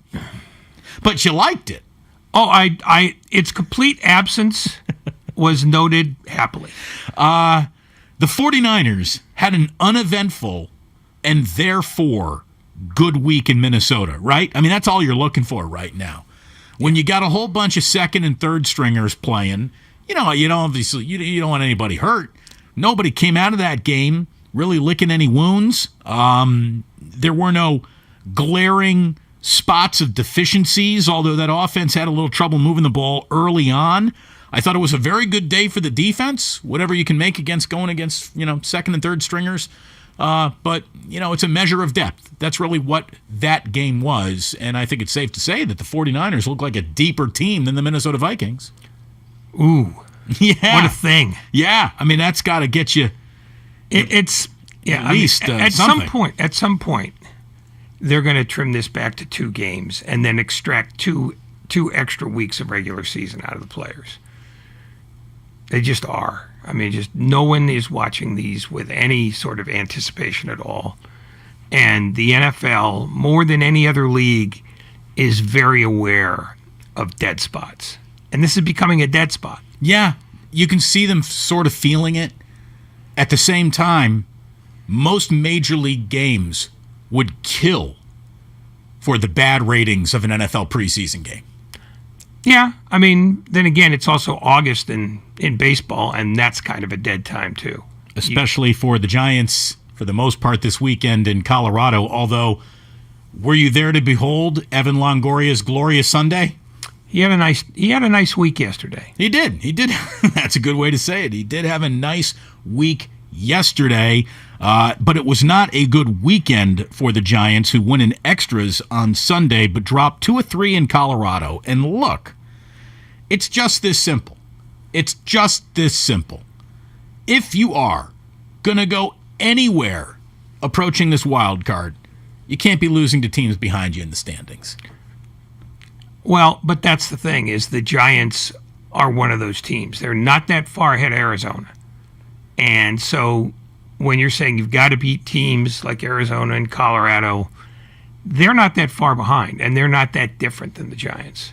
So it's almost like you have to suddenly establish something you have not been able to establish for 4.5 months. Situational entertainment didn't rear its head very often until Sunday, where, again, Evan Longoria had a good game. Wilmer Flores' sack fly, I guess, was the difference in that game. But they're 6 games back of the wild card. The old saying is, everybody wins 60, everybody loses 60. What do you do in the other 42 games? Well, the Giants are 60 and 61. So they basically filled both of the gonna fill it categories, and the next 41 games are where the entire season lies. So if you like a sprint, it's time for the Giants to tie their cleats as tight as they possibly can and start sprinting, because it feels like postseason hope is sort of running away from them. But this might be their sprint. That's the problem. They might be going as fast as they can go. It does feel like full bore. If that is as fast as Trey Sermon can go, he might be concerned about his place on this roster. He did not have a particularly good weekend in Minnesota. 49ers adding some veteran safety depth. We're going to get into that today. We've got 6 distinct NFL news and notes items to get to. Like I said, we're in the final week here of preseason play. Thursday, Houston, final tune-up for the San Francisco 49ers. Look, this is going to sound a little nuts based on the radio that we have done and the topic that we wish no longer existed, but it does. Jimmy Garoppolo. The 49ers just, got to look at a game, if you will, out of their backups. I don't think they walked away that impressed. I also don't think that they walked away crestfallen. But Nate Sudfeld or Brock Purdy being your insurance policy to an injured Trey Lance doesn't sound like as good of an insurance policy as Jimmy Garoppolo. See a lot of talk on Twitter saying that, the Niners owe it to him to cut him this week, so he can maybe attach himself and find his way with someone. What the 49ers owe Jimmy Garoppolo is the money that they will pay him to stay on the roster, or the money that they'll be paying him to leave the roster. What the 49ers really owe is their fans the best chance to compete. I'm kind of reaching the place in my mind where, Ray, I don't know if the 49ers are in a better situation without Jimmy Garoppolo. This roster is better with an experienced backup quarterback than I think either Nate Sudfeld or Brock Purdy. So, having gone completely laissez-faire, which is a fancy way of saying hands off of Jimmy Garoppolo, it might be time for Jimmy to lean into this week of practice. And if I'm the 49ers, I'm even thinking about starting him Thursday in Houston. It's probably nuts. They're probably not thinking of doing it. But again, I'm getting selfish here with the 49ers season. And I think they should turn it around to Jimmy Garoppolo and say, look, dude, no one's coming for you. Which means you're kind of stuck here. Which means you're kind of stuck with us and we're sort of stuck with you. And you might not like the role that you're going to be cast in, but we're paying you to be here. You are under contract, and them's the breaks, kid. I don't know that they'll sell it that way, but I get what the message is. It's, we're going to start him. You didn't get a chance to compete for the job. We decided what we're going to do, but we can't afford to get rid of you, and you'll be making a boatload of money to hold the 21st century version of a clipboard. I mean, they don't really have to explain anything to him. I mean, they could basically say, if you want to walk off the job, fine, we'll pay you nothing. Or we'll just give you the $7 million we have to, and then we'll never see you again. But I think if they made him that sort of, okay, we'll give you the $24 million, you're not going to start, but we're not going to short you either, he'll probably stay. I mean, who leaves $17 million on the table over a principle that may include unemployment? And if you're really thinking about a long NFL future, showing everyone that you're healthy enough to still do it, that you got the shoulder to do it with, a year of rehabbing, look, there are reasons why Jimmy should never want to step foot in the 49ers locker room ever again. There are millions of reasons why he should. And I think it's time for the 49ers to really look at the situation and admit, I don't know if we played it wrong or it played us wrong, but here we still are. We have no more clarity on Jimmy Garoppolo today than we really did when this entire conversation started the day after the NFC title game.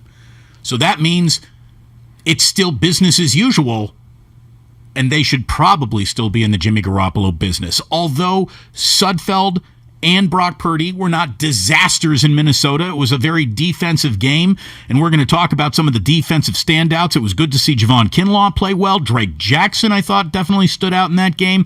And we got some stuff to get into this afternoon. We're brought to you by BMW Fairfield, now open in the Fairfield Auto Mall. Since opening their doors in July of 2021, BMW Fairfield has become the top-rated BMW dealer in the Bay Area. Go ahead and find out for yourself. Visit BMWFairfield.com today to book your visit.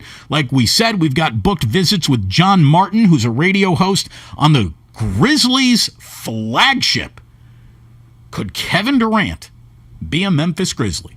We're going to get into that rumor that materialized over the weekend. Cam Inman's supposed to stop on by when practice wraps up down in Santa Clara, and we got a lot to get into. It's good to have you here. It's a beautiful Monday outside, and Damon and Ratto and all the content here on 95.7 The Game is available to you on the free Odyssey app. You need to download it today. How will Trey Lance look on Thursday night? Everybody is going to judge him against the best quarterbacks in football. Will we see another explosive play? Lance looking. Rainbow left side. Got a man out there. Over the shoulder catch. Down the left sideline. To the end zone for the touchdown. And it is the rookie draft choice, Danny Gray. The regular season is right around the corner. On 95.7 The Game. UCSF Sports Medicine Center is dedicated to treating every type of athlete, from kids to adults, amateurs to elite professionals. As one of the best orthopedic programs in the nation, UCSF has programs to optimize an athlete's performance and the latest advancements to treat the most complex sports injuries. With locations throughout the Bay Area, now including Marin, Walnut Creek, and Redwood Shores, it's even easier to make an appointment today. Visit ucsfhealth.org so you can get cleared to play. UCSF Health, redefining possible. In order for small businesses to thrive, they need to be smart, efficient, agile, staying ahead of the market at every turn, and finding ways to do more with less. That's never been more important than it is right now. So for a limited time, Comcast Business is introducing Small Business Savings, a deal for companies across the country. When you call in now, you can get powerful internet for just $39 a month for 12 months. $39 a month, with no annual contract and a money-back guarantee. All on the largest, fastest, reliable network for small businesses, with the company that powers more businesses than anyone else. So if you're a small business owner, don't wait. Call and get started today. Comcast Business, powering possibilities. Offer ends 9/21/22. Restrictions apply. New Comcast Business 50 megabits per second internet customers only. Requires EcoBill and AutoPay. Equipment, taxes, and fees extra and subject to change. Call or go online for details. After promo, regular rates apply. Why do we find popping bubble wrap so satisfying? Why do we say boop when we touch somebody's nose? Boop? Why do we turn anything and everything into drums? Honey, I need those pots to start dinner. Why do we sing in the shower? I'm taking a shower. And outside the shower. This conference call is boring. Rick, you are not on mute. Why? For the same reason we play scratchers from the California Lottery. Because a little play can make your day. Please play responsibly. Must be 18 years or older to purchase, play, or claim. If you owe back taxes to the IRS, have unfiled returns, or are worried about an audit, the IRS is hiring 87,000 new agents to address these very issues. That means if you need to get your tax problems resolved, now is the time to get started.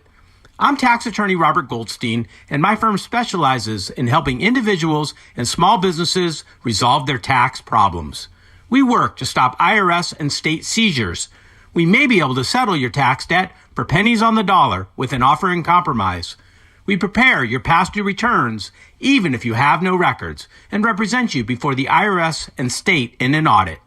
At the law offices of Robert Goldstein, the consultation is always free, and we have offices located throughout the Bay Area. To schedule your free consultation, call 1-888-TAX-EXIT. That's 888-TAXEXIT. 888-TAX-EXIT. and make us your last stop. Don't waste your time trying to sell your old car. Donate it to Cars for Kids. It's the easiest and fastest way to donate your car and get a tax deduction. Donate online at carsforkids.org. That's cars with a K. 1-877 Cards for Kids. Donate your car today. Everything, our farm, our stand, our pop-up shop, it really all started when we discovered the benefits of local, raw honey for our family. And then we decided to turn it into a business. We were looking for something to help us get up and running. So we got the Chase Business Complete Banking Account. It's more than a bank account. It comes with Quick Accept, which lets us take card payments anytime, anywhere in the U.S. using the Chase mobile app. Plus, we get same-day deposits at no extra cost. For us, it's more than honey. It's about sharing a little sweetness with the world.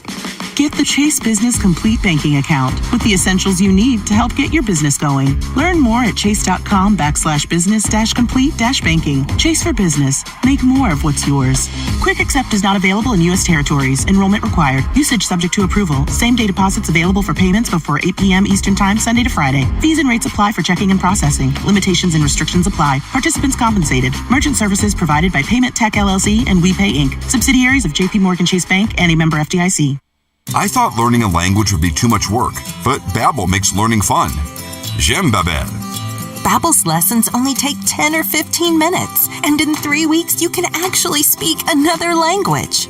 Como si fuera magia. Babbel isn't robots talking. You learn words and phrases from real native speakers. I was ready for real-life conversations in just a few weeks. So easy. Go to Babbel.com to try for free. That's Babbel.com. Babbel.com.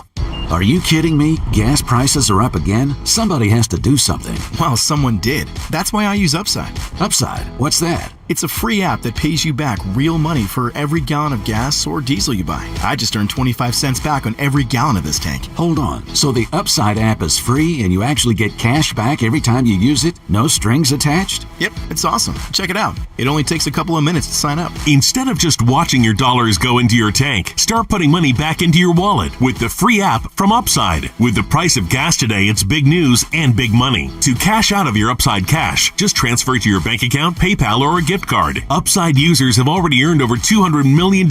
Now it's your turn. Download the free Upside app and get cash back on every gallon of gas. Use promo code GOLF for an extra 25 cents per gallon on your first fill-up. That's code GOLF. Use code GOLF for an extra 25 cents per gallon back in your first fill-up. Cashback's not available on gas in New Jersey and Wisconsin. It's time to say goodnight to that check engine light with the free AutoZone Fix Finder service. It'll help troubleshoot the likely cause of your light for free, so you can drive with peace of mind. Restrictions apply. Get in the zone, AutoZone.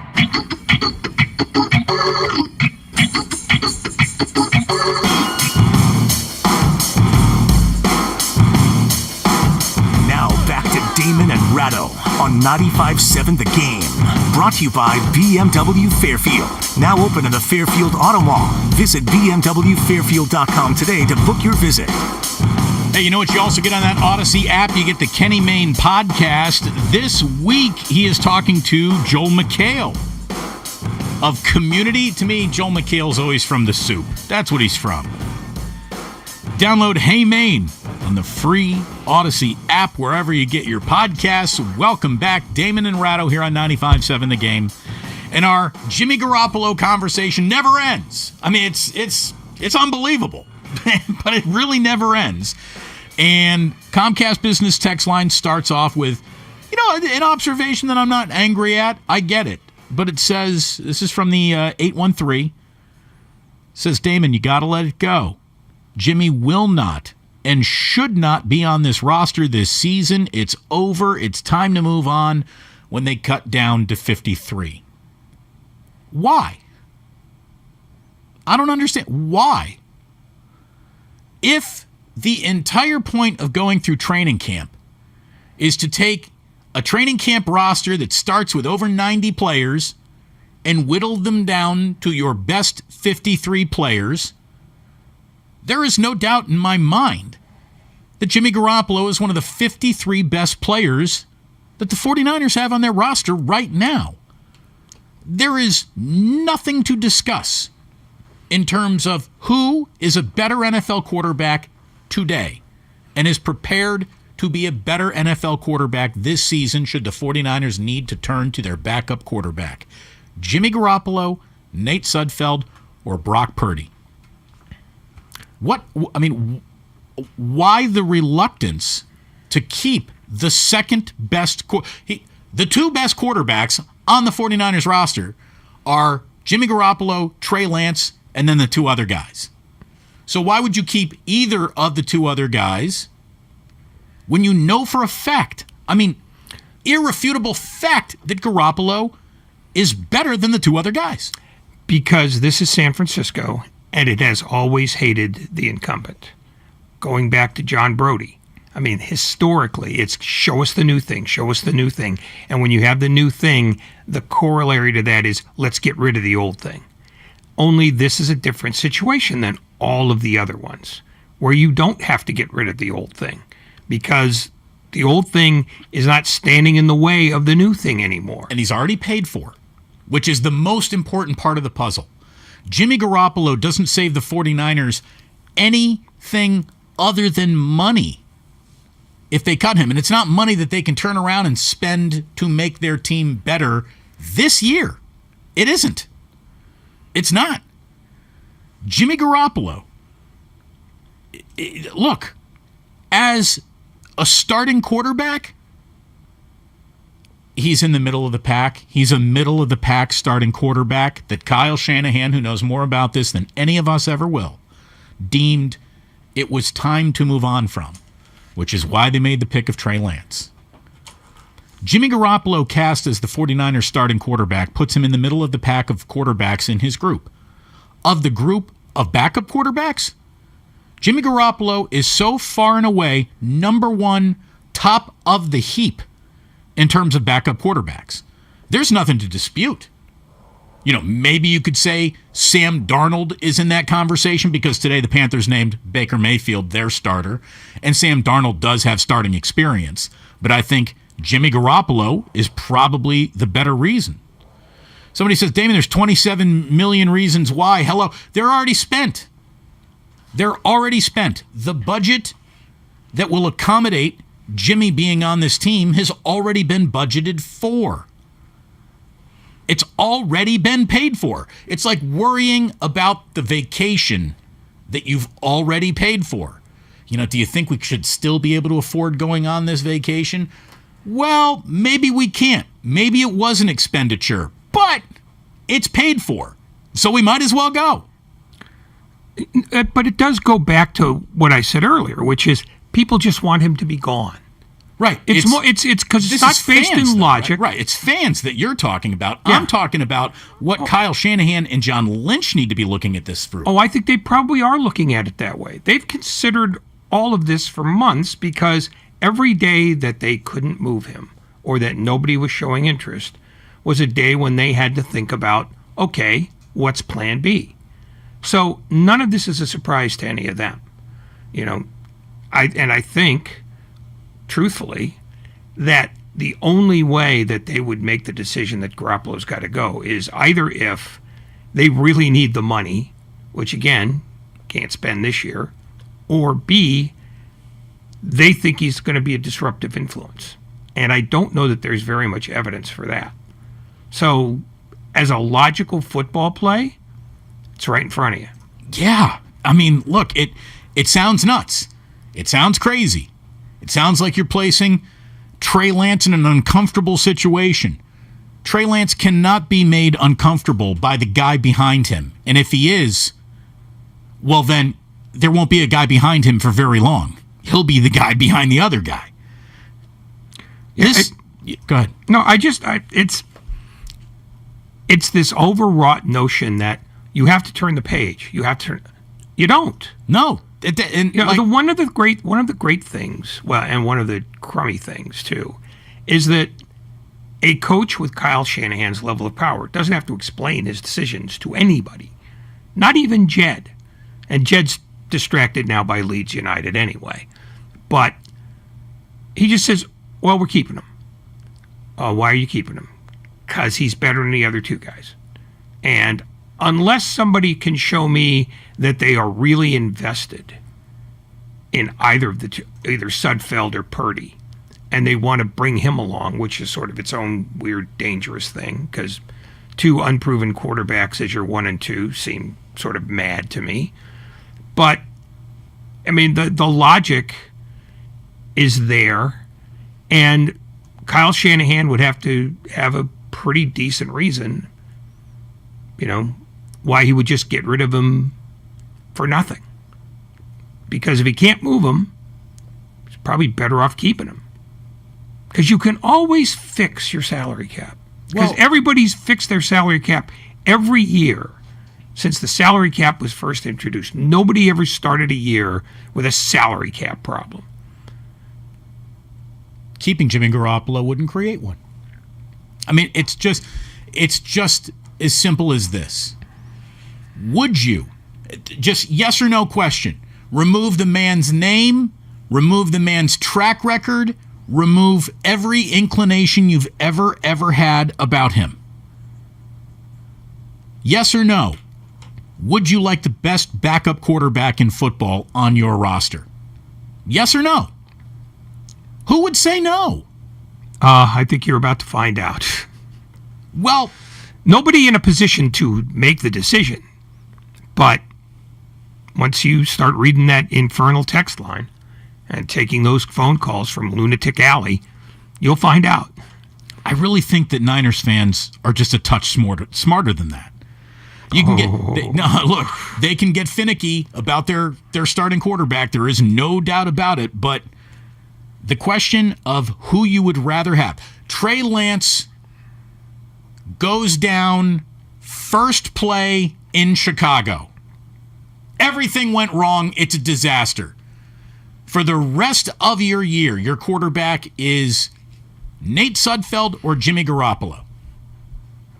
What are you taking? Who in this audience, who would rather run a 17-game-long Nate Sudfeld experiment or a 17-game-long Mr. Irrelevant experiment over the Jimmy Garoppolo? You kind of know what you're getting. I mean, the whole point of a backup quarterback is, well, you're going to play him and you really don't know what you're going to get. At least you know what you're going to get with Jimmy. And it's been good enough to reach one Super Bowl and get to another NFC title game. That's a pretty good insurance policy. What NFL team wouldn't be willing to plunk down $27 million on a season-long insurance policy? But more than that, you don't have to spend any time trying to get him to cram the playbook into his head. It's already there. There's literally no adjustment. And unless he has not kept himself in shape, which seems to me pretty ludicrous, what would be the objection? I've always thought that people were in a hurry to get rid of a pretty useful asset. And, it's the notion that somehow this will make Trey Lance nervous. Well, if it makes Trey Lance nervous, you got the wrong guy. Right, and somebody here on the text line says, wait, so Lance can't be uncomfortable, but the media made Jimmy uncomfortable all of last season? Crazy. The media didn't make Jimmy Garoppolo uncomfortable.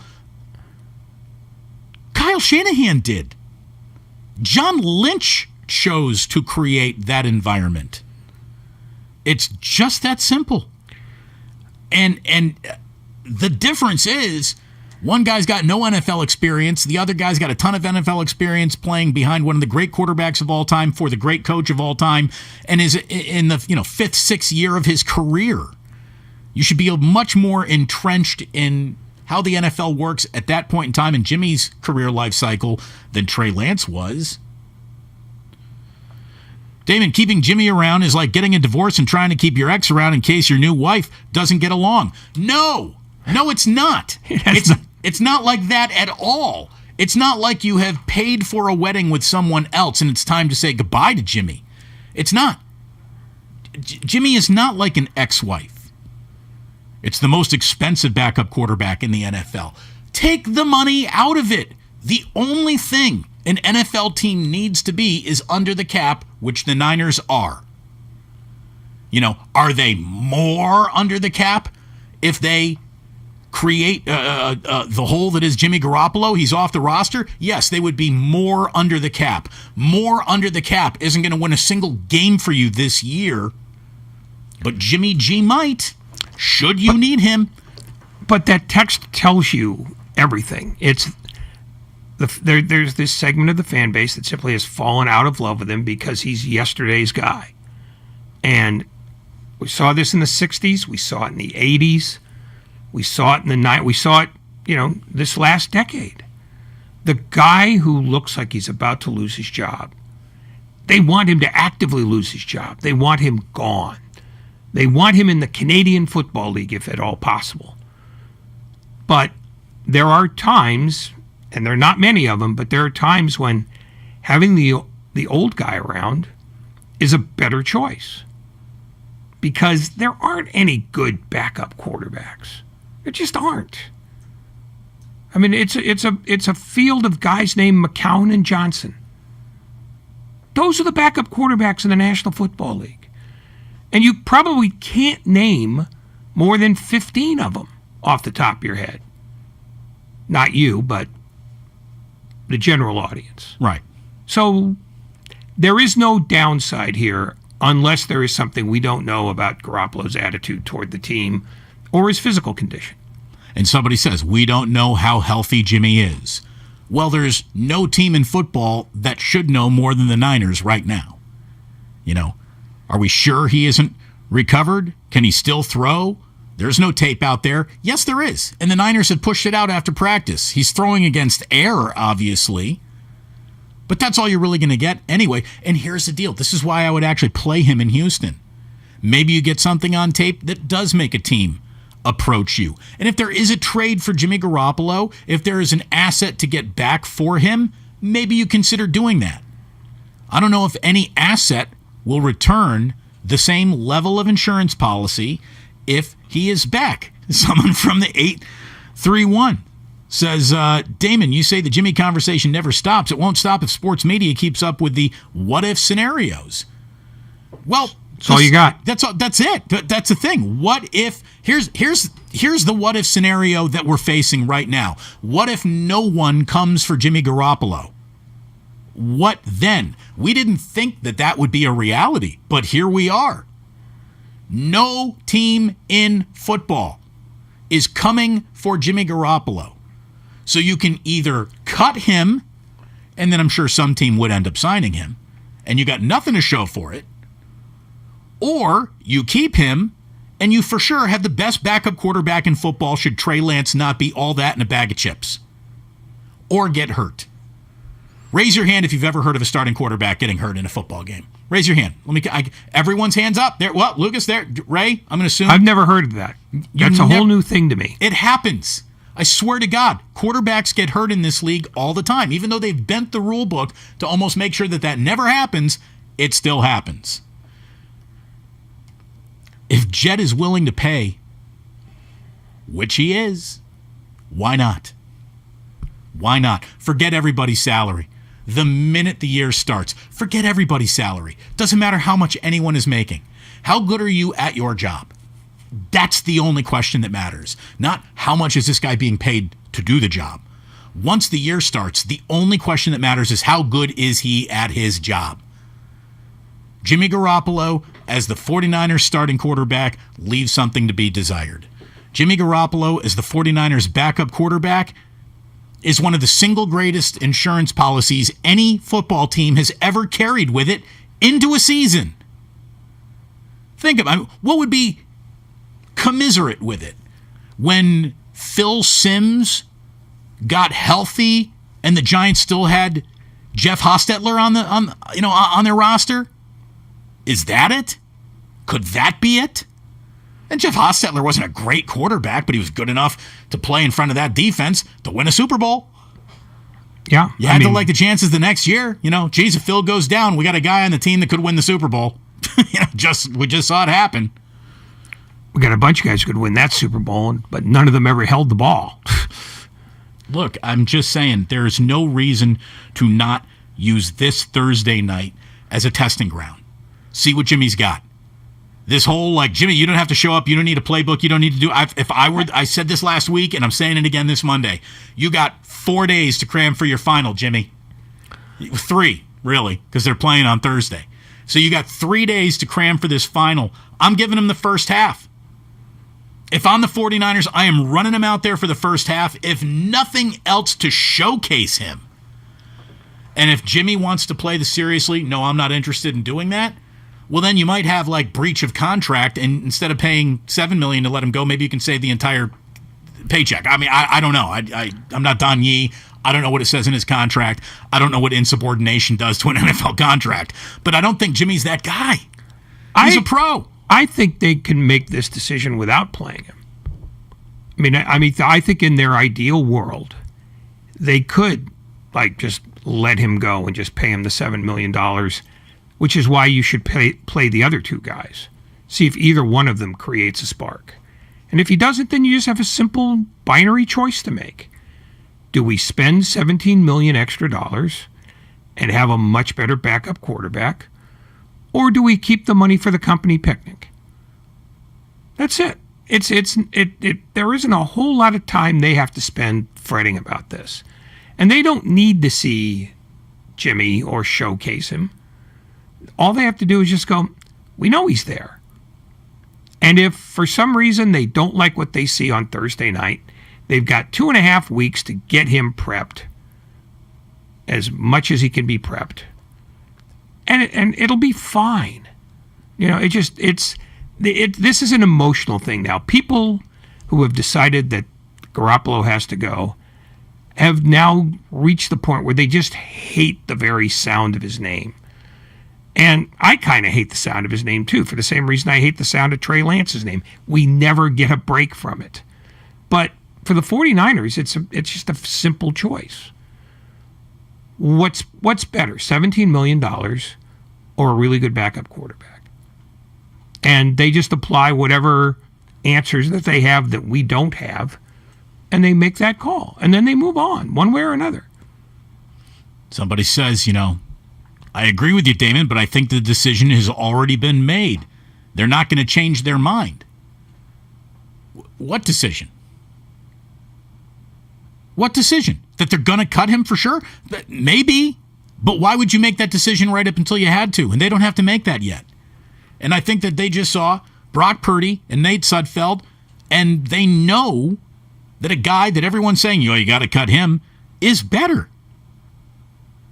The entire point of having a training camp is to break camp with your 53 best players. Can't we all agree that he's one of their 53 best players? And if we can agree on that, then what are we talking about? What are we talking about?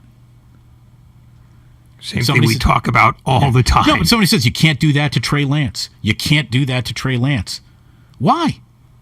What do you mean you can't do that to Trey Lance? It'll divide the locker room. You know what will divide the locker room? A starting quarterback gets hurt and your season goes to crap. That's going to divide a locker room. I don't think it's going to divide a locker room. Everybody seems to be very much on the Trey is our guy wavelength. You know what divides a locker room is when you don't make your best effort to have your best 53. Because every guy in there has a very finite career. And if you're choosing money over the better quarterback, that's what bad teams do. I think this is, like I said, it's a simple choice. Do they believe that Jimmy Garoppolo will be in the right frame of mind and in the right physical condition to be the backup if they don't like Purdy or, I'm drawing a blank now. Nate Sudfeld. Sudfeld. Yeah, it's just,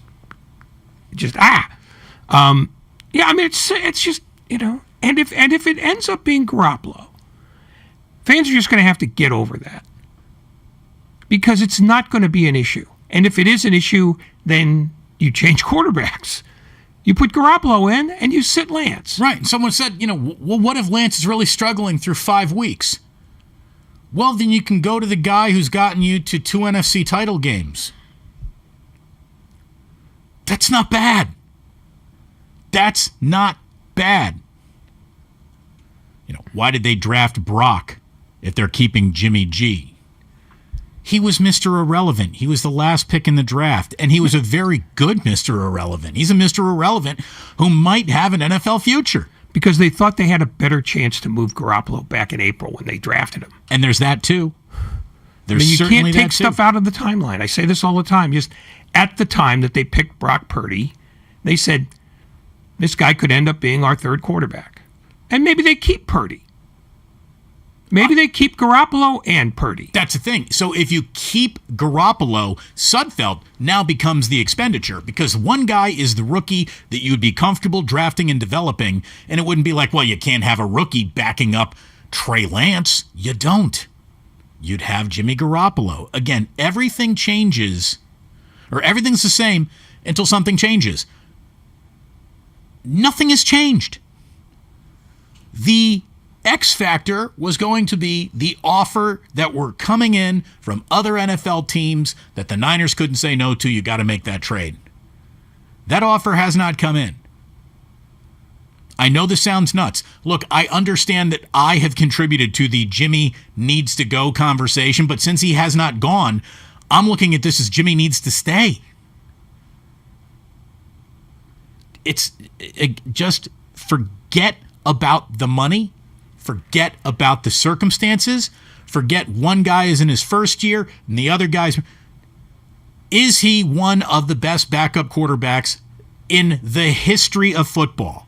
Should he be rendered a backup quarterback? The answer to that question is yes. What football team, what football coach, what general manager wouldn't be interested in the best backup quarterback in the history of football should you need him? I know it sounds nuts. I know it sounds crazy. But at this point, cutting him and letting him walk for nothing is even crazier than keeping him on the roster. I play him in Houston if I'm the 49ers on Thursday. 888-957-9570 is the number. Agree, disagree, get in now. One of us is going to be right. Someone's going to be wrong. I'm sure the internet is keeping score. I would keep him around. I would keep him around. Damon and Ratto here on 95.7 The Game, brought to you by BMW Fairfield and by Fremont Bank. Full service banking, no compromises. The BetQL has you covered for football season. I'm Erin Hawksworth here to help you beat the books with BetQL. Check out BetQL as you're prepping for college and NFL. The BetQL computer model analyzes every bet every day to find mispriced lines, and it even updates its projections in real time. Use the platform however you want. Follow the 5-star ratings, fade the public, or follow the money. I'm Erin Hawksworth. Bet smarter, beat the books. Download the BetQL app today. Staples has everything for school at great prices. So this year you won't go back to school. You'll be ready to move forward into art class. A 4-foot replica of the Statue of Liberty using elbow macaroni? With glue and art supplies from Staples. By tomorrow. Right now at Staples, 1-inch binders are only $1.99 each. Plus select backpacks are 50% off. Everything on your list at amazing prices. Staples, this year we're not going back. We're going forward to school. In-store only, ends 8/27, limit 30 on binder. Are you ready for your palm reading, my dear? Yeah, let's do this. I sense that you crave something. More reliable. Right. You know you deserve better and want out of a relationship. Yes, with my big name wireless carrier. You're who now? My big name wireless carrier. That's why I switched to Xfinity Mobile. Now I get unlimited with 5G for $30 per month on the most reliable 5G network. Let's talk about your aura. It's so... And get this. They can even save you hundreds a year on your wireless bill over T-Mobile, AT&T, and Verizon. Wow, that's actually really impressive.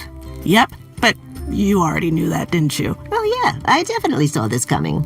Start seeing savings today. Switch to the fastest mobile service, Xfinity Mobile. Now with the best price on 2 lines of unlimited, just $30 a line per month. Switch today. Xfinity Internet required. Price comparison for 2 unlimited lines under available 5G pricing plans of top 3 carriers. Taxes and fees extra. Reduced speeds up to 20 gigabytes of usage per line. Most reliable based on root metrics. US report. Comcast analysis of mobile Wi-Fi and cellular data from Ookla Speed Test Intelligence Q2 2022.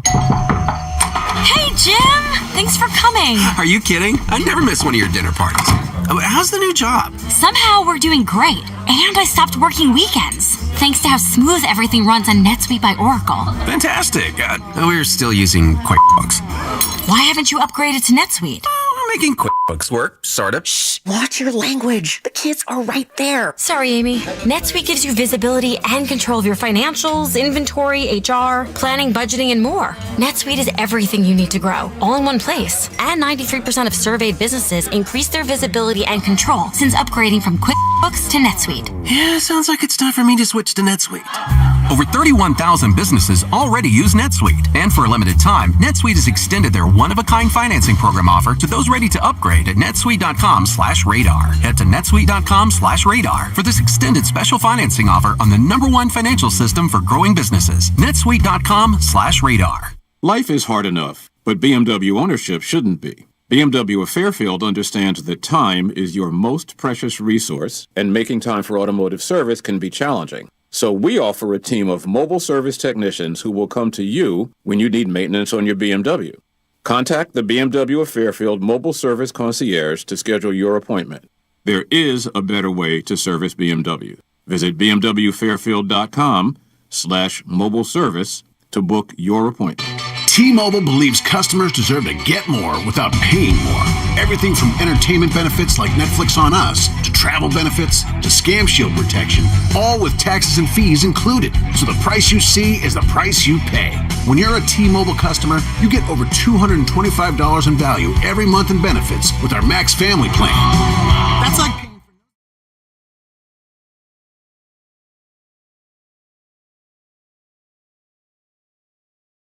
with our Max Plan each and every month.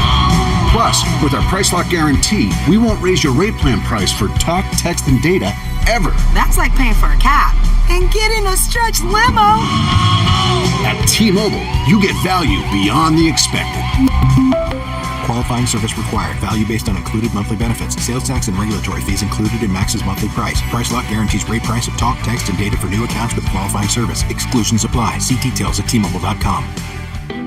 I'm Listening reminds you that you are not alone and that talk saves lives. There's a new national hotline for mental health-related distress, 988. When you call or text 988 from any phone, you will be connected directly with trained counselors in over 200 crisis centers nationwide. They can get you the help you need anytime, anywhere. 988, the new National Suicide Prevention Lifeline. Talk saves lives, and with 988, talking is only 3 digits away. Find out more at imlistening.org.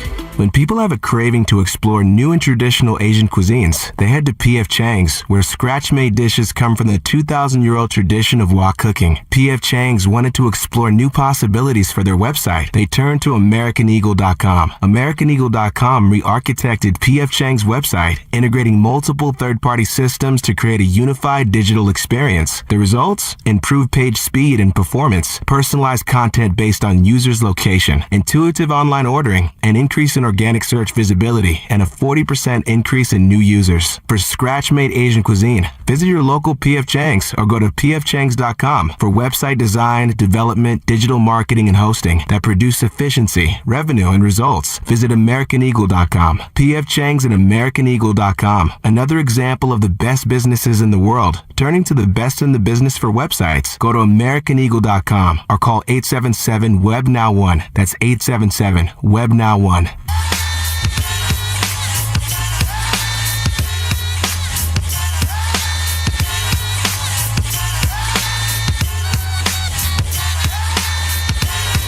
Now back to Damon and Ratto, brought to you by BMW Fairfield on 95.7 The Game.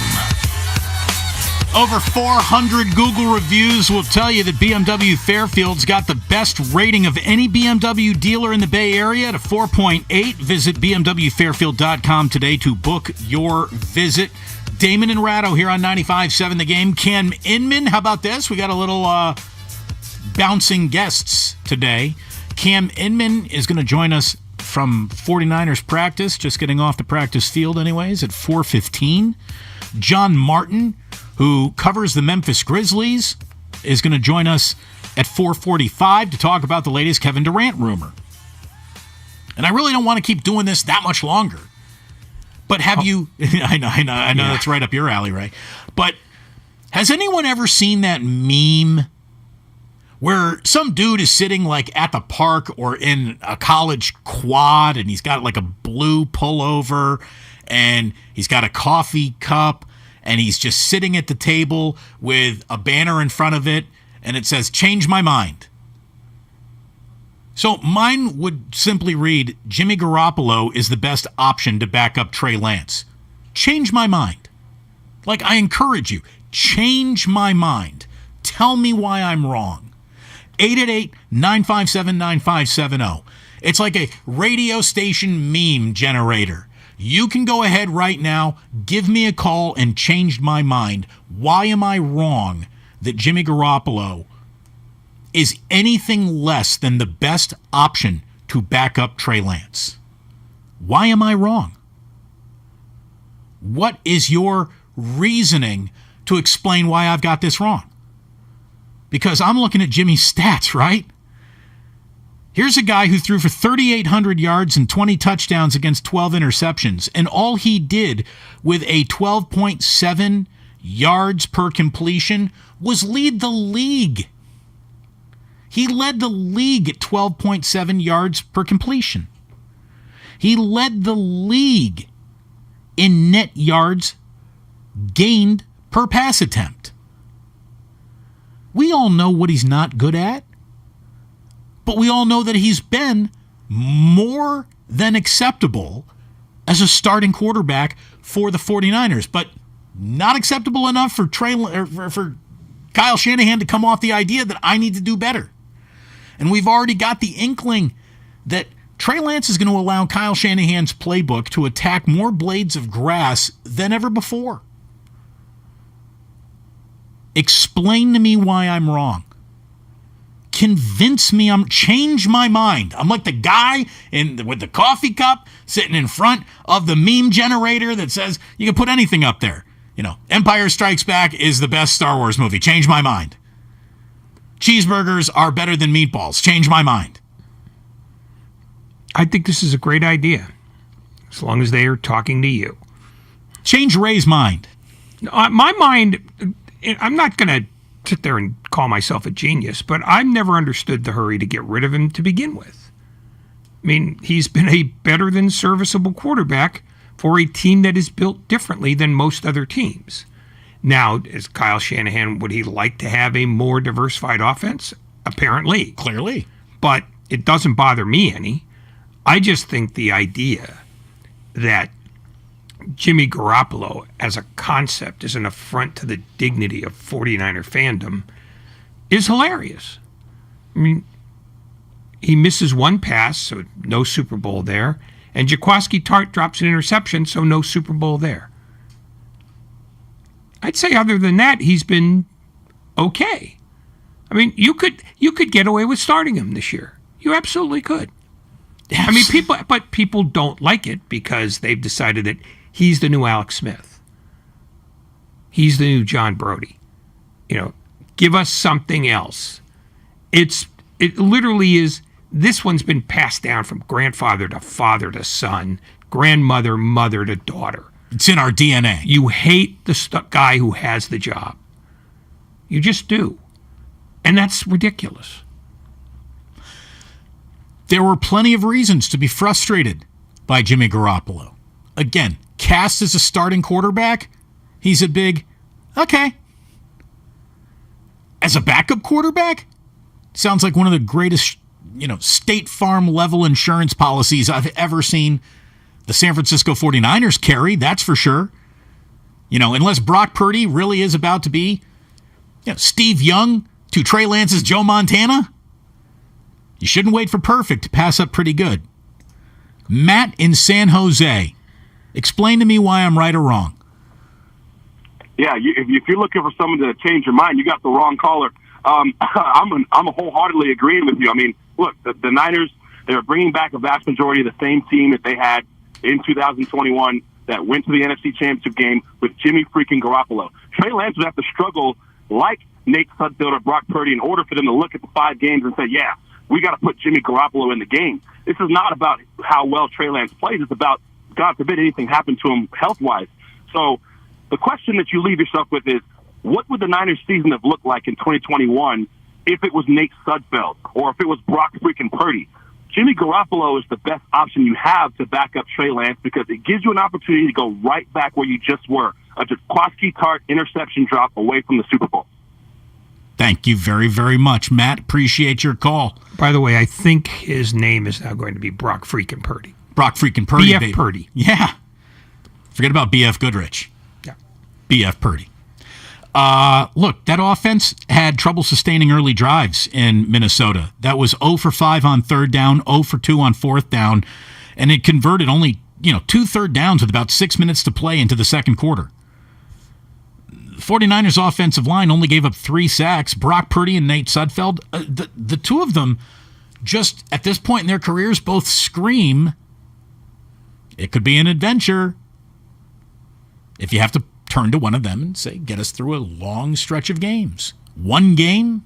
Sure. 2 games? Okay, you're pushing it. 3 games? Probably should have kept Jimmy. That's how quickly this all turns. And that's why I don't think you play Garoppolo on Thursday. I think you play Purdy and Sudfeld. Show us something. Change my mind.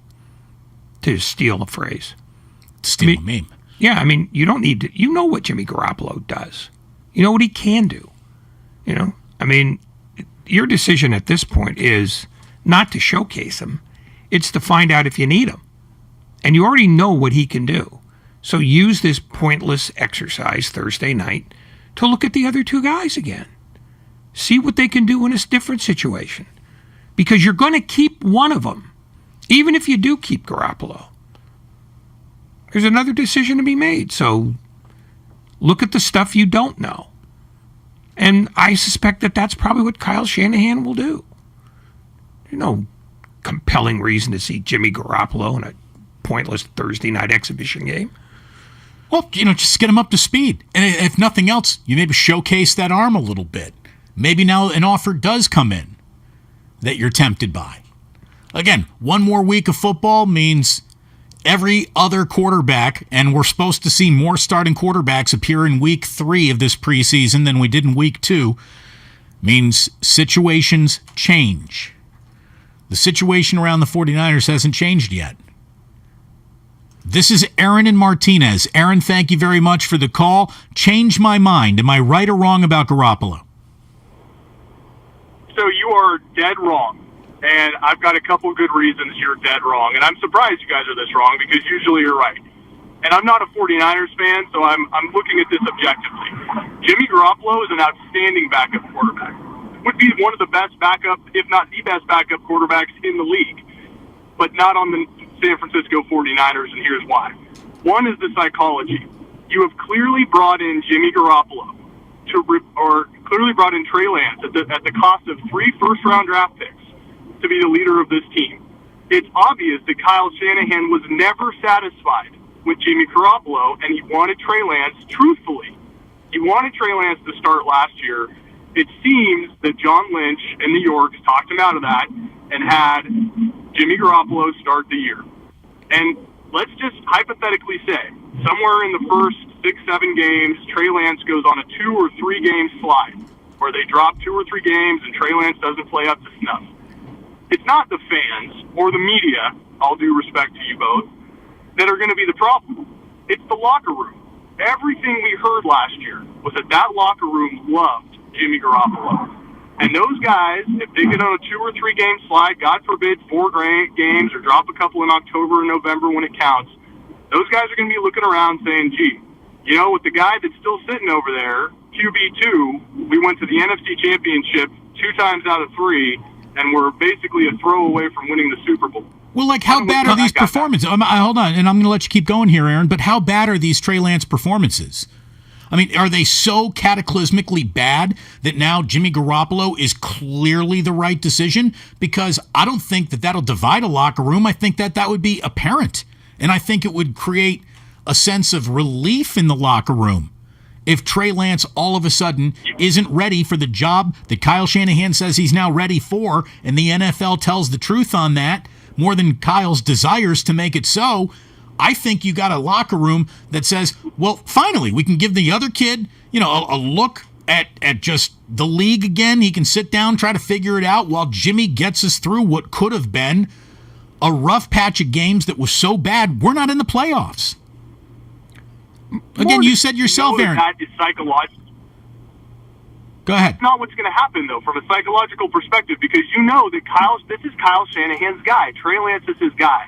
And Kyle's going to be sitting there going, yeah, it's a bad 2-game stretch, it's a bad 3-game stretch, but we're going to ride this out because that's the only way a rookie can come through the other side. And you're going to have your GM, John Lynch, and Jed York sitting over there going, damn it, Kyle, we told you so. And you're going to develop a standoff that's going to tear what's been a very, very good triumvirate, management and coach, in half. See, but there is no triumvirate, Aaron. There is no triumvirate. There is only one king of the 49ers roster and construction, and his name is Kyle.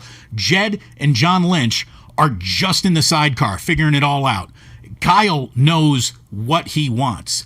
And if Kyle wants Trey Lance to be his guy and to play through all the rough patches and rough spots, look at it this way. He's playing through all the rough patches and rough spots anyways right now as it all stands. So why would Jimmy being on the team make it any different? I really don't understand. Hold on. Welcome to your 4 o'clock hour.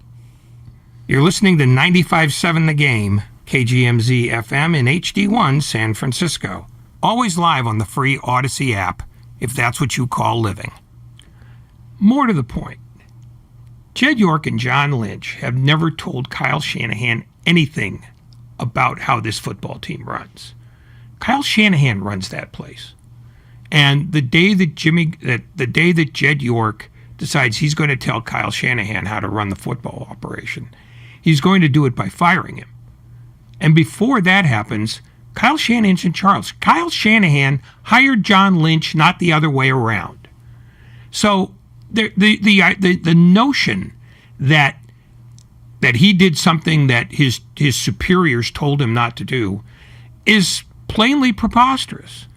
Kyle Shanahan is the guy who's made this gamble to draft Trey Lance and put him in, with a very minimal resume onto a team that is at least a deep run contender. So this is Kyle Shanahan's baby. It's not Jed York's baby.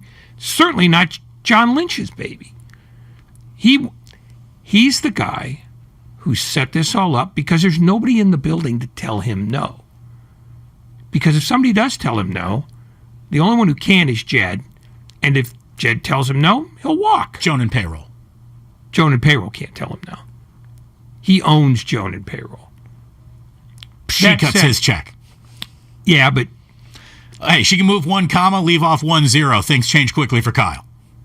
Kyle's their agent will notice. Probably. No, it's Kyle Shanahan is making all these calls. Right. All of them. And so there's no pressure from anybody else. And if they get through the season and they come to this alleged Rubicon where the locker room is going to be torn asunder if they change the quarterback, Kyle Shanahan will do what football coaches have done since time immemorial. This is the guy. Play your ass off. That's what we pay you to do. You want to go to the Super Bowl? Play like it.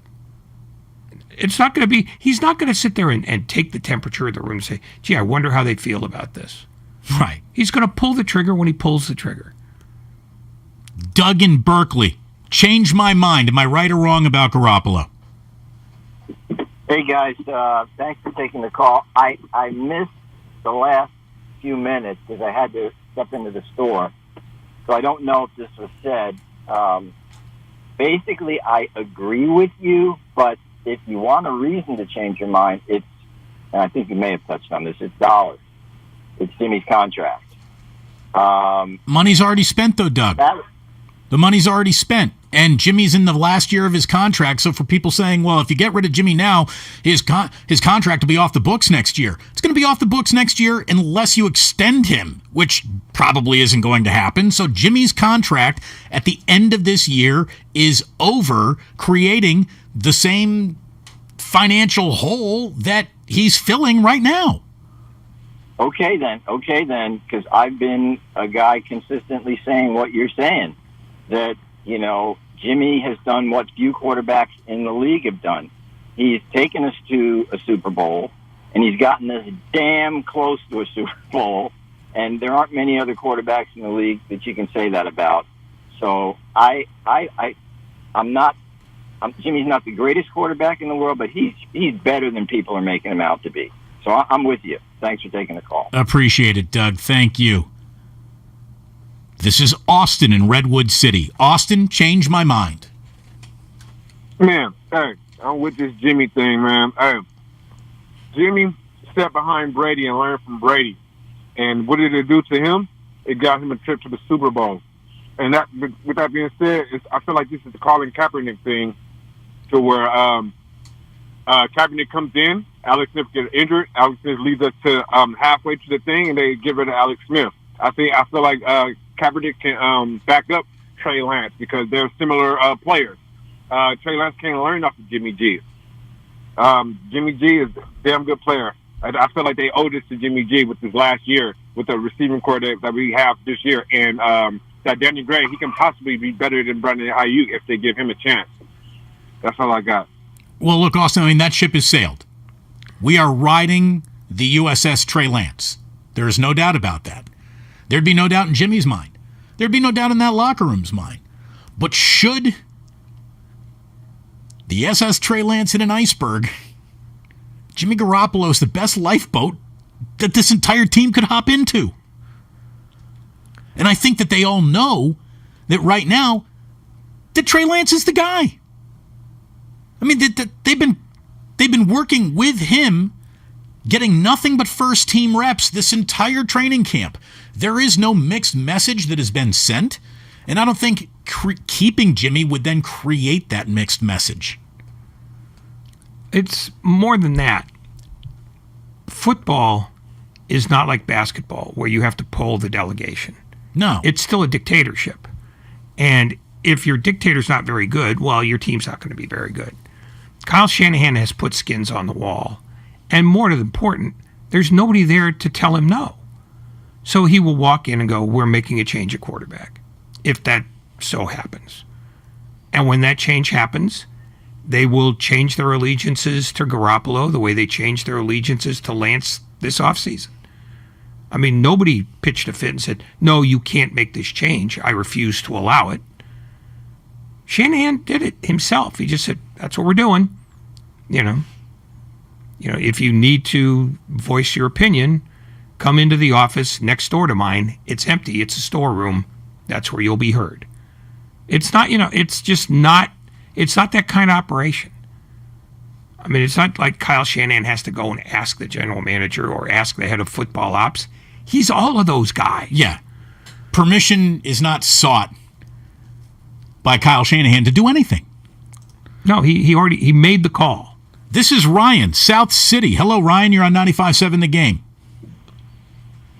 How's it going, guys? I'm more playing devil's advocate just because I was trying to think of something to come up with to challenge what you're saying, because I kind of agree with it. But what if that money goes towards signing Bosa to a long-term deal 1 year sooner and not having to top the next DM that's going to get his big contract? What if that money could go to other things, specifically being Bosa? Well, it's going to go to Bosa. I mean, Bosa's going to get every penny coming to him independent of Jimmy's roster spot. Full stop. And he doesn't need it now. I don't know if anyone noticed this, but Bosa's not holding out. He's not saying you got to get my deal done ahead of 2 years of it getting done. That's not happening. There is no demand of Bosa to hammer out a deal now, which if there were that demand on the table, okay, well then maybe we got something to talk about. But that demand doesn't exist. It's also not irreplaceable money. You can replace it every year. That's the thing. I mean, just the one thing, and I hate this about football, but it's true. When contracts are not guaranteed, you can go off your plan a year later. And this money wouldn't be coming out of Bosa's pocket anyway. He's the first guy who's going to get paid. Right. There's no point in time, whether his contract comes up today or tomorrow or the next day, where he's not going to become the highest paid defensive player in the history of football. At least for 15 minutes. Exactly.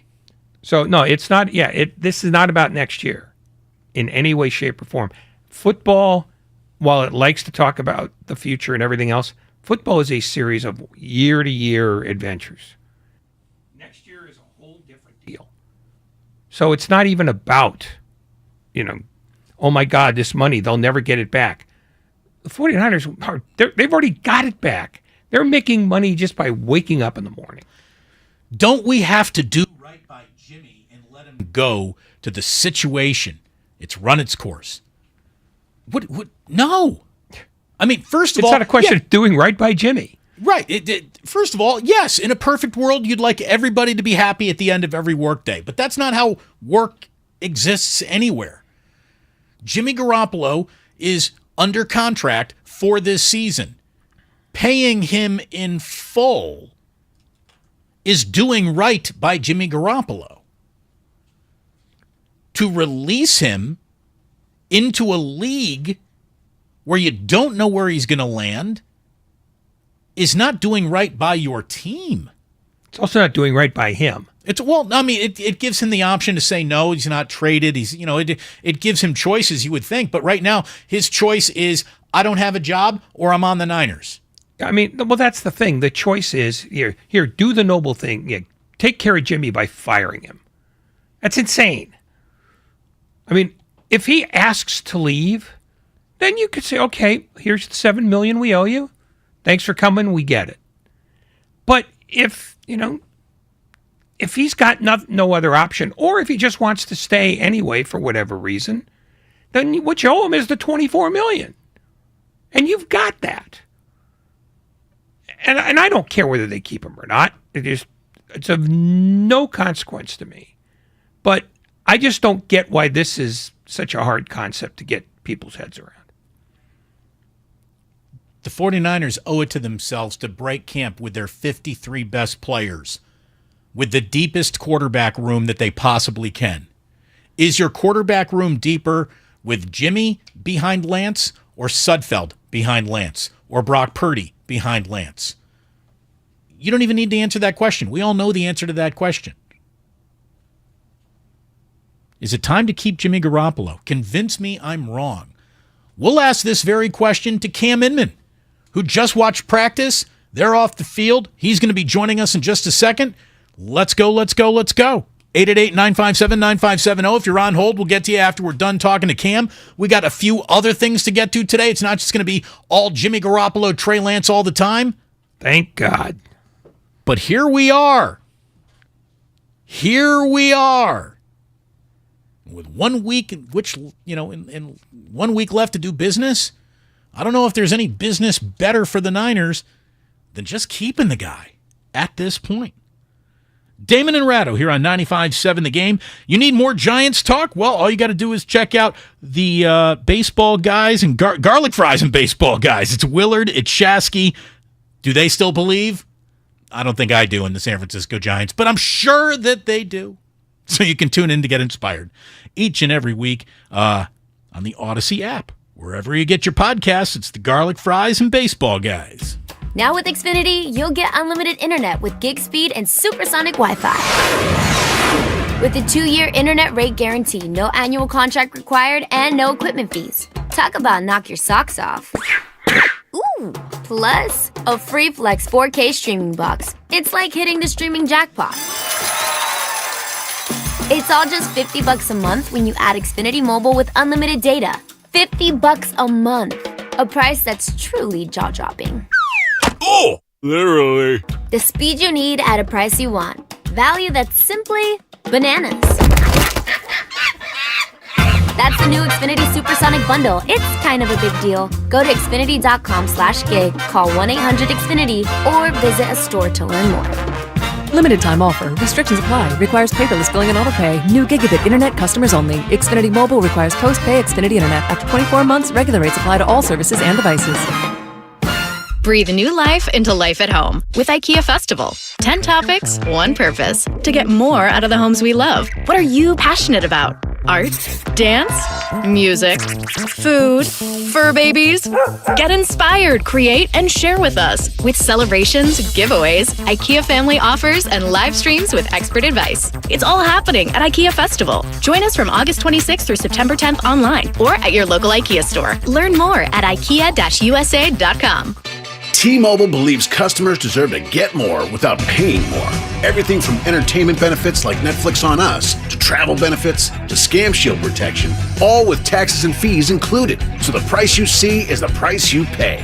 When you're a T-Mobile customer, you get over $225 in value every month in benefits with our Max Family Plan. That's like paying for nosebleed seats and getting to sit in the front row. That's right. At T-Mobile, your family gets over $225 worth of value and benefits with our Max Plan each and every month. Plus, with our Price Lock Guarantee, we won't raise your rate plan price for talk, text, and data ever. That's like paying for a cab and getting a stretch limo. At T-Mobile, you get value beyond the expected. Qualifying service required. Value based on included monthly benefits. Sales tax and regulatory fees included in Max's monthly price. Price Lock guarantees rate price of talk, text, and data for new accounts with qualifying service. Exclusions apply. See details at T-Mobile.com.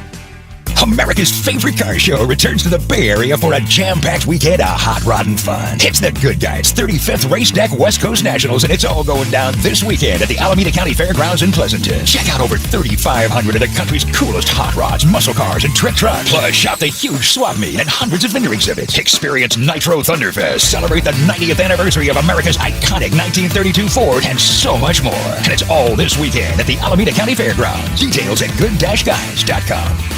Life is hard enough, but BMW ownership shouldn't be. BMW of Fairfield understands that time is your most precious resource, and making time for automotive service can be challenging. So we offer a team of mobile service technicians who will come to you when you need maintenance on your BMW. Contact the BMW of Fairfield Mobile Service Concierge to schedule your appointment. There is a better way to service BMW. Visit bmwfairfield.com/mobile service to book your appointment. It's the bottom of the ninth, the game's on the line, and your small business needs a loan fast. What's your move? Go to OnDeck.com, America's largest online small business lender. With OnDeck, you can apply in minutes, and if approved, get your funds as soon as the same day. Go to OnDeck.com. Your loan is on deck. Depending on certain loan attributes, your business loan may be issued by OnDeck or Celtic Bank, a Utah Chartered Industrial Bank member FDIC. Limited eligibility for same-day funding. OnDeck does not lend in every state. All loans subject to lender approval. Progressive presents Don't Do It Yourself. Okay, read me the manual. Using a Phillips screwdriver, drilling to die halbe bis sie fit sits. What was that? Drilling to die halbe bis sie fit sits. This sounds like another language to me. Okay, maybe we should bundle our home and auto with Progressive. We could save big, then pay someone to do it for us. Maybe. What's next? Next, pony ostium pronus and terra. Was that one Latin? Save when bundling home and auto with Progressive and use the money to, not do it yourself. Coverage from Progressive Casualty Insurance Company affiliates and third-party insurers. Bundle discount not available in all states or situations. This is a Reese's Peanut Butter Cup sound experiment. We're looking to find the perfect way to hear Reese's so you'll buy more of them. Here we go. Reese's. Reese's. Reese's. Reese's. Reese's. Hey, get out of here, you little stinker. Reese's. Reese's. Reese's. Peanut Butter Cups. That breathy one sounded very creepy, am I right? Staples has everything for school at great prices. So this year you won't go back to school. You'll be ready to move forward into art class. A 4-foot replica of the Statue of Liberty using elbow macaroni? With glue and art supplies from Staples. By tomorrow. Right now at Staples, 1-inch binders are only $1.99 each. Plus select backpacks are 50% off. Everything on your list at amazing prices. Staples, this year we're not going back. We're going forward to school. In-store only, ends 8/27, limit 30 on binders. In Pleasanton, partly cloudy overnight, lows near 60 degrees. Weather brought to you by one thing. Cut up six-pack rings and reduce your use of plastic to help keep it out of our waterways and oceans. Join Odyssey, and together each of us doing one thing makes a greener tomorrow. Now back to Damon and Ratto, brought to you by BMW Fairfield on 95.7 The Game.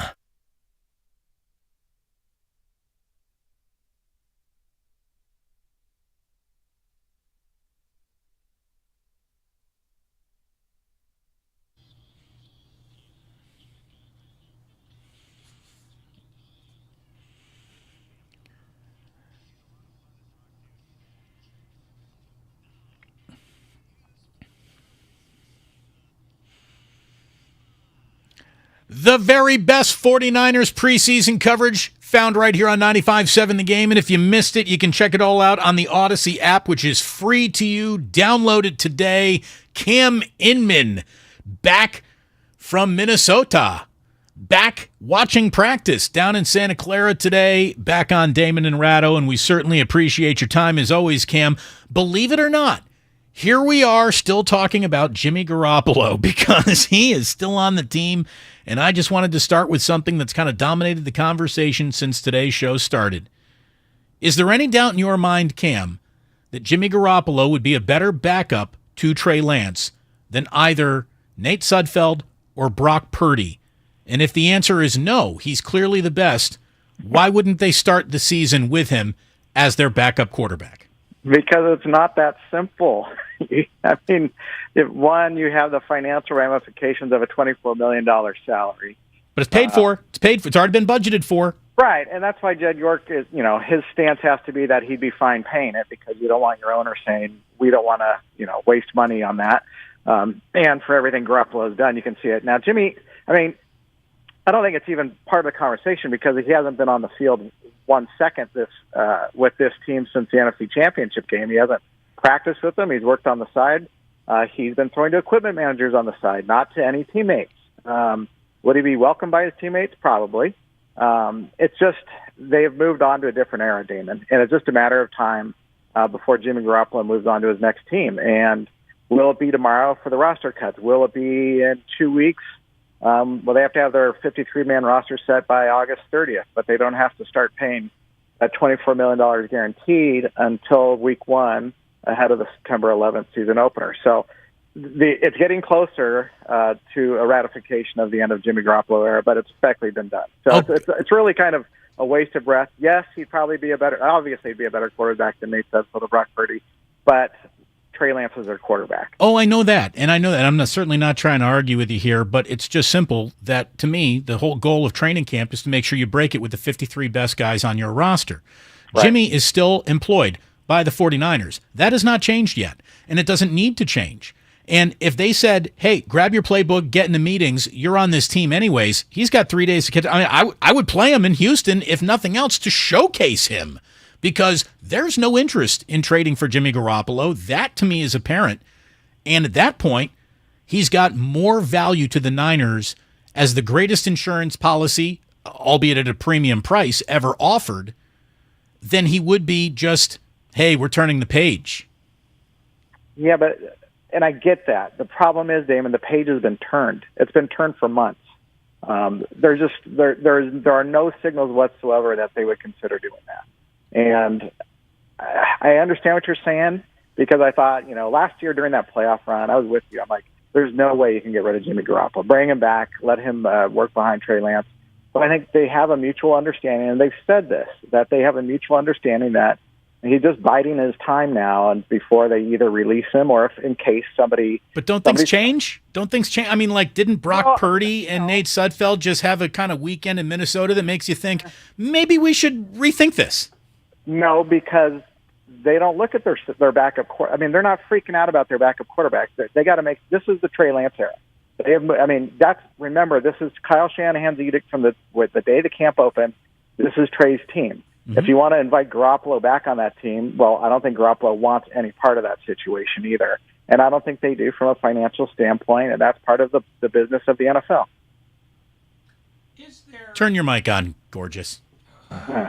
It's just better when I don't. I think we can all agree. Hi, Ray. Hi, buddy. Hey, how are you? Is there a scenario where Kyle Shanahan could just say, you know what, he's a sunk cost anyway. Mm-hmm. We don't have to keep Sudfeld and Purdy. If we drafted Purdy and we like him, he can be third. It just seems like the one thing that makes this not quite a slam dunk, just get rid of him because you need to get rid of him, is that to have an inexperienced quarterback backed up by an even less experienced quarterback on a Super Bowl contender just kind of seems a little mad. I agree. And I think that approach is sensical. I just don't think Jimmy Garoppolo wants any part of that, and I don't think that they've entertained it at all. There's been no signals at it. There's been no, oh, Jimmy Garoppolo, here, have a playbook just in case we got to get you ready. And obviously he knows the offense, doesn't really need it. But he hasn't been even on the practice field thrown on the side the last 2 times we've been out there. So I just don't sense it. I also don't think that he is that he's not welcome. I think everybody still welcomes him because he's been a good soldier for 5 seasons with this team. But it goes back to they've moved on. And I like you said, do they have enough cap flexibility where he would be a sunk cost at $24 million? Yes. Would they be afraid of being a laughing stock around the league by having such an expensive backup quarterback? No, because I think they understand that, look, like you said, we want to have 2 really good quarterbacks for a playoff run. And that was what they stated last year, and that's why Trey Lance got to hang out and learn in the shadows behind Jimmy. But I think, all intents and purposes, they've moved on. Cam Inman here on 95.7 The Game. Go ahead. You got one more. Yeah. How do we know that Garoppolo has moved on since he's been very circumspect throughout this whole thing? What is there about either the body language or the way he's practicing that tells you that he wants to get out as quickly as possible? Well, I don't think he wants to get out as quickly as possible. I guess he does. He just wants this resolved, and he knows that it's sooner or later it's going to happen. When I've talked to him off the record, off to the side, the impression I get is he's resigned to the fact that he's not going to be part of this team and that he's going to be going somewhere else, as professional athletes do, and move along. And I don't sense any discontent from him the way things have unfolded, that it's just been inevitable that at some point Trey Lance would take over, and everything throughout this offseason has indicated that. And the 49ers could have Mickey Moused this around and just played it out going, look, Jimmy's off to the side rehabbing, so we're going forward with Trey as our QB1, and we'll address Jimmy's status later on. But they haven't done that. Throughout this offseason and throughout training camp, they've stated Trey's team, Jimmy eventually will get moved off the roster at some point. Now, if he would stay as the QB2, I could understand it. You could make all sorts of rational decisions for it. There's just been no indication that that's even under consideration. Cam Inman here on 95.7 The Game. So, you were out in Minnesota. You saw the joint practices. We'll get to the practice that you saw today, but how valuable were those joint practices? Were they more entertaining than the game that we all kind of watched together on Saturday? They weren't as exciting as I've seen joint practices between teams in the past, and that has nothing to do with like little meaningless scuffles or fights because they didn't get into any. Although the 49er defense was a lot more agitating than the Vikings defense was. The practices from the 49ers offensive perspective were boring. From the 49er defensive perspective, it was much better, especially Thursday when Nick Bosa was just dominating out there, and they were doing much better against Kirk Cousins and the Vikings offense. After practice, when we were talking to Brandon Ayuk, I asked him what he thought about them, and he said they were fine going against other new guys, but for the most part, he didn't get much out of it and thought it was a waste of time. And then I followed it up by saying, it was kind of boring. And by me saying that, I didn't mean to offend him or the Niners or the Vikings. It just was. The Niners weren't really, their offense wasn't going after big plays. They weren't, using zone reads and going like crazy with Trey Lance. It was just kind of boring, middle of the field, run the ball into the other guys. There wasn't anything exciting. So Brandon was agreeing with my verbiage that it was boring, and then he kind of took a little heat afterwards. And so I went up to him in the locker room after the game, and I didn't necessarily apologize. I just kind of said, me putting that word in your mouth probably wasn't great. And he said, no, he was fine with it. I said, some people may interpret that you're going to go back in Shanahan's doghouse. And he said, no, not at all. He's already talked. He talked to Kyle about it. And he said, everything's cool. He's happy. He's ready to get rolling here on what should be a really positive year. So that was the crux of the joint practices excitement, other than Trey Lance's alma mater from Marshall High School sent 120 people up in 2 buses to watch Thursday's practice. That's pretty cool. Is there anyone actually in the Shanahan doghouse as far as you can tell? Other than you? That's a good question. Trey Sermon hasn't done much this camp or in the preseason games, and Shanahan has defended him a lot, but at the same time, that doesn't necessarily mean he's super pleased with him. I mean, it's time for Trey Sermon to play out because third-round pick a year ago, and he's getting pushed by maybe Ty Davis-Price, who's looked better. You have an undrafted rookie in Jordan Mason who looked better. And Sherman hasn't been a disaster. He just hasn't done great. I don't think his roster spot's in as much jeopardy as some people do. But he's been unremarkable, that's for sure. He definitely has. But you know what? Guess what? The preseason itself is unremarkable. You don't scheme things up. So, but I don't know if he's in the doghouse. So, circling back, that's not to say he is. Ayuk was joking around earlier in training camp saying that Danny Gray is the new rookie receiver that can be in Shanahan's doghouse. But he doesn't. I mean, his main role right now is to learn an offensive scheme that's pretty complex, other than his job is go deep, young man, and hope Trey Lance can not overthrow you. So other than that, nothing really jumps out. I'd keep an eye on, Aaron Banks to see, everybody is penciled in as the starting left guard. And mainly because they don't have anybody pushing him. And if Jason Poe, an undrafted rookie from Mercer, is performing better and wins that job, I'd be stunned. But I think they got to try to get Banks going here, and just because that's somebody that's under a lot of pressure to fill in for a Pro Bowler at Laken Tomlinson and play well next to the league's best lineman and Trent Williams. So I'd keep an eye on him too. How different is your job covering a team in training camp when you can't take the games nearly as seriously anymore, and if somebody doesn't get hurt, you're inflating a balloon with helium. Is training camp more of a drudge in terms of information gathering than it used to be? And if so, how do you combat that? Well, I think we make way too much out of Trey Lance's completion percentages, because a lot of this is he's trying to figure out where to throw with the ball, or he's throwing to guys that are younger and are not necessarily going to be on the roster, or they're not scheming it. So we make too much sense out of that, or too much out of it. It's not sense. Today, he did not play well. He had a lot of passes off the mark. He had 3 passes intercepted. A fourth one was dropped by Dante Johnson. So we could just make a huge uproar about this. But the way this camp has gone with Trey Lance, it's one day is hot, one day is cold. One day is hot, one day is cold.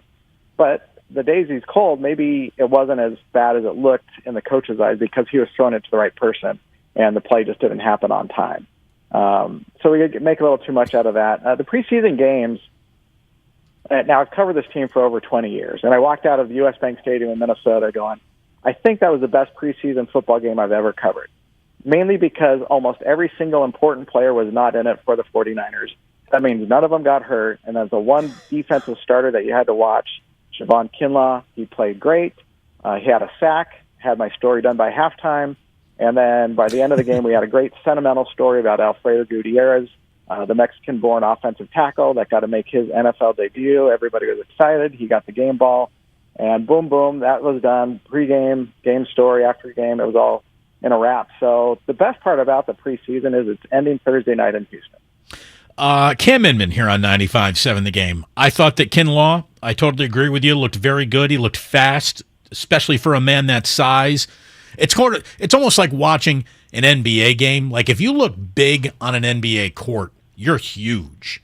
Javon Kinlaw looks big with his hand in the dirt on an NFL defensive line. That means that guy is huge. So I'm glad to see it's all moving in the right direction for him. And I got to tell you, Cam, Drake Jackson, I mean, this guy's got moves. He's got a ton of strength. I think Nick Bosa has quite a protege to work with. Nick Bosa has a great, it's going to be Bosa on left end and Drake Jackson on right end, I think. That probably will be their main defensive front, with my guess, on pass rushing. Although Drake Jackson proved in that last game that he was really adept at run stuffing. And D'Amico Ryan's talked about that today, saying, if you want to earn the right to rush the passer, you have to stop the run. And Drake Jackson had 2 really good run stops where he hustled to the ball against the Vikings. He also pressured the quarterback about 4 times on incompletions, as well as the interception that came on that first series. So Drake Jackson had himself a whale of a game. He played 28 snaps, which was twice as much as the preseason opener, which he left in because of a shoulder issue. I talked to him after the game. I was down on the field, and Kinlaw was walking off with Drake Jackson, and Kinlaw, rather than toot his own horn, yelled at me. He pointed to Drake Jackson and said, "Baller." And they both balled out. They both played really well. The Niners are really excited what they see with Drake Jackson. Like you said, his mobility and flexibility it's what makes him stand out than other pass rushers. Just the way he can, you hear the scouting term, the way he bends. He's got bend. Yeah. He really does. Just the way the body contorts. And Tim Ryan, their play-by-play guy, analyst, he went to SC, so obviously he's watched a lot of Drake Jackson.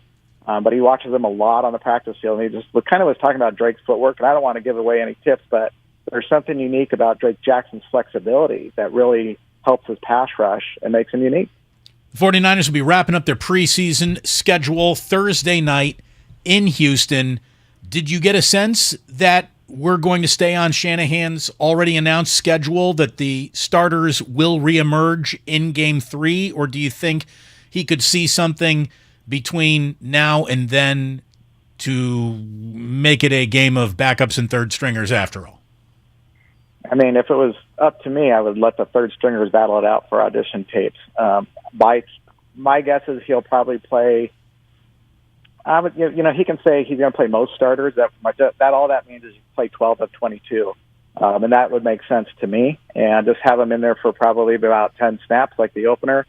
They don't need this dress rehearsal nonsense in a third preseason game. They don't need that dress rehearsal stuff. So if Trey Lance plays into the second quarter, okay, well, then get him out as quickly as possible in the second quarter. That's what I imagine is the scenario. But again, then you go, well, do you have to play Trent Williams at left tackle to protect him, or do you want the best left tackle in the league, susceptible to injury in a meaningless game? So it's that balance. They got to figure it out. They got to get to Chicago fully healthy, and it sounds like they're getting healthier. And I wouldn't want to tempt fate like you're asking in that third preseason game. This sounds like a man who wants to be done at halftime again. For me? Yeah, you. Oh, yeah. I'm not even. This is a rare. I'm not going to be making the trip because I've got another daughter to move into college, so I'll be moving daughter number 2 to college this weekend. Good luck to that. Cam, thank you so much for joining us. Really appreciate your time as always. Hey, likewise, guys. Thanks for having me. Cam Inman here on 95.7 The Game. I guess we got to also let you know that the Niners did add a veteran safety today, Tayshaun Gibson, who is 10 years into his NFL career. He signed a 1-year deal today. The team waived wide receiver Austin Mack to make room on the roster for him. He spent his last 2 seasons in Chicago. This is a guy who got drafted by Cleveland. Stops in Jacksonville and Houston. 28 starts over his last 2 seasons. 132 career starts. And, long in the tooth? Sure. But, Ray, with Jimmy Ward's hamstring being an issue, I would say that Tayshaun Gibson is about as decent as a backup plan you're going to find this time of year for an injured Jimmy Ward. Yeah, I mean, he may not pan out because usually you sign somebody this late into camp, it's seeds and stems for the most part. But he's got experience, so it won't be new to him or too fast for him. Beyond that, I wouldn't venture a guess, just because, like I said, you sign somebody, August 20th. Yeah, you're not hitting home runs. You're not getting state of the art. But you're also not bunting with 2 strikes. Thank you very much. We saw the hell that you have to pay when you do that. Let me tell you who's going to be joining us next. His name's John Martin. He's a midday host in Memphis on the Grizzlies flagship station. Now, as we told you, the Warriors got themselves an upstart rival in the Memphis Grizzlies. What could maybe turn the heat up on that? Well, what if I told you that today's rumor du jour on Kevin Durant is that the Grizzlies might be interested? Shams said that the Memphis Grizzlies have made new inquiries to the Nets about Kevin Durant. Memphis has 5 first-round draft picks available to theoretically utilize in a trade, as well as young players like Jaren Jackson Jr., Desmond Bane, Zaire Williams, Brandon Clark, Kennedy Chandler, David Roddy. So they've got, options They've got a little menu to just kind of slip on across the table to the Brooklyn Nets and say, choose a few of these items. Now, apparently, Jackson Norbane is really on that list of items for Brooklyn to choose from. And we got about a month before NBA camps open. The clock continues to tick, tick, tick here. Kevin Durant has been available for about 2 months, and nobody has put the can't say no to this deal on the table yet. And I just wanted to just let's go back 12 plus months here. What if I had told you then, yeah, the refusal to include Desmond Bane might be the reason why the Memphis Grizzlies don't get Kevin Durant? You would have laughed me off the air. But that apparently is like out there and happening. It's amazing. It's amazing what Kevin Durant's world looks like. And we are several weeks removed from his second ultimatum to Joe Tsai. And nothing has happened. Nothing. We're a month away from basketball training camp opening, and Kevin Durant isn't any further down the road to being traded somewhere he'd rather be today than he was when this entire journey began. No, and I think the mistake he may have made ultimately was trying to ratchet up pressure on a guy with that kind of disposable income. Just because he says, oh, you're hiring and firing the same people you hired before? That's how we're doing this now? And he said, no, I don't have to do anything. But more than that, I think that there isn't a team who's going to give them the Rudy Gobert offer, which is what they're asking for and what they ought to ask for, quite frankly. I think this is more not that teams don't want Kevin Durant. It's just that they either don't have the capital or don't want to give up that much capital without knowing for sure that they're getting him for 4 years. And I don't know that anybody can guarantee that at this point, including him. Look, it's a fascinating development, and to learn a little bit more about how genuinely interested Kevin Durant might be to the Memphis Grizzlies, we're going to go to talk to a guy next who knows the Memphis Grizzlies very, very well, John Martin of 92.9 ESPN Radio in Memphis, the Grizzlies' flagship station. He's going to join us next. We're going to have a quick conversation with him about the rumor du jour concerning Kevin Durant. We'll probably talk about this little rivalry that has absolutely popped up between the Warriors and Grizzlies. And then before you know it, by 5 o'clock, we're going to get back into football, but not a whole bunch of Jimmy Garoppolo talk, because we have 6 legitimate NFL news and notes to pass along to you as we enter the final week, thank God, of preseason play. So stick around, much more still on the way. It's our longest commercial-free segment of the entire afternoon. How can you say no to that? Damon and Ratto, brought to you by Fremont Bank, full-service banking, no compromises. How will Trey Lance look on Thursday night? Everybody is going to judge him against the best quarterbacks in football. Will we see another explosive play? Lance looking. Rainbow left side. Got a man out there. Over the shoulder catch. Down the left sideline. To the end zone for the touchdown. And it is the rookie draft choice, Danny Gray. The regular season is right around the corner. On 95.7 The Game. What's up, everybody? Nick Costos here with the Sports Betting Minute, brought to you by Bet River Sportsbook, your hometown sportsbook. Ken Barkley for Nick Costos. Let's take a look at some pro football win totals, and specifically Buffalo. I like under 11.5 wins here. Yes, they're good, but this might be a historically good conference. The division is better. They won 11 games last year, and their margin for error with a win total this high is very small. That's it for this Sports Betting Minute, brought to you by Bet River Sportsbook, your hometown sportsbook. Check out the latest lines at betrivers.com. I'm Nick Costos. Keep it locked here for more throughout the day. Is online casino and sports betting not yet legal in your state? BetRivers.net offers all of your favorite casino games and sportsbook free. Visit BetRivers.net and create your account today. It's 100% free to sign up and play. BetRivers.net offers a variety of games like slots, table games with live dealers, and so much more. You can share the excitement with other players online anywhere, anytime from your desktop or mobile device. Don't miss out on the fun. Create your free account at BetRivers.net today. BetRivers.net is a play for fun site for entertainment only. Must be 21 or older. Now through August 31st, listen to all the magic of an Air France rendezvous. It's time to book your rendezvous with Paris with daily flights from San Francisco starting at $979 round trip, taxes included. And with our Flying Blue rewards, earn miles towards your dream trip each time you fly. Elegance is a journey. Air France. Round trip purchase required. Advertised fare not available on all flights. Additional restrictions apply. See terms and conditions at airfrance.com.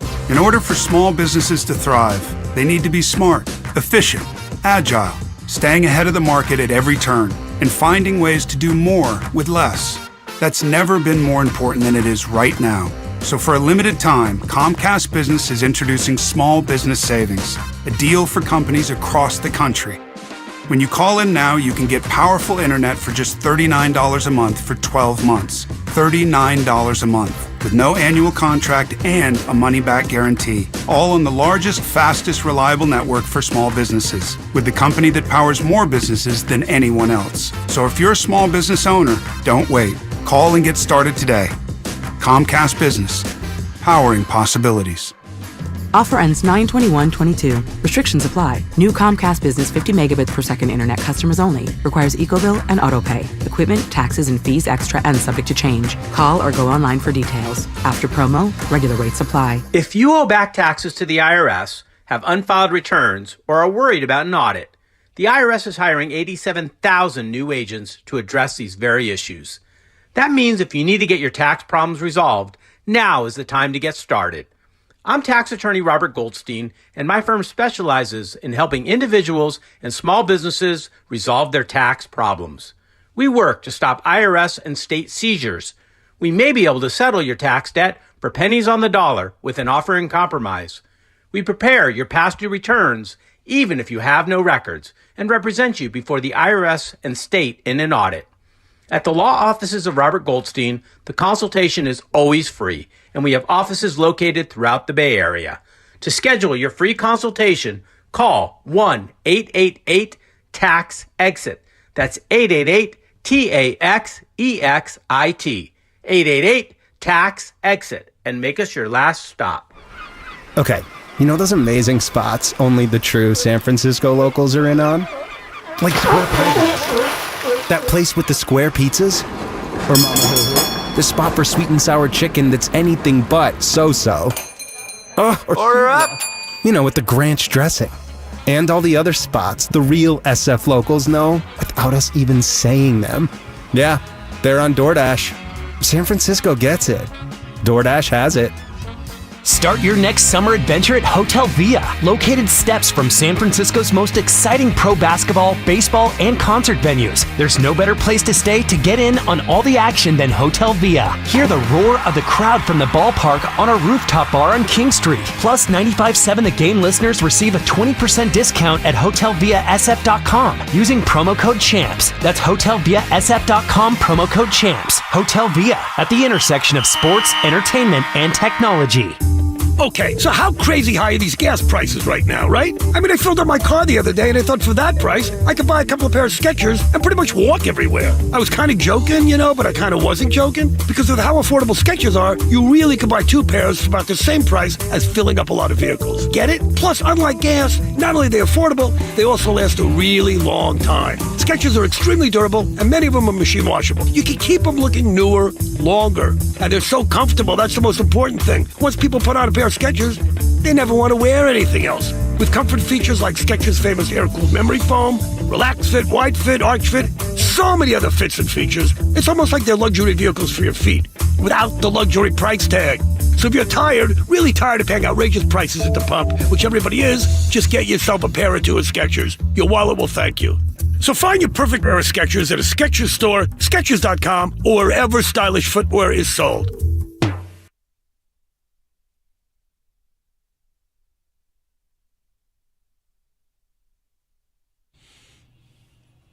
Now back to Damon and Ratto, brought to you by BMW Fairfield on 95.7 The Game. Well, welcome back to you here, and we got much more NFL to get into. We got the Giants who are going to be back at it tomorrow in Detroit. We'll let you know what's going on with the A's as well. Lots of stuff that we haven't gotten to or touched on really at all yet because we've been stuck in Jimmy Garoppolo mode for probably way too long into another show, but so is our lot in life. We are certainly still stuck in many, many ways on the topic of Kevin Durant, who's just become a fascinating case study. And be careful what you ask for. You just might get it. We all know what he meant to the Warriors. We all know what he means to the NBA. And Kevin Durant's probably stunned to find out that he doesn't mean enough for anyone to put that Godfather offer on the table to come get him out of Brooklyn. Well, a new suitor apparently has joined the fray. The Memphis Grizzlies are showing some interest in Kevin Durant. And to talk to a man who knows the Grizzlies much better than we do, we're very happy to welcome in John Martin, who hosts Middays in Memphis on the Grizzlies flagship station, 92.9 ESPN Radio. John, Damon Bruce, Ray Ratto here in just a minute. Thank you very much for joining us today. How are you? Fellas, what's going on? It's good to have you here. Let's just start right with the deciding vote. And let's say you have it, John Martin. You get the thumbs up or the thumbs down on a Kevin Durant trade. You in or you out? Oh, in. Let's go. Thank God. I've been waiting for this opportunity my whole life. 31 years on this earth. I've been waiting for the definitive vote on anything, really. But certainly this. I don't even think there's a question about it. I mean, I know why you guys feel a certain type of way about him, and I get it. I'm with you. But, we're talking about maybe will be, probably never will be, in terms of Desmond Bain, Jaren Jackson Jr., any kind of asset that the Grizzlies would be, theoretically able to offer. Kevin Durant's a Hall of Famer. He's a multiple-time Finals MVP. He's an MVP of the regular season. The Grizzlies and Memphis don't get cracks at guys like this. So, reputation be damned. I get it. It's taking a hit. But we ain't talking about Ben Simmons here.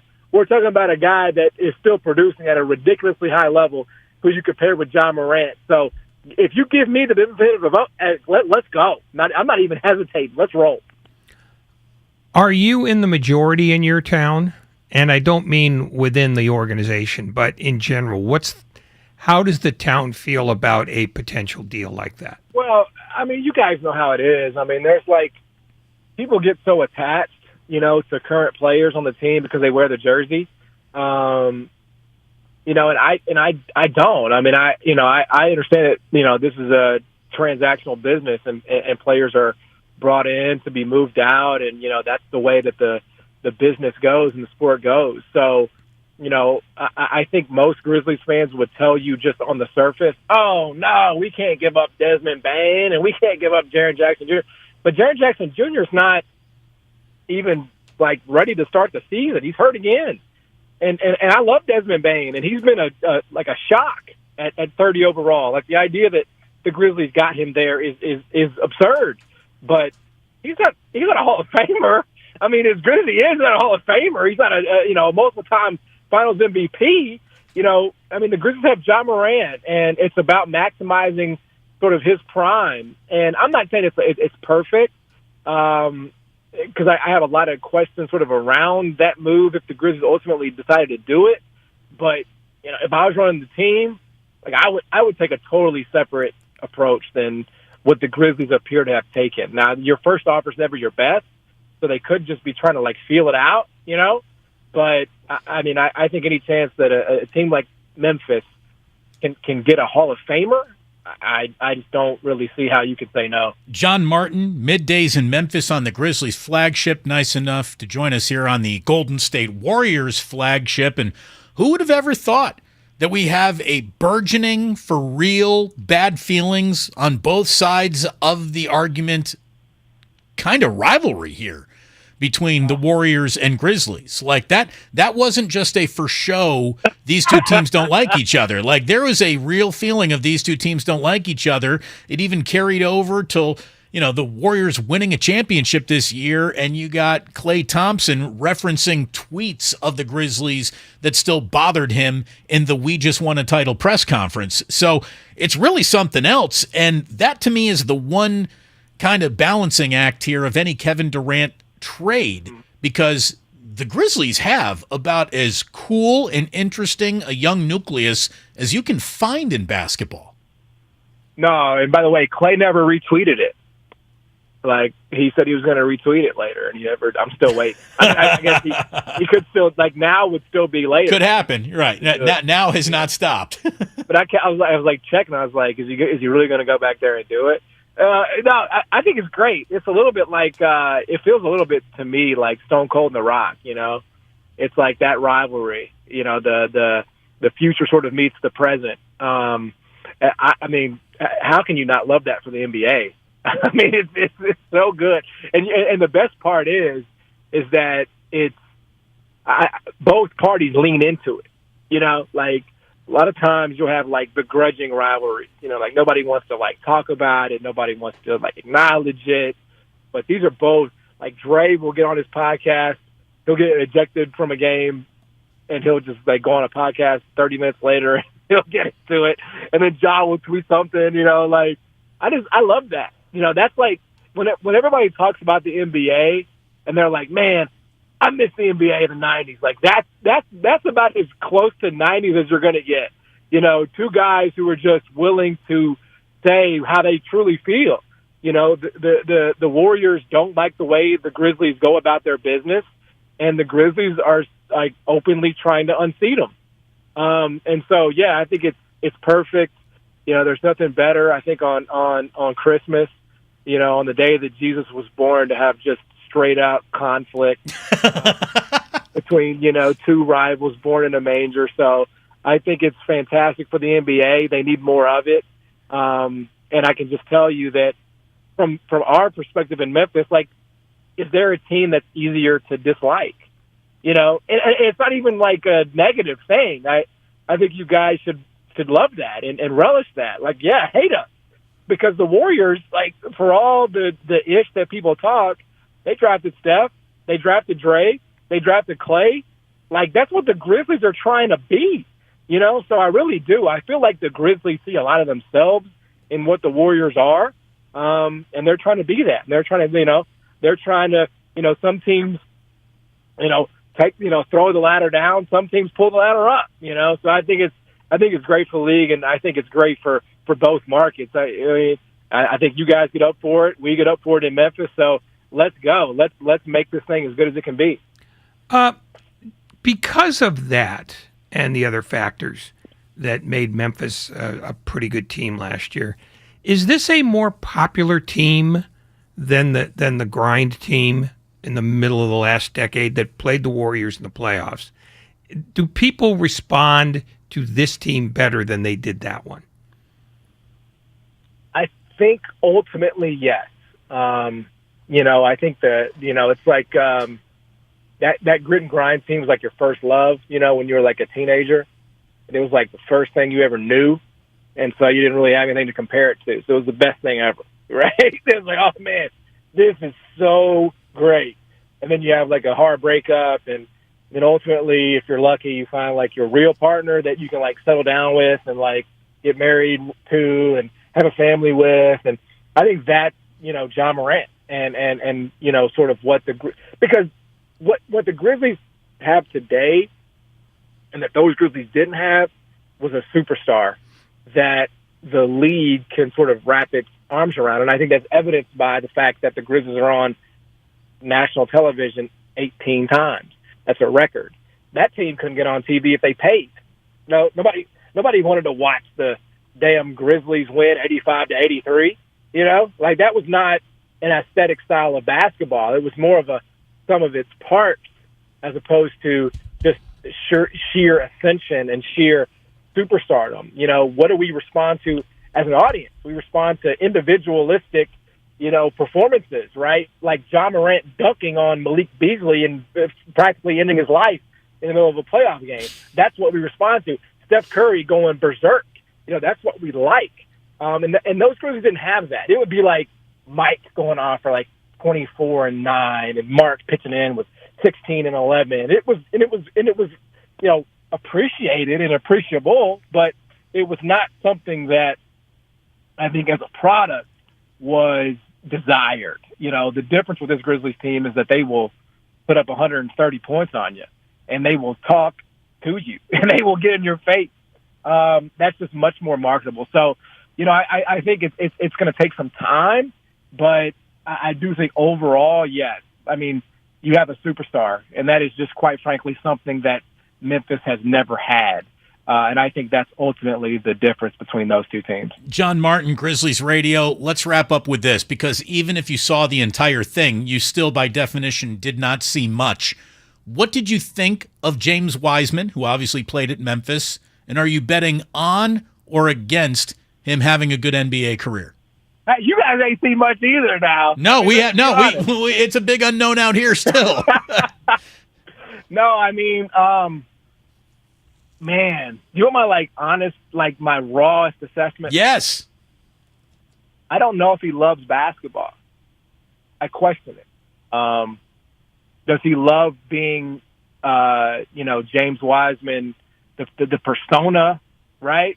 Or does he just love the game? And does he want to truly be, one of the greatest at it? Let me just tell you that's you're not off from some of the doubts that are here locally. There's always been there's always, even going back to when he enrolled as a freshman at Memphis, and look, I loved his game. It's impossible not to. When he is out there, you just see it.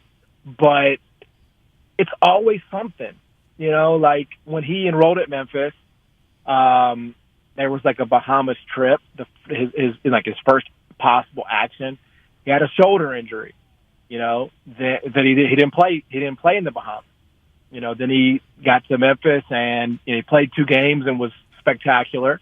But then the NCAA stuff came out, and I know largely a lot of that is out of his control. But does James Wiseman is he one of those guys who was big and tall and skilled and was just told you got to play basketball because that's what you are, or is he somebody that truly wants to be a champion and who truly wants to be a great big man and who truly wants to bridge the gap between Steph and Clay and whatever comes next for the Golden State Warriors?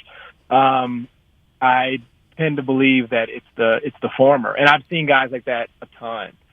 Austin Nichols is a guy in Memphis who was was a 5-star kid recruited by Duke and Carolina and Kansas and all those guys, but he was just big and tall and skilled, and he was just pressured into doing it. And you got to really work at it. You got to really love it. You got to really believe in it. And I'm skeptical now. I'm you guys got pieces, man. Whether or not James Wiseman pans out, you got other prospects down the line. But in terms of him specifically, I'm probably fading James. I might be considered a hater, but no. Here's the thing: that's a fair assessment to have made. I tell you what, John Martin, we're going to have all kinds of static between the Warriors and Grizzlies this year. Let's go. We want all the smoke. You guys want the smoke. Everybody respects each other. It's all love. But let's have some damn good basketball games. Let's prop the league up. Let's get them some ratings between the two of us.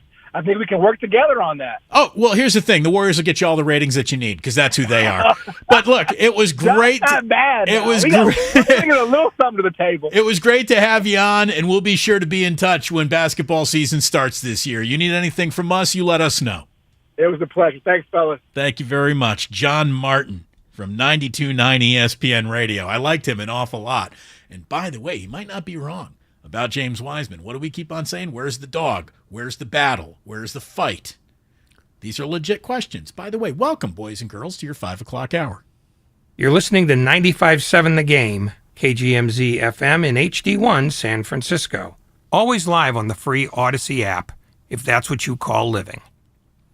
Yeah, I have a hard time sort of reconciling that theory with the minimal amount of time he's played, because I think on the assumption that his knee injury was genuine and as long-lasting as it was supposed to be, I don't know that he's proven anything one way or the other, that either he desperately wants to be a great player or that he's some kind of dog.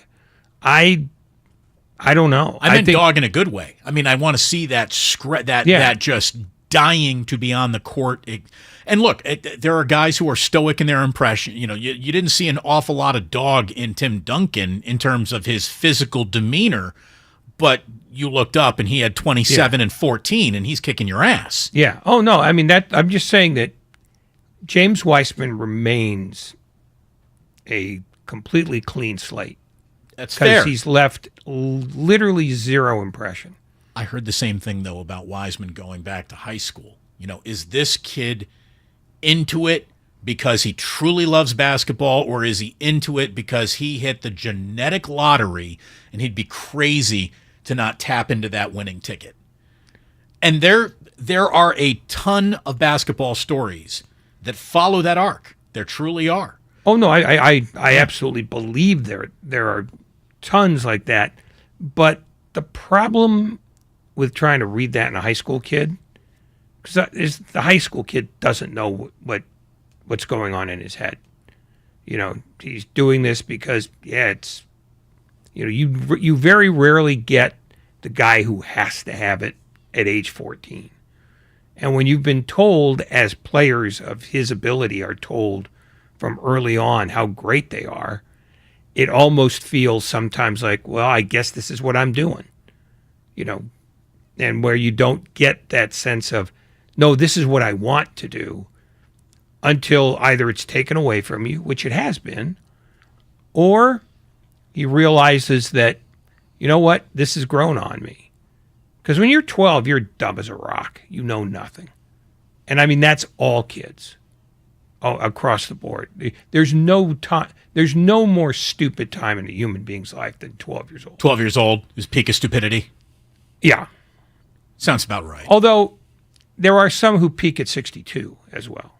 And those are their stupidest times. So I always said 12, you don't know what you don't know. 56. That's going to be my peak age. Haven't even reached, not even close to peak performance. 56. That's when you'll be at your stupidest? No, that's when I'm going to be at the peak of all my powers, influence, and control. Oh. Which at this current time are none, zero, and little. So you have to rally. Yeah.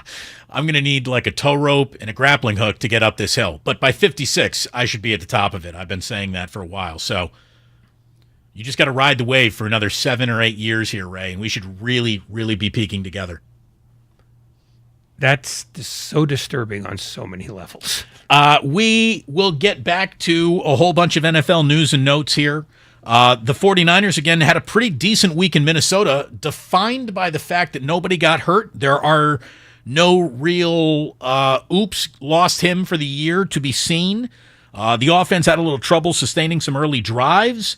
But when it was all said and done, it was 344 yards to 195 yards from the Vikings. And when you hold a team to one score, that's a butt whooping. I don't care if it's starters or backups or fans in the parking lot. The 49ers defense, they turn the ball over by making plays. That secondary is picking it off. The 49ers forced 3 more turnovers. Feels like a much more turnover-prone defense than it just was a year ago.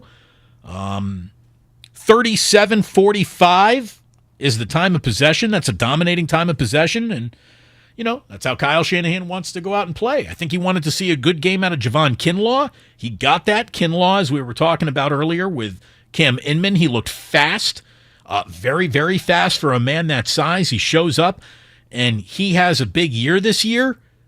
Like, that's the difference between this defensive line being among the best or being definitively the best defensive line in all of football.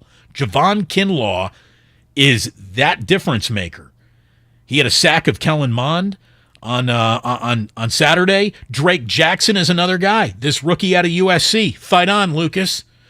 Not sure how he lasted until the second round already. Like, the 49ers have a true weapon in that guy. He's got moves. He's got a lot of strength. A couple of tackles on Saturday is his second pass deflection in as many games. Diamador Lenore played pretty well, so Kyle Shanahan was happy with his defense's performance. He talked about Javon Kinlaw on Saturday. Yeah, well, we were real happy for him. We knew, we kept I think all of our starters out, but Javon, we wanted to play tonight just because we know traveling on Wednesday, it's going to be short, so we thought it'd be safer to get his playing time tonight than next week. So he did an awesome job and took advantage of it. Shanahan went on to talk about Drake Jackson's weekend too. Yeah, I was glad to see Drake. I mean, he's doing some good things. I was glad to see him play out there, play a lot more than he did the last week, and from what I hear so far, get through the game healthy. So look, there is a very good chance that the Niners have among the best linebacking core in football. Like, you can just look at who they are right now and you can reach that conclusion. Their linebacking core is a clear strength of this team. That defensive line might be among the best and deepest units in the NFL, period. And if Javon Kinlaw and Drake Jackson turn into who I hope they can both be this year, that's 6-7 wins just from that group alone almost. They're going to be nasty. The 49ers are going to be a work in progress offensively throughout the year. All the reasons we know why. Offensive line, new quarterback, we get it. That defense shouldn't be outside of the top 5, not for a week, the way that they look built right now, if they can stay healthy with who they've got right now. They are loaded. Big year for Robbie Gould. Hey, Robbie Gould could have a real nice year. I mean, they're going to need one because that offense is not going to be nearly as efficient. Right, drives will stall. Drives will stall. So no, that's I'm saying at age 91 or whatever he is, he's got to have a year. Trey Sermon, right now he's 1.6 rushing. He's not even 2 yards per rushing average in this preseason. I'm not sure this team needs to give him a roster spot. I'm really not. Lots of weeks, lots of scenarios, lots of different factors, and the only one constant is Trey Sermon doesn't produce. I think if you're talking yourself into him being a short yardage back, I think that's a little bit of that's got wishful thinking written all over it right now. Kyle Shanahan on Saturday maintained, he didn't mind what he saw. We didn't want to play him long. So we just got him in. I don't know how many reps he got and stuff. He had a little bit of ankle throughout the week, so it was good to see him battle through that and get in there and help us out with rotation. But hopefully he'll heal up and be ready for Thursday. All right, we'll see. Asked after he saw the tape today, Kyle, did you change your mind at all about Trey Lance and what he showed you in Minnesota? No, it's about what I thought. I was glad that he was able to start the game and help us out through that. And it didn't last that long, but I took advantage of the plays that he had. Wasn't the most entertaining football game you'll ever watch, that's for sure. The joint practices probably meant more to the Niners, the Niner coaches, and Niner players than anything else. Shanahan talked about all of that today. Throwing them out there where things aren't scripted, they don't know what plays are coming, and just see how they do staying out there in the heat of battle for a little bit longer. It's always good to put guys in the game atmosphere because there's always a little bit more pressure with all eyes on them and the film for the whole league and everything, and you like to see how guys handle that. It was a battle of 2s and 3s across the board. And if nothing else, the Niners showed they got more depth today than the Vikings can offer. Which is a question no human has ever asked. Who's the deeper team? Now we know. Yes. Definitively? I don't even know about that. No, we don't even know. Yeah. No. So the only thing we know about exhibition football is that people are dumb enough to pay full price to watch them in person. I mean, I don't know, not that many people, because there's empty seats no matter where you look around these preseason games, that's for sure. Asked about who's suiting up, who's starting, who's not. Thursday finale in Houston. Kyle, who's playing? Most of the guys who did dress for this game should be able, we'd like to get in this game. That won't be all of them, but we'd like the starters to be able to, most of the starters to be able to play in this game. And then when you take the starters out, you got to make sure you have enough guys to finish the game. So they'll continue being the guys who probably started last game. If I were Shanahan, I would not have Lance or Trent Williams or Nick Bell. I wouldn't have a single guy who had an important arc for this year out on that field against Houston. What could happen? Is Trey Lance going to learn something in that game that changes the kind of year that he's about to have? I don't think so. I wouldn't risk anything. I know that he's already pretty much committed to the fact that you're going to see starters in week 1 and week 3. I would renege on that if I were Shanahan. I wouldn't play anyone of value in Houston. All you can do is lose. What could you possibly gain? Yeah, I mean, every individual situation is different, but I think the exhibition game as a concept is dying before our eyes. That a world of watching 2s and 3s go against other 2s and 3s is not a world that anybody wants to live in. You got coaches telling you it's not very valuable now. Yeah. You have coaches telling it to you. And the truth is, there isn't a single snap of practice. There's not a single rep that isn't tape or willing to be shared, should it be. And every single coach and GM in this league will go out of their way to make sure a player that they cut and like finds his way onto another roster.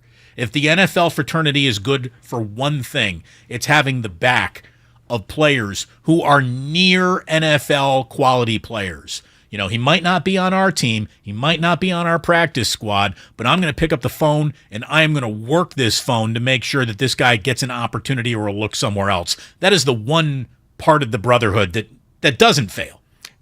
And if the guy's got even more than a spark of talent, they'll stash him somewhere. Right. You'll hide him on your practice squad as long as you can. Yeah, it's everybody thought Sean McVay was crazy when 4 years ago he just said, I'm not playing any of our starters in those stupid games. They thought he was a lunatic. Trendsetter. Now they're following him. Trendsetter. Yeah. We can let you know this. We have 6 NFL news and notes to share with you. Let's go through them quickly. Number 1, the Carolina Panthers have named Baker Mayfield their Week 1 quarterback. He will, of course, be facing the team that gave up on him, the Cleveland Browns. So there you go. That all of a sudden, that Cleveland-Carolina matchup, which sounded like a yawn, that's a touch more interesting with Baker Mayfield getting the starting job. And we all know that Cleveland is having quite an offseason. Yeah. I mean, the only way that gets actually interesting is if he walks over and punches Kevin Stefanski in the head. But barring that, it'll just be a quirk. 4 touchdowns, no picks, big win for Carolina. It's interesting. Then the game is fixed because there's no chance that's going to happen. Hey, I don't know. Carolina stinks. They might be better than defense, or they might be better than the Browns' defense early on in the year. Again, week 1, everyone's going to overreact to things that they see. Also, week 4, week 7, week 10, week 13. Not week us, 60. Ray. You'll keep us grounded. I might get excited. You tether me to reality. That's your job. Fair enough. The Vikings. Not important. We're not as impressed with their backup quarterback play against the 49ers, and they've actually traded a conditional pick to the Raiders for Nick Mullins. Nick Mullins traded before Jimmy Garoppolo. Who would have ever had that in the office pool? But it happened. How about this? Ray, I don't know if you saw this. Saints punter Blake Gillikin. He uncorked an 81-yard punt at Lambeau Field and was immediately, air quotes, randomly drug tested by the NFL after uncorking an 81-yard punt. To me, any punter who gets randomly drug tested, that should be a patch that they get to wear on their jersey as like a badge of honor, the way that you can wear the Walter Payton Man of the Year patch on your jersey. You use that as a negotiating tool. Be like, they made me pee in a cup during a game. I punt so big, they thought I might be on steroids. So that sounds mostly, though, like some over-officious, bureaucrat said, I have this cup, I have this briefcase, I have to do something with it. Find that guy. He punted from his own 19-yard line into the end zone for a touchback. It was a cannon punt. It was unbelievable. It only bounced once, by the way, before it got into the end zone. I mean, that thing bounced at like the 11-yard line. How much wind was there? I don't know how wind dated it was. But I mean, we'll have to bring in the Olympic judges to tell us. It's rare that a guy's going to outkick the other punters in the NFL by 30 yards. It was a pee in the cup level punt. And if we didn't cover that today, we wouldn't be doing our job. I can also tell you that there is good news for the New York Giants, and there won't be much of that this year, so let's get it in while we can. Rookie Kayvon Thibodeau, I don't know if you saw, but he got cut blocked by Cincinnati's Thaddeus Moss. It is somewhere on your Twitter timeline. You can find this cut block. And this cut block made it look like Thibodeau's entire knee had been disintegrated. They make those Oregon Ducks tough, don't they, Grandy? You're right. Go Ducks. You can't slow down a duck with a cut block. MCL strain or sprain, is all he suffered. It looked like the whole thing got paper machéed. This is the 5th overall pick in this last draft. He's an important piece of the Giants' future, and the Giants' future is really all they got to offer.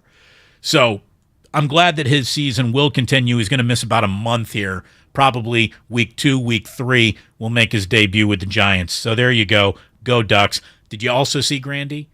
And, you do have an Oregon Duck sticker on the back of your car because you paid them money to educate one of your children. Through the eyes. The Ducks called the Big Ten to inquire whether or not you guys are taking any applications. Did you see that? Big weekend for the Ducks. Devin Allen also caught a bomb touchdown. It would be catching a huge bomb, coming to the Big Ten and winning about 6-7 games tops forever. I mean, that's going to be one of the bigger reality checks. It's coming to you too, USC. Yeah, well, we're bringing our own value. So Oregon's just riding our coattails. Or court tails. Yeah. All the above. Or DuckTales. Oregon has been subsidizing that conference for a decade now. Hey, Luke, when was the last time USC beat Oregon? We don't need to talk about that. Ooh. No, we actually do. What's the answer? When was the last time we played? We played in the Pac-12 championship game just a couple of years ago, and I remember Oregon winning that game. Well, how'd that go? Sitting about 20 yards right behind me. Wow. Ask Dan Campbell how it went. Come on, Deese. Deese nuts. By the way, I know everyone is giddy about House of Dragons and the premiere on HBO. Tomorrow night, episode 2, Hard Knocks, baby. Doesn't matter if you have one ass cheek and 3 toes. I will beat your ass. Excuse me. It's like the amount of toes that Dan Campbell's looking for. It's episode 3, not 2. He's looking for 1 butt cheek and 3 toes. Episode 2 in the can. We're going to episode 3. I wonder if Jared Don't Goff... say in the can with that guy. Bravo, Ray. Bravo. I wonder if we're going to get a Jared Goff name check in episode 3, because it has not happened in the first 2 episodes, which is officially now the longest a starting quarterback has ever gone, getting ignored by HBO. And in our 5th, was it 5th or final 6th? However many NFL news and notes I had for you, here it is. Our final news and note is maybe the juiciest. Tom Brady, back with the Buccaneers. He's practicing once again. Now, there was a rumor this weekend that he actually was skipping Buccaneers training camp to appear on The Masked Singer. Did anyone else see that? It started on Reddit, so you know how accurate that is. It's not true. It's not true. Apparently, though, he promised Giselle that there was a family vacation that she immediately planned once he said that he was going to retire. Brady was in the Bahamas, apparently. That's where I need personal time. Didn't say where the personal time was going to take me. I just had to spend time with my family. ... in the Bahamas. Good for Brady. Well, I think he's going to be fine. The truth is you don't cross the bank. No, you do not mess with Giselle. Brady did tweet an hour ago. He wasn't on The Masked Singer last week, is what he said. He was, though, wearing a mask for whatever that means. That's what he tweeted an hour ago. Yeah, he's snorkeling. Holding up a bike. He's snorkeling in the Bahamas. That's the mask. He's got a dive mask on. It's good life. It's good work if you can find it. Well, I mean, this was a guy who almost got to own part of an NFL team. He just had to figure out a way to get to it. So, yeah, he's been operating with Hall Pass for a while now. Now, what's kind of interesting is that over the weekend there was a UFC fight. And that UFC fight offered up something called the Gronkcast. Rob Gronkowski, La Familia de Gronkowski, was doing, like ESPN chops up its national championship game broadcast, so you can watch the actual broadcast, you can watch the Manning cast, you can watch the coaches cast, blah, blah, blah. Well, the Gronkcast was offered up, and the Gronkcast during UFC 278 had Dana White stop on by. And Dana White spun this yarn about how Tom Brady was very close to being a Las Vegas Raider. I worked to put that deal together for Brady and Gronk to come to the Raiders. And it was almost a done deal. And at the last minute, Gruden blew the deal up and said that he didn't want him. Whoa. All hell broke loose, man. It was crazy. And Brady was already looking at houses, and it wasn't being said yet that Gronk was coming. So Las Vegas would have had Brady and Gronk the year that the Bucs won the Super Bowl, except Gruden blew the deal up. That was Dana White on ESPN on the Gronkcast talking about that. And apparently Gronkowski, who was part of the negotiation, confirmed it all. Like, that indeed is how it went down. John Gruden vetoing any Tom Brady going to the Raiders. Which, by the way, I'm just saying that Tom Brady should probably call John Gruden and thank him. Yeah, at the time, it made sense to be wary of Tom Brady, just because coming off a not great year, old, profoundly old, and then he goes to Tampa and suddenly it all works again. So, because he had a dramatically better year in 20 than he did in 19. He certainly had one of the best years, the best passing yardage of his entire career. He ended up in the right spot for him. There's no doubt about that. Now, the Raiders, them passing on Brady at the time, again, made a little sense. And I am pro Derek Carr. I've never been anti-Derek Carr. I think he is one of the best things that the Raiders have going for him. I know that Raider Nation gets divided on Derek Carr. But remember, Tom Brady was on HBO's The Shop back in June of 2021, and he spun this yarn. And oh, by the way, let's not pretend that the 49ers don't live on this block too, because there were serious evaluations done about Tom Brady, whether or not he was going to be brought into the 49ers, and they passed as well. And that left this Tom Brady quote very much in the ether to be interpreted. There was a story in free agency. One of the teams, they were interested, and all of a sudden they weren't interested at the very end. I was sitting there thinking, you're sticking with that? Are you serious? Tom probably had no desire to go to that team, but now it's like, why don't you want me? Absolutely. Absolutely. When I look back, I'm like, I just don't way I would have went to that team. But they said they didn't want me, and I know what that means. I know what that feels like, and I'm going to you up because of that. All right. Okay, so that's how Tom Brady felt about it in the moment. Now, we thought that could be, like, is he talking about Garoppolo? Derek Carr. Clearly not. Derek Carr was asked, do you think Tom Brady's talking about you? This is from the Brother from Another podcast back in July of 2021. From what I know, it wasn't me. Okay. Okay, that's good. Which is good. And if it was, like, I've gotten in enough trouble trying to challenge some people to fight. You know but as a man, you know what I'm saying? Like, Tom, like, you got, I know you got the rings, but if it's not me, then we're good. But what I heard, it wasn't me, and so I'm good with that. Yeah. But if it wasn't, where'd you hear that it wasn't you? I can't give away my sources. Okay, cool. I gotta ask though. Sources say, you know what I'm saying. But I just from a good source I heard. But hey, if it was, then that's different. We're men. Okay. We know who his source was. Gruden. Yeah. So if Dana White is right, then John Gruden lied to his quarterback.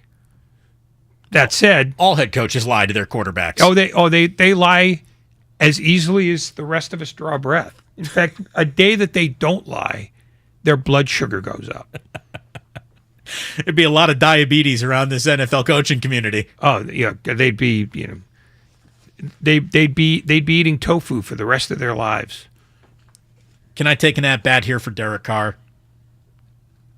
I think he's a really good quarterback. I hear, and I got birdies in Las Vegas. You know who two of them are for sure. Joey Fortin nuts, and my buddy JT the Brick, and they are both. Derek Carr has been really good and feels really good about going into this year right now. There are a lot of positive feelings coming about out of this Las Vegas team. And some of those positive feelings were even expressed by Bill Belichick. Did you see that he went on record saying that the Raiders have the finest football facility he's ever been to? Unless I'm looking at like a ball sack sports quote. I didn't think it was that. Bill Belichick was glowing about how great of a facility that the Raiders have right now. We were just talking about this last week when they said, yeah, we're going to get back to Napa. They're never coming back to Napa based on what they had built for themselves in Henderson. No. And the truth is the Raiders have not failed because of Derek Carr.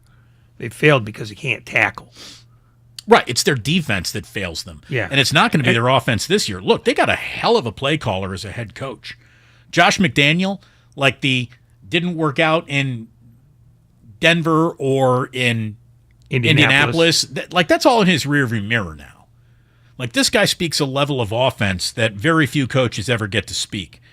The criticism of Derek Carr is he might be the fourth best quarterback in his own division.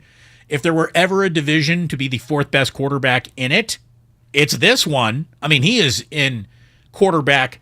He's living in the nexus of the quarterbacking universe, basically, represented by completely established incumbent, I might be the best in football, Patrick Mahomes. Now let's see how he looks in a new situation, Russ Wilson, who is among the least appreciated great quarterbacks of our lifetimes, and the new heir apparent to the throne in Justin Herbert. So, again, go Ducks, Grandy. Go Ducks.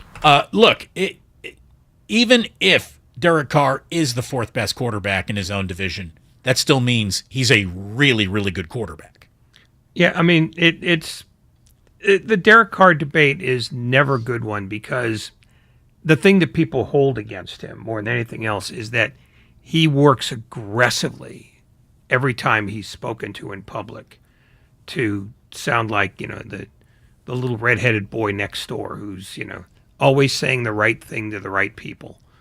And in fact, he's got some snake in him. What's the thing? You think he's betrayed by his aw shucks persona? I think to a certain extent because people want football players in particular, but athletes in general, to have a little stink on them.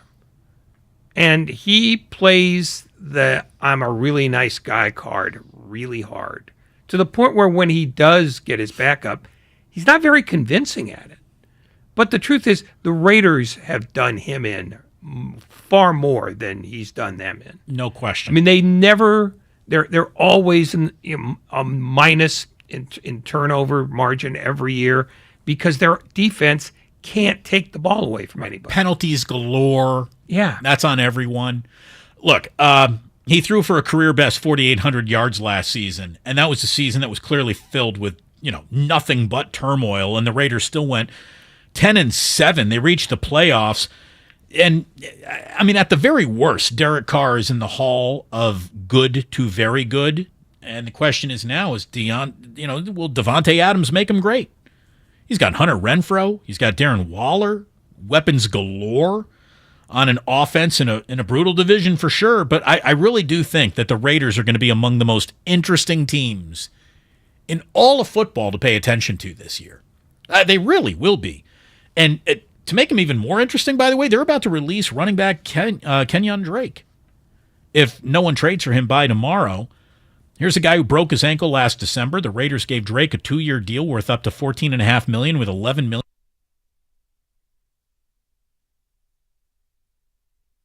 New regime wants to move on and just, let him represent $2.5 million of dead cap. But Kenyon Drake was, for a minute there, he was a real player in this league. The Raiders are ready to move on from him. But they're going to be a fascinating football team this year. I guarantee it. Kenyon Drake has the stain of the Dolphin on him. Stain of the Dolphin, stain of the Texan. Lots of stains. Yeah. Cardinals, that's right. Oh, that's right. He was with the Cardinals, not the Texans. Yeah. Did he get time with the Texans? I don't believe so. Maybe I got that wrong. It was the Cardinals who picked him up. What? He was a Cardinal. And then did he get flipped to the Texans as part of the DeAndre Hopkins trade? We got to look that up. Let's get that right. Miami, Arizona, and Las Vegas, the 3 teams he's played for. Thank you very, very much. At one point, he crossed paths with Josh Johnson. Well, haven't we all? The Raiders haven't had a top 25 defense the entire time Derek Carr has been there from the 5-1-0. So the 510 would know. They're going to be a fascinating football team to pay attention to this year. They will either have a great offense that is betrayed by its defense, or a pretty good offense that's betrayed by its defense. Right. There's really only one way to go. Yeah, I mean they simply don't tackle. They just don't. Again, Chandler Jones, is he going to change that? Maybe, just a little. He's Max got some Crosby, miles on him now. He does. He's got a lot of miles. Which is a perfect Raiders signing because they always get guys on the back ends of their career. Well, that's the thing. It's the last decent paycheck for a lot of guys. Yeah. I mean, it reminds you of Richard Seymour. It reminds you of Randy Moss. It reminds you of Warren Sapp. You know, guys whose reputations were already made. And, you know, Bill Belichick wasn't going to pay Seymour anymore. But Al Davis had money. By the way, not that this matters in football, and it's not represented as dramatically in football as it is in other sports. There isn't much of a disparity between the youngest and oldest teams in the NFL.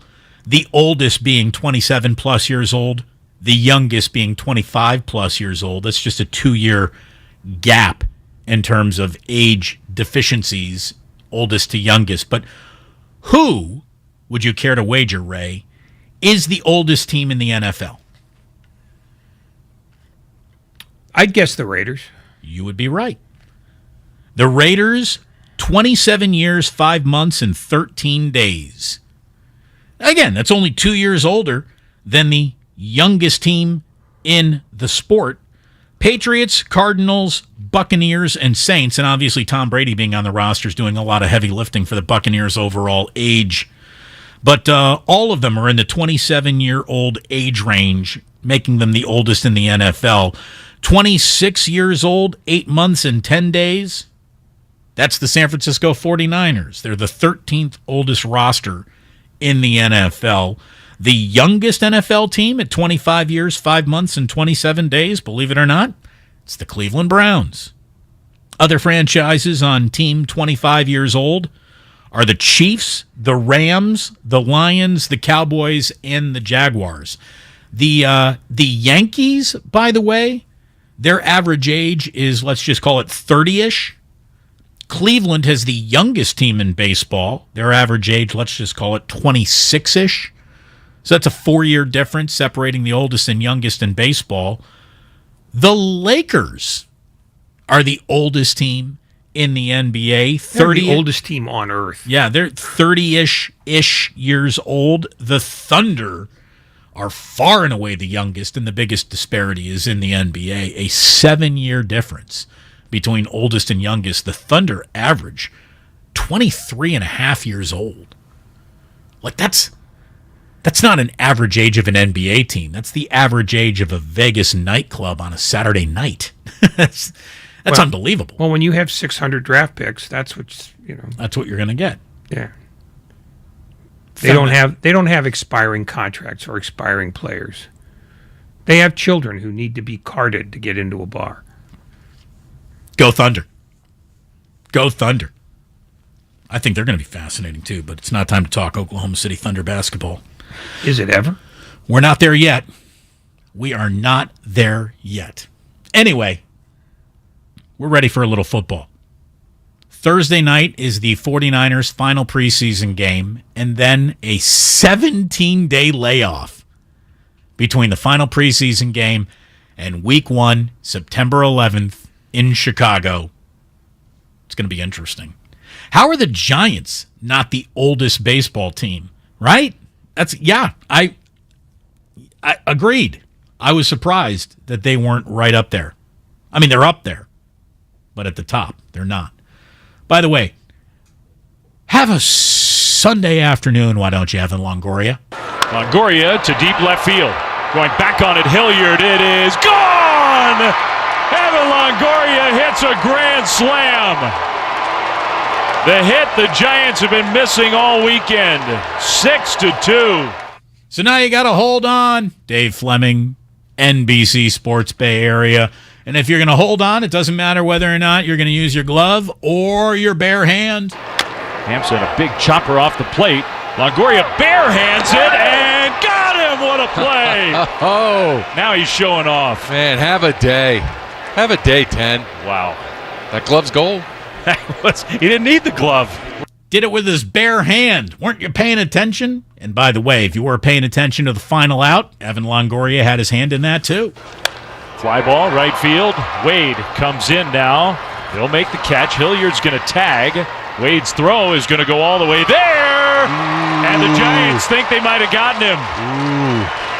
Longoria swiped the tag. Hilliard took a huge risk. And the Giants are asking for a challenge. It's Longo's day.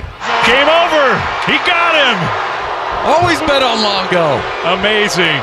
Well, don't always bet on Longo, but yesterday, if you placed your bets on Evan Longoria, it did come up well for you. I don't know if the weekend came up well for the Giants. As a matter of fact, I'm sure it didn't. They dropped 2 of 3 in Colorado. They're now 6 games back of the wild card. And the situational entertainment, until you got to Evan Longoria Sunday, there wasn't much of a situation there. Giants are in all kinds of trouble, Ray. All kinds of trouble. There's no doubt. They're 60-61. They got 41 games left, and they need to win, 31 of 41 games. Yeah, they're not going to do that. I don't think they're going to do that. They do have 2 games set up in the Motor City, a set, if you will, that begins tomorrow.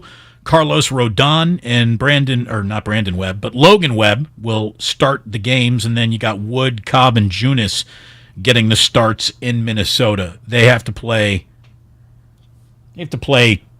700 baseball from here on out. Oh, probably closer to 750. Yeah, maybe 8. They got to win 8. They got to win 8 of 10 pretty much from here on out. Good luck to them. Marlins are at the A's. The A's have actually won 2 in a row. J.P. Sears got the win, his second game in 3 starts with the A's. He came over in that Frankie Montas, Lou Trevino trade with the Yankees. Shea Langoliers looks a little bit like a hitter. He's hitterish, Ray. One of his 3 hits yesterday was an RBI triple. It was the A's first triple in 81 games. No team in Major League history had gone longer without a triple since 1901. So stick around. You never know what you're going to see for the first time ever. 5 games into Langoliers' career, he's a .316 hitter. So much rejoicing over in the city of Oakland. So much so that cops are investigating a public sexual act in the Coliseum on Sunday. It's the most action the stadium's seen all season. Go to TMZ for all the particulars. We will keep this a family show and not share any of them with you. Coward. Yeah, I'm just going to keep it nice and family friendly. When we do come on back, though, a scotch of a House of Dragons review? Sure. And we'll also make you all suffer through a 95.7 The Lame Fantasy Football League review. B. I got a B grade from Yahoo. I'm feeling good. I'm feeling good about this fantasy season. Ray, are you in the league this year? I am not. That's right. Because we wanted to have fun. Yes. And you never did. And I'm not the invitee for that sort of thing. Damon and Ratto, no fun permitted. Here on 95.7 The Game, brought to you by the Santa Clara Valley Transportation Authority. Looking for a fulfilling career with growth opportunities? Enjoy paid training, medical benefits, and earn close to $40 per hour within 3 years. Apply today to become a VTA bus operator and excel with providing VTA customers a great experience. Start your journey. Visit VTA.org/Point A and apply today.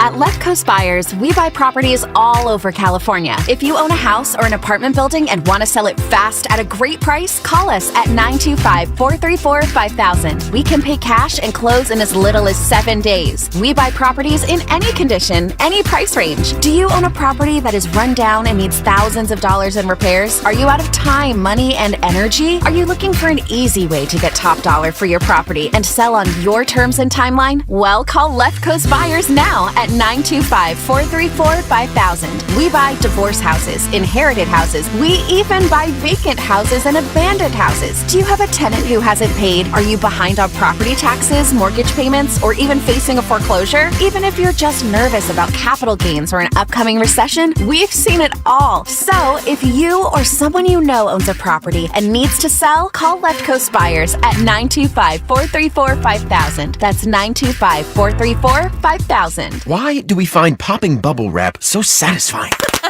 Why do we say boop when we touch somebody's nose? Boop? Why do we turn anything and everything into drums? Honey, I need those pots to start dinner. Why do we sing in the shower? I'm taking a shower. And outside the shower. This conference call is boring. Rick, you are not on mute. Why? For the same reason we play scratchers from the California Lottery. Because a little play can make your day. Please play responsibly. Must be 18 years or older to purchase, play, or claim. Ready for the party tonight? Yep, thanks to the free storage upgrade from Samsung with my new Galaxy Z Flip 4. Nice. Got the music? Just downloaded everything from pop to punk. Photo booth? My phone folds into the perfect angle. Instant photo booth. Meet endless pics.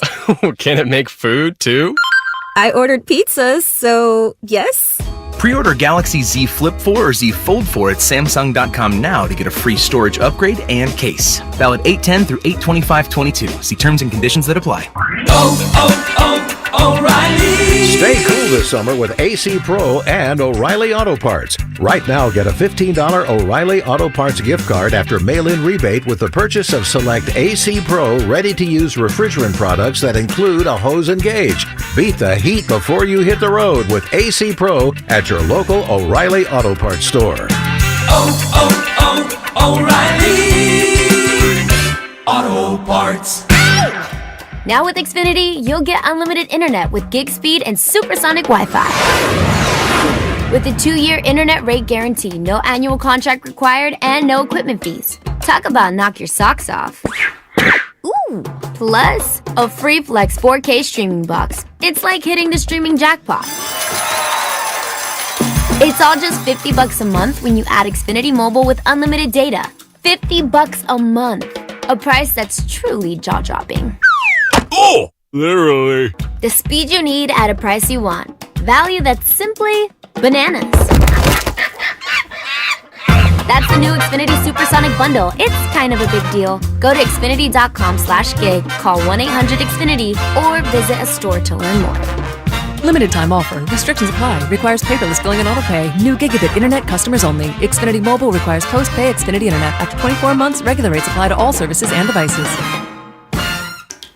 That's the sound of a crack in the ceiling found at a home inspection. But with a Realtor by your side, a newfound leak might only cause minor worries. With their expertise, a Realtor can suggest a credit at closing and even connect you to a contractor to help you shore up that leak and alleviate your worries. When it comes to cracks in your plans, the expertise of a Realtor can make all the difference. The difference between an agent and a Realtor is real. Realtors are members of the National Association of Realtors. That's who we are. Kansas City Steak Company, another AmericanEagle.com success story. Started in 1932 as a family-owned butcher shop, today they're a leading distributor of superior all-American steaks delivered right to your door, ready for the grill and your taste buds. When it came to their website, an average site wouldn't do. They chose AmericanEagle.com to take their website to the next level. With a dramatic increase in competition and a softening market demand, they had two challenges: improve their brand presence and message, and produce a positive return. AmericanEagle.com got to work and executed usability studies and detailed audits of site experience, digital assets, and marketing. The result? An integrated digital marketing and customer experience plan, organic traffic increase of 20%, and a long-term roadmap for success. If you love great steaks, go to KansasCitySteaks.com for website design, development, and online solutions that bring efficiency and results. Visit AmericanEagle.com. If you need a results-driven website, call the team at AmericanEagle.com at 877-WEBNOW1. That's 877-WEBNOW1. Nature Valley has helped restore access to 10,000 miles of national park trails, and we're on our way to restoring even more, because every mile is a new memory. Life happens out there. Nature Valley. Here's what happened today on The Game. Presented by the County of Santa Clara. The Morning Roast from 6 to 9. I'm going to have Jimmy as the backup. I'm not lying to you. So you're not worried about anything for Trey Lance in terms of like the clamoring if he does struggle? Trey's going to be just fine. This is his team. Willard and Dibs from 9 to noon. Hey, Trey, sit this one out. I don't need you in game 3 either. It's too risky. Steiny and Guru from noon to 3. Kyle Shanahan knows he's put himself in a position where he's going to be assessed by how Trey Lance does. And Damon and Ratto from 3 to 6. Look, there are reasons why Jimmy should never want to step foot in the 49ers locker room ever again. There are millions of reasons why he should. The best of the game, presented by the County of Santa Clara. Book a COVID-19 booster shot now at sccfreevax.org or call 211.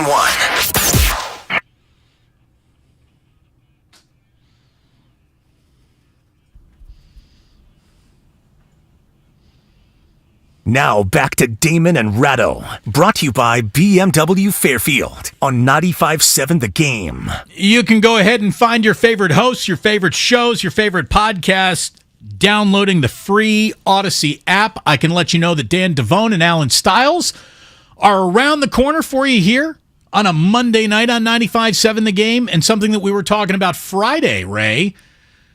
Boy, we got influence, let me tell you. Or maybe it's not us, and it's Judy Allen. But remember... Jody, not Judy. Jody. Get it right. You just did. The Portland Trailblazers actually got this one right, because we told you that they were not going to send their broadcasting crews out on the road, neither TV nor radio. Well, it turns out that Jody picked up the phone and said, no, I don't think so. And what do you know?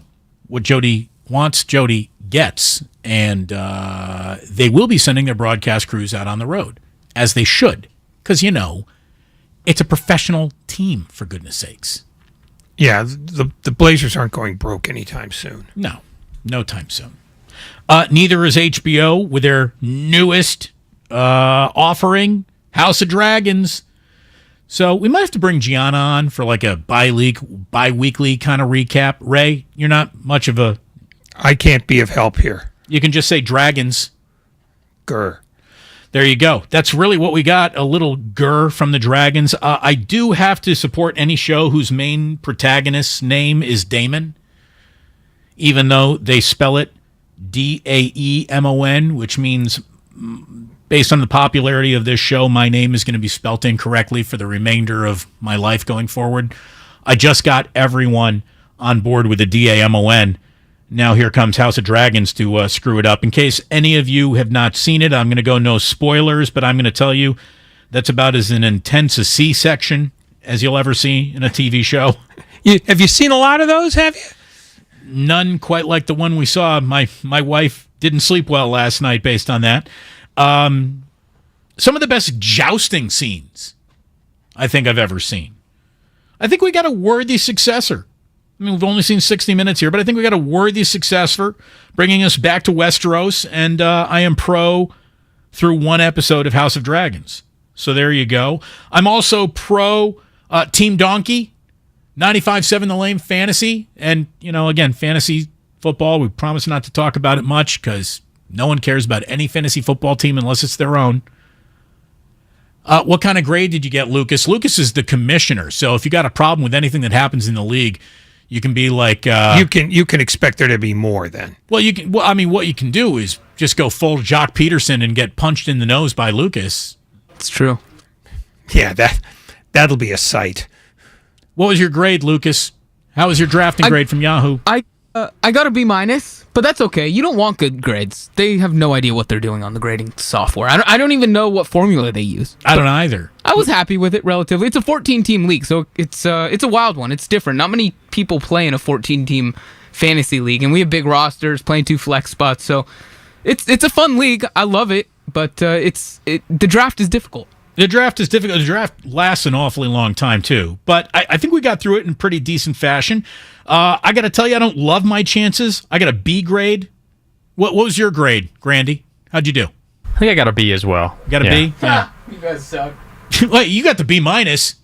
Yeah, and the worse grade you get in your post-draft review, the better your team's going to be. It's how it works. Yeah, I don't think it works quite like that. That's how Lucas explained his grades at school. Exactly. He's going to golf. The lower the score, the better the... No. Look, I don't love my chances unless everything goes right, in which case I'm winning this league, and it's going to be a waltz. I need Deebo Samuel, Adam Thielen, Lamar Jackson, all having huge years. I got a feeling that I can win this whole thing, Ray. Good for you. I feel good about it. I got Trey Lance, Ray, so I'm going to keep talking about him to you in case you hadn't heard enough about him. No, you're not going to talk about him to me. You can talk about him, but make sure I'm not in the room. Brian Robinson going to steal that starting job in Washington.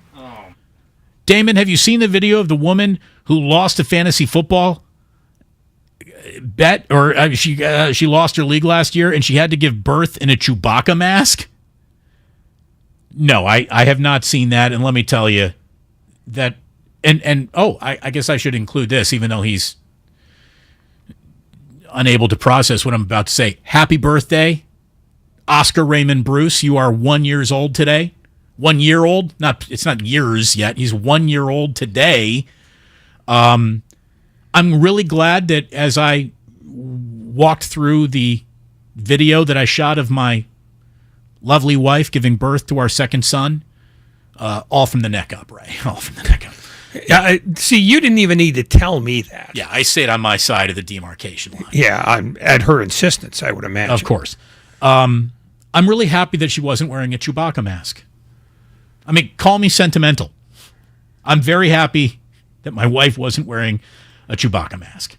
What is the pediatrician thinking there? Or the obstetrician? You can't allow that to happen. Like, this chick parties. I mean, what else can you think? Well, she parties poorly. That's unbelievable, though. That's just downright stupid. I'm looking for the Gianna Chewbacca. Do I no longer have it? I thought I had a Gianna Chewbacca on here, but I can't find it. And what do you know? We're out of time. So, Ray, I'm just going to have to, I guess, leave you with this because, we are approaching this time of year. Maximum